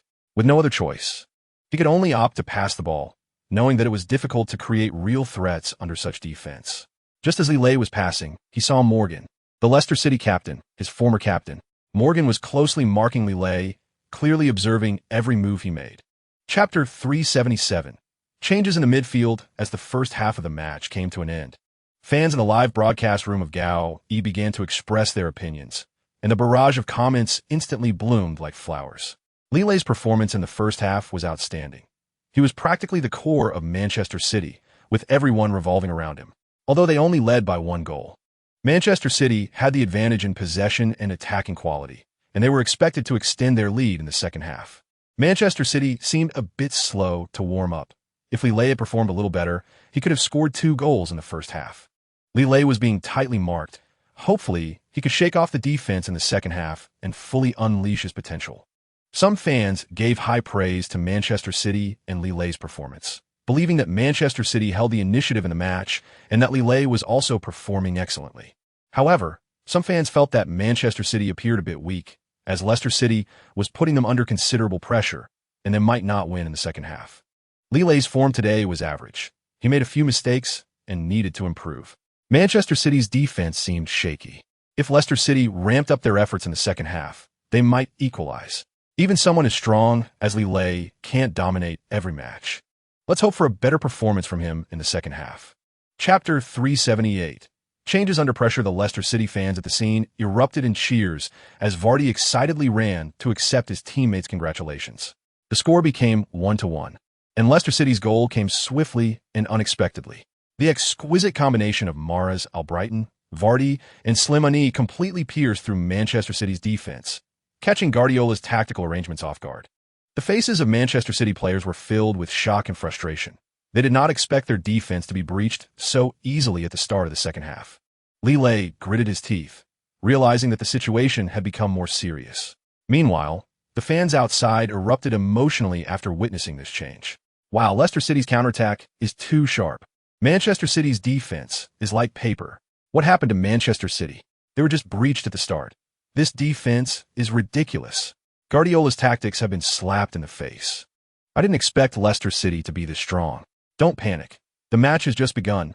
We still have time to adjust. It's just one conceded goal. Everyone, don't lose heart. Continue to support the team. Manchester City still has the strength to turn the situation around. Chapter 379.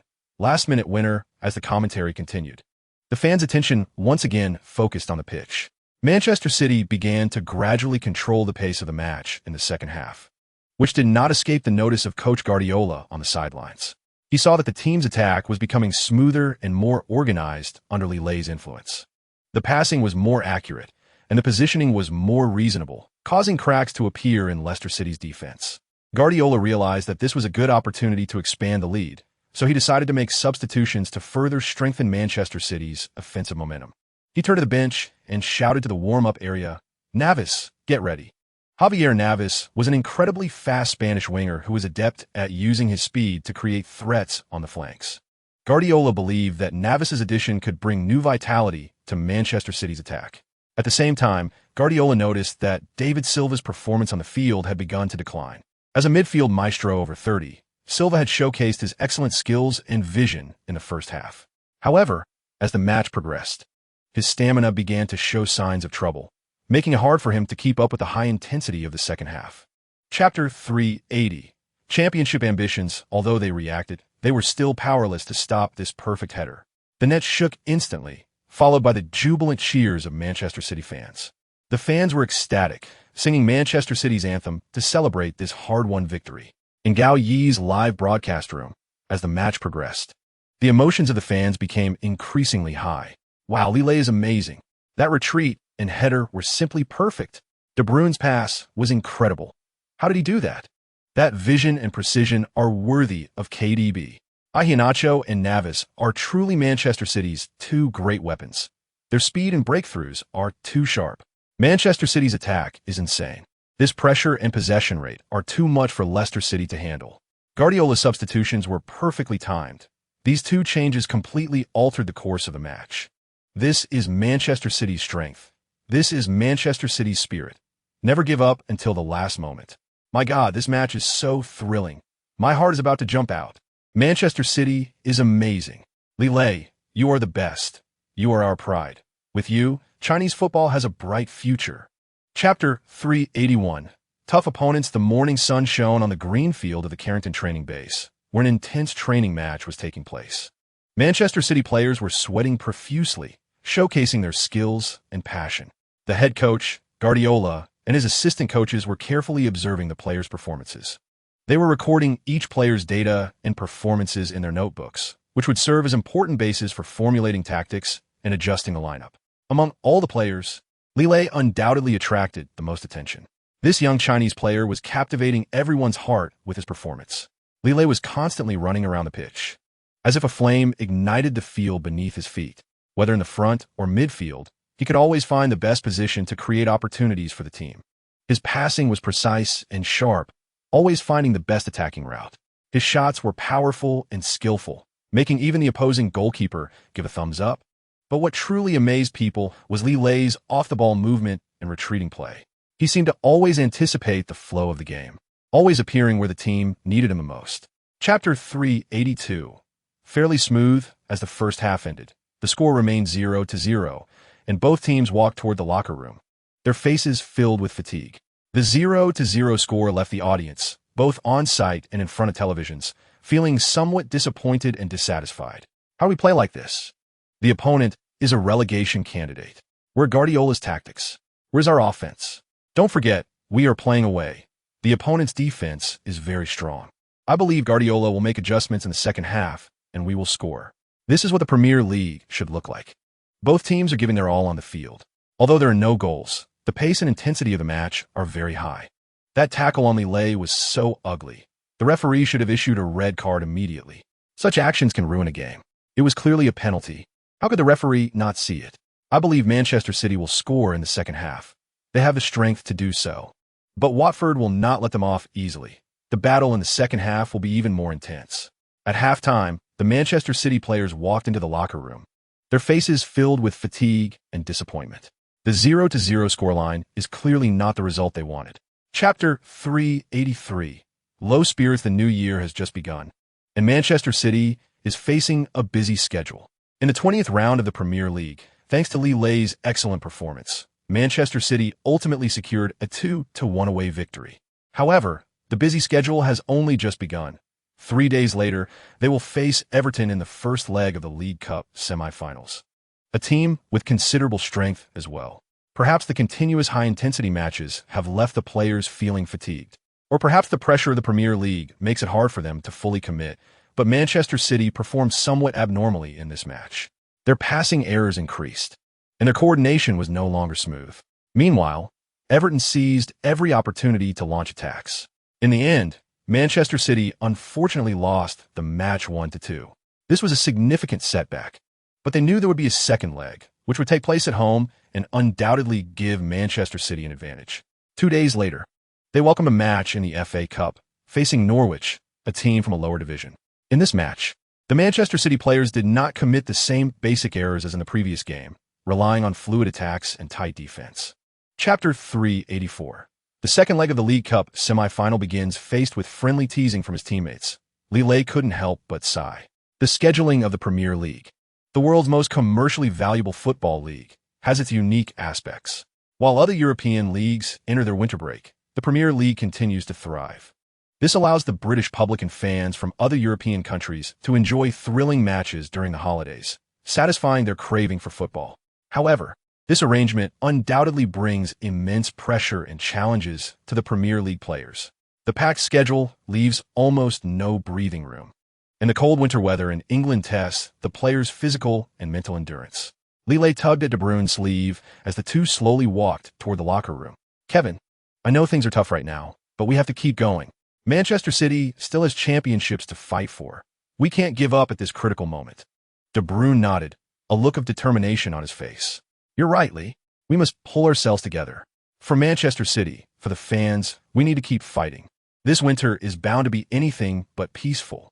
Soon, the figures of the two stars gradually disappeared behind the locker room door. Chapter 385. Trash talk. As the players walked out of the locker room towards the field, the Blue Moon flags were waving in the Etihad Stadium, and the fan songs echoed. A spectacular match was about to begin. On the pitch, the players of Manchester City and Everton were making their final preparations. Lille stood on the right side of the field, the position he was most familiar with and where he could best showcase his abilities. As Manchester City's right winger, Lille was tasked with tearing apart the opponent's defense. He was stretching his ankles while quietly observing the Everton players across from him. Despite Manchester City's historical advantage in head-to-head matchups, the team's recent performances had been somewhat abnormal, leaving Lille feeling a bit anxious. Just then, De Bruyne walked over to Lille. As the midfield core of Manchester City, De Bruyne played an organizing and initiating role on the field. He approached Lille and said seriously, "Lee, I've just received instructions from the coach. In the opening phase, we will try to launch attacks from your side, using your speed to break through Everton's right defense." Hearing this, a glint of excitement flashed in Lille's eyes. Chapter 386. Everton's counterattack. In response to the taunts from Everton players, Lille accelerated again, suddenly changing direction and then coming to a quick stop, instantly shaking off Oviedo. The England defender did not expect Lille to have such footwork and was momentarily caught off guard. Lille seized the opportunity to quickly dribble forward. The space in front of him opened up, and Everton's penalty area was right ahead. Oviedo was desperately chasing from behind, but Lille's speed was simply too fast. "Damn it, don't let him shoot," Oviedo shouted to his teammates nearby, panic evident in his voice. At this moment, Lille had arrived at the edge of the penalty area. He quickly adjusted his stance and then unleashed a powerful shot, the ball soaring like a cannonball towards Everton's goal. Everything on the pitch seemed to freeze as all eyes focused on the fast-spinning football. Meanwhile, Lille held his breath, quietly watching the trajectory of the ball. The next second, the Etihad Stadium erupted with a deafening cheer. Lille had done it. With a perfect long-range shot, he pierced through Everton's goal. Just 10 minutes into the match, Manchester City took the lead 1-0. Chapter 387. For victory. Guardiola paced anxiously along the sidelines, continuously issuing instructions to the players. "David, you need to drop back more to help the defense. De Bruyne, you need to quicken the pace and organize the attack." But no matter how Guardiola adjusted the tactics, Manchester City's performance did not seem to improve significantly. Everton continued to be proactive on the field, constantly creating threats in front of Manchester City's penalty area. Witnessing the team's poor performance, Guardiola's anger grew. If the situation could not be turned around quickly, Manchester City was likely to suffer a defeat at home. "Lille," Guardiola suddenly shouted into the field, "you need to support the attack more. We need your breakthroughs and creativity." Hearing the coach's instructions, Lille nodded and began to participate more in Manchester City's attacks. He continually created breakthroughs down the right side, applying pressure to Everton's defense. However, Oviedo's defense remained very tight, and Lille found it difficult to find a breakthrough. Time passed second by second, and Manchester City still could not score again. The 1-1 scoreline held until halftime, and the Manchester City players walked into the locker room with their heads down, where Guardiola was already waiting for them. Chapter 388. Both sides intensified their attacks as the whistle for the second half blew. Everton's players charged toward Manchester City's half like a pack of hungry wolves, their eyes burning with a desire for victory and fierce determination.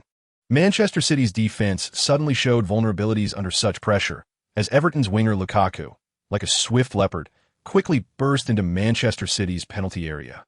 City's last line of defense, Otamendi, was cautiously following this young opponent. If Lukaku broke through again, the only one left would be goalkeeper Caballero, which would create a very dangerous situation. Despite Lukaku's tall and slender figure, his speed was astonishing. He darted through Manchester City's defense like a lightning bolt, while Otamendi struggled to keep up with him. In the 54th minute, Lukaku launched another assault, his strong body crashing into Otamendi like a heavy tank. Faced with such a powerful impact, Otamendi had no choice but to extend his leg in an attempt to block Lukaku's path, but this action was deemed a foul by the referee. Chapter 389. The coach's tactics as the match reached the 70th minute. Manchester City's efforts finally paid off. De Bruyne received the ball in midfield, keenly observing the situation ahead. Sterling had already positioned himself on the left, waiting for De Bruyne's pass. Without hesitation, De Bruyne delivered a precise long ball to Sterling's feet. Upon receiving the ball, Sterling's abundant physical advantage was on full display. He forcefully pushed past Everton's defenders. After reaching the byline on the left, seeing Aguero waiting in the middle, he passed the ball without hesitation. Aguero leaped to attempt a header, but Everton's goalkeeper Joel Robles reacted swiftly, diving to punch the ball away. However, the danger was not over. On the right side, Lille had made a run to the edge of the penalty area. When he saw the ball curving towards him in the air, he adjusted his steps and unleashed a powerful shot. The ball flew towards the goal like a cannonball. Joel Robles could only watch helplessly as the ball sailed past his fingertips and into the net. Chapter 390. Advancing to the EFL Cup final, the match entered the crucial final 10 minutes. As time passed, both teams' players were reaching their physical limits. Mistakes began to increase. Passes became less precise, and defenses started to show gaps. In the 85th minute, as De Bruyne sought an attacking opportunity, he was brought down by Everton's John Stones. To curb the growing tensions on the field, the referee issued a yellow card warning. The match became more intense and unpredictable. Guardiola and Martinez paced anxiously on the sidelines, continuously signaling to their players, attempting to change the flow of the game with tactical adjustments. Oh dear, the fouls from both sides have gotten a bit excessive, especially Everton, who had 2 players booked in the last 10 minutes, remarked Keane in the Sky Sports studio. Yes, Keane, you're absolutely right. The pressure Manchester City is applying on Everton is immense. Clearly, the City players do not want going to extra time or penalties to decide their fate. Guest Jones added, That's right, Everton's players are indeed showing signs of impatience. Keane continued with his analysis. Chapter 391. The youngsters' opportunity. The smoke of yesterday's battle has become a thing of the past. In the end, Manchester City secured victory in this match with a score of 3-1. Thanks to their home advantage and outstanding performance from the players. With an aggregate score of 4-3, they successfully advanced to the final of the EFL Cup. It was a fantastic match, Guardiola said in a post-match interview. I am proud of my players. They demonstrated Manchester City's spirit and our determination and perseverance. Everton is a very tough opponent, and they caused us a lot of trouble in both legs. But we did not give up. We kept working hard and looking for opportunities, and in the end, our efforts were rewarded. When asked about Lille's performance, Guardiola showed a pleased smile. Lille's performance today was simply outstanding. Not only did he create this crucial opportunity for us to advance, but he also showed his maturity and calmness as a professional player. At the most critical moment, it was Lille who stepped up. He led the team to victory in his own way, which is exactly the kind of player we need, someone who can change the course of the game with their performance at critical moments. Chapter 392. Young players must dare to compete on the other side of the training ground. Guardiola was deep in thought in his office. As Manchester City's head coach, he bore the heavy responsibility of leading the team to victory. City was currently in a crucial period, competing on 4 fronts: the Premier League, Champions League, EFL Cup, and FA Cup, requiring them to give their all in every competition. Guardiola knew that it was now time to test their squad depth. He had to arrange each player's playing time carefully to ensure they could perform at their best during critical moments. In 2 days, they would face Aston Villa in the FA Cup, and Guardiola had to make a tough decision. Should he continue to start the main players to ensure victory, or give more opportunities to the young players to help them grow in the match? Sure enough, 2 days later, on January 30th, Guardiola led a young team to Aston Villa's home ground, Villa Park. In the Manchester City locker room at Villa Park, Guardiola was motivating the players before the match. He first scanned the room, his gaze landing on the young faces. Today is your stage, Guardiola said. Chapter 393. Taking the lead at the start with the referee's whistle. The match officially began. Manchester City's players, following Coach Guardiola's tactical instructions, moved flexibly on the field, passing the ball, and attempting to control the rhythm of the game with intricate combinations. However, Sunderland was not to be underestimated. Their defense was exceptionally solid, with players tightly marking Manchester City as forwards and midfielders, giving their opponents no chances. Sunderland's performance this season had been less than satisfactory. They were currently precariously positioned on the league table and desperately needed points from this match to avoid a relegation crisis at the end of the season. Facing a Manchester City side with far superior strength, Sunderland's tactical options were quite limited. A defensive counterattack might be a good choice, at least to strive for not conceding a goal while waiting for an opportunity. Sunderland's players kept their coach's pre-match instructions in mind, actively running and fighting on the field, trying to limit Manchester City's attacks. However, the disparity in individual abilities between the two teams was simply too great. Within just a few minutes, Sunderland's defense began to crumble under the onslaught of Manchester City's attack. City's key winger Lille showcased his incredible skills, skillfully maneuvering on the flank, tearing apart Sunderland's defense with his clever footwork and precise passes. Chapter 394. Advancing towards the championship goal, he was animatedly analyzing the game, standing up at times to vividly demonstrate the players' movements, and sitting down to focus on the match while discussing insights with the fans. The entire live broadcast room was filled with Gao Yi's passion. Fans expressed in the comments that with Gao Yi's commentary, the match was even more exciting, and they could hardly wait to see the thrilling second half.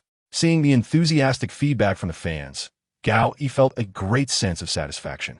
His commentary had successfully bridged the gap with the fans, allowing everyone to enjoy the charm of football together. All right, the break is about to end. Let's look forward to the second half of the match. Regardless of the outcome, let's cheer for the players and celebrate the allure of football. As the match progressed, Manchester City's advantage gradually became apparent. They demonstrated the level expected of a top-tier club in terms of ball possession and tactical execution. The City players continuously passed the ball quickly on the field, as if it had come to life at their feet, utilizing their excellent skills and tacit understanding. They wove a massive attacking network, constantly trying to break through Sunderland's defense. Chapter 395. Leisure time after the match against Sunderland. The Manchester City players embarked on their journey back to Manchester overnight.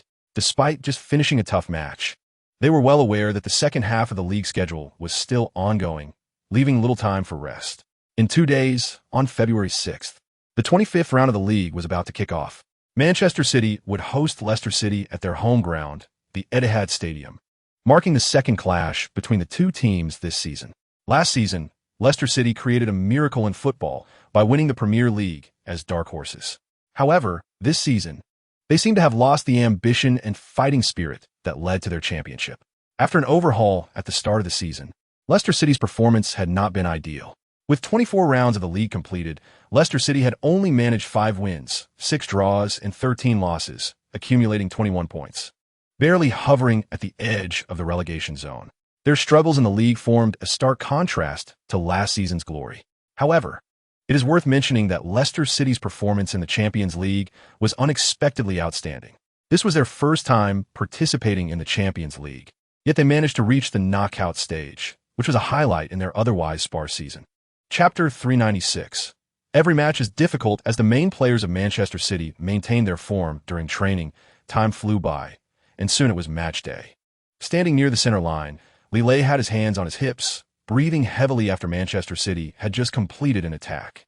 However, upon advancing into the penalty area, the attack was thwarted by Leicester City's defenders, resulting in a goal kick.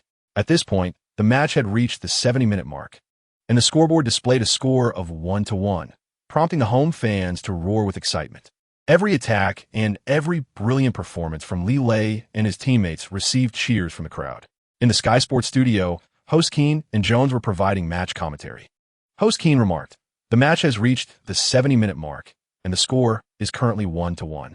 We can see Lille breathing heavily near the center line. Although Leicester City's defenders thwarted Manchester City's last attack, the pressure from City remains intense." Jones, the guest, responded from the beginning of the match. "We could see Manchester City's strong desire to attack. Guardiola's team has maintained superior ball possession, constantly applying pressure in Leicester City's half through quick passing and movement." Chapter 397. Personally sending off a friend with the referee's long whistle, the match officially came to an end. Manchester City defeated Leicester City 2-1 at home, securing valuable 3 points. Lille stood in the center of the field, breathing heavily, with sweat dripping from his forehead. However, his face was filled with the joy and pride of victory. Looking around, he saw his teammates immersed in the celebration of their win. While the fans cheered enthusiastically from stands, creating a blue ocean throughout the stadium. At that moment, De Bruyne walked over and gave Lille a big hug. "Well done, Lee. Your goal was crucial," he said with a smile, his eyes full of admiration. Lille humbly smiled back and patted De Bruyne's shoulder. "This is a collective effort, Kevin. Without your assist, there wouldn't have been my goal. This victory belongs to Manchester City." Next was the routine post-match interview segment, and the eager journalists surrounded Lille, pointing microphones and cameras at him. "Congratulations on achieving this crucial victory. Can you talk about your performance today?" a reporter asked. Lille thought for a moment and then humbly replied, "I think my performance today was okay, but there are still many areas that need improvement." Chapter 398, a long-awaited defeat on February 15th in the 26th round of the Premier League. Manchester City faced their rivals, Tottenham Hotspur. The sky over the Etihad Stadium was overcast, seemingly heralding the arrival of storm. Before the match, everyone expected it to be a fiercely contested battle. Manchester City had the home advantage, while Tottenham was known for their tenacious fighting spirit and excellent counterattacking ability. However, no one anticipated that Manchester City's defeat would come so quickly and thoroughly. After the match began, Tottenham showcased astonishing attacking power. They repeatedly tore through Manchester City's defense with a synergy between Kane and Son Heung-min. Within 20 minutes, Tottenham had already taken a 2-0 lead. Manchester City's players appeared somewhat at a loss. They attempted to reverse the situation through ball possession, but Tottenham's high pressing made it difficult for them to launch effective attacks. Injuries also became a stumbling block for Manchester City. Due to the absence of key players, Guardiola had to make significant rotations in the lineup. Raheem Sterling and Kelechi Iheanacho partnered with Lille in the attack, trying to break through Tottenham's defense with speed and skill. Chapter 399, Choices with the referee's whistle. The match officially began. Chelsea launched the first attack, leveraging their home advantage to create threats in Manchester City's half. In the 35th minute, Chelsea's efforts were finally rewarded. Azpilicueta delivered a precise cross from the right, and Diego Costa leaped high to score with a perfect header. Stamford Bridge erupted as the cheers of the Blues fans echoed through the stadium. Manchester City tried to respond, but their attacks appeared very disorganized. The young players inevitably felt a bit nervous on such a big stage, and their passing and coordination lacked structure. The first half ended with Chelsea leading 1-0. As the second half began, Chelsea continued to maintain their strong offensive momentum. They continuously applied pressure in midfield, forcing Manchester City into a passive position. Manchester City attempted to exploit quick counterattacks to find opportunities, but Chelsea's defense maintained a high level of focus and discipline. In the 53rd minute, Chelsea's counterattack proved effective once again. Willian received a through ball from a teammate and stormed into the penalty area, calmly pushing the ball past Manchester City's goalkeeper Caballero. Chapter 400, the Champions League knockout stage. Here it comes. The morning in Manchester was still shrouded in a thin mist, but Manchester City's training base was already brightly lit. Lille was the first to arrive at the locker room, as usual. He quickly changed into his training gear and headed towards the pitch. To his surprise, today's training was not as high intensity as usual. The coaching staff seemed to be focusing more on the players' recovery rather than high-intensity training. However, Lille did not think much of it, knowing that this was just the calm before the storm. Sure enough, when Guardiola appeared at the training ground, everything changed. He signaled for the players to follow him to the multimedia center, presumably to review yesterday's match, Lille thought as he walked. In the multimedia center, Guardiola stood in front of the big screen with a serious expression. He did not start speaking immediately, but quietly watched the players take their seats. "We lost yesterday's match," Guardiola stated bluntly. Although the full starting lineup was not deployed, a scoreline of 5-1 is not what Manchester City should have. The players lowered their heads, and no one spoke. "But I did not call you here to criticize you." Guardiola's tone softened. "On the contrary, I want to thank you." Chapter 401, Top-Level Events. It's different on the other hand. Manchester City was not seen as flawless in the eyes of the media. Although they possessed world-class goalkeepers and defenders with a very solid defensive organization, their attack could sometimes appear monotonous. Manchester City's offense heavily relied on the creativity of De Bruyne and Silva. If Bayer Leverkusen could successfully limit these two players and cut off their connection to the front line, Manchester City's attack might stall. Certainly, in all discussions, several key players' names were repeatedly mentioned. Bayer Leverkusen's goalkeeper Bernd Leno was seen as the last line of defense for the team due to his excellent reflexes and saving ability. Their forward Javier Hernandez earned the nickname Little P in the media for his sharp touches and strength. On Manchester City's side, Lille was undoubtedly one of the most watched players.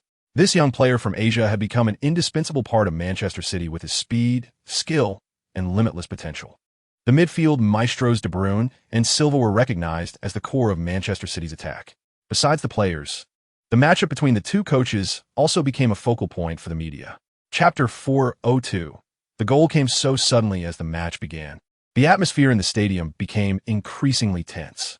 The serious voice of the German commentator echoed in the commentary box. From the formations of both teams, it seemed that they were relatively conservative. This pace might be slower, but it was advantageous for us. It was clear that the commentary team had done extensive preparation for this match. They had studied both teams' player configurations in detail to provide the most professional commentary for the audience. However, once the match started, the performance of the Manchester City players was unexpectedly excellent. When the captain selected sides under the referee's supervision, Manchester City was fortunate to win the right to attack first. The moment the whistle blew, they showcased their attacking football style, quickly controlling the pace of the game through high-intensity pressing.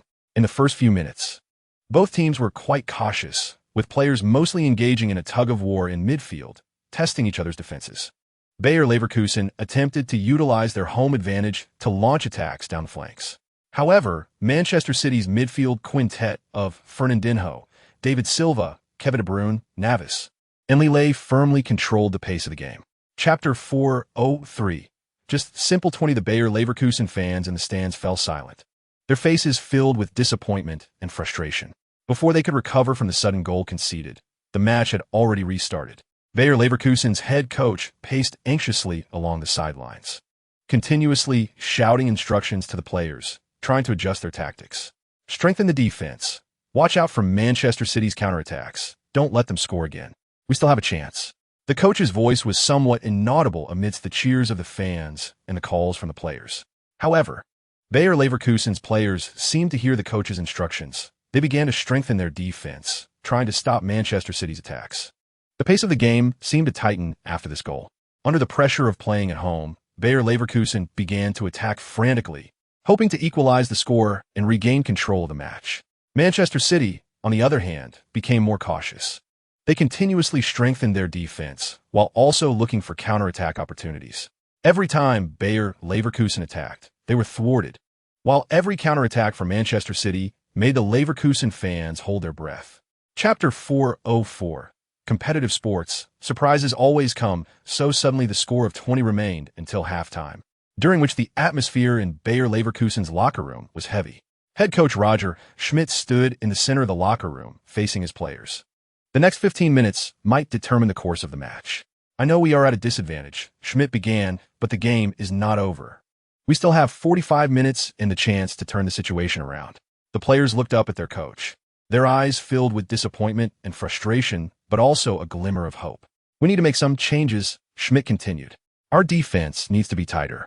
We cannot give Manchester City's attack too much space, especially Lille and Aguero. They're Manchester City's most dangerous weapons. The players nodded in understanding, their scattered gazes beginning to focus on the head coach. In attack, we need more patience. Don't rush. We need to build our attack slowly. Benzema, you will be our key player. We need you to create more opportunities in the front and win us more space. Chapter 405. Immediately respond with color. Bayer Leverkusen's goal sparked heated discussions in Gao Yi's live broadcast room. Gao Yi himself was also thrilled upon seeing Bellarabi's goal. This is the charm of football, he excitedly said. Just when we thought the match was over, Bayer Leverkusen surprised us. This goal was truly beautiful and spectacular. However, this is not a good sign for Lee and Manchester City. He analyzed that Manchester City's defense did indeed have some issues during this attack. Fernandinho's positional shift gave the opponent an opportunity. Manchester City needs to adjust quickly, or they might encounter greater trouble. The reactions from fans in the comments section were also enthusiastic, with Bayer Leverkusen fans naturally overjoyed. Amazing, Leverkusen hasn't given up, we still have a chance. Bellarabi, you are the best, you have given us hope. Go Leverkusen, we can turn this around. We can create miracles. Meanwhile, Manchester City fans appeared somewhat worried. This goal was completely our own fault. How can our defense be like this? Chapter 406. The match ends at 42. At that moment, Manchester City's attack posed a threat again, but when they advanced to Leverkusen's penalty area, they were thwarted by the defenders. At this time, Manchester City's players were returning to their half, but no one noticed Lille breaking into the vicinity of the penalty area. Leverkusen's defensive line dared not push forward and had to retreat to try to stop his interference. Under the intense defensive pressure, Leverkusen's defender Omer Toprak received a pass from the goalkeeper, intending to clear the ball to the sideline to end the crisis. But fate played a joke on him. His clearance was not successful. The ball hit the foot of a teammate nearby, changing direction. It rolled towards Leverkusen's own goal in a slow and strange trajectory. Upon seeing this, Leverkusen's goalkeeper reacted quickly. He tried to rush towards the goal to intercept the slowly rolling ball, but it was already too late. The ball, seemingly destined to do so, quietly crossed the goal line and came to rest silently in the net. 41. In an instant, the entire stadium fell into shock, with Leverkusen's fans and players showing difficult expressions. They couldn't believe that such a thing had happened. Chapter 407, the final. The match featured an own goal. Would this unexpected event affect your view of the team's defense or lead you to make tactical adjustments? Guardiola smiled slightly and humorously responded, I think this question is better directed at Leverkusen since that own goal didn't go into Manchester City's net. The reporters on site laughed, and Guardiola continued, but seriously, such accidents are not uncommon in football matches. We won't change our tactics or let our guard down because of an opponent's mistake. On the contrary, it reminds us to stay focused at all times because the course of the game can change at any moment. I am very satisfied with our defensive performance, but we still have room for improvement, and we will continue to work hard. Next, regarding the Champions League schedule, how do you expect Manchester City to perform? And which team do you most want to encounter? The reporters' questions came one after another. Guardiola thought for a moment and replied, We will continue to fight for every match as always. There are no weak teams in the Champions League. Every opponent requires our full effort. Chapter 408, Charging Towards the Championship. Gao Yi, as usual, sat in front of the camera in the live broadcast room, ready to bring a live commentary of the League Cup final to thousands of fans. As soon as the live broadcast began, Gao Yi opened with his signature enthusiasm and humor. In England, most important matches are held at Wembley Stadium. As soon as he finished speaking, the comments section became lively. Teacher Gao is here. We can watch the game with a witty and humorous Teacher Gao again. Old Gao, you rascal, hurry up and give the fans some benefits. Looking at the joyful atmosphere in the live broadcast room, Gao Yi smiled and responded, seeing everyone so enthusiastic and supportive of our Lishan. Today I will give out a bigger benefit. Remember to claim it in the upper left corner. He paused and continued. Let's get back to today's main event. Actually, England is not that big. The only larger venue left is Wembley. The finals of both the FA Cup and the League Cup are basically held here. And this season's League Cup final is no exception. After nearly a season of fierce battles, two teams have reached the final stage, our familiar Manchester City and Liverpool. Gao Yi's words sparked more interaction and discussion in the live broadcast room. Chapter 409, a response. After the match began, both teams showed a relatively cautious attitude. Manchester City tried to establish the rhythm of the game through ball control, while Liverpool relied on their signature high-pressure strategy to disrupt Manchester City's layout. The midfield battle was exceptionally fierce, with both sides looking for each other's weaknesses and vulnerabilities. In the 15th minute, Manchester City launched a fierce attack, showcasing their formidable offensive firepower. Lille received the ball on the left flank. His quick and agile movements made it difficult for Liverpool's defenders to defend. Lille then made a seamless combination with De Bruyne, completing a 1-2 pass at lightning speed. De Bruyne cleverly chipped the ball back to Lille, leveraging his speed advantage, broke through to the edge of the penalty area. He looked up and saw Aguero had found an excellent position in the center of the penalty area. Without hesitation, Lille made a decisive through ball towards the goal. The ball zipped across the grass, piercing through the dense red defense and heading straight for Aguero. Aguero controlled the ball with his chest, adjusted his shooting angle, and volleyed the ball, which whistled towards the far corner of the goal. Chapter 410, a one-sided match? Not all. As the match progressed, Liverpool was not intimidated by Manchester City's earlier offensive. On the contrary, they quickly responded in their own way. In the 20th minute, a brilliant attack brought the atmosphere at Wembley Stadium to a boiling point. On the field, Liverpool player Coutinho received the ball near the midfield. His skillful footwork and agile thinking allowed him to navigate through Manchester City's defense effortlessly. He cleverly maneuvered through the gaps in Manchester's midfield, looking for an opportunity to attack. At that moment, Coutinho noticed Sturridge had found a gap to run into. He unhesitatingly passed the ball to Sturridge, and the two began an exquisite combination. After receiving the ball, Sturridge did not rush to attack, but instead made a clever back pass to Coutinho behind him. Seeing this, Lille immediately retreated. But it was too late. Coutinho received the back pass, adjusted his posture, and took a long-range shot from the edge of the penalty area. His shot was powerful and angled sharply, heading straight for the bottom right corner of the goal. The Liverpool fans in the stands jumped up in cheers, as the ball seemed destined to fly into the net. But at a critical moment, Manchester City's goalkeeper Joe Hart made a miraculous save, diving towards the ball's direction and stretching out his right hand, barely touching the ball with his fingertips. Chapter 411, a goal that breaks the balance. With a referee's whistle, the second half officially began. Lille and his Manchester City teammates returned to the field with a renewed spirit, their eyes burning with determination and resolve. On the other end, Galli's live broadcast room erupted again. When the camera zoomed in on a half-body shot of Lille, the comment section exploded instantly. "Oh my God, Lille is so handsome." Immediately, more comments flooded in like a tide.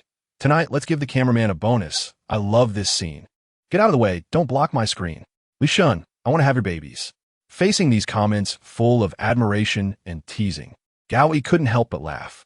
This kind of relaxed and joyful interaction is precisely the characteristic and charm of his live stream. Haha.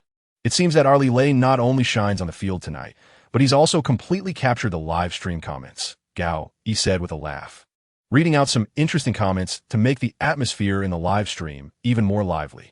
"Everyone calm down. Although I agree that Lille is indeed very handsome, we still have an exciting match to watch," he continued to tease. Gao Yi's words drew laughter and agreement from the audience, and the fans clearly enjoyed this light-hearted and humorous interaction. Chapter 412. Back to the starting line in the Sky Sports live broadcast room. As the match entered a tense and critical moment, host Keane and guest Jones delivered passionate and professional commentary. Lille's goal added more heat and tension to the broadcast. It seems Manchester City is preparing to launch another attack. De Bruyne is heading toward the corner flag. Their corner kicks in this match have been quite threatening, haven't they? Jones? Absolutely, Keane. Every corner kick from Manchester City is filled with potential danger. Liverpool's defense must remain extremely alert at this moment. They need to keep a close eye on key players like Lille. The corner kick is coming. De Bruyne's pass is accurate, and there's a scramble in the box. The ball bounces out and falls to Lille's feet. Look at Lille's position. He's at the edge of the box, not densely surrounded. This could be an opportunity. Lille shoots and scores. An unbelievable shot, a low drive into the bottom right corner. Mignolet completely fails to react. Goal Lille. 10. He has given Manchester City the lead. This is exactly Lille's style, calm and precise. Under such pressure, he still finds the best shooting angle. This ability is a hallmark of a top striker. Chapter 413. The cruel penalty shootout with Liverpool's equalizing goal in the 83rd minute. The atmosphere and tactical layout on the field changed significantly. Manchester City's coach Guardiola originally planned to stick with the current lineup until the end of the match. But Liverpool's goal disrupted this balance, forcing him to rethink his tactical arrangements. After the score was leveled, Guardiola appeared unusually anxious, pacing back and forth in the technical area, constantly observing the situation on the field and exchanging opinions with his assistant coaches. Now Manchester City must make adjustments to respond to Liverpool's challenge. As the match entered the 91st minute, Guardiola made a decision to adjust the team's tactical layout. Fernandinho, despite performing well in midfield defense, began to show signs of fatigue as the match progressed.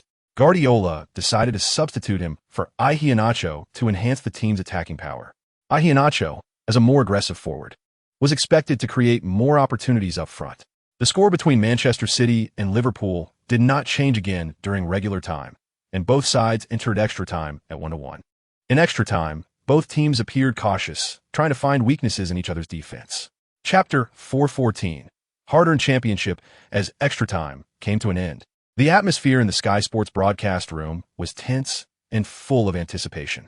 Host Keane and guest Jones focused on discussing the upcoming penalty shootout, their commentary filled with insight and urgency. Host Keane said intently, "We are now about to enter the most tense stage of the match, the penalty shootout. In such a high-pressure environment, every shot could determine the final outcome of the match." Indeed, Keane. Penalty kicks are not only a test of skill, but also a psychological battle. Players need to remain calm under this pressure and execute the techniques they've practiced countless times in training.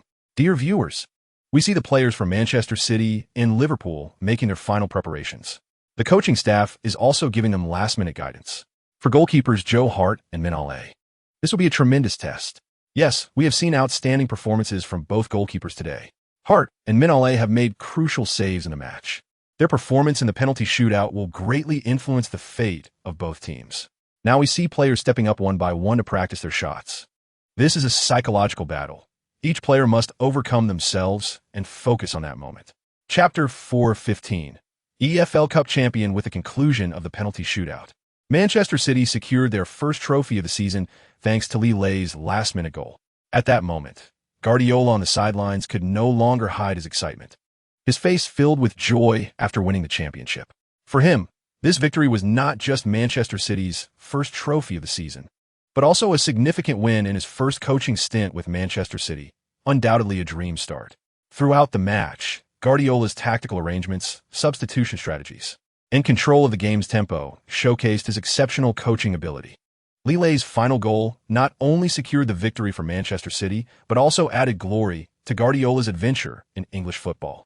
As the final whistle blew, Guardiola's expression was one of complex relief. A clear sense of relaxation passed over his face, followed by unmistakable joy and pride. This victory affirmed his tactical philosophy and rewarded the team's efforts.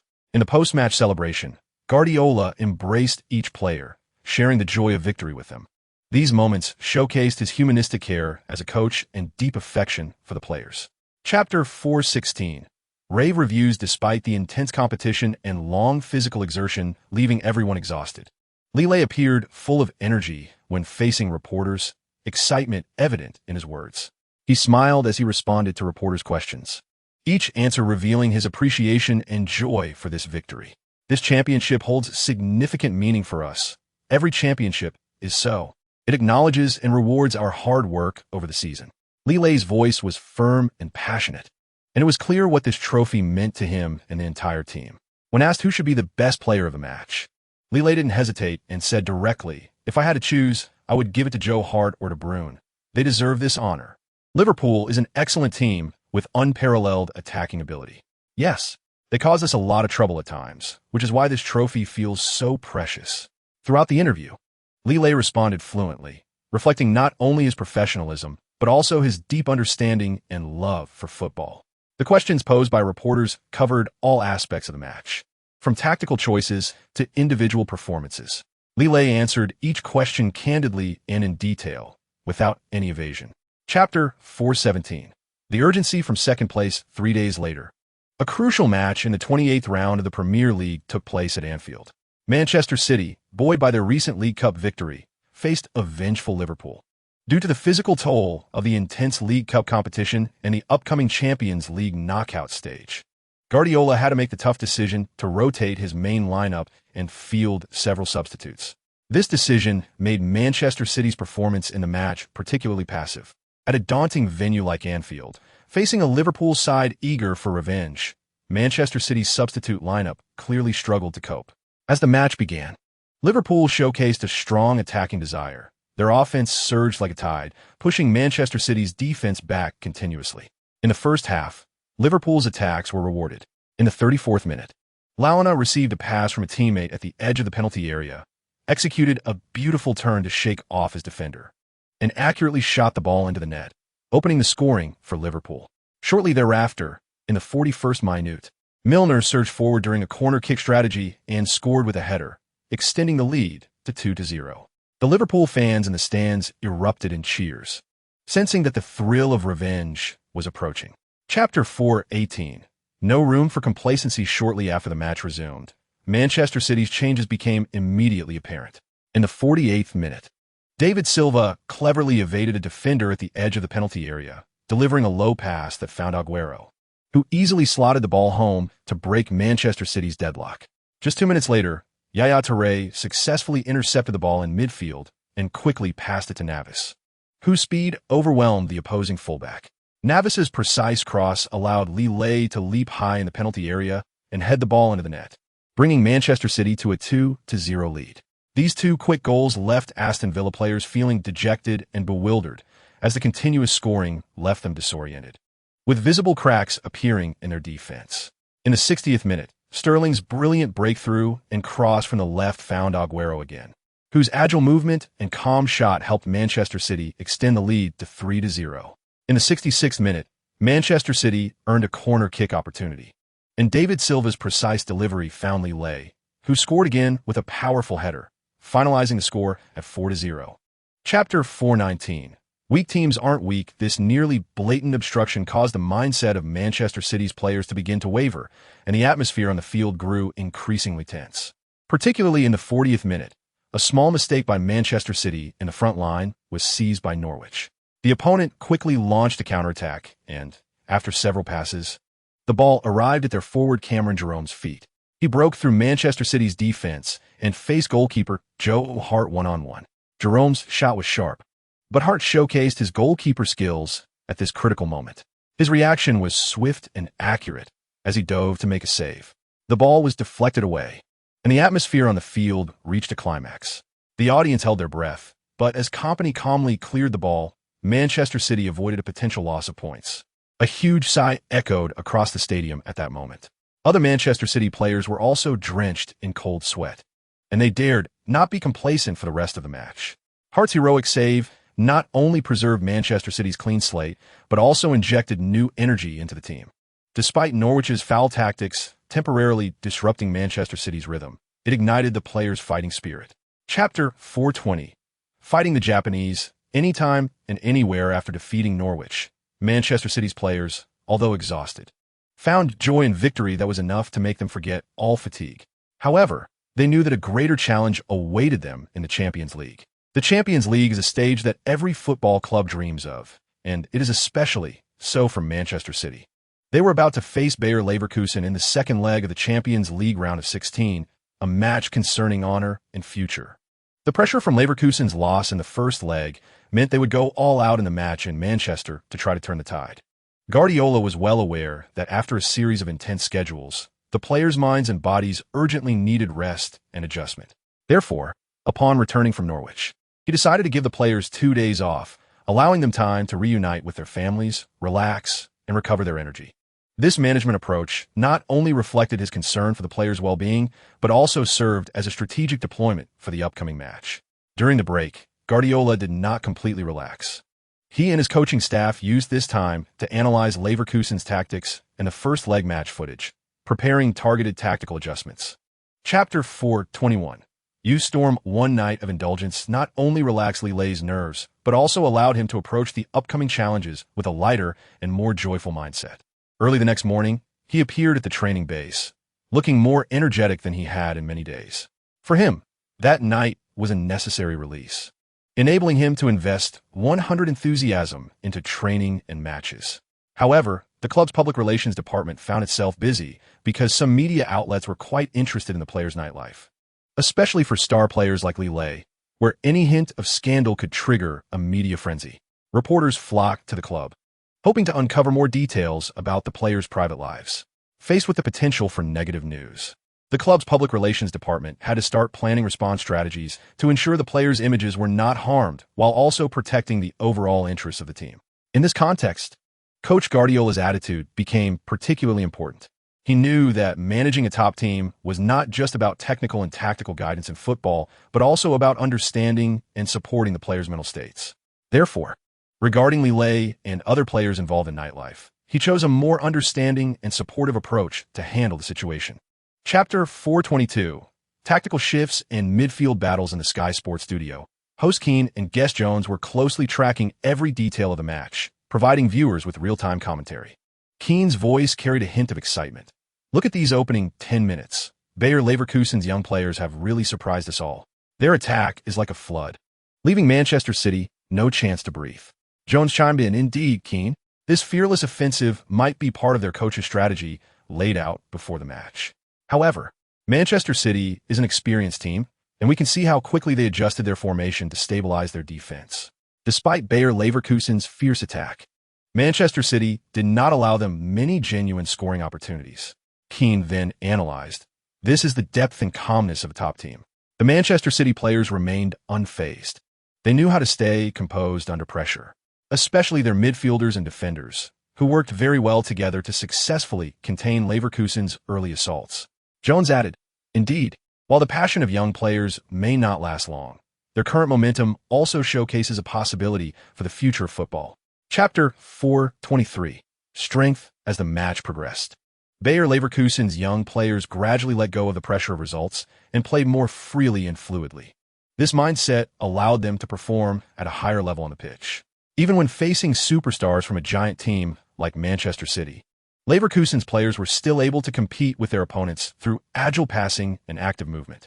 Although Manchester City had the advantage in strength and experience, they also struggled to find a quick solution against Leverkusen's fearless style of play. Guardiola's team opted for a more cautious strategy, attempting to suppress their opponent's attack by controlling the pace of the game. As the whistle for halftime blew, the score remained 0-0. Both teams returned to the locker room for adjustments, while Sky Sports studio hosts Keane and Jones commented on the first half of the match. Keane spoke first. "This first half has indeed been unexpected. Bayer Leverkusen's young players played very calmly.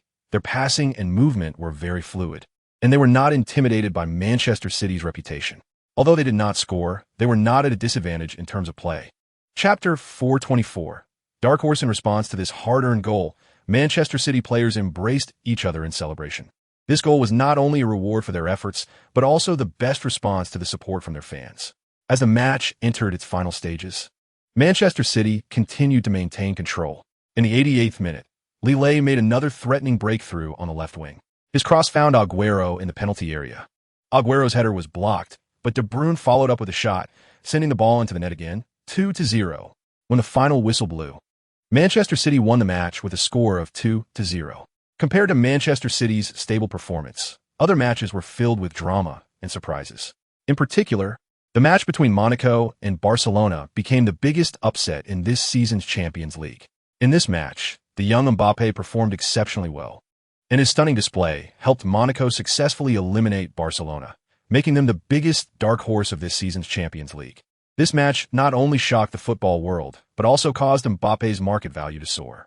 Major European sports newspapers widely reported on this, giving high praise to Monaco and Mbappe's performance. Chapter 4:25. Manchester Derby. The external noise surrounding Mbappe and Monaco did not affect Lille and his Manchester City teammates. Although the UEFA Champions League round of 16 had concluded, Manchester City was still waiting for their quarterfinal opponent. Meanwhile, the domestic Premier League continued its pace. Even though Manchester City had won their last 2 league matches, their points difference from second place had not widened. Every match was crucial, leaving no room for complacency. 4 days later, on March 21st, the 31st round of the league was about to kick off, with Manchester City facing their old rivals Manchester United at home. This City derby was undoubtedly one of the most anticipated encounters of the season. At Manchester City's training base, the team was intensely preparing for this key match. Guardiola emphasized in the tactical meeting, "Gentlemen, this is not just an ordinary league match. This is a City derby. Every fan is looking forward to this victory, and we must fight for them." He continued, "Manchester United is a strong team with distinctive attacking and defensive styles. We need to maintain a high level of focus during the match and perform at our best." Chapter 4:26. Strong assault in the expectation of fans worldwide. The second leg of the Manchester Derby for the 2015 to 2016 season kicked off at Manchester City's home ground, the Etihad Stadium. Sunlight filtered through thin clouds, casting a brilliant glow over the field, adding a touch of splendor to this upcoming fierce clash. At this exciting moment, the cheers and songs of the fans surged like a tide, pushing the atmosphere of the stadium to a climax. The referee stood in the center of the pitch, the whistle in his hand gleaming in the sunlight. As he brought the whistle to his lips and blew the first whistle, the match officially began. Manchester City, 4-3-3. Goalkeeper, Joe Hart. Defenders, Bakary Sagna, right back. Martin de Michelis, center back. Iliaquim Mangala, center back. Gael Clichy, left back. Midfielders, Kevin De Bruyne, Yaya Touré. David Silva. Forwards, Lille, winger. Raheem Sterling, winger. Sergio Aguero, forward. Manchester United, 4-4-2. Goalkeeper, David De Gea. Defenders, Marcos Rojo, right back. Chris Smalling, center back. Daily Blind, center back, Matteo Darmian, left back. Chapter 427. Continuous pressure to Bruyne's goal took the fans by surprise. Most of the time, he is the engine of the team, primarily responsible for planning and initiating attacking routes. Scoring a goal right at the start of the match, like today, is quite rare. Moreover, Lille's breakthrough and key assist were indispensable. Today, their positions seemed to have swapped. De Bruyne became the finisher, while Lille played the role of the assister. Upon witnessing his friend's goal, Lille immediately caught up with De Bruyne, who was running in celebration, and the two embraced excitedly, sharing the joy of the goal. Teammates also rushed over to celebrate this precious goal with them. The Sky Sports commentator excitedly shouted, "De Bruyne, Kevin De Bruyne, what a spectacular goal." Lille's breakthrough and assist were crucial, while De Bruyne showcased his calm finishing skills and outstanding football intelligence. At this moment, the Etihad Stadium became an ocean of celebration, and the Manchester City players, inspired by the goal, had their morale boosted even higher. This derby had just begun, but Manchester City had already seized the initiative. Chapter 428. Steady fishing. Faced with such intense pressure, Manchester United's midfield and defense players had to quickly adjust their strategies. Carrick continuously directed his teammates on the pitch, trying to break free from Manchester City's pressing through quick short passes and positional changes. He and Mata frequently engaged in one-touch passing combinations, hoping to break through Manchester City's high press with quick passes. Fellaini utilized his physical advantage and heading ability to contest high balls in midfield, creating space for his teammates. He was not only active in intercepting defensively, but also frequently dropped back to receive the ball in attack, attempting to relieve pressure through headers and physical confrontations. Manchester United's defenders also spared no effort, trying to find Rashford and Martial up front with long passes. Particularly, Blind used his precise long passing skills to send the ball forward multiple times, hoping to break Manchester City's pressure through quick counterattacks. Rashford and Martial continuously looked for opportunities using their speed and positioning, attempting to break through Manchester City's defense with individual skills.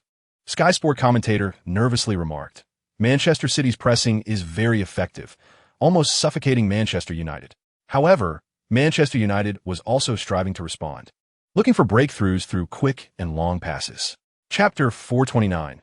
The attack continues. As the match progressed, Manchester City's players became increasingly free-spirited. But this also led to them wasting many goal-scoring opportunities in the subsequent matches. In several attacks, Aguero, Sterling, and Lille all missed good chances to score in front of the goal. Fortunately, Manchester United's ability to capitalize on opportunities was equally weak, as they failed to effectively utilize counterattack chances. When a referee blew the whistle to end the first half, the score remained 2-0. Manchester City temporarily led, and both teams returned to the locker room to prepare for the second half. In the Sky Sports studio, host Roy Keane and commentator Jones analyzed the first half. Roy Keane stated, "Manchester City demonstrated strong ball control and efficient pressing tactics in the first half, which made it difficult for Manchester United to organize effective attacks, leaving them suppressed in their half. The players from Manchester City performed exceptionally well, both in attack and defense." Jones added, "You are absolutely right, Keane, and I must say, De Bruyne's performance in the Manchester City midfield was particularly outstanding. Not only did he score the first goal for Manchester City in the first half, but he also created threats multiple times with precise passes and breakthroughs, making him the core of Manchester City's attack." Chapter 430. Manchester United's counterattack. However, just as Manchester City fans were excited, after the start of the second half, Rashford injected energy into Manchester United's attack. His breakthroughs on the left flank frequently created threats, and he nearly altered the score in one attack. In the 65th minute, Manchester United won a counterattack opportunity in midfield. Carrick intercepted the ball and quickly passed it to Mata up front. After receiving the ball, Mata saw Rashford making a quick run on the left flank and decisively sent a precise through ball. After receiving the ball, Rashford used his speed and technique to break through the defense of Manchester City's right-back Sagna. He quickly dribbled into the penalty area, facing Manchester City's centre-backs Demichelis and Mangala, who attempted to block his shooting route. Rashford was not intimidated by the defenders. He used a quick feint to evade Demichelis and then decisively took a shot. The ball flew towards the top right corner of the goal like an arrow, but unfortunately, it hit the post, making a crisp sound before bouncing back into the field. Manchester City's goalkeeper Hart quickly reacted, diving towards the ball and managing to catch it, resolving the danger. Host Keane exclaimed excitedly. Rashford, what a pity. His shot hit the post, and Manchester United missed a golden opportunity to score. Chapter 431. A brief break in a tense schedule the day after the match. De Bruyne woke up early, preparing to head to the training base. His performance in the recently concluded Manchester derby could be described as above expectations. Reflecting on every brilliant moment in the match, De Bruyne felt a sense of pride and satisfaction. He opened his phone and saw media coverage praising him. The Guardian described him as the engine of Manchester City's midfield. The Daily Mail called him the man of the match, and Sky Sports even gave him a perfect score. These compliments brought a smile to his face. This season marked De Bruyne's first season back in the Premier League, and to perform so well in such an important derby laid a solid foundation for his future at Manchester City. He not only won the love of the fans, but also gained the recognition of the coach and teammates. Soon, De Bruyne got ready, put on his training gear, and happily headed to the training base. Yesterday's victory was just the beginning. More challenges awaited him, whether in training or matches. He would give his all and continue to contribute to Manchester City. Chapter 432. Strong offensive power on April 2nd, 2016 at Dean Court. The match was nearing its end, and the scoreboard displayed a score of 4-0, with the home team listed first as per international convention. Manchester City showcased their strong offensive power in the match, especially with 3 quick goals in the first half, which almost sealed the victory. Shortly after the match began, Manchester City quickly took the lead. In the 7th minute, Jesus Navas made a swift breakthrough on the right and delivered a precise cross, which passed through Bournemouth's defense and landed at Fernandinho's feet. Fernandinho's shot was blocked by Bournemouth's goalkeeper, but the ball did not fly far and fell right at Lille's feet in the penalty area. Without hesitation, Lille decisively took a shot, and the ball found the net. Manchester City led 1-0. Just 5 minutes later, Manchester City expanded their lead again. In the 12th minute, Aguero received the ball at the edge of the penalty area and cleverly passed it to the advancing David Silva. Silva calmly faced the goalkeeper inside the penalty area and easily slotted the ball home, making it 2-0 for Manchester City. Bournemouth's defense appeared somewhat fragile. Manchester City continued their offensive onslaught in the first half, scoring again in the 19th minute. Chapter 433. Back to Paris on the training ground. The players felt the tense atmosphere of the matches, but they still maintained a relaxed mindset. During a break in training, De Bruyne and Lille chatted nearby. Hey Lee, have you done anything recently to upset the head coach? Look at that gloomy face, it's terrifying. De Bruyne joked to Lille. Lille quickly dismissed his friend's joke. Go away. I'm a good kid, the most obedient to the coach's arrangements. Sterling chimed in. Give me a break. You're the only one without a girlfriend on the team, always hanging out at bars. Lille laughed and replied. That's called relieving stress. You married guys wouldn't understand. The players' laughter slightly eased the tense atmosphere. Despite facing significant challenges, their mutual understanding and friendship filled them with confidence. As match day approached, Guardiola gradually clarified his tactics for dealing with PSG.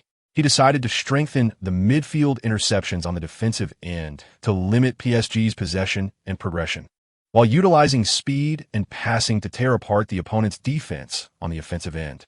Lille, as an important member of the team, continuously adjusted his form and training, preparing to perform at his best in the match. Chapter 434. A show of strength in this pre-match atmosphere. The excitement on the live streaming platform reached its peak.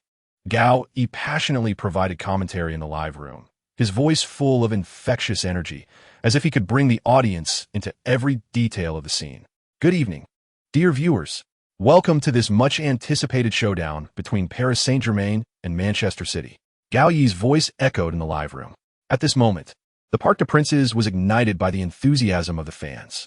The tifo displays in the stands were magnificent, and the Paris fans sang their anthem "Allez Paris Saint-Germain," creating an electrifying atmosphere. The barrage of comments in the live room surged like a tide, with fans' messages and interactions filling the entire live room with vitality. Paris will win. Go Lille. Manchester City won't lose. Go Blue Moon. This match is so exciting. The atmosphere on site is explosive. Gao Yi's commentary is amazing. I'm pumped up. Looking forward to Lille's brilliant performance. He will definitely be the key tonight. Gao Yi continued. Now, the players from both teams are walking out of the player tunnel, and the cheers from the audience have reached a climax. Chapter 435. First to score once the match started, the offensive actions were continuous. In the 18th minute, Manchester City seized a counterattack opportunity. Fernandinho successfully intercepted the ball in midfield and passed it to De Bruyne. De Bruyne quickly dribbled forward and facing PSG's defense. He cleverly passed the ball to the right side, where Lille was making a rapid run. Lille dribbled into the penalty area and delivered a low cross near the baseline, but Agüero, attempting to score at the near post, was denied by Trapp's quick reaction, who firmly caught the ball. In the 20th minute, Paris Saint-Germain launched another fierce attack. Di Maria and Van der Wiel executed a brilliant 1-2 on the right side, with Di Maria cutting in and choosing to pass directly to Cavani in the penalty area. After receiving the ball, Cavani turned and shot, sending the ball straight towards the bottom right corner of the goal. However, Otamendi leaped to block it, and the ball deflected off his foot and out of play. Gaoyi's commentary was filled with passion. Dear viewers, this match has showcased the top-level clash right from the start. Paris Saint-Germain took the initiative at home, with Ibrahimovic and Di Maria threatening Manchester City's defense multiple times. Look at Di Maria's cross, Ibrahimovic's header, and Joe Hart's miraculous save. Truly thrilling. Chapter 436. Too early to celebrate until the referee blew the whistle to signal the end of the first half. Paris Saint-Germain had not managed to score and equalize. Manchester City, thanks to Lille's goal, temporarily led 1-0. Gao E, still showing excitement from the goal, said in the live room, "The first half has ended." And Manchester City leads Paris Saint-Germain temporarily with Lille's brilliant goal. Although Paris launched a fierce counterattack after falling behind, Manchester City's defense was very solid. Especially the performance of Joe Hart and the backline was flawless. At this moment, the barrage in the live room was filled with various comments and feedback. Manchester City's defense is really solid, especially Joe Hart. Paris's attack is fierce, but Manchester City held firm. Guardiola's command is spot on. The defense counterattack is executed well. Lille's goal is crucial. Hope for more brilliance in the second half. Gao E continued. The second half will be even more intense. Paris Saint-Germain will definitely spare no effort to find opportunities to equalize or even take the lead. Manchester City needs to maintain their defensive intensity and look for counterattack opportunities. Let's wait and see how this exciting clash develops. Chapter 437. A regrettable conclusion as time progressed. In the 72nd minute, Manchester City finally welcomed a turning point. Manchester City successfully pressured in the front, and Lille quickly passed the ball to the advancing De Bruyne after intercepting it in midfield. De Bruyne dribbled in the penalty area and, facing the blockade of the Paris defense, cleverly chipped the ball to Agüero inside the box. Agüero attempted to turn and shoot, but was squeezed by David Luiz and Thiago Silva, causing the ball to be deflected out of play. Manchester City earned a valuable corner kick opportunity, and David Silva walked over to the corner flag to take it. Lille, Fernandinho, and Mangala, among other tall players, surged into the penalty area, ready to contest for the header. David Silva carefully observed the situation in the box, then delivered a precise arc with his left foot. The ball traced a beautiful curve, heading straight for the center of the penalty area. Fernandinho skillfully evaded the defensive players in the box and quickly moved to the ball's landing spot. In the midst of a scramble, Fernandinho leaped to head the ball towards the goal. Paris goalkeeper Trapp made a desperate save, but the ball was deflected by another Manchester City player, Mangala, and went towards the other side of the goal. Chapter 438. The way home in stoppage time. Manchester City was also unwilling to be outdone. Navas broke through on the right and faced with Paris's defense. He chose to pass the ball to Lille at the edge of the penalty area. Lille dribbled past the defender and took a long-range shot, but the ball sailed just over the crossbar, and Manchester City missed their final excellent opportunity. With the referee's whistle, the match ended, and the score was fixed at 2-2. Both teams finished this crucial showdown in a tie, each earning a point. Dear viewers, this match was truly spectacular. Both sides displayed extremely high competitive levels and a tenacious fighting spirit. Although the match ended in a 2-2 draw, we witnessed many exciting moments and fierce confrontations. This match was amazing. Both teams performed excellently. Joe Hart's saves were crucial, saving Manchester City. Lille and Di Maria both shone brightly. A draw is not bad. Looking forward to the next showdown. Although the match was over, the players' performances were worthy of our applause.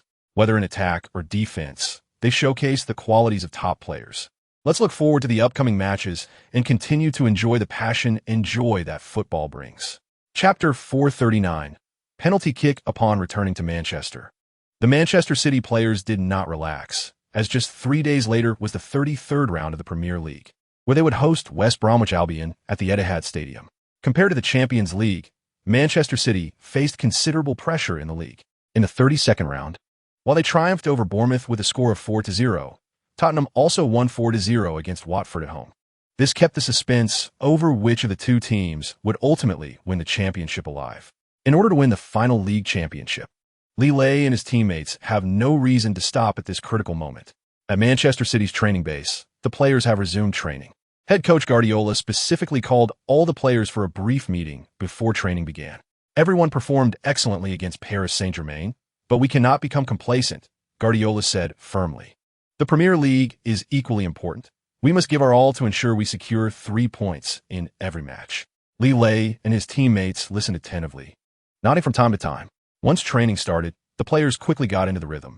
De Bruyne and David Silva continued their harmonious partnership in midfield, frequently practicing one-touch passing to aim to quickly break through the opponent's defense in matches.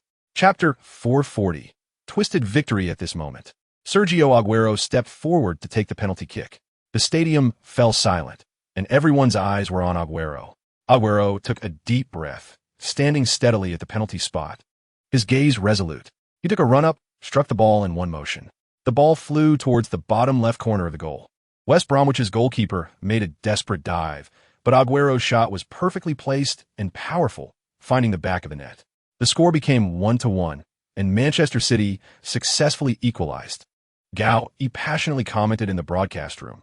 Aguero, calm and precise. His penalty went in without a doubt. The score is now 1-1. Manchester City has equalized. Aguero was so steady. This penalty was crucial. Lille's breakthrough was beautiful, earning us the penalty. Go Manchester City, keep attacking. He responded. The fans' enthusiasm is the driving force for us to move forward. The combination between Lille and Aguero was fantastic. Let's continue to cheer for Manchester City.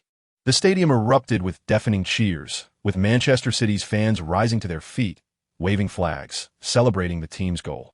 Chapter 441. The second round. Strong dialogue. Although Manchester City secured another victory at home, Tottenham had an even bigger win, defeating Bournemouth 4-0. This kept the point difference between the two teams unchanged, leaving the title race in the Premier League still full of suspense. In another match, Tottenham hosted Bournemouth. After the match started, Tottenham showcased their powerful attacking strength. In the 15th minute, Tottenham took the lead through a brilliant team play. They controlled possession through tight passing in midfield. After Eriksen received the ball in midfield, he quickly passed it to Harry Kane up front.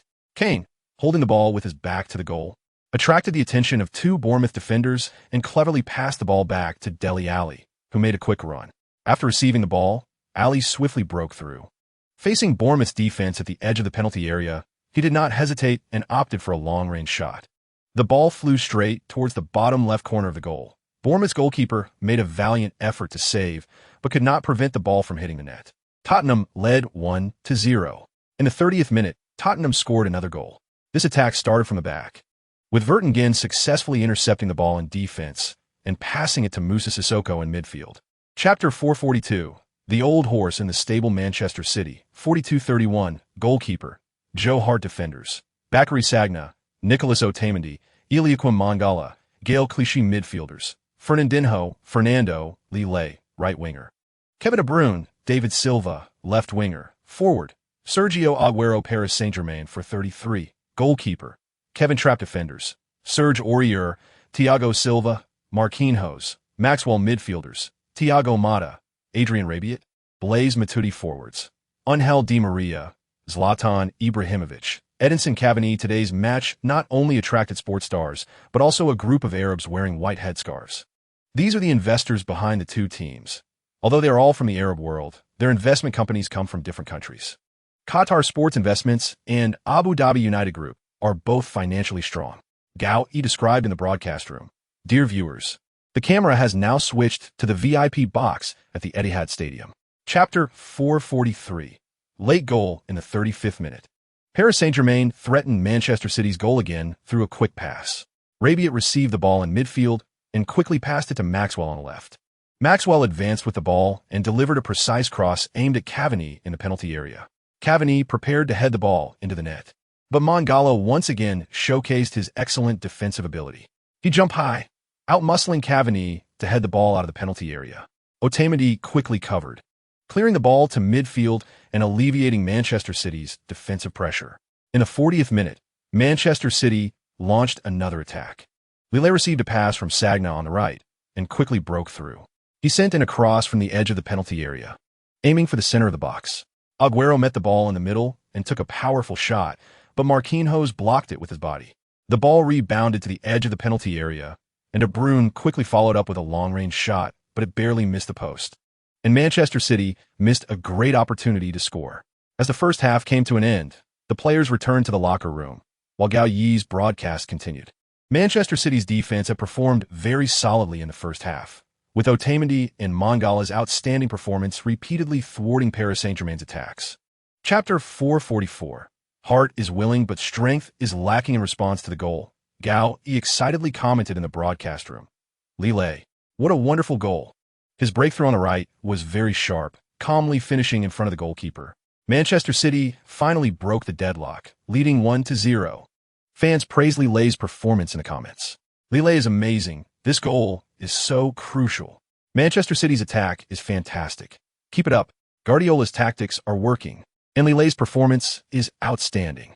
The Etihad Stadium erupted with thunderous cheers as Manchester City fans celebrated this key goal wildly. In contrast, the players of Paris Saint-Germain appeared somewhat dejected and exhausted. Thiago Silva and Marquinhos encouraged each other, but their faces clearly showed signs of fatigue. Maxwell stood with his hands on his hips, panting heavily, clearly unable to cope with Lille's breakthrough and shot. Forward Ibrahimovic stood near the center circle, hands on his hips, looking towards the goal with a look of unwillingness. Everyone knew the team needed to respond quickly, but he also understood that scoring against Manchester City's solid defense would not be easy. In the midfield, Thiago Motta and Blaise Matuidi also appeared somewhat fatigued. They exchanged glances and continued to encourage their teammates to maintain their fighting spirit.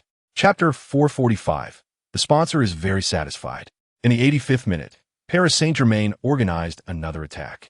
Matuidi successfully intercepted the ball in midfield and quickly passed it to the advancing Rabiot.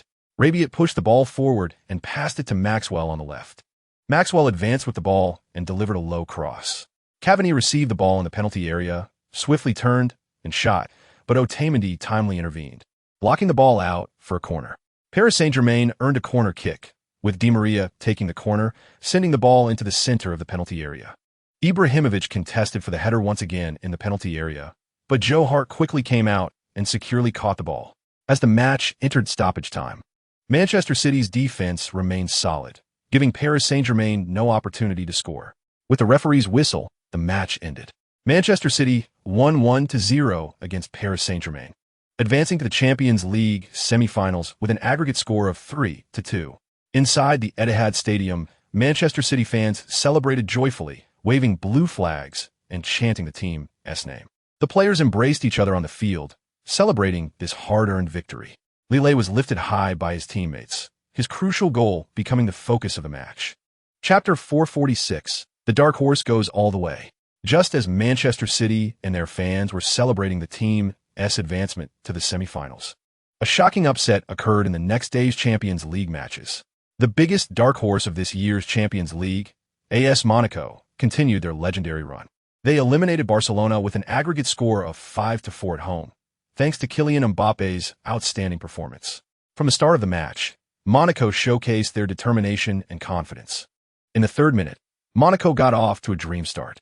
Kylian Mbappe scored with a follow-up shot in front of the goal, opening the scoring for Monaco and changing the aggregate score to 3-3. At that moment, the cheers of Monaco fans were deafening, and the entire stadium seemed ready to be overturned by this wave of enthusiasm.